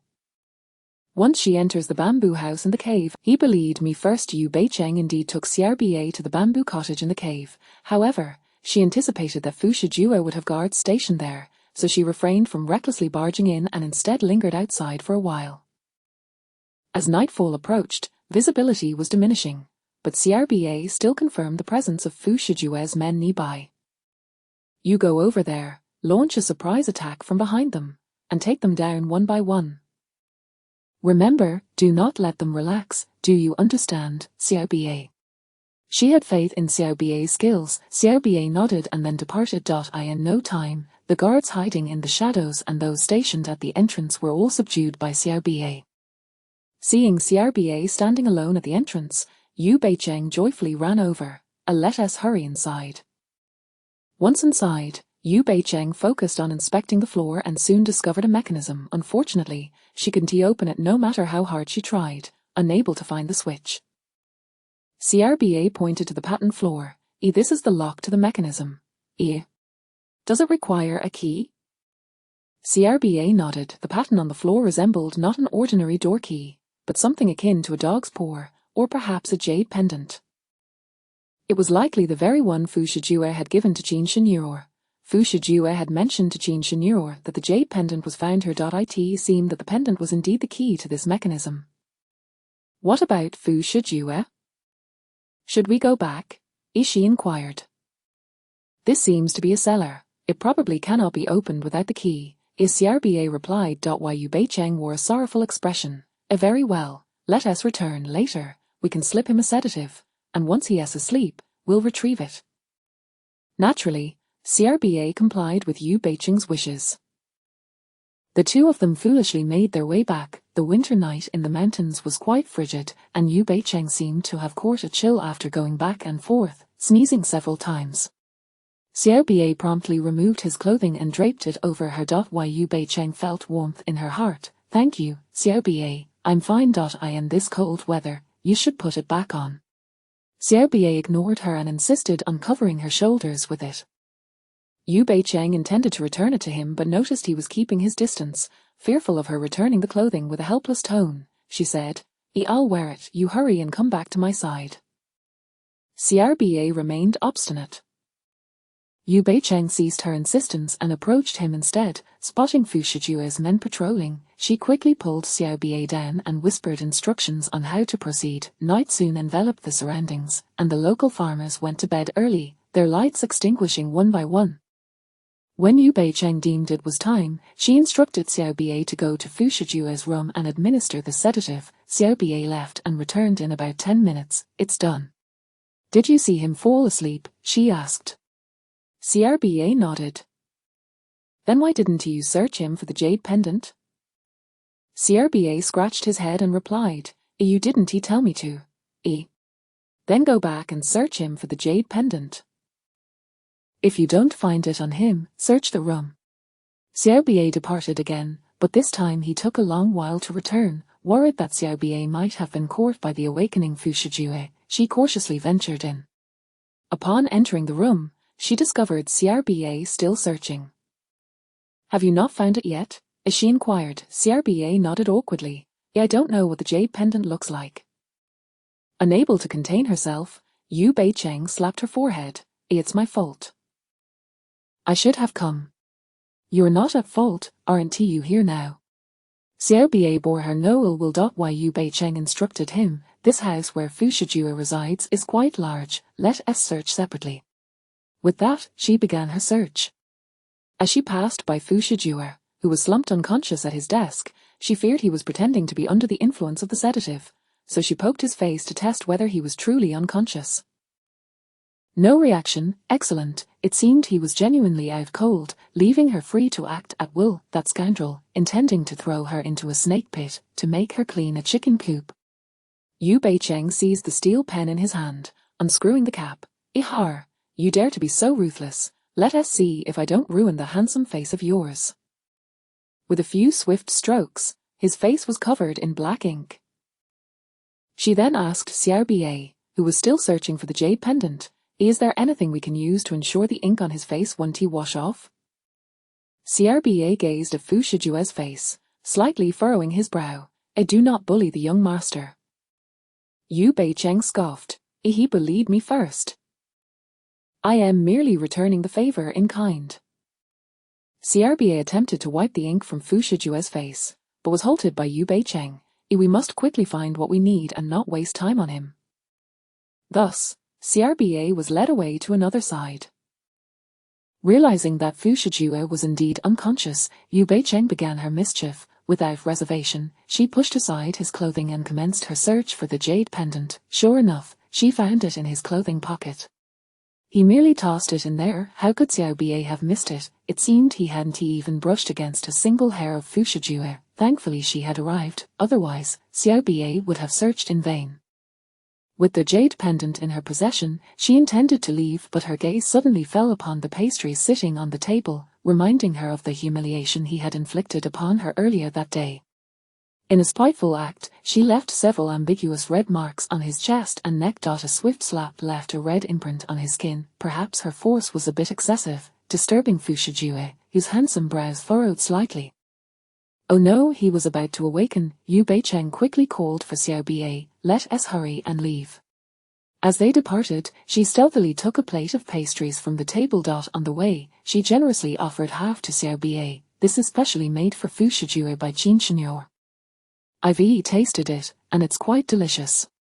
Xiao Bie, who had a penchant for sweets, had rarely indulged in them due to his previous master's aversion. Now, with a pastry shoved into his mouth by Yu Beicheng, his eyes lit up. Isn't it delicious? Yu Beicheng affectionately ruffled his hair, her face beaming with tenderness. I enjoy eating it too. Just as she was about to pop another into her mouth, Xiao Bie suddenly stopped her. Don't eat it. There's a laxative in these pastries. Upon hearing this, Yu Beicheng was startled and immediately tossed the pastries on the ground. The next moment, a loud noise erupted. Fatty Yu Beicheng stood speechless. Xiao Bie, overwhelmed, covered his face and turned away, weeping. It's all right, everyone farts, it's completely natural. It's all that despicable Fu Shijue's fault for plotting against us. With his astute perception, he had noticed her fondness for pastries, so he had intentionally saved the ones Qin Shenyor had given him, only to lace them with a laxative, waiting for her to eat. How infuriating! She knew full well that Fu Shijue would not consume anything from Qin Shenyor, so how could he leave the pastries in plain sight? It was her oversight, all her fault. Fu Shijue, you scoundrel! Chapter 62 Is Yu Beicheng consumed by flames? Yu Beicheng felt a surge of relief that she had been stopped by Xiao Bie from indulging in the pastries. Otherwise, the number of individuals suffering from diarrhea in the mountains would not be limited to Xiao Bie alone, but would include her as well. Xiao Bie, with his robust physique, was on the verge of collapsing from the ordeal. This clearly illustrated the potency of the medicine administered by Fu Shijue. Yu Beicheng's heart ached for Xiao Bie. If it becomes unbearable, shall I go find you some antidiarrheal medicine? Xiao Bie's voice lacked its usual vigor, and even gesturing seemed to drain him. There's no need for antidiarrheal medicine. Just find me some herbal remedy from the cave. Yu Beicheng was entirely unfamiliar with herbs. Xiao Bie recognized this, yet his current state made it difficult for him to walk normally to the cave, which was still quite a distance away. It's all right. We can take our time, she reassured him. No sooner had she spoken than Xiao Bie dashed away. Likely due to another bout of diarrhea. It seemed that reaching the cave together would take until the following morning, interspersed with frequent interruptions as they dealt with Xiao Bie's affliction. Upon seeing Xiao Bie return, looking pale and feeble, Yu Beicheng urged him, don't move, describe to me what the herb looks like, and I'll fetch a similar one from the cave. Xiao Bie described the shape of the herb, prompting Yu Beicheng to set off alone back to the cave. As night enveloped the surroundings, an eerie silence hung in the air, broken only by the rustling of leaves stirred by the wind. To be honest, walking alone in the mountains at night filled Yu Beicheng with trepidation, but the thought of Xiao Bie enduring suffering because of her spurred her to quicken her pace. Before long, she arrived at the cave. The bodyguard had been incapacitated by Xiao Bie and would likely remain unconscious for some time. Upon entering the cave, her first instinct was not to curiously activate the jade pendant's mechanism, but to seek out the herbal remedy for Xiao Bie. To Yu Beicheng, Xiao Bie had become her closest confidant in this world, akin to a beloved younger brother, with a bucket of herbs in hand, she set out to find Xiao Bie. However, just as she departed, someone stealthily approached to ignite a torch, quickly engulfing the bamboo house within the cave in fierce flames. After walking a short distance and catching sight of the fire's glow behind her, Yu Beicheng couldn't help but frown. Is Fu Shijue responsible for this fire? It seemed improbable.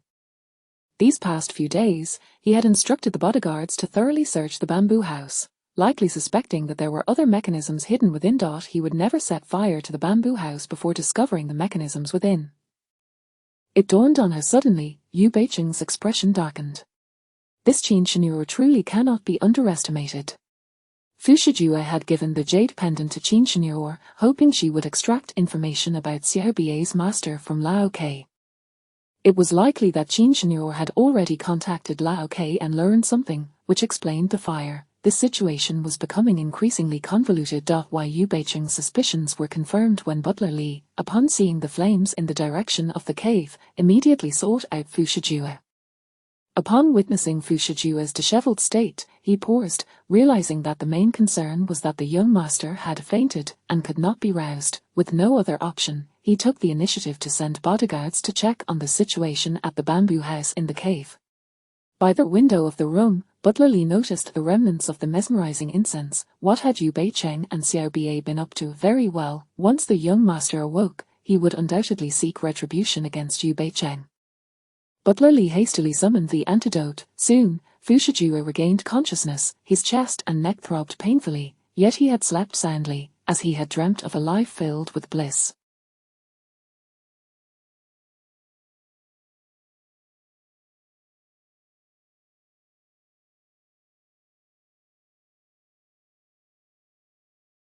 In his dream, he had both parents, a perfect childhood, and grew up joyfully like an ordinary person, passing exams, attending university, starting a career, meeting the girl of his dreams, and having a pair of children, enjoying a life of happiness. However, the faces of those in his dream were all blank, except for that of the girl he cherished, who turned out to be the detestable Yu Beicheng. He could never have dreamed of Yu Beicheng. His dreams had always been nightmares, devoid of any pleasant visions throughout his life. Someone must have drugged him. Rubbing his temples, he was about to inquire who was responsible when he felt ink all over his hand. Fu Shijue gritted his teeth and demanded, Bring me a mirror." He didn't need to ask to know who was behind this. Yu Beicheng. There was no doubt about it. It had to be her. Butler Li, trembling at the sight of the enraged young master, cautiously handed over the mirror. On his forehead was drawn a small turtle, with the words "slut" scrawled on both cheeks. A pig's nose adorned his prominent nose, and dark, bushy whiskers were etched on his chin, with a large mole drawn beside his lips. Yu Beicheng.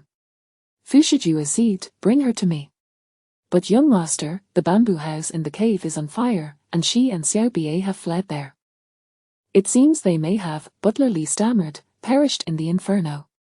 Fu Shijue paused, then uncertainly asked, "It's on fire?" Yes. It appears to have been deliberately set. Given that it was winter, dry and humid, and there was no cooking requiring firewood in the cave, how could a fire have ignited? It had to have been sabotage. "Take me to see," Fu Shijue ordered. Washing his face before hastening with Butler Li, the flames roared, and the cave entrance blazed like molten lava. It was impossible to enter, and even getting close would result in burns. Fu Shijue declared, "She cannot be dead, search the mountains thoroughly." If Yu Beicheng and Xiao Bie had entered the cave, they would surely have sensed the impending danger before the fire was set. Should she be inside, it was likely she had discovered the mechanism. Suddenly, Fu Shijue had a thought. Narrowing his eyes as a sinister smile crept onto his lips, "I know where the mechanism is." Butler Li inquired, Where?" "Under the floor." "I underestimated Yu Beicheng. She figured it out before I did."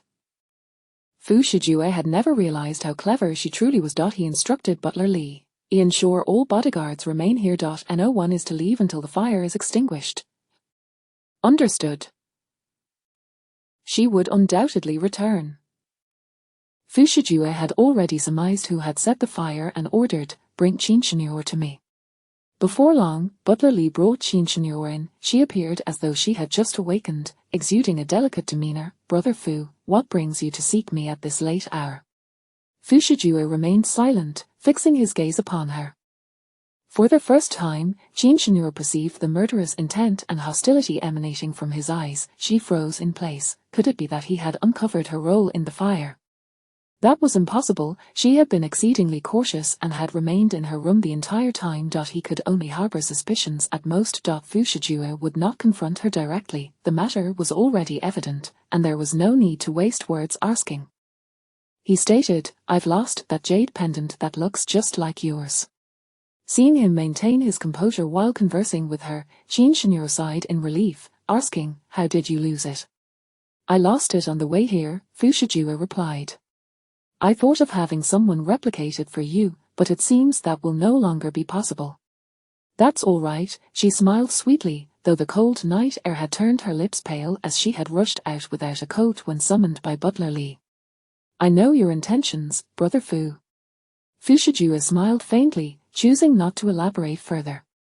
His purpose in summoning her extended beyond mere conversation. He did not send anyone to escort her away, leaving her to stand in the frigid night air, watching the flames within the cave continue to blaze.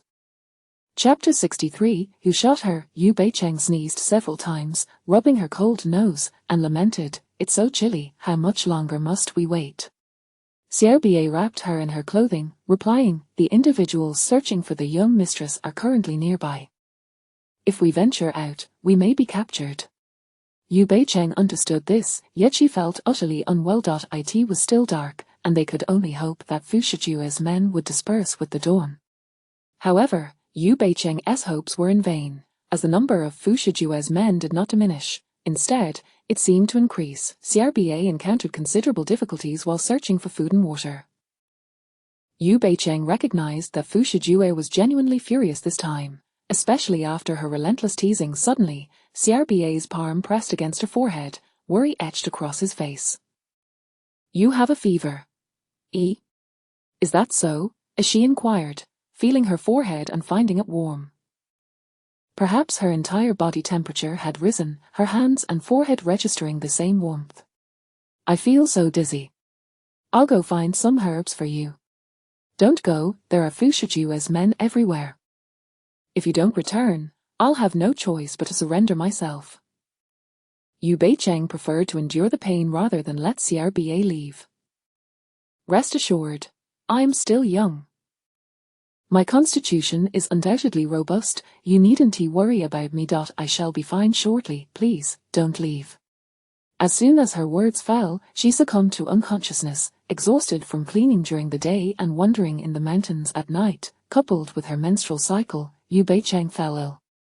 CRBA had initially intended to take her along to find the herbs, but fearing he would tire her, he covered her with his clothing and set off alone. During daylight, it was far more challenging to deceive Fu Shijue's men compared to nighttime. CRBA's presence was soon detected by the bodyguards. However, he managed to evade capture. The bodyguards promptly reported to Butler Li. At that moment, the fire in the bamboo house had been extinguished, and Butler Li had just informed Fu Shijue, both proceeding to the scene to investigate. When the bodyguard reported to Butler Li, Fu Shijue was present as well. "It appears that both Xiao Bie and Yu Beicheng are still alive and well," Butler Li remarked to Fu Shijue. "You were indeed correct, young master." Fu Shijue coldly uttered, "Ensure that the wretched woman, Yu Beicheng, is captured." With that, he stepped into the bamboo house. After the previous night's inferno, the entrance was shrouded in darkness, the bamboo house reduced to mere ruins. Fu Shijue, astute as he was, quickly discerned the mechanism. Upon observing the imprints on the ground, a flicker of darkness crossed his gaze. Butler Li, noticing his reaction, remarked, "A young master, could the jade pendant we found in the bamboo house be the key to activating the cellar's mechanism?" Fu Shijue replied, "The relationship between Old K and Yi Qian Fan seems rather peculiar. His visit here was not solely for the medicinal herbs, but also related to the affairs concerning Yi Qian Fan. Old K risked exposing Qin Shino's identity in order to set that fire. It seems there are secrets within," Butler Li stated. Fu Shijue remarked, "Then we must hasten to find Yu Beicheng." Indeed. Achoo! Achoo! Meanwhile, in a room, Chin Shino sat on the bed wrapped in a thick down jacket, cradling a cup of hot tea. Xiao Qian displayed a look of concern. Miss, I fear that Master Fu may have intentionally summoned you, intending for you to stand outside the cave all night. Do you think I'm unaware? Chin Shino's eyes were slightly red, as if she had been weeping. But what choice do I have? If I disobey my father, then she left her words unspoken, instead wiping the tears from the corners of her eyes. When summoned by Butler Lee the previous night, she had feared that Master Fu suspected her and would surely question her. To her surprise, he did not confront her but instead cast his suspicions upon her, forcing her to stand outside the cave all night, exposed to the biting cold wind, allowing her to return only at dawn. Miss, at this juncture, we must seize the jade pendant from Yu Beicheng before Master Fu does. We must activate the seller's mechanism and destroy those items. Xiao Qian insisted. Chin Shino queried, why is the jade pendant in Yu Beicheng's possession? Master Fu is exceedingly cautious. How could he possibly lose the jade pendant taken from the bamboo house? It must have been deliberately stolen. Xiao Qian's reasoning resonated with Chin Shino, convincing her. But what does Yu Beicheng intend to do with that key? Miss, CRBA is connected to the dungeon of the park. From his skills, it's evident that his previous master is likely the individual mentioned by the master, who has since passed. Yu Beicheng shares a close relationship with CRBA and undoubtedly wishes to assist him in uncovering information about his master. A glint of madness flickered in Chin Shino's eyes. Since Yu Beicheng chooses to wade through this murky water, let us eliminate her. Very well. Leave this matter to me. Xiao Qian harbored no animosity toward Yu Beicheng. She merely sensed that one day, Yu Beicheng and Master Fu would inevitably come together. Seizing the opportunity while Master Fu was not particularly invested in Yu Beicheng, she could eliminate her, preempting any future complications. Yu Beicheng is accompanied by Xiao Ba. Be sure to exercise caution. Understood, miss. Yu Beicheng had already been administered herbs by Xiao Ba, and her fever had subsided. However, she remained in a stupor, still unresponsive. Xiao Ba vigilantly watched over her when suddenly, footsteps echoed outside. Instantly alert, he concealed himself in the shadows to observe the approaching figures, recognizing them as belonging to the young mistress's men. Cough, cough, cough. At that moment, the unconscious Yu Beicheng coughed softly. The bodyguard, initially prepared to depart, immediately turned back. Search, we heard Miss Yu's voice. They must be around here. Yes. The bodyguards quickly advanced toward their location. Xiao Ba hurriedly lifted Yu Beicheng onto his back, preparing to flee. However, Yu Beicheng coughed again. In an instant, the bodyguards discerned their direction and swiftly drew their firearms, pursuing them. Xiao Ba was remarkably agile. Even while carrying the 80 to 90-pound Yu Beicheng, he was able to evade the bodyguards. Unfortunately, one of the bodyguards aimed a gun at him. If you run again, we will open fire. Xiao Ba paid no heed to the bodyguard's warning, who promptly chambered around and pulled the trigger. Bang! Bang! Bang! Bang! The gunshots startled the resting birds in the trees. No matter how swiftly Xiao Ba ran, he could not outpace the bullets. In a bid to protect Yu Beicheng, he took the hits. The first bullet struck his arm, the second, his leg. These bodyguards were the most formidable under Fu Shijue's command. If you attempt to escape again, our next shot will be aimed at your forehead. Xiao Ba had never feared bullets. Xiao Ba, you've been shot. Stop running, put me down. Yu Beicheng awoke to the sound of gunfire, witnessing Xiao Ba limping yet still attempting to carry her away, her eyes filling with tears. It was all her fault. Had it not been for her, Xiao Ba would not have been wounded. Bang! A gunshot rang out, the source unknown, striking Yu Beicheng squarely in the back, blood splattered, dripping onto the dew-laden grass and leaves. Who fired the shot? Did I not instruct you to only shoot Xiao Ba and not Miss Yu? The lead bodyguard bellowed. We did not fire, all the bodyguards protested, yet, as the words fell, another bullet flew from behind the bodyguards, hitting Yu Beicheng in the back. The consecutive shots aimed at her heart. Fortunately, Xiaobei reacted swiftly, the bullet veering off and striking her back instead. It wasn't us, the shooter is over there, hurry and pursue. Chapter 64.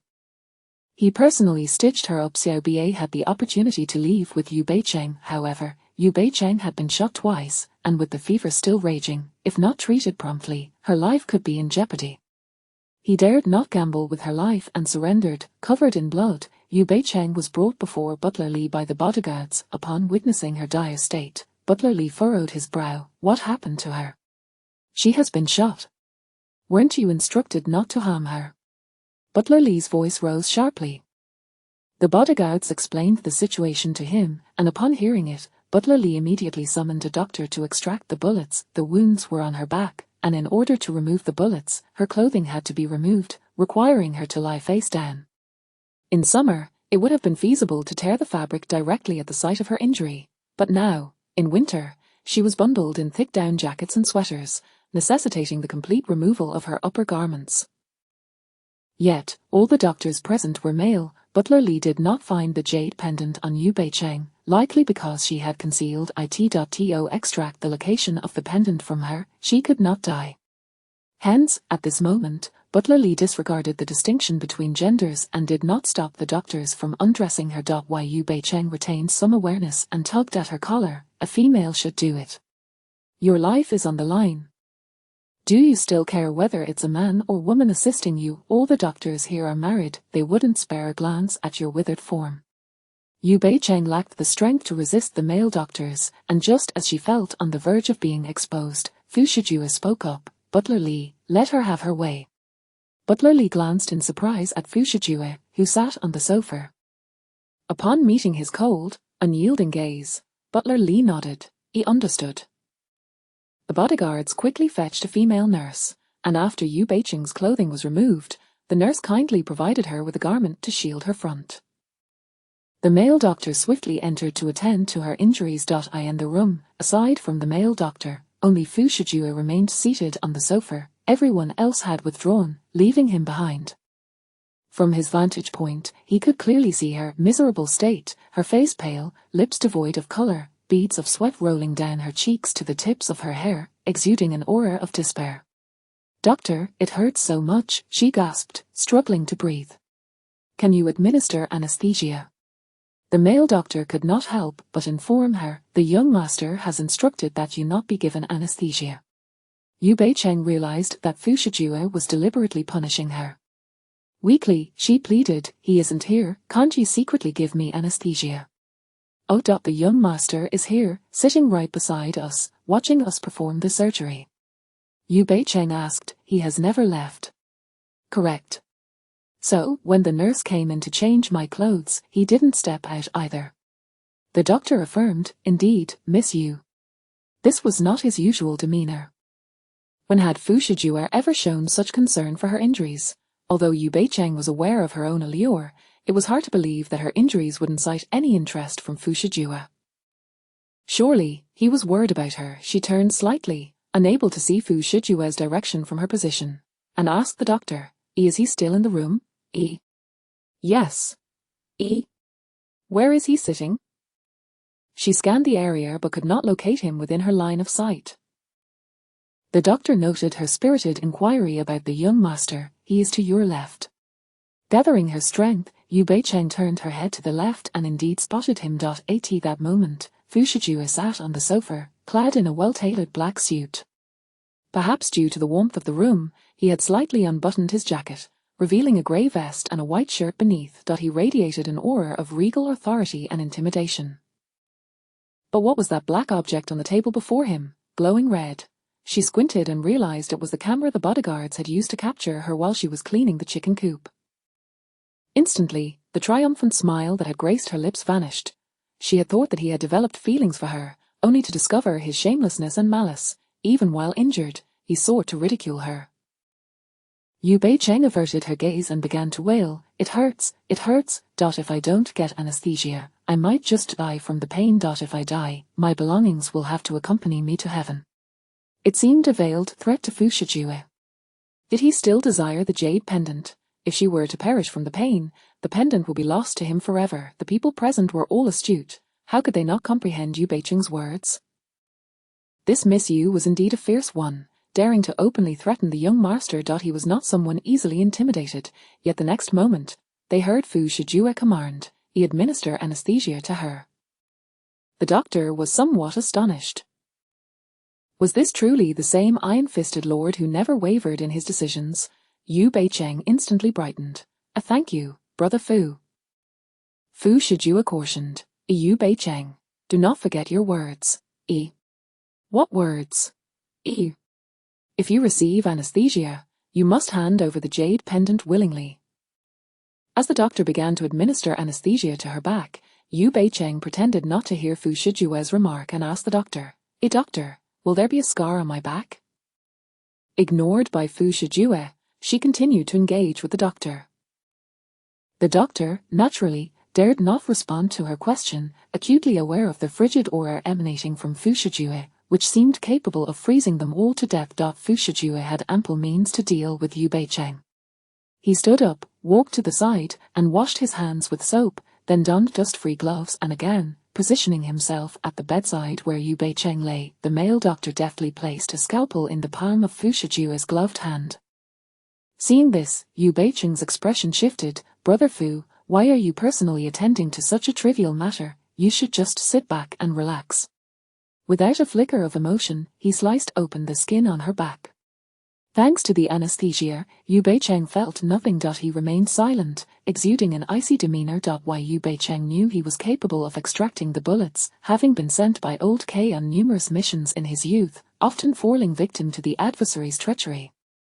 However, his ability to extract bullets and his choice to do so for her were two entirely different matters. The original owner had delicate, fair skin, and any scars incurred would take at least a year and a half to fade.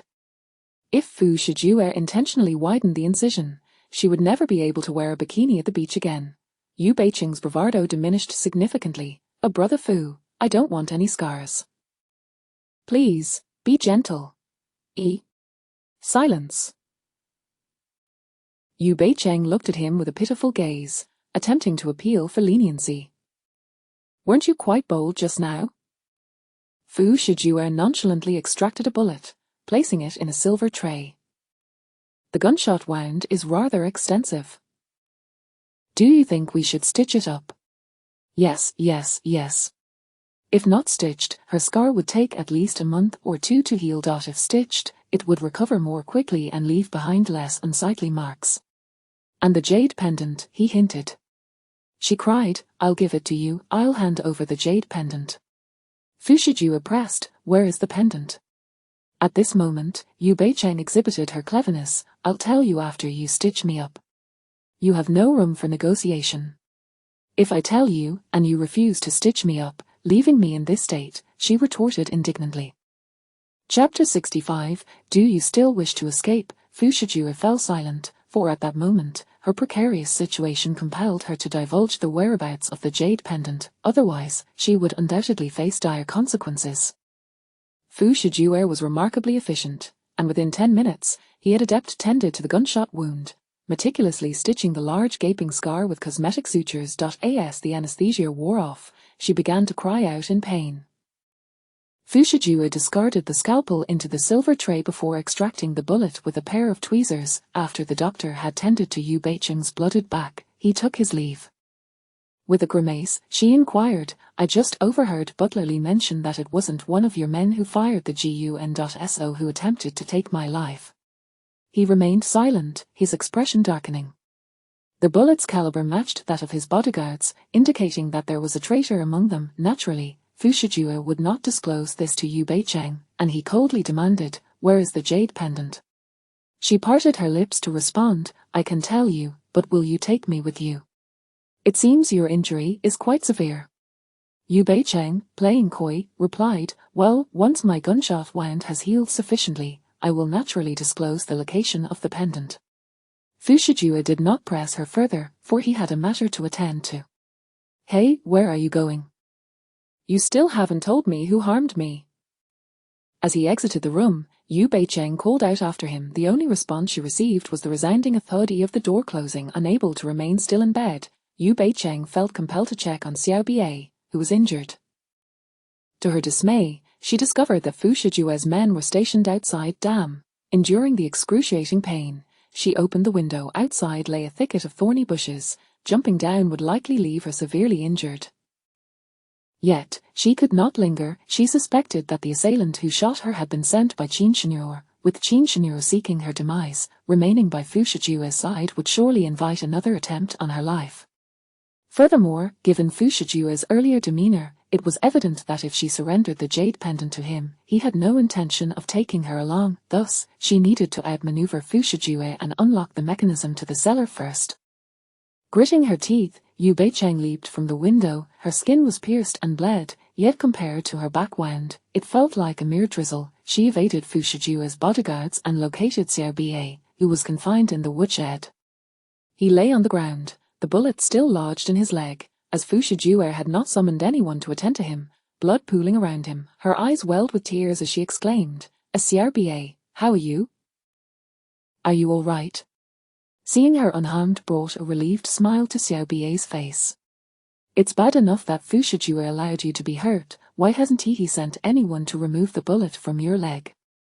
Xiao Bie's resilience was remarkable. Others would have long succumbed to the pain.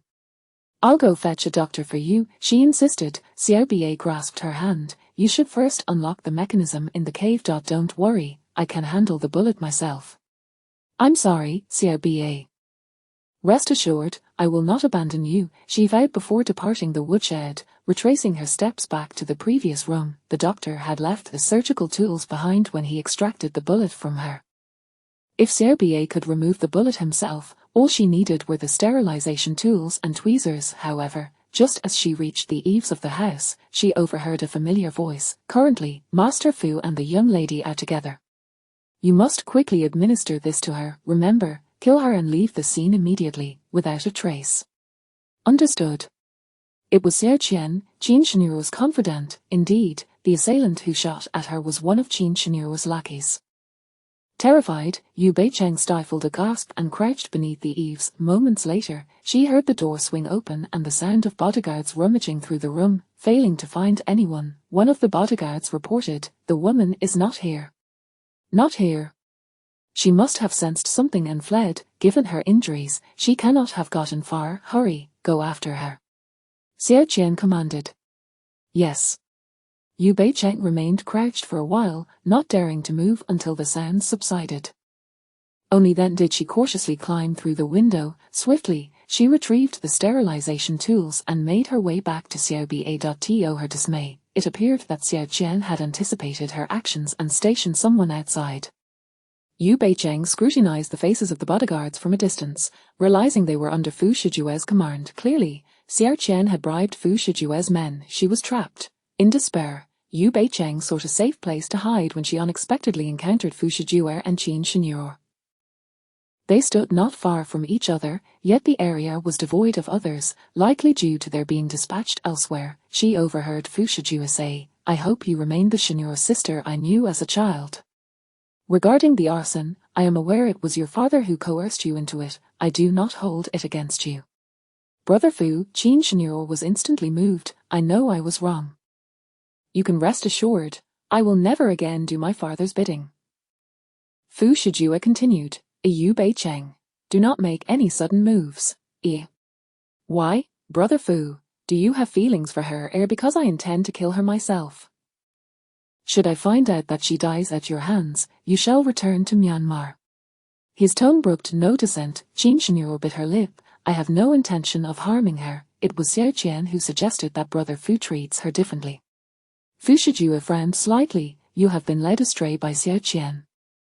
Do you believe everything she says? You must cultivate your own thoughts." "I was simply confused for a moment, Brother Fu. I promise to heed your words from now on, but please do not despise me." Qin Shenhua put on a pitiful facade, tears streaming down her face, looking most forlorn. "As long as you remain the innocent Shenhua sister I once knew, I will not harbor any disdain for you." However, she was no longer the pure-hearted and kind Qin Shenhua of yore. Fu Shijue had an aversion to cunning and manipulative women. Were it not for the fond memories of their childhood, he would have long since eliminated her and spared himself this futile conversation. Yu Beicheng sighed softly. Unable to contain herself as she listened to Fu Shijue's words, presently, he exhibited a semblance of conscience towards Qin Shenhua, yet as Qin Shenhua's behavior escalated in severity, Fu Shijue ceased to feign indifference before her. The image of brother Fu was no more, leaving only a void of neglect and coldness, which ultimately twisted Qin Shenhua's thoughts and led to a tragic conclusion. In truth, Qin Shenhua's love was excessively extreme. Her hands were stained with blood because of her love for Fu Shijue. He had become a thorn in her heart. Relinquishing her feelings for him seemed impossible, unless it was through her death. Having bid farewell to the weeping Qin Shenhua, Fu Shijue swiftly discovered Yu Beicheng, who had been hiding in the shadows. Upon seeing her clutching the sterilization tools, he scoffed, "Are you planning to escape again?" Yu Beicheng shook her head, "I am not. I merely wish to tend to Xiao Bei's wounds." Chapter 66, Completely Mastering Fu Shijue. "You dare to go, and I shall break his legs, just try me." Yu Beicheng's eyes were aflame with fury. "How can you be so heartless? Xiao Bei was injured because of me. If I turn a blind eye to this, wouldn't that make me utterly unfeeling and disloyal? You realize he was injured because of you." Fu Shijue was taken aback by her apparent concern for Xiao Bei. "If you wish for his suffering to lessen, then behave yourself.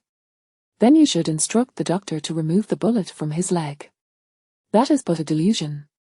Yu Beicheng lifted her foot and stomped down on him with force. "Yu Beicheng, are you courting death?" she retorted defiantly. "Then do it, if you have the guts, go ahead and kill me. Do you think I wouldn't dare? HMPH, I possess the jade pendant you covered. Should you take my life, you will never acquire it, nor will you unlock that cellar." Yu Beicheng puffed out her cheeks and glared at him. Fu Shijue realized that Yu Beicheng was becoming increasingly unruly. When had she not been submissive in their interactions? Did she truly believe he desired that jade pendant to access the cellar? Without the pendant, he could simply have it blown open. He could even summon an excavator to drill through it. Yu Beicheng was genuinely worried about Xiao Bei, for his injuries were far more severe than her own. Thus, she relented. "I overheard your conversation with Qin Shino just now. It was she who harmed me, and therefore you must take responsibility. If you have the doctor tend to Xiao Bei's bullet wound, I shall reveal to you the whereabouts of the jade pendant." Fu Shijue cast her a sidelong glance. "Where is it?" Yu Beicheng parted her lips and ceased to conceal the truth. "It is in the cave. Last night, while searching for herbs, she had deemed it unsafe to keep the jade pendant on her person and had hidden it in a concealed spot within the bamboo hut of the cave. Although the hut had been burned down, the pendant was made of a special material that could withstand fire, rendering it unlikely to shatter easily. Upon learning of the pendant's location, Fu Shijue promptly dispatched men to search for it. However, he did not send a doctor to attend to Xiao Bei's bullet wound. Upon discovering this, Yu Beicheng was infuriated, stamping her feet in anger. That scoundrel Fu Shijue, Xiao Bei treated him so well. Has he forgotten how Xiao Bei cared for him while in the bamboo hut? Butler Li placed a bowl of medicinal soup before her. "If you truly care for Xiao Bei, refrain from mentioning him in front of the young master." "Why must I not mention him?" Butler Li stroked his chin and spoke the truth. "I sense that the young master does not hold Xiao Bei in high regard." It was not merely a sense. It appeared to be a fact. Why Yu Beicheng was taken aback. How could he not like someone as good as Xiao Bei? "I have never witnessed our young master show fondness for anyone, nor has he particularly despised anyone, except for you and Xiao Bei," Butler Li stated, taking a seat beside her. To prevent Yu Beicheng from making a run for it, Fu Shijue had assigned Butler Li to watch over her directly. While Yu Beicheng was speechless. In the narrative, Xiao Bei was highly valued by the male lead. He harbored no disdain for Xiao Bei. Why, then, did he now seem to dislike him? Could it possibly be due to her influence? Well, although the Xiao Bei in the story was by Fu Shijue's side, he had always listened to Fu Shijue while rarely interacting with Yu Nanyan. Now, having touched Xiao Bei's heart with her genuine feelings, it seemed Xiao Bei's affections for her had deepened beyond those for the male lead, making Fu Shijue's disfavor towards Xiao Bei understandable. Drink the medicine. It has been specially brewed for you by the kitchen staff, and it will aid in the healing of your back injuries. Yu Bei-cheng gazed at the bitter herbal concoction, reminiscent of the prenatal medicine she had previously consumed, and shook her head. I refuse to drink it. If you drink it, I will have the doctor attend to Xiao Bie's bullet wound. Upon hearing Butler Li's words, she immediately grabbed the bowl and gulped it down. How bitter it was! Yet, it was not as bitter as the prenatal medicine. It seemed to be the herbs that rendered it so. Still, she was not one to endure bitterness easily. She promptly rummaged through her belongings, retrieving a piece of chocolate candy, hastily unwrapping it and popping it into her mouth. Butler Li shook his head at her pitiful display. I've finished the medicine. Hurry and have the doctor treat Xiao Bie's injuries, she exclaimed. Butler Li quickly summoned a bodyguard, instructing him to fetch a doctor for Xiao Bie's treatment while she watched. However, before long, the bodyguard returned to report, Butler Li, Xiao Bie is missing. What happened? Was he not confined in the woodshed, with both legs shot? How could he possibly vanish? The anxious voice was not Butler Li's, but Yu Bei-cheng's. The bodyguard glanced at Butler Li. It appears he was taken by someone. There are signs of a struggle inside. Upon hearing this, Yu Bei-cheng immediately sought to confront that wretched Qin Shino. Butler Li restrained her. Where do you think you're going? One of your bodyguards is in league with Qin Shino. When I went to find Xiao Bie earlier, I noticed someone from Qin Shino's side guarding the woodshed. Now that he has gone missing, it must be her doing. Miss Qin, she bears no grudge against Xiao Bie. Why would she capture him? Xiao Bie was injured because of me and harmed Xiao Qian's arm. Although she has not sought revenge on Xiao Bie these past few days, she must still hold a grudge. Yu Bei-cheng was aware of Qin Shino's methods and spoke urgently. It was she who had someone force-feed me abortion pills. Butler Li countered, those individuals were sent by your so-called friends. You mean that foolish duo, Xiao Xiao and Wang Jiujiu? That is impossible, they lack the intellect for such schemes. Yet I have already investigated. What, do you think I am deceiving you? Butler Li replied. Then it must be that Qin Shino manipulated them. Miss Yu, your animosity toward Miss Qin runs deep. Though she has always harbored affections for the young master, you cannot slander her merely because she is your rival in love. Yu Bei-cheng was on the verge of a breakdown. Can we not discuss this now? Let us find Xiao Bie first. To Butler Li, Xiao Bie was merely an expendable pawn. If he had indeed been captured by Qin Shino's men, there was little he could do. I shall inform the young master. He has gone to the cave and will take at least half an hour to return.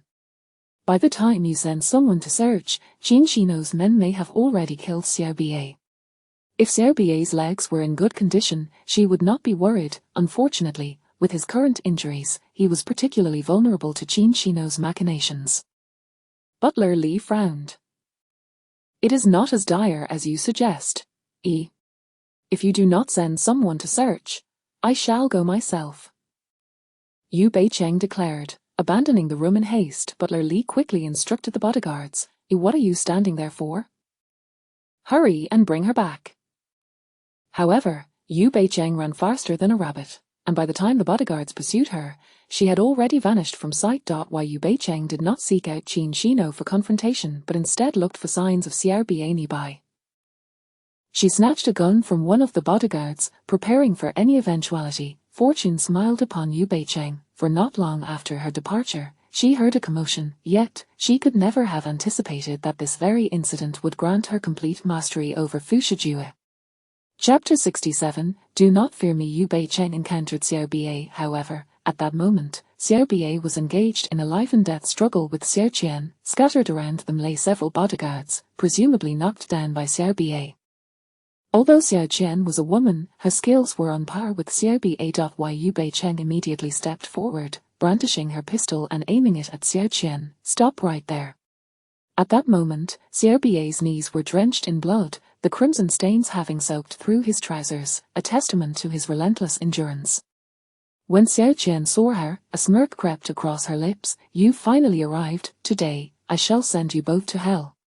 Xiao Qian's true target was Yu Bei-cheng. Upon seeing her appear, she shifted her aggression. If you take one more step forward, I will shoot you. Yu Bei-cheng warned sharply. Yet, Xiao Qian remained undeterred. She sensed that Master Fu harbored special feelings for Yu Beicheng. The young lady obeyed Master Fu because of her profound love for him, which rendered her susceptible to his every word.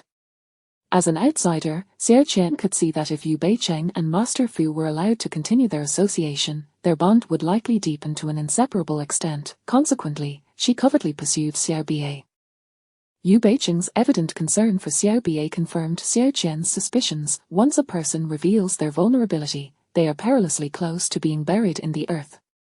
Today, you shall undoubtedly die.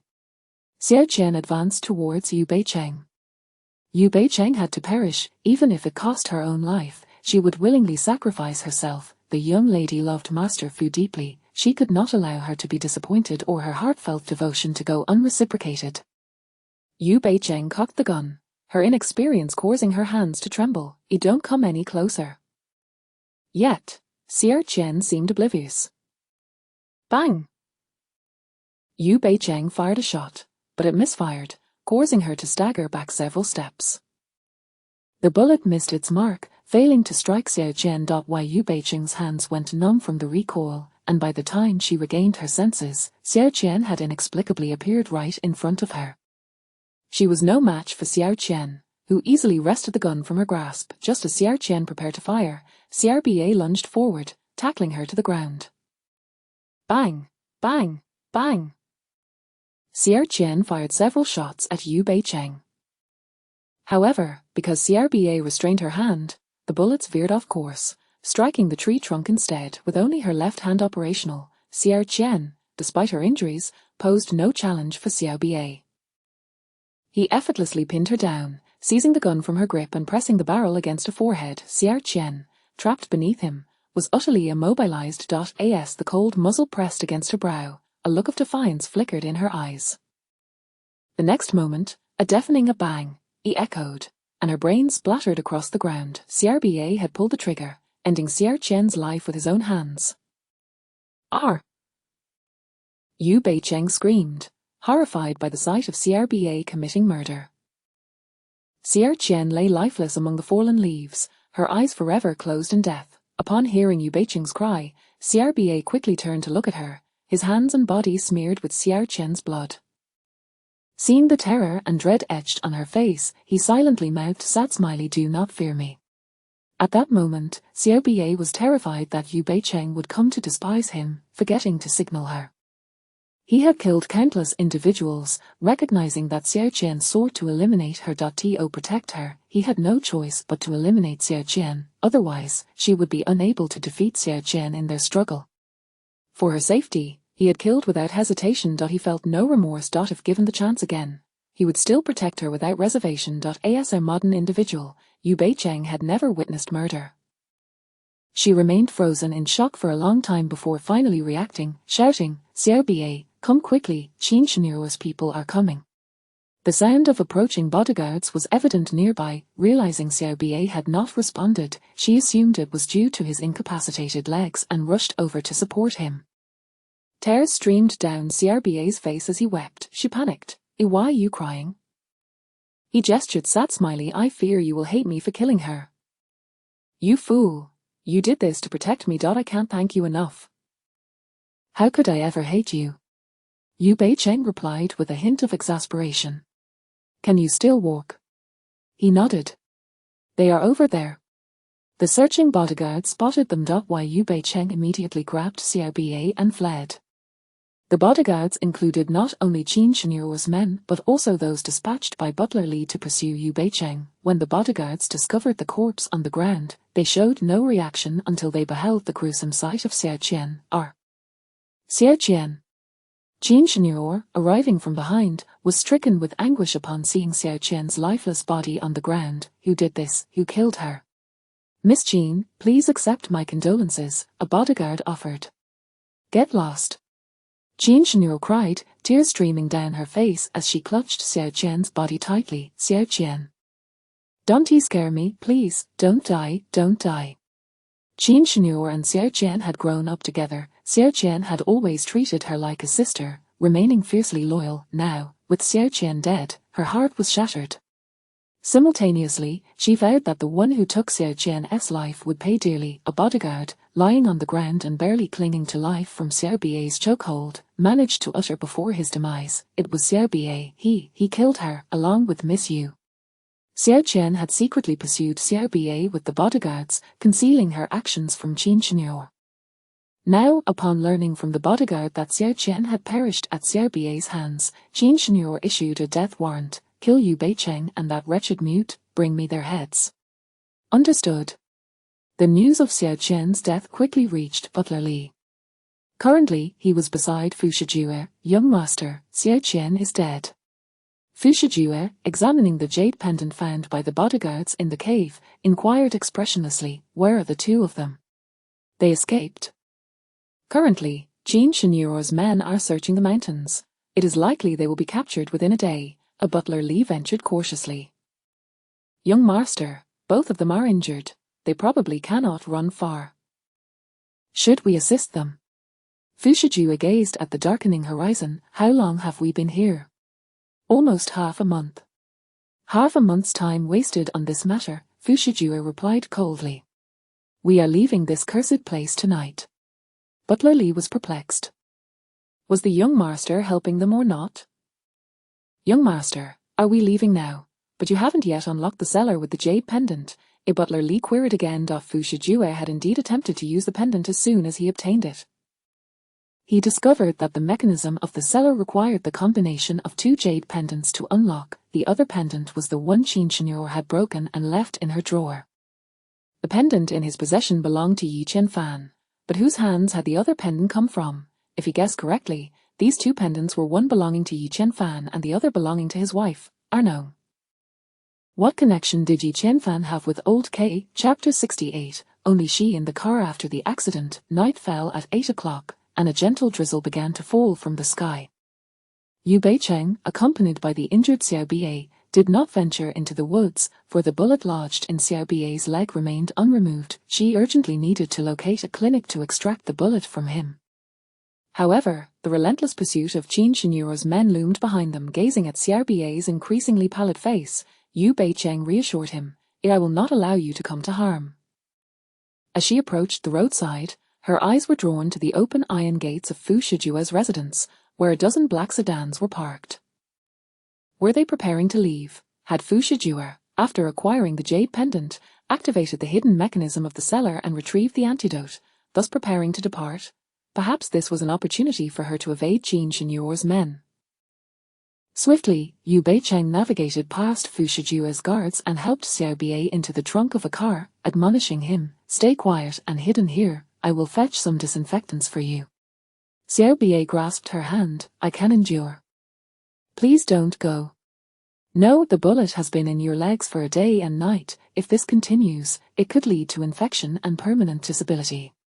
Yu Beicheng understood his concern for her safety, yet she was resolute that if danger truly arose within Fu Shijue's domain, she would undoubtedly involve him. Stealthily, Yu Beicheng slipped inside. Possessing an impressive memory, she recalled where the doctor attending to Fu Shijue resided. With Fu Shijue's imminent departure, the once bustling three-story house had turned desolate, as bodyguards and doctors gathered in the front yard. She stealthily entered the doctor's quarters, where she found surgical instruments and antiseptics left behind, concealing the items within her clothing. She exited the room just as a throng of bodyguards, chefs, doctors, and maids boarded vehicles to accompany Fu Shijue. Hiding in the shadows, she spotted the tearful Qin Shenyor, her eyes swollen from crying. As she dabbed at her incessant tears with a handkerchief, Steward Li remained by her side, but Fu Shijue was nowhere to be seen. After Qin Shenyor entered a vehicle, Steward Li also climbed into the passenger seat of the same car. It was evident that Fu Shijue had already taken his place inside. Qin Shenyor, Fu Shijue, and Steward Li shared one vehicle.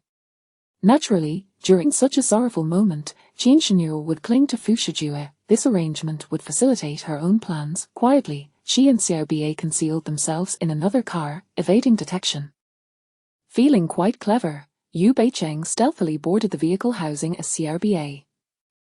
She had marked it carefully, ensuring she would not mistakenly enter the wrong one. However, upon opening the trunk, she was met with disbelief. Xiao Bai was nowhere to be found.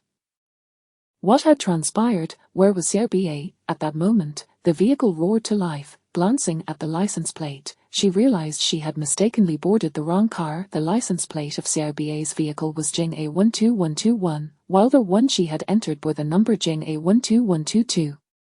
She had misread a single character. Cursed fate. The car carrying Xiaoba was ahead, and now, attempting to switch to it was impossible. She would have to remain in 12,122 until they reached a service area, where she could covertly transfer to the 12,121 vehicle. She squeezed into the trunk and closed the door. Meanwhile, in another car, Qin Shenyu received a message from her bodyguard regarding Yu Beicheng. Sat smiley. She is currently in the trunk of 12122. The message was accompanied by a photograph capturing Yu Beicheng's silhouette as she boarded the 12,122 vehicle. Glancing at the passenger seat beside her, where Steward Li sat, Qin Shenyu typed on her phone. Sat smiley. Is she the only one in 12,122? Yes. Then let her and the car plunge into the abyss. Qin Shenyu rolled down the window. The winter wind was frigid, yet it paled in comparison to the chill in her heart. Through the rearview mirror, she beheld the procession of black sedans trailing behind. Yu Beicheng, this time, you are doomed. Inside 12122, Yu Beicheng presumed the car contained only the driver, perhaps a few hospital maids in the back seat. To her astonishment, Fu Shijue occupied one of the seats. Hadn't he been riding with Qin Shenyu and Steward Li? Why was he in a different vehicle? Her assumption was validated when the driver respectfully inquired, "Young master, is the heating satisfactory? Would you like it adjusted?" Fu Shijue's indifferent voice replied, "Lower it." Yu Beicheng, shivering in the cold trunk, thought, what is wrong with this man? It is below freezing, and he dares to claim it is too warm. He ought to be residing in the Arctic or Antarctic. Given her existing gunshot wound and the remnants of a previous illness, the sudden drop in temperature caused her nose to run incessantly. To make matters worse, Fu Shijue had opened the window, allowing the cold air to invade, dissipating the scant warmth within the vehicle. Achoo! Unable to contain herself, she sneezed, the sound echoing clearly even in the most soundproof of luxury cars. Yet, Fu Shijue appeared to be oblivious, offering no inquiries. The driver, not deaf, asked, "Young master, are you catching a cold?" Yu Beicheng was speechless. Fu Shijue remained silent, prompting the driver to discreetly roll up the window. Yu Beicheng could not believe that Fu Shijue was less perceptive than the driver. He must have known she was hiding in the trunk and was toying with her. No longer willing to endure the confinement of the trunk, she slightly arched her body and poked her head out from behind him, her voice delicate, reminiscent of a horror film. "Brother Fu, I am suffering immensely. Do ensure you avenge me, or I shall haunt you endlessly." Fu Shijue coldly turned his head, replying, "If you wish to die, I can facilitate that." Instantly deterred from teasing him further, Yu Beicheng, petite as she was, climbed out from behind the back seat. The cramped confines of the car left them pressed closely together. Fu Shijue, with his imposing stature, rendered even her slight frame a crowding presence. It appeared he preferred the notion of one person sitting comfortably, opting not to share a vehicle with Qin Shenyu. With a beaming smile, Yu Beicheng expressed her gratitude. "Thank you, Brother Fu. I know you intend to leave, and you must be trying to help me escape from Qin Shenyu's clutches." "You're overthinking," he replied dismissively. Undeterred by his attitude, she inquired, "Since you have obtained the jade pendant, could you divulge what lies within the cellar?" No sooner had she spoken than a massive truck barreled toward their vehicle, not moving at a steady pace but accelerating with intent, aiming straight for the 12122 car. The impact sent the vehicle flying several meters. Yu Beicheng was thrown against Fu Shijue, the wound on her back reopening, and her face paled in pain.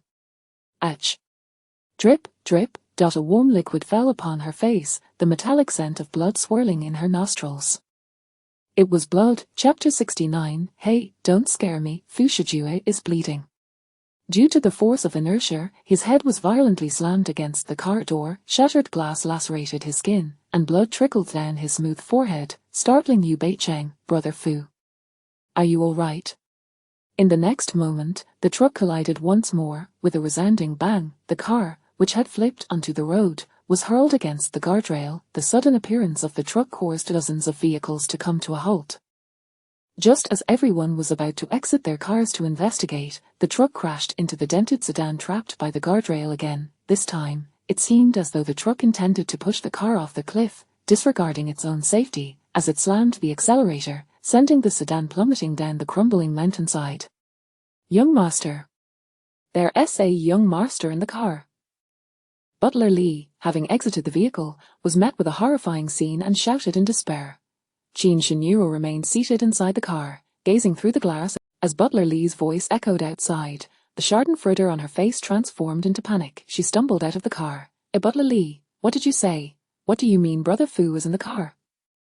At that moment, Butler Lee had no time for Jean Shinuro. He ran forward on trembling legs. The guardrail along the roadside had been smashed open by several meters. The truck, along with the sedan carrying Yu Beicheng and Fu Shijue, had both plunged into the abyss. It was night time, and although streetlights illuminated the road, looking down brought forth an unfathomable darkness. Butler Lee grabbed the flashlight handed to him by a bodyguard and shone it into the depths, shouting, "Young master! Young master!" Behind him, Jean Shinuro exerted all her strength to approach. As she beheld the endless darkness below, confusion filled her eyes, and she muttered, How could it be Brother Fu? Wasn't it said that Yu Beicheng was inside? How could Brother Fu be in there? Upon hearing her words, Butler Lee questioned her in anguish. Did you intend to kill Yu Beicheng?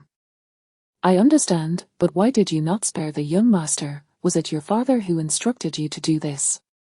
I did not. I had no idea Brother Fu was in the car. Butler Lee, I want revenge for Xiao Qian. I aim to kill Yu Beicheng, but I love Brother Fu. I could never harm him. Butler Lee's accusations shattered the last bastion of Jean Shiniro's composure.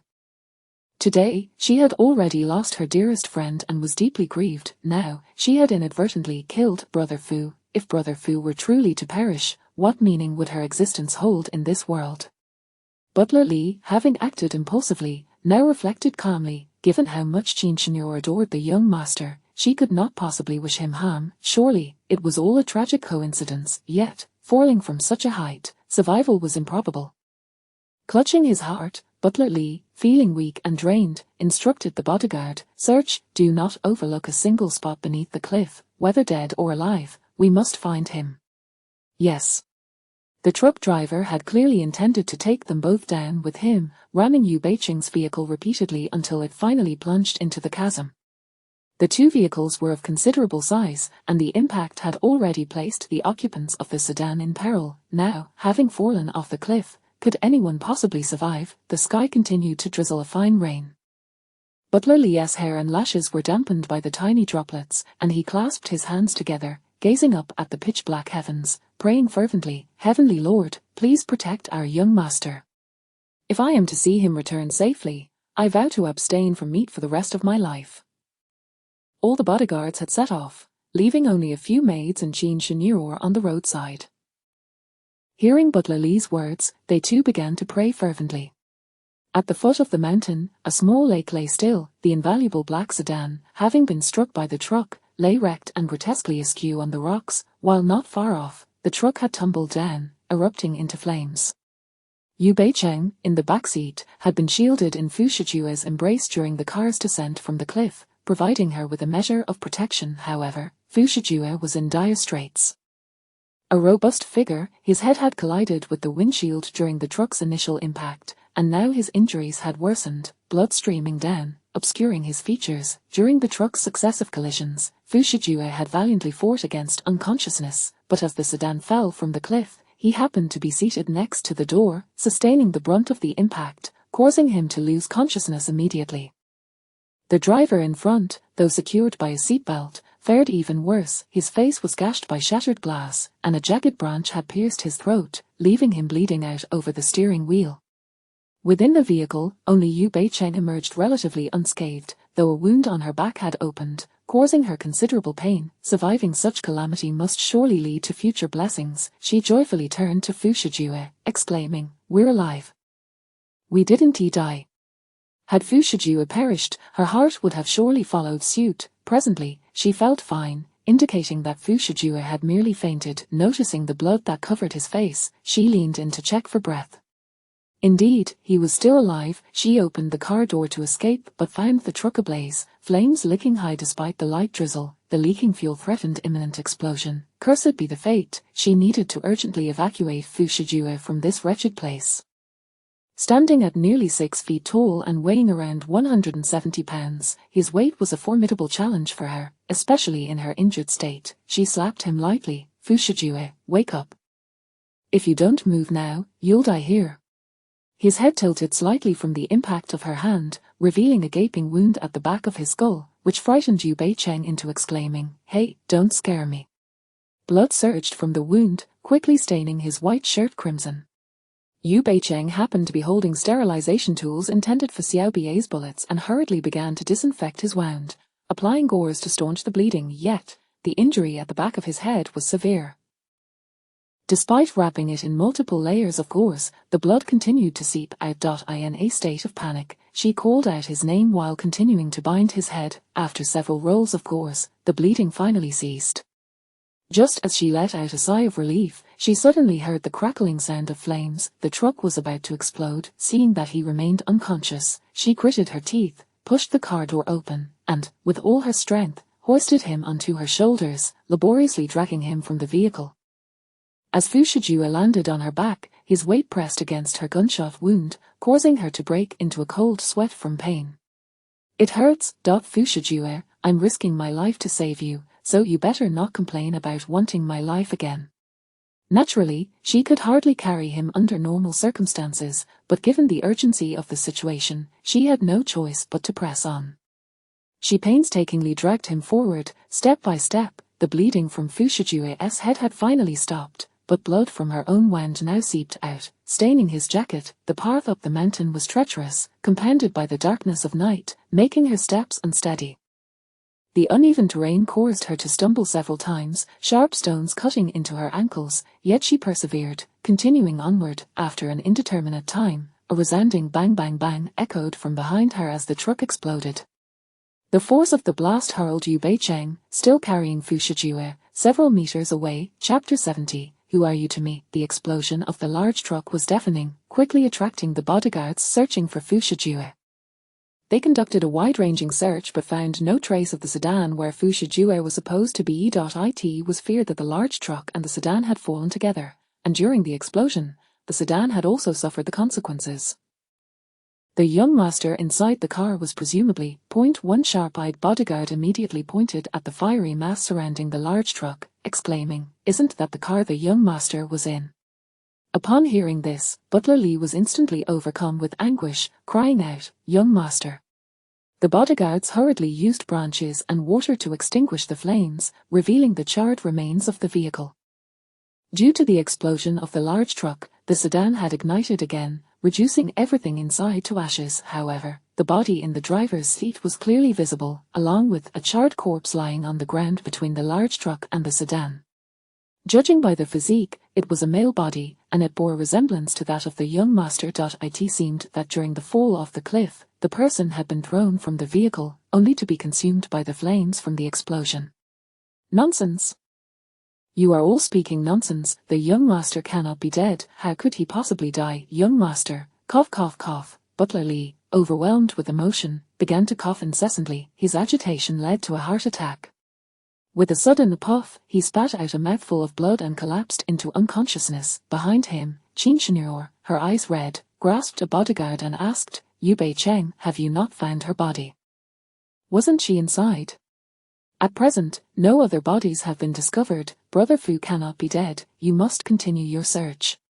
Qin Shenyor refused to believe that Fushijue had perished so easily. It was now evening, and the bodyguards found it challenging to continue searching. Furthermore, due to the darkness, no one noticed the faint traces of blood on the ground, and with the ongoing rain washing away the blood that had fallen from Yu Bei-cheng and Fushijue, they all assumed that the corpse on the ground was Fushijue. Fushijue had perished in the inferno. By the time they pondered where the driver's body from the truck had gone, it was already the following day. After a long night, Yu Bei-cheng had long since taken Fushijue away, and no matter how hard they searched the mountains, they could not find any trace of the two. Whether it was Yu Bei-cheng's good fortune or Fu Shijue's fate not yet sealed, she wandered aimlessly in the dark that night until she stumbled onto the road. The highway was nearly deserted at night, but she managed to hail a tricycle. An elderly man pedaled the tricycle, returning from taking his wife to the city for medical treatment. The kind-hearted old man offered her and Fu Shijue a ride, initially intending to take them to the nearest station. The old man changed his mind when he realized, living in a remote rural area, the old man's humble abode was surprisingly warm and welcoming. After placing Fu Shijue on the bed, the old man retrieved a quilt from the cupboard. The quilt was adorned with a large red double happiness character, likely a remnant from his wedding with his wife. The old man then produced 2 sets of clothes, saying, "These are my daughter's and grandson's clothes. Dear girl, if you don't mind, you may change into them." "Thank you, Grandpa," Yu Bei-cheng expressed her heartfelt gratitude. "No need for thanks. If you need anything, just call for me. I must go prepare medicine for my wife now," the old man said, stooping slightly as he left and kindly closing the door behind him. The old man was at least 70 or 80 years old. Yu Bei-cheng, having lived 2 lifetimes, had never encountered a man of such an era who treated his wife so well. Surely, the bond between the old man and his wife was very strong. After all, who else would still ride a tricycle to take their spouse to the city for medical treatment in their old age? Yu Bei-cheng felt a twinge of envy, coupled with a sense of melancholy. She admired the affection between the old man and his wife, yet felt troubled by the fact that Xiao Bie had killed Xiao Qian, and she was certain Qin Shenyor would not let her off easily. For the time being, it was best to avoid Qin Shenyor. As for Fu Shijue, they could discuss matters when he awoke tomorrow. If he still desired her life, she would join forces with the old man to bind him here. She would continue to extract from him. If he agreed to spare her, she would graciously allow the old man to escort him away. As for herself, she would not leave with him.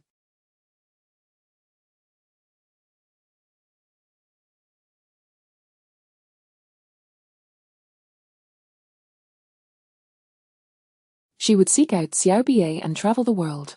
However, Yu Bei-cheng's thoughts were overly optimistic. The following day, Fu Shijue did not awaken. On the 3rd day, he still lay unconscious. During this time, the old man had called for a doctor from the village to assess his condition, who declared that there was a hematoma in his brain and that surgery might be necessary. Yu Bei-cheng was taken aback. Is he going to become a vegetable? This was advantageous. During the 2 days she stayed there, she had feared notifying Butler Li, which would draw Qin Shenyor's attention. Given Fu Shijue's current state, she could easily summon Butler Li to come and take him away. Unfortunately, she did not have Butler Li's phone number. Fu Shijue was not accustomed to carrying a mobile phone either. If she wanted to reach Butler Li, she would have to walk into the trap. Damn it. Suddenly, a sound erupted from the room where Fu Shijue lay. Yu Bei-cheng, basking in the sun outside, initially thought it was a chicken that had wandered in. The old man kept many chickens, ducks, and geese, so it was not uncommon for a chicken to enter the house. Since the house had been built some time ago, the door could only be locked from the inside. When closed from the outside, it was not secure. Occasionally, when she stepped outside to use the toilet, a chicken would dart in, hop onto the bed, and leave droppings. There was little to be done, as the old man was elderly, and with only he and his wife at home, he could not tend to the poultry due to his wife's poor health requiring constant care. Yu Bei-cheng entered the room only to find that it was not a chicken but Fu Shijue, who had awakened and was sitting up. He stared blankly, seemingly perplexed as to how he had ended up here. Upon seeing this, Yu Bei-cheng felt as though the sky had fallen. Hadn't the doctor said he had a hematoma and needed surgery to wake up? Otherwise, he would become a vegetable. Why had he suddenly regained consciousness? Oh well, he was a favored child of the heavens. How could such an extraordinarily perfect man be destined to lie as a vegetable for a lifetime? Accepting this reality, Yu Bei-cheng approached him and inquired, "How do you feel?" He gazed intently at her, his beautiful irises filled with wariness and scrutiny. "Are you mute?" She reached out to touch his forehead. "You don't have a fever." He did not push her hand away, and seeing her intimate gesture felt so familiar, as if they had known each other for a long time. His handsome brows slightly furrowed, and he pressed his lips together, asking, "Who are you to me?" Yu Bei-cheng. Chapter 71, Fu Shijue's amnesia. Yu Bei-cheng believed that Fu Shijue was merely feigning amnesia, playfully teasing her. Alternatively, it could be due to the blow to his head, resulting in a sudden onset of intermittent memory loss upon awakening. It wasn't until she fabricated a statement, saying, "I am your wife," that he did not regard her with suspicion but instead furrowed his brows even deeper. Fu Shijue possessed a face that could bring nations to ruin. His eyes and brows exuded an icy detachment, his nose was high and regal, and his lips were perpetually tinged with a seductive crimson. When he regarded others with indifference, it sent shivers down their spines, yet, in his current dazed state, there was an air of innocence about him that made him vulnerable to deception. This was a side of him that Yu Beicheng had never witnessed before. Perhaps he was taken aback by the thought that he had married such a stunning, charming, and captivating woman. With a hint of uncertainty in his tone, he asked, "Are we married?" Upon hearing this, Yu Beicheng's voice brimmed with excitement. "You truly don't remember me?" Even in his amnesiac state, he remained keenly observant, noting, "You seem quite happy." "Happy? I am utterly miserable. I want to cry. How could you forget me, you scoundrel? We have shared so many loving moments, and you have completely erased them from your memory." The dramatic Yu Beicheng immediately clenched her fists and playfully pounded his chest, then collapsed into his embrace, sobbing pitifully. Fu Shijue looked down at the dark-haired head nestled in his arms, a flicker of emotion crossing his gaze. He did not resent her proximity. It seemed she was not deceiving him after all. "Woe is me. You wretched man, my heart aches. How could you treat me this way?"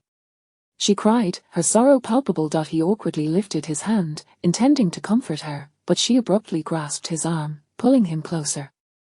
Their sudden proximity enveloped him in the sweet fragrance of her presence, disrupting his thoughts. Unsure if it was a natural instinct or merely discomfort, he remarked, "You are rather loud. I doubt I would enjoy your boisterous nature." Yu Beicheng shot him a fierce glare, raising her head defiantly. She refrained from speaking, fearing that her words would displease him, leading to a potential breakup.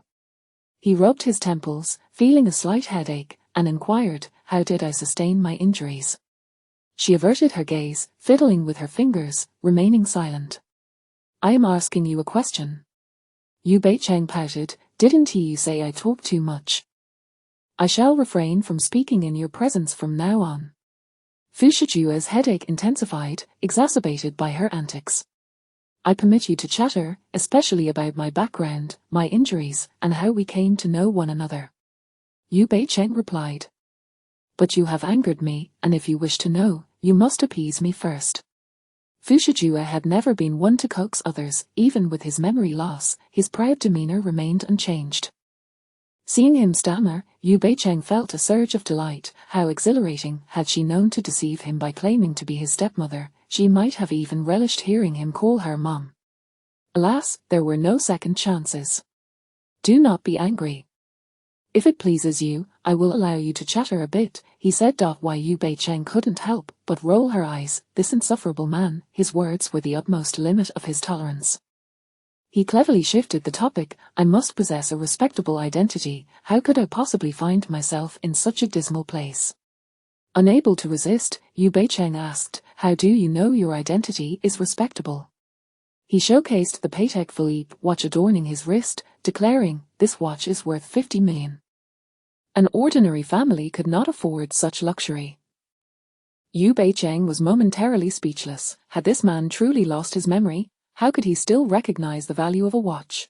Well, it seemed he only forgot people, not the era. She crossed her arms and jested, "Perhaps it is merely a counterfeit. You were always one to show off."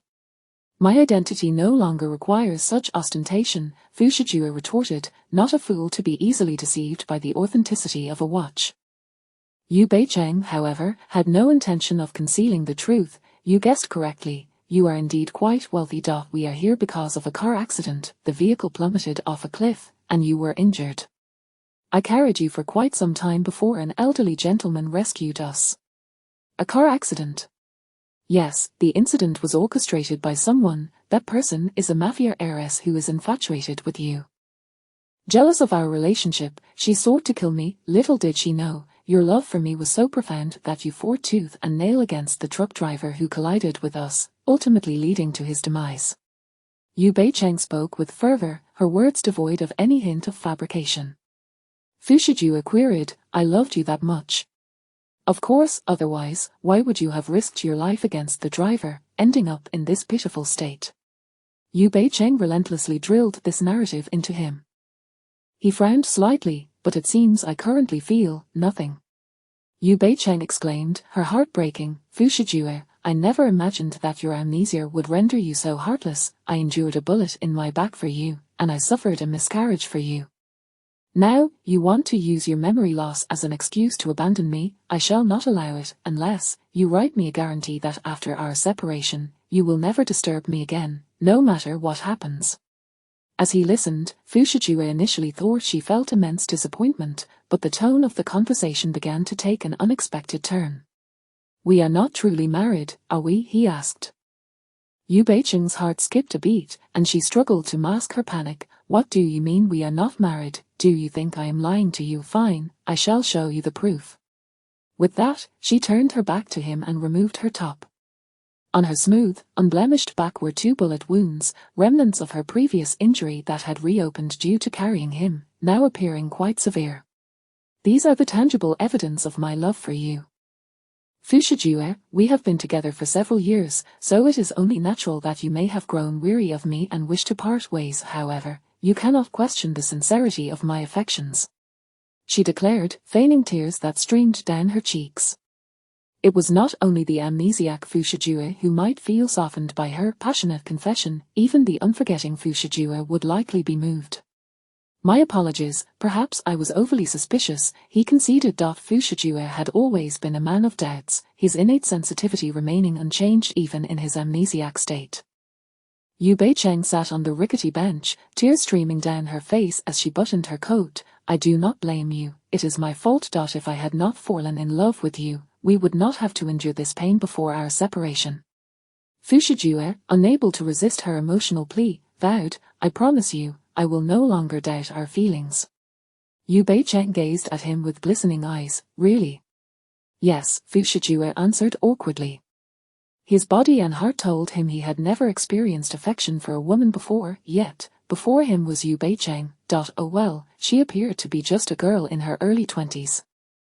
How wicked could her heart truly be? Yu Bei-cheng secretly rejoiced as a mischievous thought flickered through her mind. Then could you kiss my little lips and sweetly call me wife? Fu Shijue's expression shifted to one of perplexity. Chapter 72. With a touch of emotion. Call me wifey. I knew you would be reluctant, resisting me. Yu Bei-cheng's face displayed an unmistakable sorrow. She was undeniably beautiful, with a hint of artifice that made her all the more endearing. You weren't like this before. Every night, you would hold me and express how blissful and happy it was to be with me for a lifetime. And you even said you wanted to, seemingly anticipating what she was about to say. Fu Shijue hastily interrupted her. Don't say any more. Just call me. Not only was she verbose, but her words were also strikingly candid. Was she truly the type he admired? He considered himself a man of depth, not one to judge solely by appearance. Surely his taste was not so lacking. Yu Bei-cheng naturally noticed the flicker of self-doubt in his eyes, but at that moment, she felt an undeniable joy, her smile betraying her delight. Then hurry and call me. Unfortunately, without a phone at hand, she regretted that she could not record this moment. How exhilarating it was to witness him in such a predicament. Fu Shijue's voice was devoid of any emotion or warmth as he uttered, wife. That won't do, it needs to be infused with feeling, like. Wife, she cooed playfully. Is that how I used to call you? Fu Shijue furrowed his brows in inquiry. Yu Bei-cheng nodded, her eyes sparkling with innocence. Indeed. Then how did you address me? Since I have called you wife, I presume you also call me husband, correct? Fu Shijue countered, turning the tables on her. While my utterance of the name wife may lack emotion now, I can certainly learn. Just teach me, and I shall endeavor to master it. Yu Bei-cheng was momentarily taken aback. Did this man intend to take advantage of her? Tsk, he must not have spent enough time with her. He likely had no comprehension of her true nature. Without hesitation, she perched herself on his lap, draping her arms around his neck, and whispered into his ear, husband. She could distinctly feel him stiffen, and a triumphant smirk tugged at her lips. Would you like to know how we interacted before? He was not a curious individual, yet at that moment, captivated by her allure, he couldn't resist asking, "How did we interact?" She began to unbutton his shirt, her laughter imbued with a suggestive air. The two were so immersed in the ocean of love that they lost themselves, only to be jolted by a loud crash as the bed collapsed. It was an old bed, having endured too much wear over time. The noise was quite pronounced, drawing the attention of the neighbors passing by. "Old Shoe, what is that ruckus coming from your house? What fell?" Old Shoe was the elderly gentleman next door. On this sunny day, he had taken his wife to bask in the sun outside a busy mahjong parlor. Otherwise, Yu Bei-cheng would not have dared to engage in such antics with Fu Shijue during the day. Upon hearing the neighbors enter the courtyard, Yu Bei-cheng glanced at the disassembled bed that could no longer be reassembled and said to Fu Shijue, "You broke the bed, you should compensate Old Shoe for a new one." Fu Shijue corrected her choice of words, his tone firm and unyielding. "We broke it together." Feeling it was time to depart, she told him, "Let us buy a new bed and then leave." Given that Fu Shijue had lost his memory, she no longer feared the retribution of Qin Shenyor. In fact, she intended to seize this opportunity to teach Qin Shenyor a lesson. At that moment, it was 2 in the afternoon. After stepping outside, Yu Bei-cheng engaged warmly with the neighbors. She possessed an innate charm, and within moments of conversation, the neighbor agreed to drive them both to town in a tricycle to purchase a bed. The tricycle was fitted with 2 small benches. While Yu Bei-cheng and Fu Shijue sat together in the back, and noticing his continued silence, she remarked, "I know you're not used to this place, but now that you've awoken, I'll take you back home right away. Please don't be upset." His thoughts were not on that, but rather on the tender moments they had just shared. She seemed to speak the truth. They shared a remarkable chemistry, though the unfortunate collapse of the bed marred the experience. "By the way, I don't have any money on me, so you'll have to pay for the bed," Yu Bei-cheng stated. It was winter now, and although the sun shone brightly, the tricycle lacked a cover, leaving them exposed to the chilly wind. They looked rather foolish, especially with the white bandage wrapped around Fu Shijue's head fluttering in the breeze, creating a comical sight. However, he could not see it, and Yu Bei-cheng chose not to laugh, as their hopes of returning home relied on the expensive watch adorning his wrist. In their current state of decline, they hoped to obtain some cash in town. It was unrealistic to expect millions, even hundreds of thousands seemed far-fetched. She estimated that being able to exchange it for tens of thousands would be quite an achievement, considering the small town's limitations. He bluntly replied, "I also have no money." Having no cash does not imply that one lacks valuable possessions, she indicated with her gaze toward the watch on his wrist. She had indeed come a long way, dreaming of a day when she could enjoy the benefits of Fu Shijue's soft rice. Fu Shijue, being the astute individual he was, could hardly miss her implication. "This watch is beyond the means of ordinary people. It's difficult to find a buyer at this moment, but are we not heading to town? We can take it to the pawn shop and see how much they will offer. The pawn shops in the cities do not provide high prices. What can we expect from a small town? Given the circumstances, we can only hope they will offer us a bit less," Yu Bei-cheng replied, fully aware of the limitations but convinced it was not an insurmountable issue. Fearing he might hesitate, she further persuaded him, "Don't worry, you are incredibly wealthy, this watch is just one of many at your home." Fu Shijue merely responded with a nonchalant millimeter, indicating his agreement. Upon arriving in town, Yu Bei-cheng led Fu Shijue straight to the pawn shop. Indeed, the small town offered little in terms of high prices, but under Yu Bei-cheng's persuasive charm, the owner agreed to a valuation of 100,000.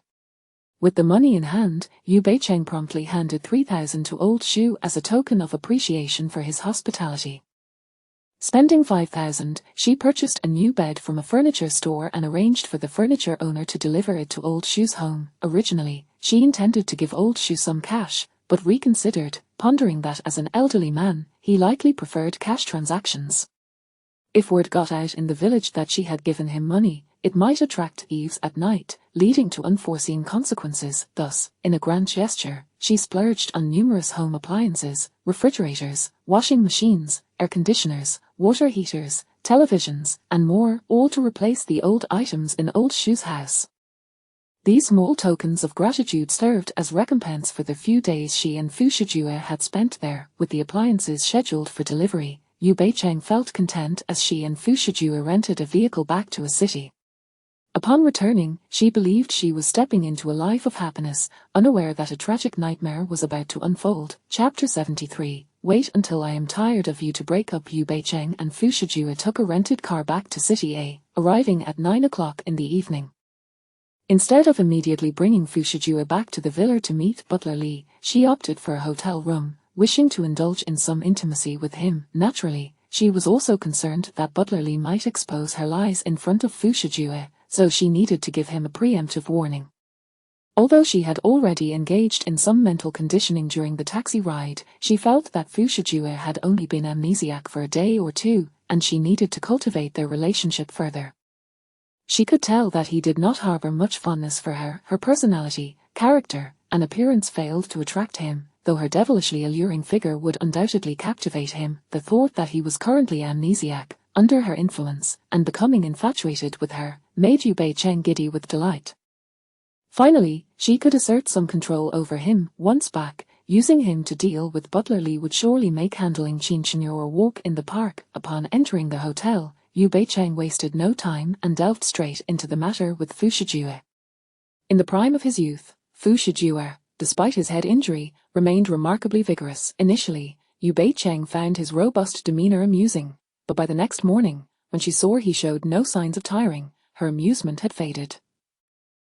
She awoke the following evening at 8 o'clock, having fasted for an entire day and feeling both famished and parched. Just as she was about to speak, she discovered she had lost her voice. Awake. Fu Shijue was seated on the sofa, perusing a financial newspaper provided by the hotel.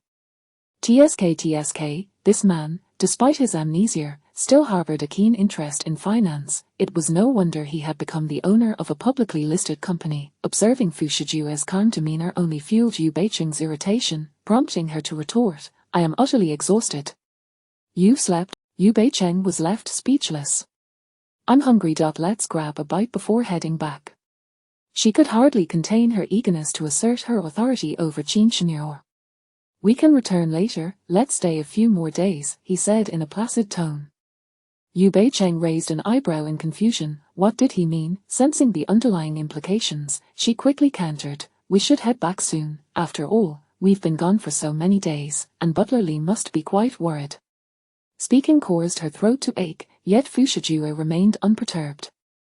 Frustrated, she snapped, "Can't you just bring me a bottle of water to drink?" Instead of taking offense at her raised voice, he thoughtfully fetched her a bottle of water. "Since there's already concern, a little more worry won't hurt," he remarked. Yu Beicheng twisted off the cap and gulped down the entire 500 milliliters, feeling her throat rejuvenated. However, her voice still sounded hoarse as she insisted, "Butler Li is getting older and isn't in the best of health. We really should return sooner." Fu Shijue picked up on her reluctance and asked, "Do you seem to have quite an aversion to us being alone together?" "How could that be? You're misunderstanding. Given how long we've been together, you must be aware of my capabilities. Yet now, you claim otherwise." Yu Beicheng could no longer manage a forced smile. "I'm merely concerned for your health, considering you're still injured." So, she was worried about herself. Fu Shijue raised an eyebrow. "I am in good health. You needn't fret over me." She wasn't concerned for him at all. Her worry was solely for herself. Did this man only care about himself, indifferent to her well-being? How despicable. "Why don't you ever— Am I still your beloved darling?" She attempted to feign a pout, hoping to sway him. Alas, even with amnesia, Fu Shijue remained inherently self-centered. "I despise those who spoil the mood. Woohoo, you used to be so kind to me, gentle and considerate," Yu Beicheng lamented, burying her face in a pillow, feeling utterly wronged. "But you've changed." Fu Shijue frowned. Had he really been so indulgent towards a woman before his amnesia? He found it hard to believe, especially since his current feelings for her were far from affectionate. Rather, he was somewhat captivated by her physique. It seemed likely that their prolonged association was merely due to her physical allure piquing his interest, while she viewed her past self through rose-tinted glasses, convinced of his deep love for her. Noticing the shift in his expression, Yu Beicheng sensed his suspicions brewing. Why had she ever claimed to be his wife? She regretted her hasty words. The amnesiac Fu Shijue was proving to be more challenging than she anticipated. She thought she had everything under control, only to find this man's intentions inscrutable and hard to approach. Perhaps she should propose a breakup now. They could part ways, and she could enjoy a period of tranquility until he regained his memories. Yu Beicheng found this thought quite appealing. Since you are no longer the loving Fu Dage I once knew, let's break up. Fu Shijue remained silent, clearly not inclined to end things. Let's wait until I'm tired of you before we part. His tone was more commanding than that of a boyfriend speaking to a girlfriend. Yu Beicheng felt a mix of anger and amusement. What if I insist on breaking up? In that case, don't blame me for being unkind to your family and friends, he replied, his tone suggesting he meant every word. Yu Beicheng felt a surge of animosity towards him, gazing at his infuriating demeanor. She wanted nothing more than to slap herself. Why had she thrown herself into this predicament? She had initially pursued him, relishing in her own happiness, yet now she felt trapped. This was no different from selling herself. I'm your girlfriend, after all. How do you regard me now? She challenged. Fu Shijue replied, you said it yourself, girlfriend, not wife. Yu Beicheng was left speechless. And after our breakup, you won't find another man of my caliber. You should be aware of just how exceptional I am. Yu Beicheng had no desire to continue this conversation, fearing it would only infuriate her further. Regardless, she wouldn't allow herself to be at a disadvantage. If he wanted her to stay by his side, then she would. After all, as long as she remained with him, he would never have a moment of peace. Chapter 74 The dog that delights its master. After dining outside, Yu Beicheng and Fu Shijue exited the hotel and returned to the Luoting mansion together. In recent days, Butler Li and Qin Shino's people had been tirelessly searching for Fu Shijue. Waves of bodyguards returned in disappointment, and Butler Li feared for Fu Shijue's life, believing he had succumbed to a grave illness. Meanwhile, Qin Shino wept daily, her face stained with tears. The entire household was consumed with worry over Fu Shijue's disappearance, leaving them little time to attend to Xiaobie, who, as a result, had nearly recovered from her injuries during this period. When Fu Shijue and Yu Beicheng finally appeared at the villa, the bodyguards and maids erupted into cheers. Young master has returned. Butler Li, the young master, is alive. He has not perished. Soon, a trembling Butler Li appeared before Fu Shijue, exclaiming, thank goodness, young master. It is such a relief to see you back. With tears brimming in his eyes, it seemed that the days of uncertainty had aged Butler Li considerably, his hair now streaked with grey. Fu Shijue gently pushed away Butler Li, who sought to embrace him. Find a female doctor to treat her. Young master, where are you injured? Please, let me see. Butler Li asked anxiously. Despite the terrifying gash on his forehead from the car accident, Fu Shijue's remarkable constitution meant that the wound had nearly healed within a week. Now he had removed the bandages, and it was difficult to discern any signs of injury upon a casual glance. Naturally reticent, Fu Shijue's amnesia rendered him even less inclined to engage in conversation with Butler Li, as he coldly retorted, if I instruct you to find someone, then go do it. What is with all this needless chatter? Yes, I will fetch a doctor for you immediately, Butler Li replied hurriedly. Not for me, for her, Fu Shijue clarified, finally drawing Butler Li's attention to Yu Beicheng standing beside him. Yu Beicheng greeted him with a smile. Butler Li, it has been quite some time. I assure you, I am not in any serious condition, so there is no need to summon a doctor for me. Fu Shijue shot her a cold glance. What are you pretending for? Did you not say you were unwell? Have the female doctor prescribe you some medication. Once you are taken care of, you will be better equipped to attend to me without discomfort. She rolled her eyes dramatically. Observing the exchange between the young master and Yu Beicheng, Butler Li appeared utterly flabbergasted. Young master, when did you become so? Fearing that Butler Li's words might raise Fu Shijue's suspicions, Yu Beicheng hastily interrupted, I am just so tired, feeling sleepy. Fu Shijue stated, you should take the medication from the female doctor before sleeping. With a night's rest, you should feel much better. Come to my room tomorrow morning. With that, he strode towards the villa, clearly deeming Butler Li and Yu Beicheng unnecessary distractions and unwilling to waste further words. Butler Lee remained stunned by Fu Shijue's remarks, taking quite some time to respond until a gust of cold wind made him shiver, prompting him to question the distressed-looking Yu Beicheng. "What have you done to my young master?" "I have done nothing," she replied, feeling a sense of fear at Fu Shijue's unfamiliar demeanor. Her thoughts were clouded, consumed by a singular desire: sleep. "Do I not know my young master's temperament? He has always been virtuous and low in demand. Even if you had previously forced him, he would hardly have been responsive. Yet, after a few days of being involved in a car accident with you, he has transformed into a lecherous man unable to resist the company of women. Yu Beicheng, you had best come clean, or I will not let this matter rest." Yu Beicheng, unable to voice her grievances, ultimately mustered the courage to state, "During these days, my relationship with your young master has deepened. He has become quite infatuated with me. You have spent considerable time with my young master before. How is it that no feelings emerged then?"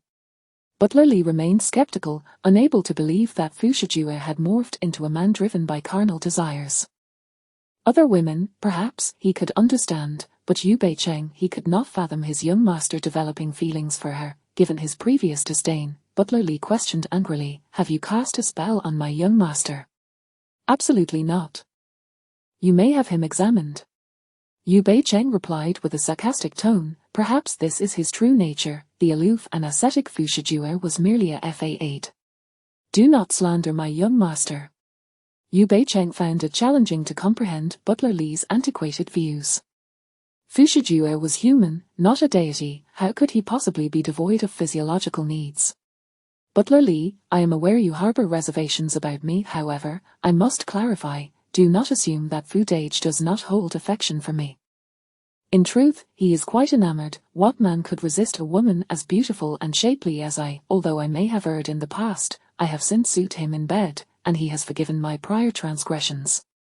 Therefore, I kindly ask that we refrain from discussing unpleasant matters in the future, shall we?" Yu Beicheng wore a disarmingly friendly smile. Butler Lee responded, "I know my young master well. He is not that kind of person." Yu Beicheng realized she could not deceive Butler Lee, who had been by Fu Shijue's side for over 20 years. He could discern the slightest nuances in Fu Shijue's behavior. She chose not to elaborate further. "You may ask him directly if you wish." After a night together, she had thoroughly captivated Fu Shijue, making him unable to be without her presence. Even if Butler Lee were to uncover her true identity, Fu Shijue would likely not harm her.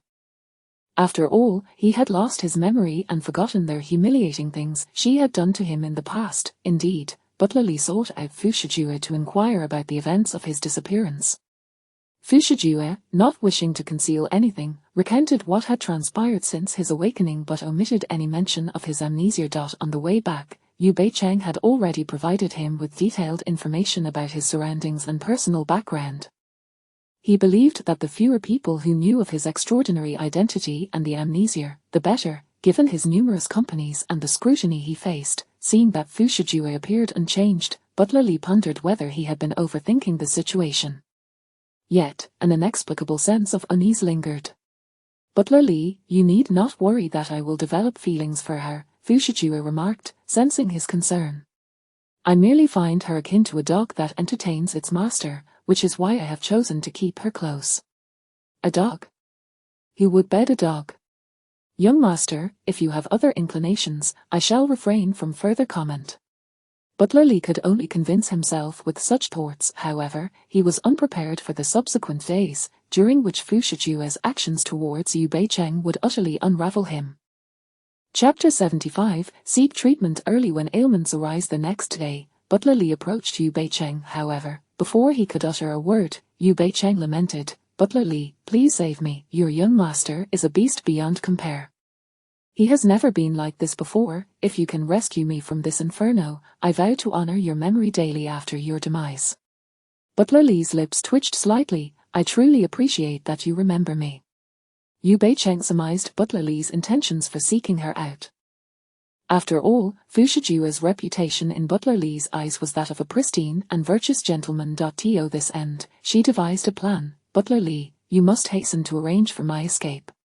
"But why must it be me who orchestrates your departure? Can't you simply leave on your own?" It was quite amusing. She had perfectly functional legs, and hailing a cab should be a trivial matter. If I were to leave on my own, I cannot guarantee that Fu Shijue wouldn't send someone to retrieve me, Yu Beicheng exclaimed, her face a mask of fear. Currently, the mere mention of Fu Shijue's name conjured terrifying memories of sleepless nights. She simply could not endure it. Butler Li internally mused, had you not seduced the young master, would you find yourself in this predicament? This is all of your own making. Yu Beicheng, feeling wronged, lamented, it is too late for such reflections, what use are they now? Moreover, had she not engaged in a liaison with him, she would have been at a loss for how to approach him. He had no one he truly cared for, nor any relatives, and his indifference to the world was palpable. Butler Li shrugged, there is little I can do if the young master has set his mind to something. He believed that it was Yu Beicheng who had ensnared the young master, while the reality was quite the opposite. Alas, he found himself unable to communicate effectively with the young master and could only devise ways to instill a sense of aversion towards her. If you refuse to assist me, I truly will be left with no options. Upon finishing her plea, Yu Beicheng's gaze fell upon Yu Nanyan, who was diligently cleaning not far away. What could this Yu Nanyan be so earnestly toiling over? Did she not know the virtue of taking a break? Suddenly, an idea sparked in her mind. With a sly smile, she inquired, Butler Li, is that my sister over there? Butler Li cast her a sidelong glance, sensing yet another dubious scheme brewing. She has been working here for over half a month. Yu Beicheng was aware that Yu Nanyan was supporting their blood-sucking uncle's family. Given Yu Nanyan's current frailty, working outside would hardly be as easy as here. It was likely that Fu Shijue had allowed her to remain out of gratitude for her previous assistance. Has she been bullied by Qin Shino? Butler Li responded candidly, Qin Shino is still mourning the loss of Xiao Qian. She has no time to trouble Miss Yu. Oh, I see, where is Qin Shino now? She has fallen gravely ill, her condition does not appear promising and is currently recuperating in the West Courtyard. This residence belonged to Fu Shijue, and Butler Li had already instructed the maids and bodyguards in the West Courtyard to keep the young master's return a secret. As such, Qin Shino remained unaware that Fu Shijue had returned. Had Xiao Qian still been by Qin Shino's side, the news would have been difficult to conceal. With Xiao Qian's demise, it was akin to severing Qin Shino's arm, rendering her powerless. Yu Beicheng responded with an understanding initially intending to leverage her connection with Fu Shijue to confront Qin Shino. However, with Qin Shino still oblivious to her survival, it was prudent to avoid stirring trouble. Though she could not seek vengeance against Qin Shino, it did not preclude her from inciting others. This time, Qin Shino has inadvertently harmed your young master, and yet you continue to provide for her lavishly. Qin Shino came here with the young master, and her target is not the young master himself but you. Thus, how she is to be dealt with will be determined by the young master. Butler Li was not easily deceived. Yu Beicheng pouted. It was evident that the crux of the matter lay in Qin Shino's dealings with her, a result of her own entanglement with Fu Shijue, and thus, he would not be of assistance. Yu Beicheng shrewdly shifted the conversation, asking, has your young master finally come to his senses? Shouldn't you arrange something for him? Butler Li narrowed his eyes in suspicion. Miss Yu, what do you imply? Do you wish for me to find another woman for the young master, so you may escape his clutches? Yu Beicheng indeed harbored such intentions. However, at present, her persona was that of one who deeply loved Fu Shijue, and thus she rambled onto Butler Li, do not question my feelings for your young master. I love him and cannot bear to restrain him. There are countless beauties in this world, a man cannot possibly be limited to a single woman. Your young master is so exceptional and perfect. He will undoubtedly attract other women. What difference does it make whether he has them sooner or later? You certainly are magnanimous. Yu Beicheng bit her lip, feigning a look of hurt and tolerance. As long as your young master is happy, I would not only allow him to be with other women but would even be willing to assist that woman during her confinement. Butler Li scoffed. Recently, the young master must exercise restraint. He cannot be indulged any further. Butler Li was concerned for Fu Shijue's well-being, and it was not that he had been swayed by Yu Beicheng's words. Yu Beicheng longed for the virtuous Fu Shijue of old and joyfully asked, Butler Li, do you have a plan? None. Yu Beicheng was at a loss for words. He appears to be in good spirits. I believe my suggestion may be feasible. Butler Lee replied, You truly are willing to sacrifice. I may not want to, but I must. Do you know what he said to me when he left this morning? At this, Yu Beicheng's frustration bubbled over, igniting her fury. What did he say? He told me to visit him in his study later. Woo. Yu Beicheng cried out loudly. Butler Lee, at this moment, Butler Lee no longer perceived Yu Beicheng's allure or her seductive tactics as impressive. Instead, he gravely inquired, Do you think our young master is suffering from some malady? Yu Beicheng had not encountered any mention in the text regarding Fu Shijue's affliction. Perhaps it could be the after-effects of a car accident, but the injury was to his head. That could not be. Nevertheless, she found herself in agreement with Butler Lee's concerns and suggested, I believe it would be prudent to summon a family doctor for him. Addressing ailments early prevents further complications. Very well, I shall fetch a doctor shortly to examine the young master. With that, Butler Lee departed. Yu Beicheng had intended to inquire about Xiao Bie's whereabouts, but Butler Lee was already gone. She had not rested well the previous night and planned to catch up on sleep, only to find a bodyguard teasing Yu Nanyin. That innocent little girl, Yu Nanyin, could hardly withstand such playful banter. Her face flushed crimson. Yet, the bodyguard's silhouette seemed oddly familiar. Chapter 76, She playfully teases other men at a glance. Yu Beicheng recognized the bodyguard as Lan Zhuji. However, as she approached, she was confronted by an unfamiliar visage, suggesting that the man before her had undergone a transformation. Was it possible that Lan Zhuji, who was known for his inability to disguise himself, had done so, or perhaps it was Shen Fu, who accompanied Jian Gubai, that had come to Z country?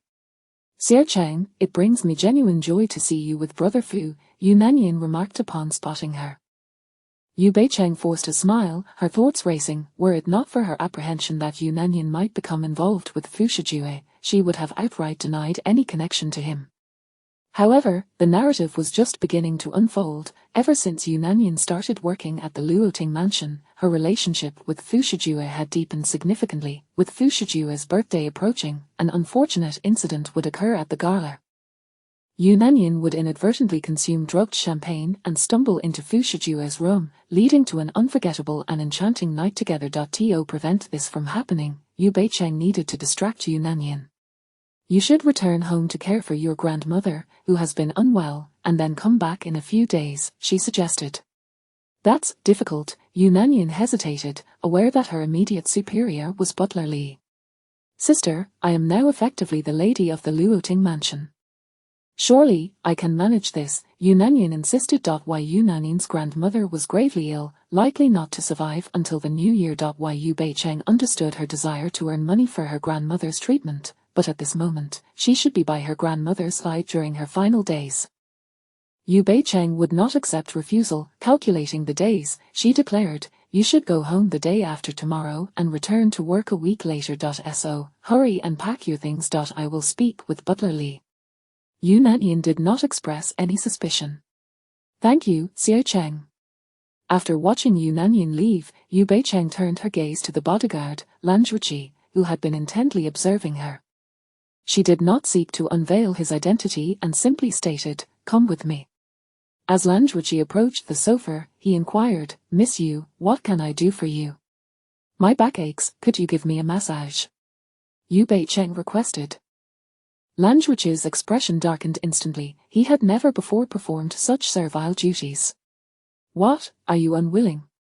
Yu Beicheng teased, recalling the times he had bested her. If so, you can leave. We do not retain disobedient bodyguards. Miss Yu, you jest. I merely believe that such physical contact between men and women is inappropriate. If others were to witness this and inform Mr. Fu, it would tarnish your reputation in his eyes. Yu Beicheng retorted, Do you think I would forsake Brother Fu for you? Your physique, your looks, your lineage, do you truly believe I would be attracted to you? Lan Zhuji fell silent. How dare she suggest he was inferior to Fu Shijue? If not for his current disguise and need to conceal his identity, he would have revealed himself long ago. As Yu Beicheng saw him kneeling to massage her legs, she couldn't help but feel amused. If he was willing to do this, how far was she from having Fu Shijue do the same for her? Yet she did not forget her purpose and asked, I noticed you seemed quite cheerful while conversing with my sister. have you developed feelings for her? Lan Zhuqi did not deny it. He had always been forthright about his affection for Yu Nanyan. My sister has a childhood sweetheart. You should not harbor any hopes, Yu Beicheng said while popping a seedless grape into her mouth. Isn't he that childhood sweetheart him? Lan Zhuqi felt a surge of happiness. She has a boyfriend. Why has she never mentioned this? Why should she disclose her private matters to you? She and that childhood sweetheart are destined to be together, so do not meddle, understood? Though Lan Zhuqi could be troublesome at times, he was indeed a good match for Yu Nanyan. He loved her deeply, with a gentle and reserved demeanor. Unlike Fu Shijue's tempestuous and fierce nature, Lan Zhuqi intensified his efforts in massaging her legs. From your tone, it seems you have a good relationship with Xiao Yin. Did she tell you that her boyfriend is her childhood companion? Yu Beicheng gestured for him to bring the fruit platter closer. He complied immediately. After indulging in several bites, she stated, rub my shoulders, and when I feel comfortable, I will tell you. Lan Zhuqi, lost in his infatuation, harbored no discontent. He exerted himself to provide a thorough massage. After about 10 minutes, he inquired, Miss Yu, you still haven't shared your secret. Yu Beicheng had succumbed to sleep on the bed, only to be awakened by Lan Zhuqi's voice. With drowsy eyes, she murmured, keep going, why have you stopped? Her back was particularly sore, and she commanded him to continue for another 10 minutes. Though he was irritated, he complied, eager to uncover the truth. This time, Yu Beicheng ceased her teasing, smiling as she beckoned him closer. Come here, I will whisper it to you. Lan Zhuqi nodded eagerly. She leaned in and whispered, Lan Zhuqi, if you wish to pursue my sister, you must strive harder. Lan Zhuqi's expression shifted dramatically. You had already guessed my identity. Of course. Otherwise, why would I request a bodyguard I do not know to massage me? Lan Zhuqi's hand twitched as if he wished to silence her, yet, being on Fu Shijue's territory, he could only grit his teeth in frustration. Yu Beicheng. Har har har, Yu Beicheng laughed uncontrollably. The playful scene between the two was inadvertently witnessed by Fu Shijue and Butler Li, who were descending the stairs. Butler Li suddenly felt a chill emanate from Fu Shijue, who was positioned ahead of him and thus concealed from Fu Shijue's expression. However, it was evident to him that the young master was displeased. What was going on with Yu Beicheng? She was now considered the young master's woman, yet here she was, frolicking with the bodyguard. Wait, that was odd. The young master had never been one to concern himself with others. Why would he be upset over Yu Beicheng's antics with a man? Could it be jealousy? Butler Li anticipated that the young master would speak up, revealing himself to Yu Beicheng and subsequently chastising the bodyguard, yet to his surprise, Fu Shijue walked past Yu Beicheng without a word, striding towards the door. Butler Li was left bewildered. Had he misjudged the situation? As the black Bentley pulled up outside, Butler Li, clad in white gloves, opened the door. After Fu Shijue entered, Butler Li took his place in the front seat. Just as he was about to instruct the driver to depart, Fu Shijue suddenly spoke. Zhu Fingjie mentioned that his sister is bored and would like someone to keep her company. I thought Yu Beicheng had nothing to do, so I invited her to accompany Zhu Fingjie's sister. Butler Li was left speechless. When had the young master ever needed to provide explanations or justifications for his actions? Noticing the look in Butler Li's eyes, Fu Shijue inquired, do you believe I am jealous of her association with other men? Isn't that the case? Butler Li instinctively replied. Not at all. What is her status? What is mine? Does she truly think she is worthy of me? If she were unworthy, then why would he have been with others? Butler Li silently criticized. His young master was not the type to be so possessive. Something about him seemed off, making Butler Li feel as though the young man before him was not the same as the one he knew. Chapter 77. Still a moment of joy when Fu Shijue departed, Yu Beicheng was oblivious to his exit. She had intended to play a trick on Lan Zhuqi regarding his altered appearance, but when Butler Li entered, instructing her to accompany Fu Shijue to the Jew residence, she was genuinely perplexed. What business did she have following Fu Shijue while he conversed with Zhu Fingjie about work matters? Naturally, Butler Li offered no explanation to Yu Beicheng. As he led her away, his icy gaze scrutinized Lan Zhuqi's face several times. How could a man like him catch Yu Beicheng's eye? It seemed improbable, especially since he was less appealing than the bodyguard, Lan Zhuqi. Of course, felt the weight of Butler Lee's disdainful look, which seemed to convey, "You are far beneath me." What did that mean? Did he believe he was trying to entice Yu Beicheng? Did she even deserve such attention? "Miss Yu, allow me to offer you a word of caution. Although the young master holds no affection for you, you currently occupy the role of his bedmate. It would be wise for you to maintain your dignity," Butler Lee warned. "How could I possibly be attracted to a bodyguard who is even less appealing than you?" Butler Lee felt a slight satisfaction but retorted, "A wild boar cannot appreciate fine grain. What if you were to develop a taste for dung?" Yu Beicheng replied, "What do you mean? Are you calling me a wild boar?" She was tempted to report Butler Lee's insult to Lan Zhuqi, but upon reflection, she realized Butler Lee was unlikely to meddle in her personal affairs. Perhaps, in an instant, Yu Beicheng dismissed the insult and asked joyfully, "Did your young master instruct you to say all this to me?" "My young master is not so trivial." Yu Beicheng felt a wave of disappointment. As she entered the car, she met Fu Shijua's cold gaze and shivered, mumbling, "Why are you looking at me like that? I have heard that you intend to find another woman for me. And that I am afflicted with an addiction." Yu Beicheng immediately turned her gaze to Butler Lee in the passenger seat. At that moment, Butler Lee felt guilty and dared not turn to look at her. "Do you think Butler Lee would dare to speak up for you now?" Fu Shijua's dangerous aura enveloped the car. "Yu Beicheng, it is a privilege for you to be with me. Do not take it for granted." Yu Beicheng pouted, "You can bestow that privilege upon someone else." She found herself longing for the pre-amnesiac Fu Shijue, who was a man with normal desires. Fu Shijue sneered, "Is this what you call love? Does love necessitate self-sacrifice?" Yu Beicheng met his gaze with determination. "Brother Fu, I cannot bear your demands. If you continue to be so greedy, do not blame me for being ruthless and ending our relationship." Butler Lee, seated in front, silently lowered the partition to shield himself from Fu Shijue's wrath. Yu Beicheng had audacity, openly challenging the young master. Earlier, when he had gone to the study to summon a doctor for the young master's condition, he had been penalized with a 3-month deduction from his year-end bonus and forced to write a 10,000-word self-criticism.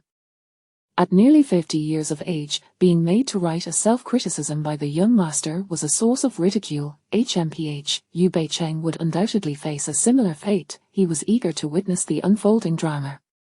From the back seat, Fu Shijue coldly stated, "Only I can initiate the breakup." "On what grounds?" "Because my capabilities surpass yours, and my influence is greater." He wielded his status against her. Yu Beicheng rubbed her temples in exasperation. Soon, an idea struck her, and she turned to him with a beaming smile. "I am willing to serve you whenever you desire, and I will harbor no complaints or dissatisfaction. However, I have one condition." Fu Shijue raised an eyebrow. "What condition?" She cheerily held up 5 fingers. 500 million a month. "Agreed," he answered without hesitation. Yu Beicheng felt elated at the prospect of receiving 500 million without having to exert herself. Yes, her devious plan was to find another woman to take her place. Suddenly, she recalled Lan Zhuqi's skills in disguise. As long as she could persuade Lan Zhuqi to have someone with a similar physique assume her identity, she could deceive Fu Shijue effortlessly. Today, she could send one woman to attend to Fu Shijue, and tomorrow another. This way, she would spare herself the trouble while ensuring other women found happiness, an utterly delightful arrangement. Yu Beicheng's face lit up with joy as she looked at Fu Shijue, who appeared increasingly satisfied. "Let's make it happen once we return from the Jew residence." Fu Shijue replied, "We can do it now." "Not now. You have important matters to attend to, and besides, we are on the road. It would be impolite and unrefined," Yu Beicheng protested. Fu Shijue countered, "We have yet to engage in such activities in the car." Yu Beicheng rolled her eyes. "There are plenty of places we haven't explored." "Would you really choose a public park bustling with people or a foul-smelling restroom? Are you also aiming to imitate them?" Fu Shijue frowned and said solemnly, "You are correct. Those locations are not suitable for our endeavors." Yu Beicheng was taken aback. She suddenly perceived that Fu Shijue was not the perverse one, it was that deranged author. Why on earth did that foolish author create a male lead capable of engaging with women for an entire night? Whatever the reason, it seemed the author's husband was inept, and having never tasted sweetness, they sought to depict a more formidable male lead to compensate for their own regrets. At the Jew residence, Yu Beicheng exited the car alongside Fu Shijue. However, instead of following him to Zhu Fengjie's study, she was led by Butler Li to the game room to find Zhu Luo. Mr. Zhu's sister is bored, so I brought you here to keep her company, Butler Li informed. Why Yu Beicheng was left speechless. Am I his girlfriend or a servant? It's one thing to share a bed. Now I must entertain his friend's sister. Miss Yu, the young master and Mr. Zhu are the best of friends, and Mr. Zhu is particularly fond of his sister. The young master allowing you to accompany her reflects his regard for you. Yu Beicheng retorted, I wish he would underestimate me, thinking I am a woman who can do nothing but indulge in pleasure and has no aspirations. You have no aspirations. The young master, being a veritable treasure trove, is already yours, you should be secretly reveling in it. Butler Li was not interested in further conversation. After a few reminders, he took his leave. Yu Beicheng casually reclined on a sofa, ignoring Zhu Luo, who sat on the carpet dressing Barbie dolls. The original owner had bullied Zhu Luo, leaving her fearful. Consequently, upon Yu Beicheng's arrival, Zhu Luo refrained from approaching, and even while playing with the dolls, she appeared considerably tense. However, seeing Yu Beicheng lounging on the sofa without any intention of coming over, Zhu Luo relaxed somewhat. Before long, the sound of Yu Beicheng snoring echoed from the sofa. In recent days, she had scarcely enjoyed a proper night's sleep, as she was either with Fu Shijue or being kept awake by him. Fortunately, her health was robust, otherwise, she would not be napping on the sofa but rather lying lifeless in a coffin. Chapter 78. Let you go, a delusion. As Yu Beicheng was in the depths of slumber, she was abruptly roused by a rude shove. Struggling to open her heavy eyelids, she exclaimed, Are you out of your mind? Can't you see others are sleeping? Yu Beicheng, I demand to know where my sister is. The voice that bellowed at her belonged to Zhu Fengjie, whose tone was particularly thunderous. Startled, Yu Beicheng quickly realized she was surrounded by a throng of people. Fu Shijue and Butler Li stood nearby, alongside a number of anxious maids and bodyguards. Sensing something was amiss, she stammered, Your sister is missing. I saw her playing with Barbie dolls when I entered, how could she possibly just vanish? The Jew residence was vast, with strict access controls. Where could Zhu Luo have gone? This is a matter I should be addressing to you. You were with her, it's your fault she has gone. Zhu Fengjie growled menacingly, If anything happens to my sister, Yu Beicheng, you shall pay with your life. Yu Beicheng felt a surge of indignation. After all, she had been wrongfully accused. Your sister has disappeared, yet instead of reviewing the surveillance footage, you come to interrogate me. Are you out of your mind? Butler Li interjected, The external surveillance shows that Miss Zhu never left her room. Realizing the gravity of the situation, Yu Beicheng remarked, Could the surveillance footage have been tampered with? There are no signs of deletion, Zhu Fengjie growled. This room has been thoroughly searched. A living person simply cannot just disappear. Why are you shouting at me? Perhaps you have offended someone outside, and they have abducted your sister. Upon uttering this, Yu Beicheng suddenly recalled something. After Fu Shijue's birthday, he had departed from Country Z to pursue opportunities in Southeast Asia. The author had only hinted at this later in the narrative. It was due to Zhu Fengjie's meddling that Fu Shijue's assets had swiftly been relocated. Fu Shijue's enterprises flourished in Southeast Asia, inciting envy in many. Numerous individuals conspired against him. Since the Zhu family was rooted domestically, Zhu Fengjie remained in Country Z. However, because of the close bond between Zhu Fengjie and Fu Shijue, the kidnapping of his most cherished sister had dire implications. Zhu Fengjie was indeed protective of his only sister. When the kidnappers demanded a ransom of $500 million, he complied without hesitation. Unfortunately, Zhu Luo was returned to them over 5 months pregnant. Calculating the timeline, it became evident that Zhu Luo's disappearance coincided precisely with this period. Yu Beicheng's heart raced as she urged, Quickly, seal all exit points in Country Z, we may still have a chance to find Zhu Luo. As Yu Beicheng was merely a secondary character, The author had only briefly summarized the circumstances of Zhu Luo's abduction, stating it was orchestrated by Fu Shijue's enemies, who, aware of the camaraderie between Fu Shijue and Zhu Fingjie, targeted Zhu Fingjie instead. Unable to reach Zhu Fingjie, they focused their efforts on Zhu Luo. I have no enemies. Zhu Fingjie insisted. Yu Beicheng turned her gaze towards Fu Shijue, who had remained silent. Your lack of enemies does not imply that your close associates are equally free of adversaries. Fu Shijue met her gaze briefly, his expression indifferent, yet he instructed Butler Li, follow her advice. Seal all major exit points. Understood, Butler Li replied immediately. Zhu Fingjie, naturally skeptical of Yu Beicheng's words, inquired of Fu Shijue, do you concur with her? Fu Shijue replied, she has no motive to abduct your sister. Upon hearing this, Zhu Fingjie became distraught. If Luo were to be kidnapped because of me, how could I ever face our deceased parents? Yu Beicheng understood that Fu Shijue's visit to Zhu Fingjie had a specific purpose. His assets had been entirely relocated from Country Z, and soon he would head to Southeast Asia. The individuals in Southeast Asia had evidently caught wind of this, moving swiftly to secure their own escape routes. However, they had not anticipated resorting to such desperate measures against Zhu Luo when they could not contend with Fu Shijue and Zhu Fengjia. Yu Beicheng felt a pang of sympathy for Zhu Luo. Though born into affluence, her fate was lamentable. Since she was lost right under her nose, let her take responsibility for locating your sister, Fu Shijue stated coldly. His calm demeanor was infuriating. Though he had no direct connection with Zhu Luo, he was like a brother to Zhu Fingjie. Zhu Fingjie had entrusted him with matters that had inadvertently attracted danger towards his sister. In truth, Zhu Luo's disappearance stemmed from his actions. Fu Shijue's words jolted Zhu Fingjie. Why was Luo kidnapped while you were not? Were you not in the same room?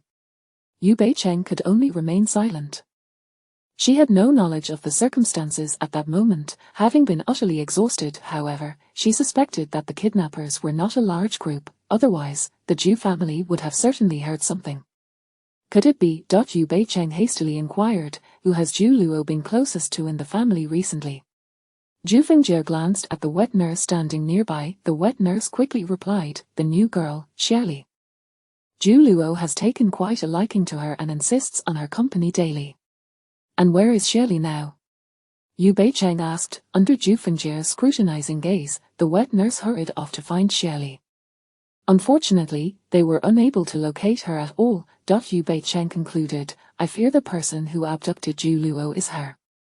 Quickly, pursue her. Zhu Fingjie commanded the bodyguards. She has already left the Zhu residence with Zhu Luo. Without her photograph, you will not be able to find her. Xiali had likely undergone cosmetic alterations, and there were few individuals skilled in such practices in Country Z. There were two possibilities.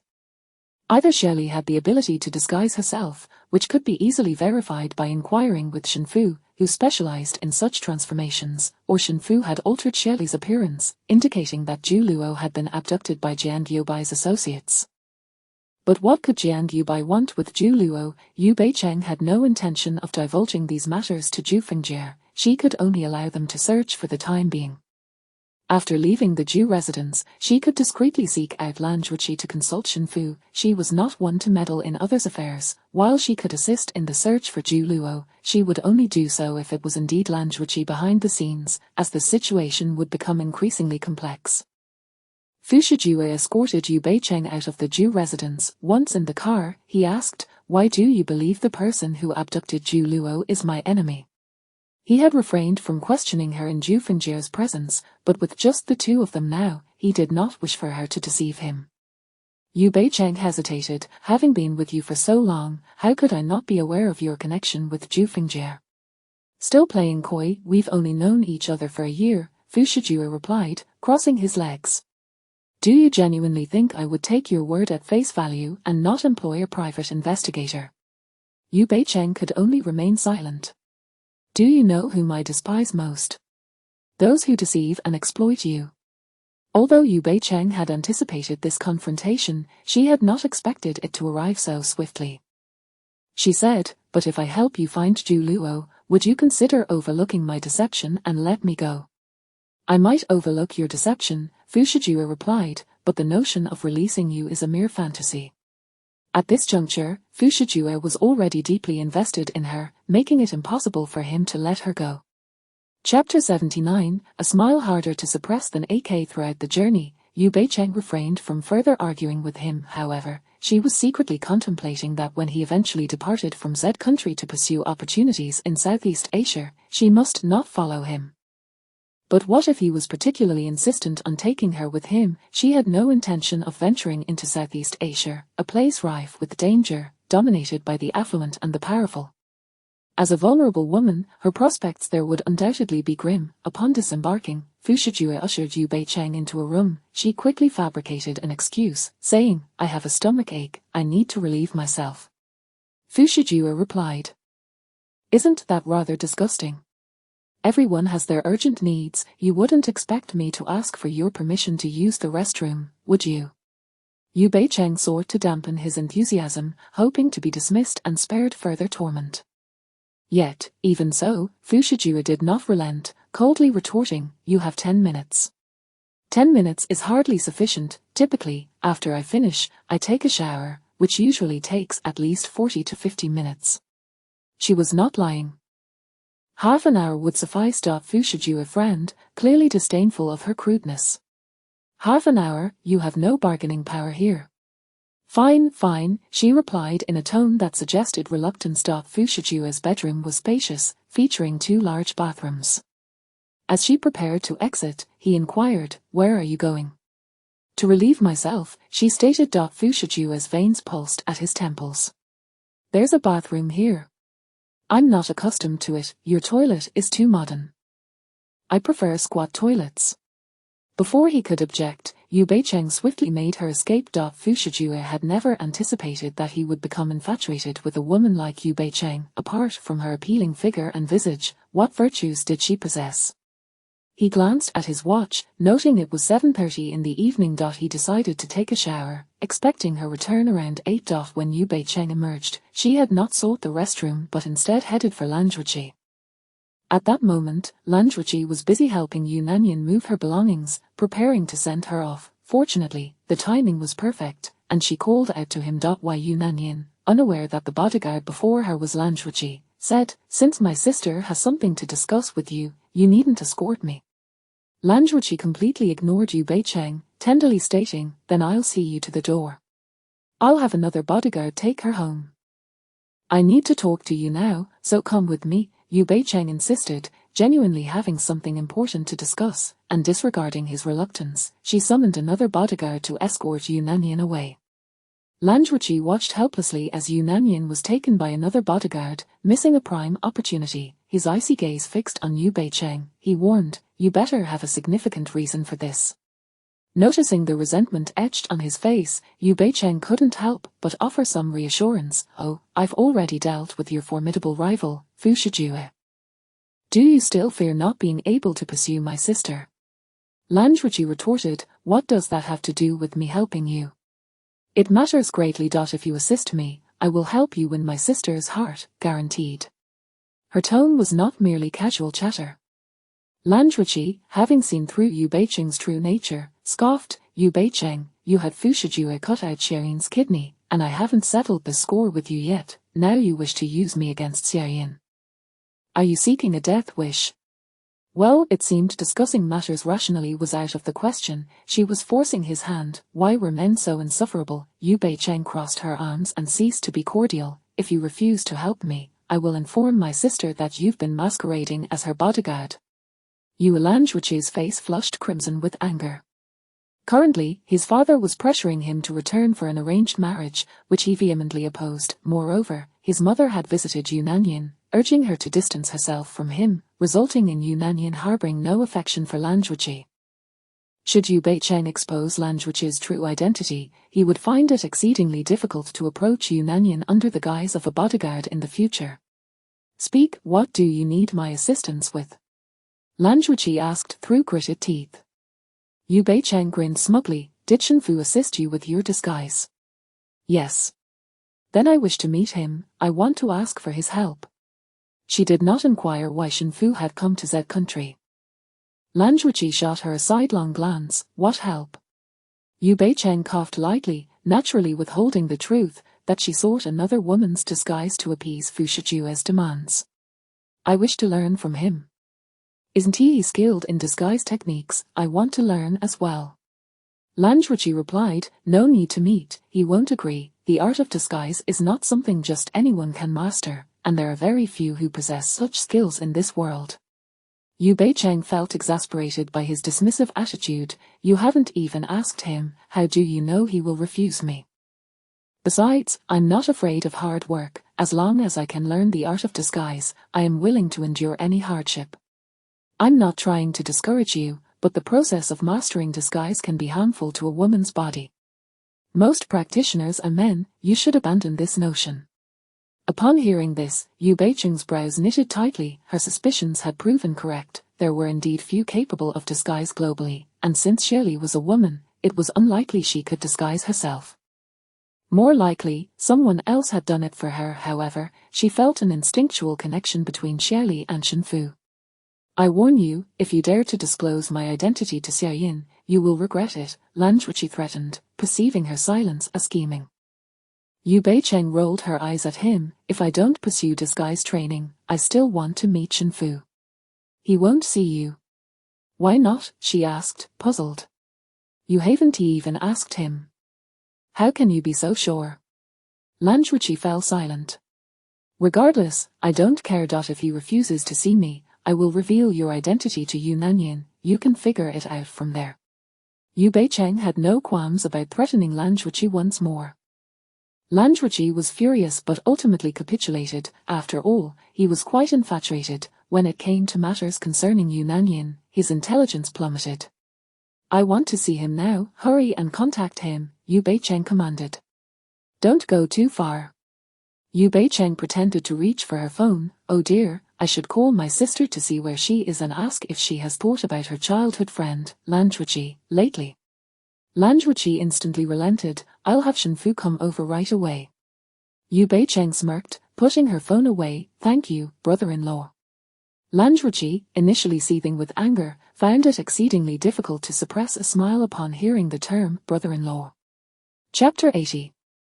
You are truly annoying. At the entrance stood Yu Beicheng and Lan Zhuqi, their figures inadvertently caught by the passing Qin Shino. In the late hours of the night, upon seeing Yu Beicheng, Qin Shino thought she had encountered a ghost. It was only when the biting cold wind brushed against her face that she slowly realized she was not mistaken. Why Yu Beicheng was alive. She was, astonishingly, still alive. In fact, she had returned. Qin Shino turned to the bodyguard beside her and inquired, when did she arrive? Why was I not informed? The bodyguard, brought over from Myanmar, was ostensibly her man, yet had entirely defected, now serving Fu Shijue. The reason Qin Shino had ventured out from the West Garden was to honor Xiao Qian on her 7th day of mourning. She intended to burn some paper money for her.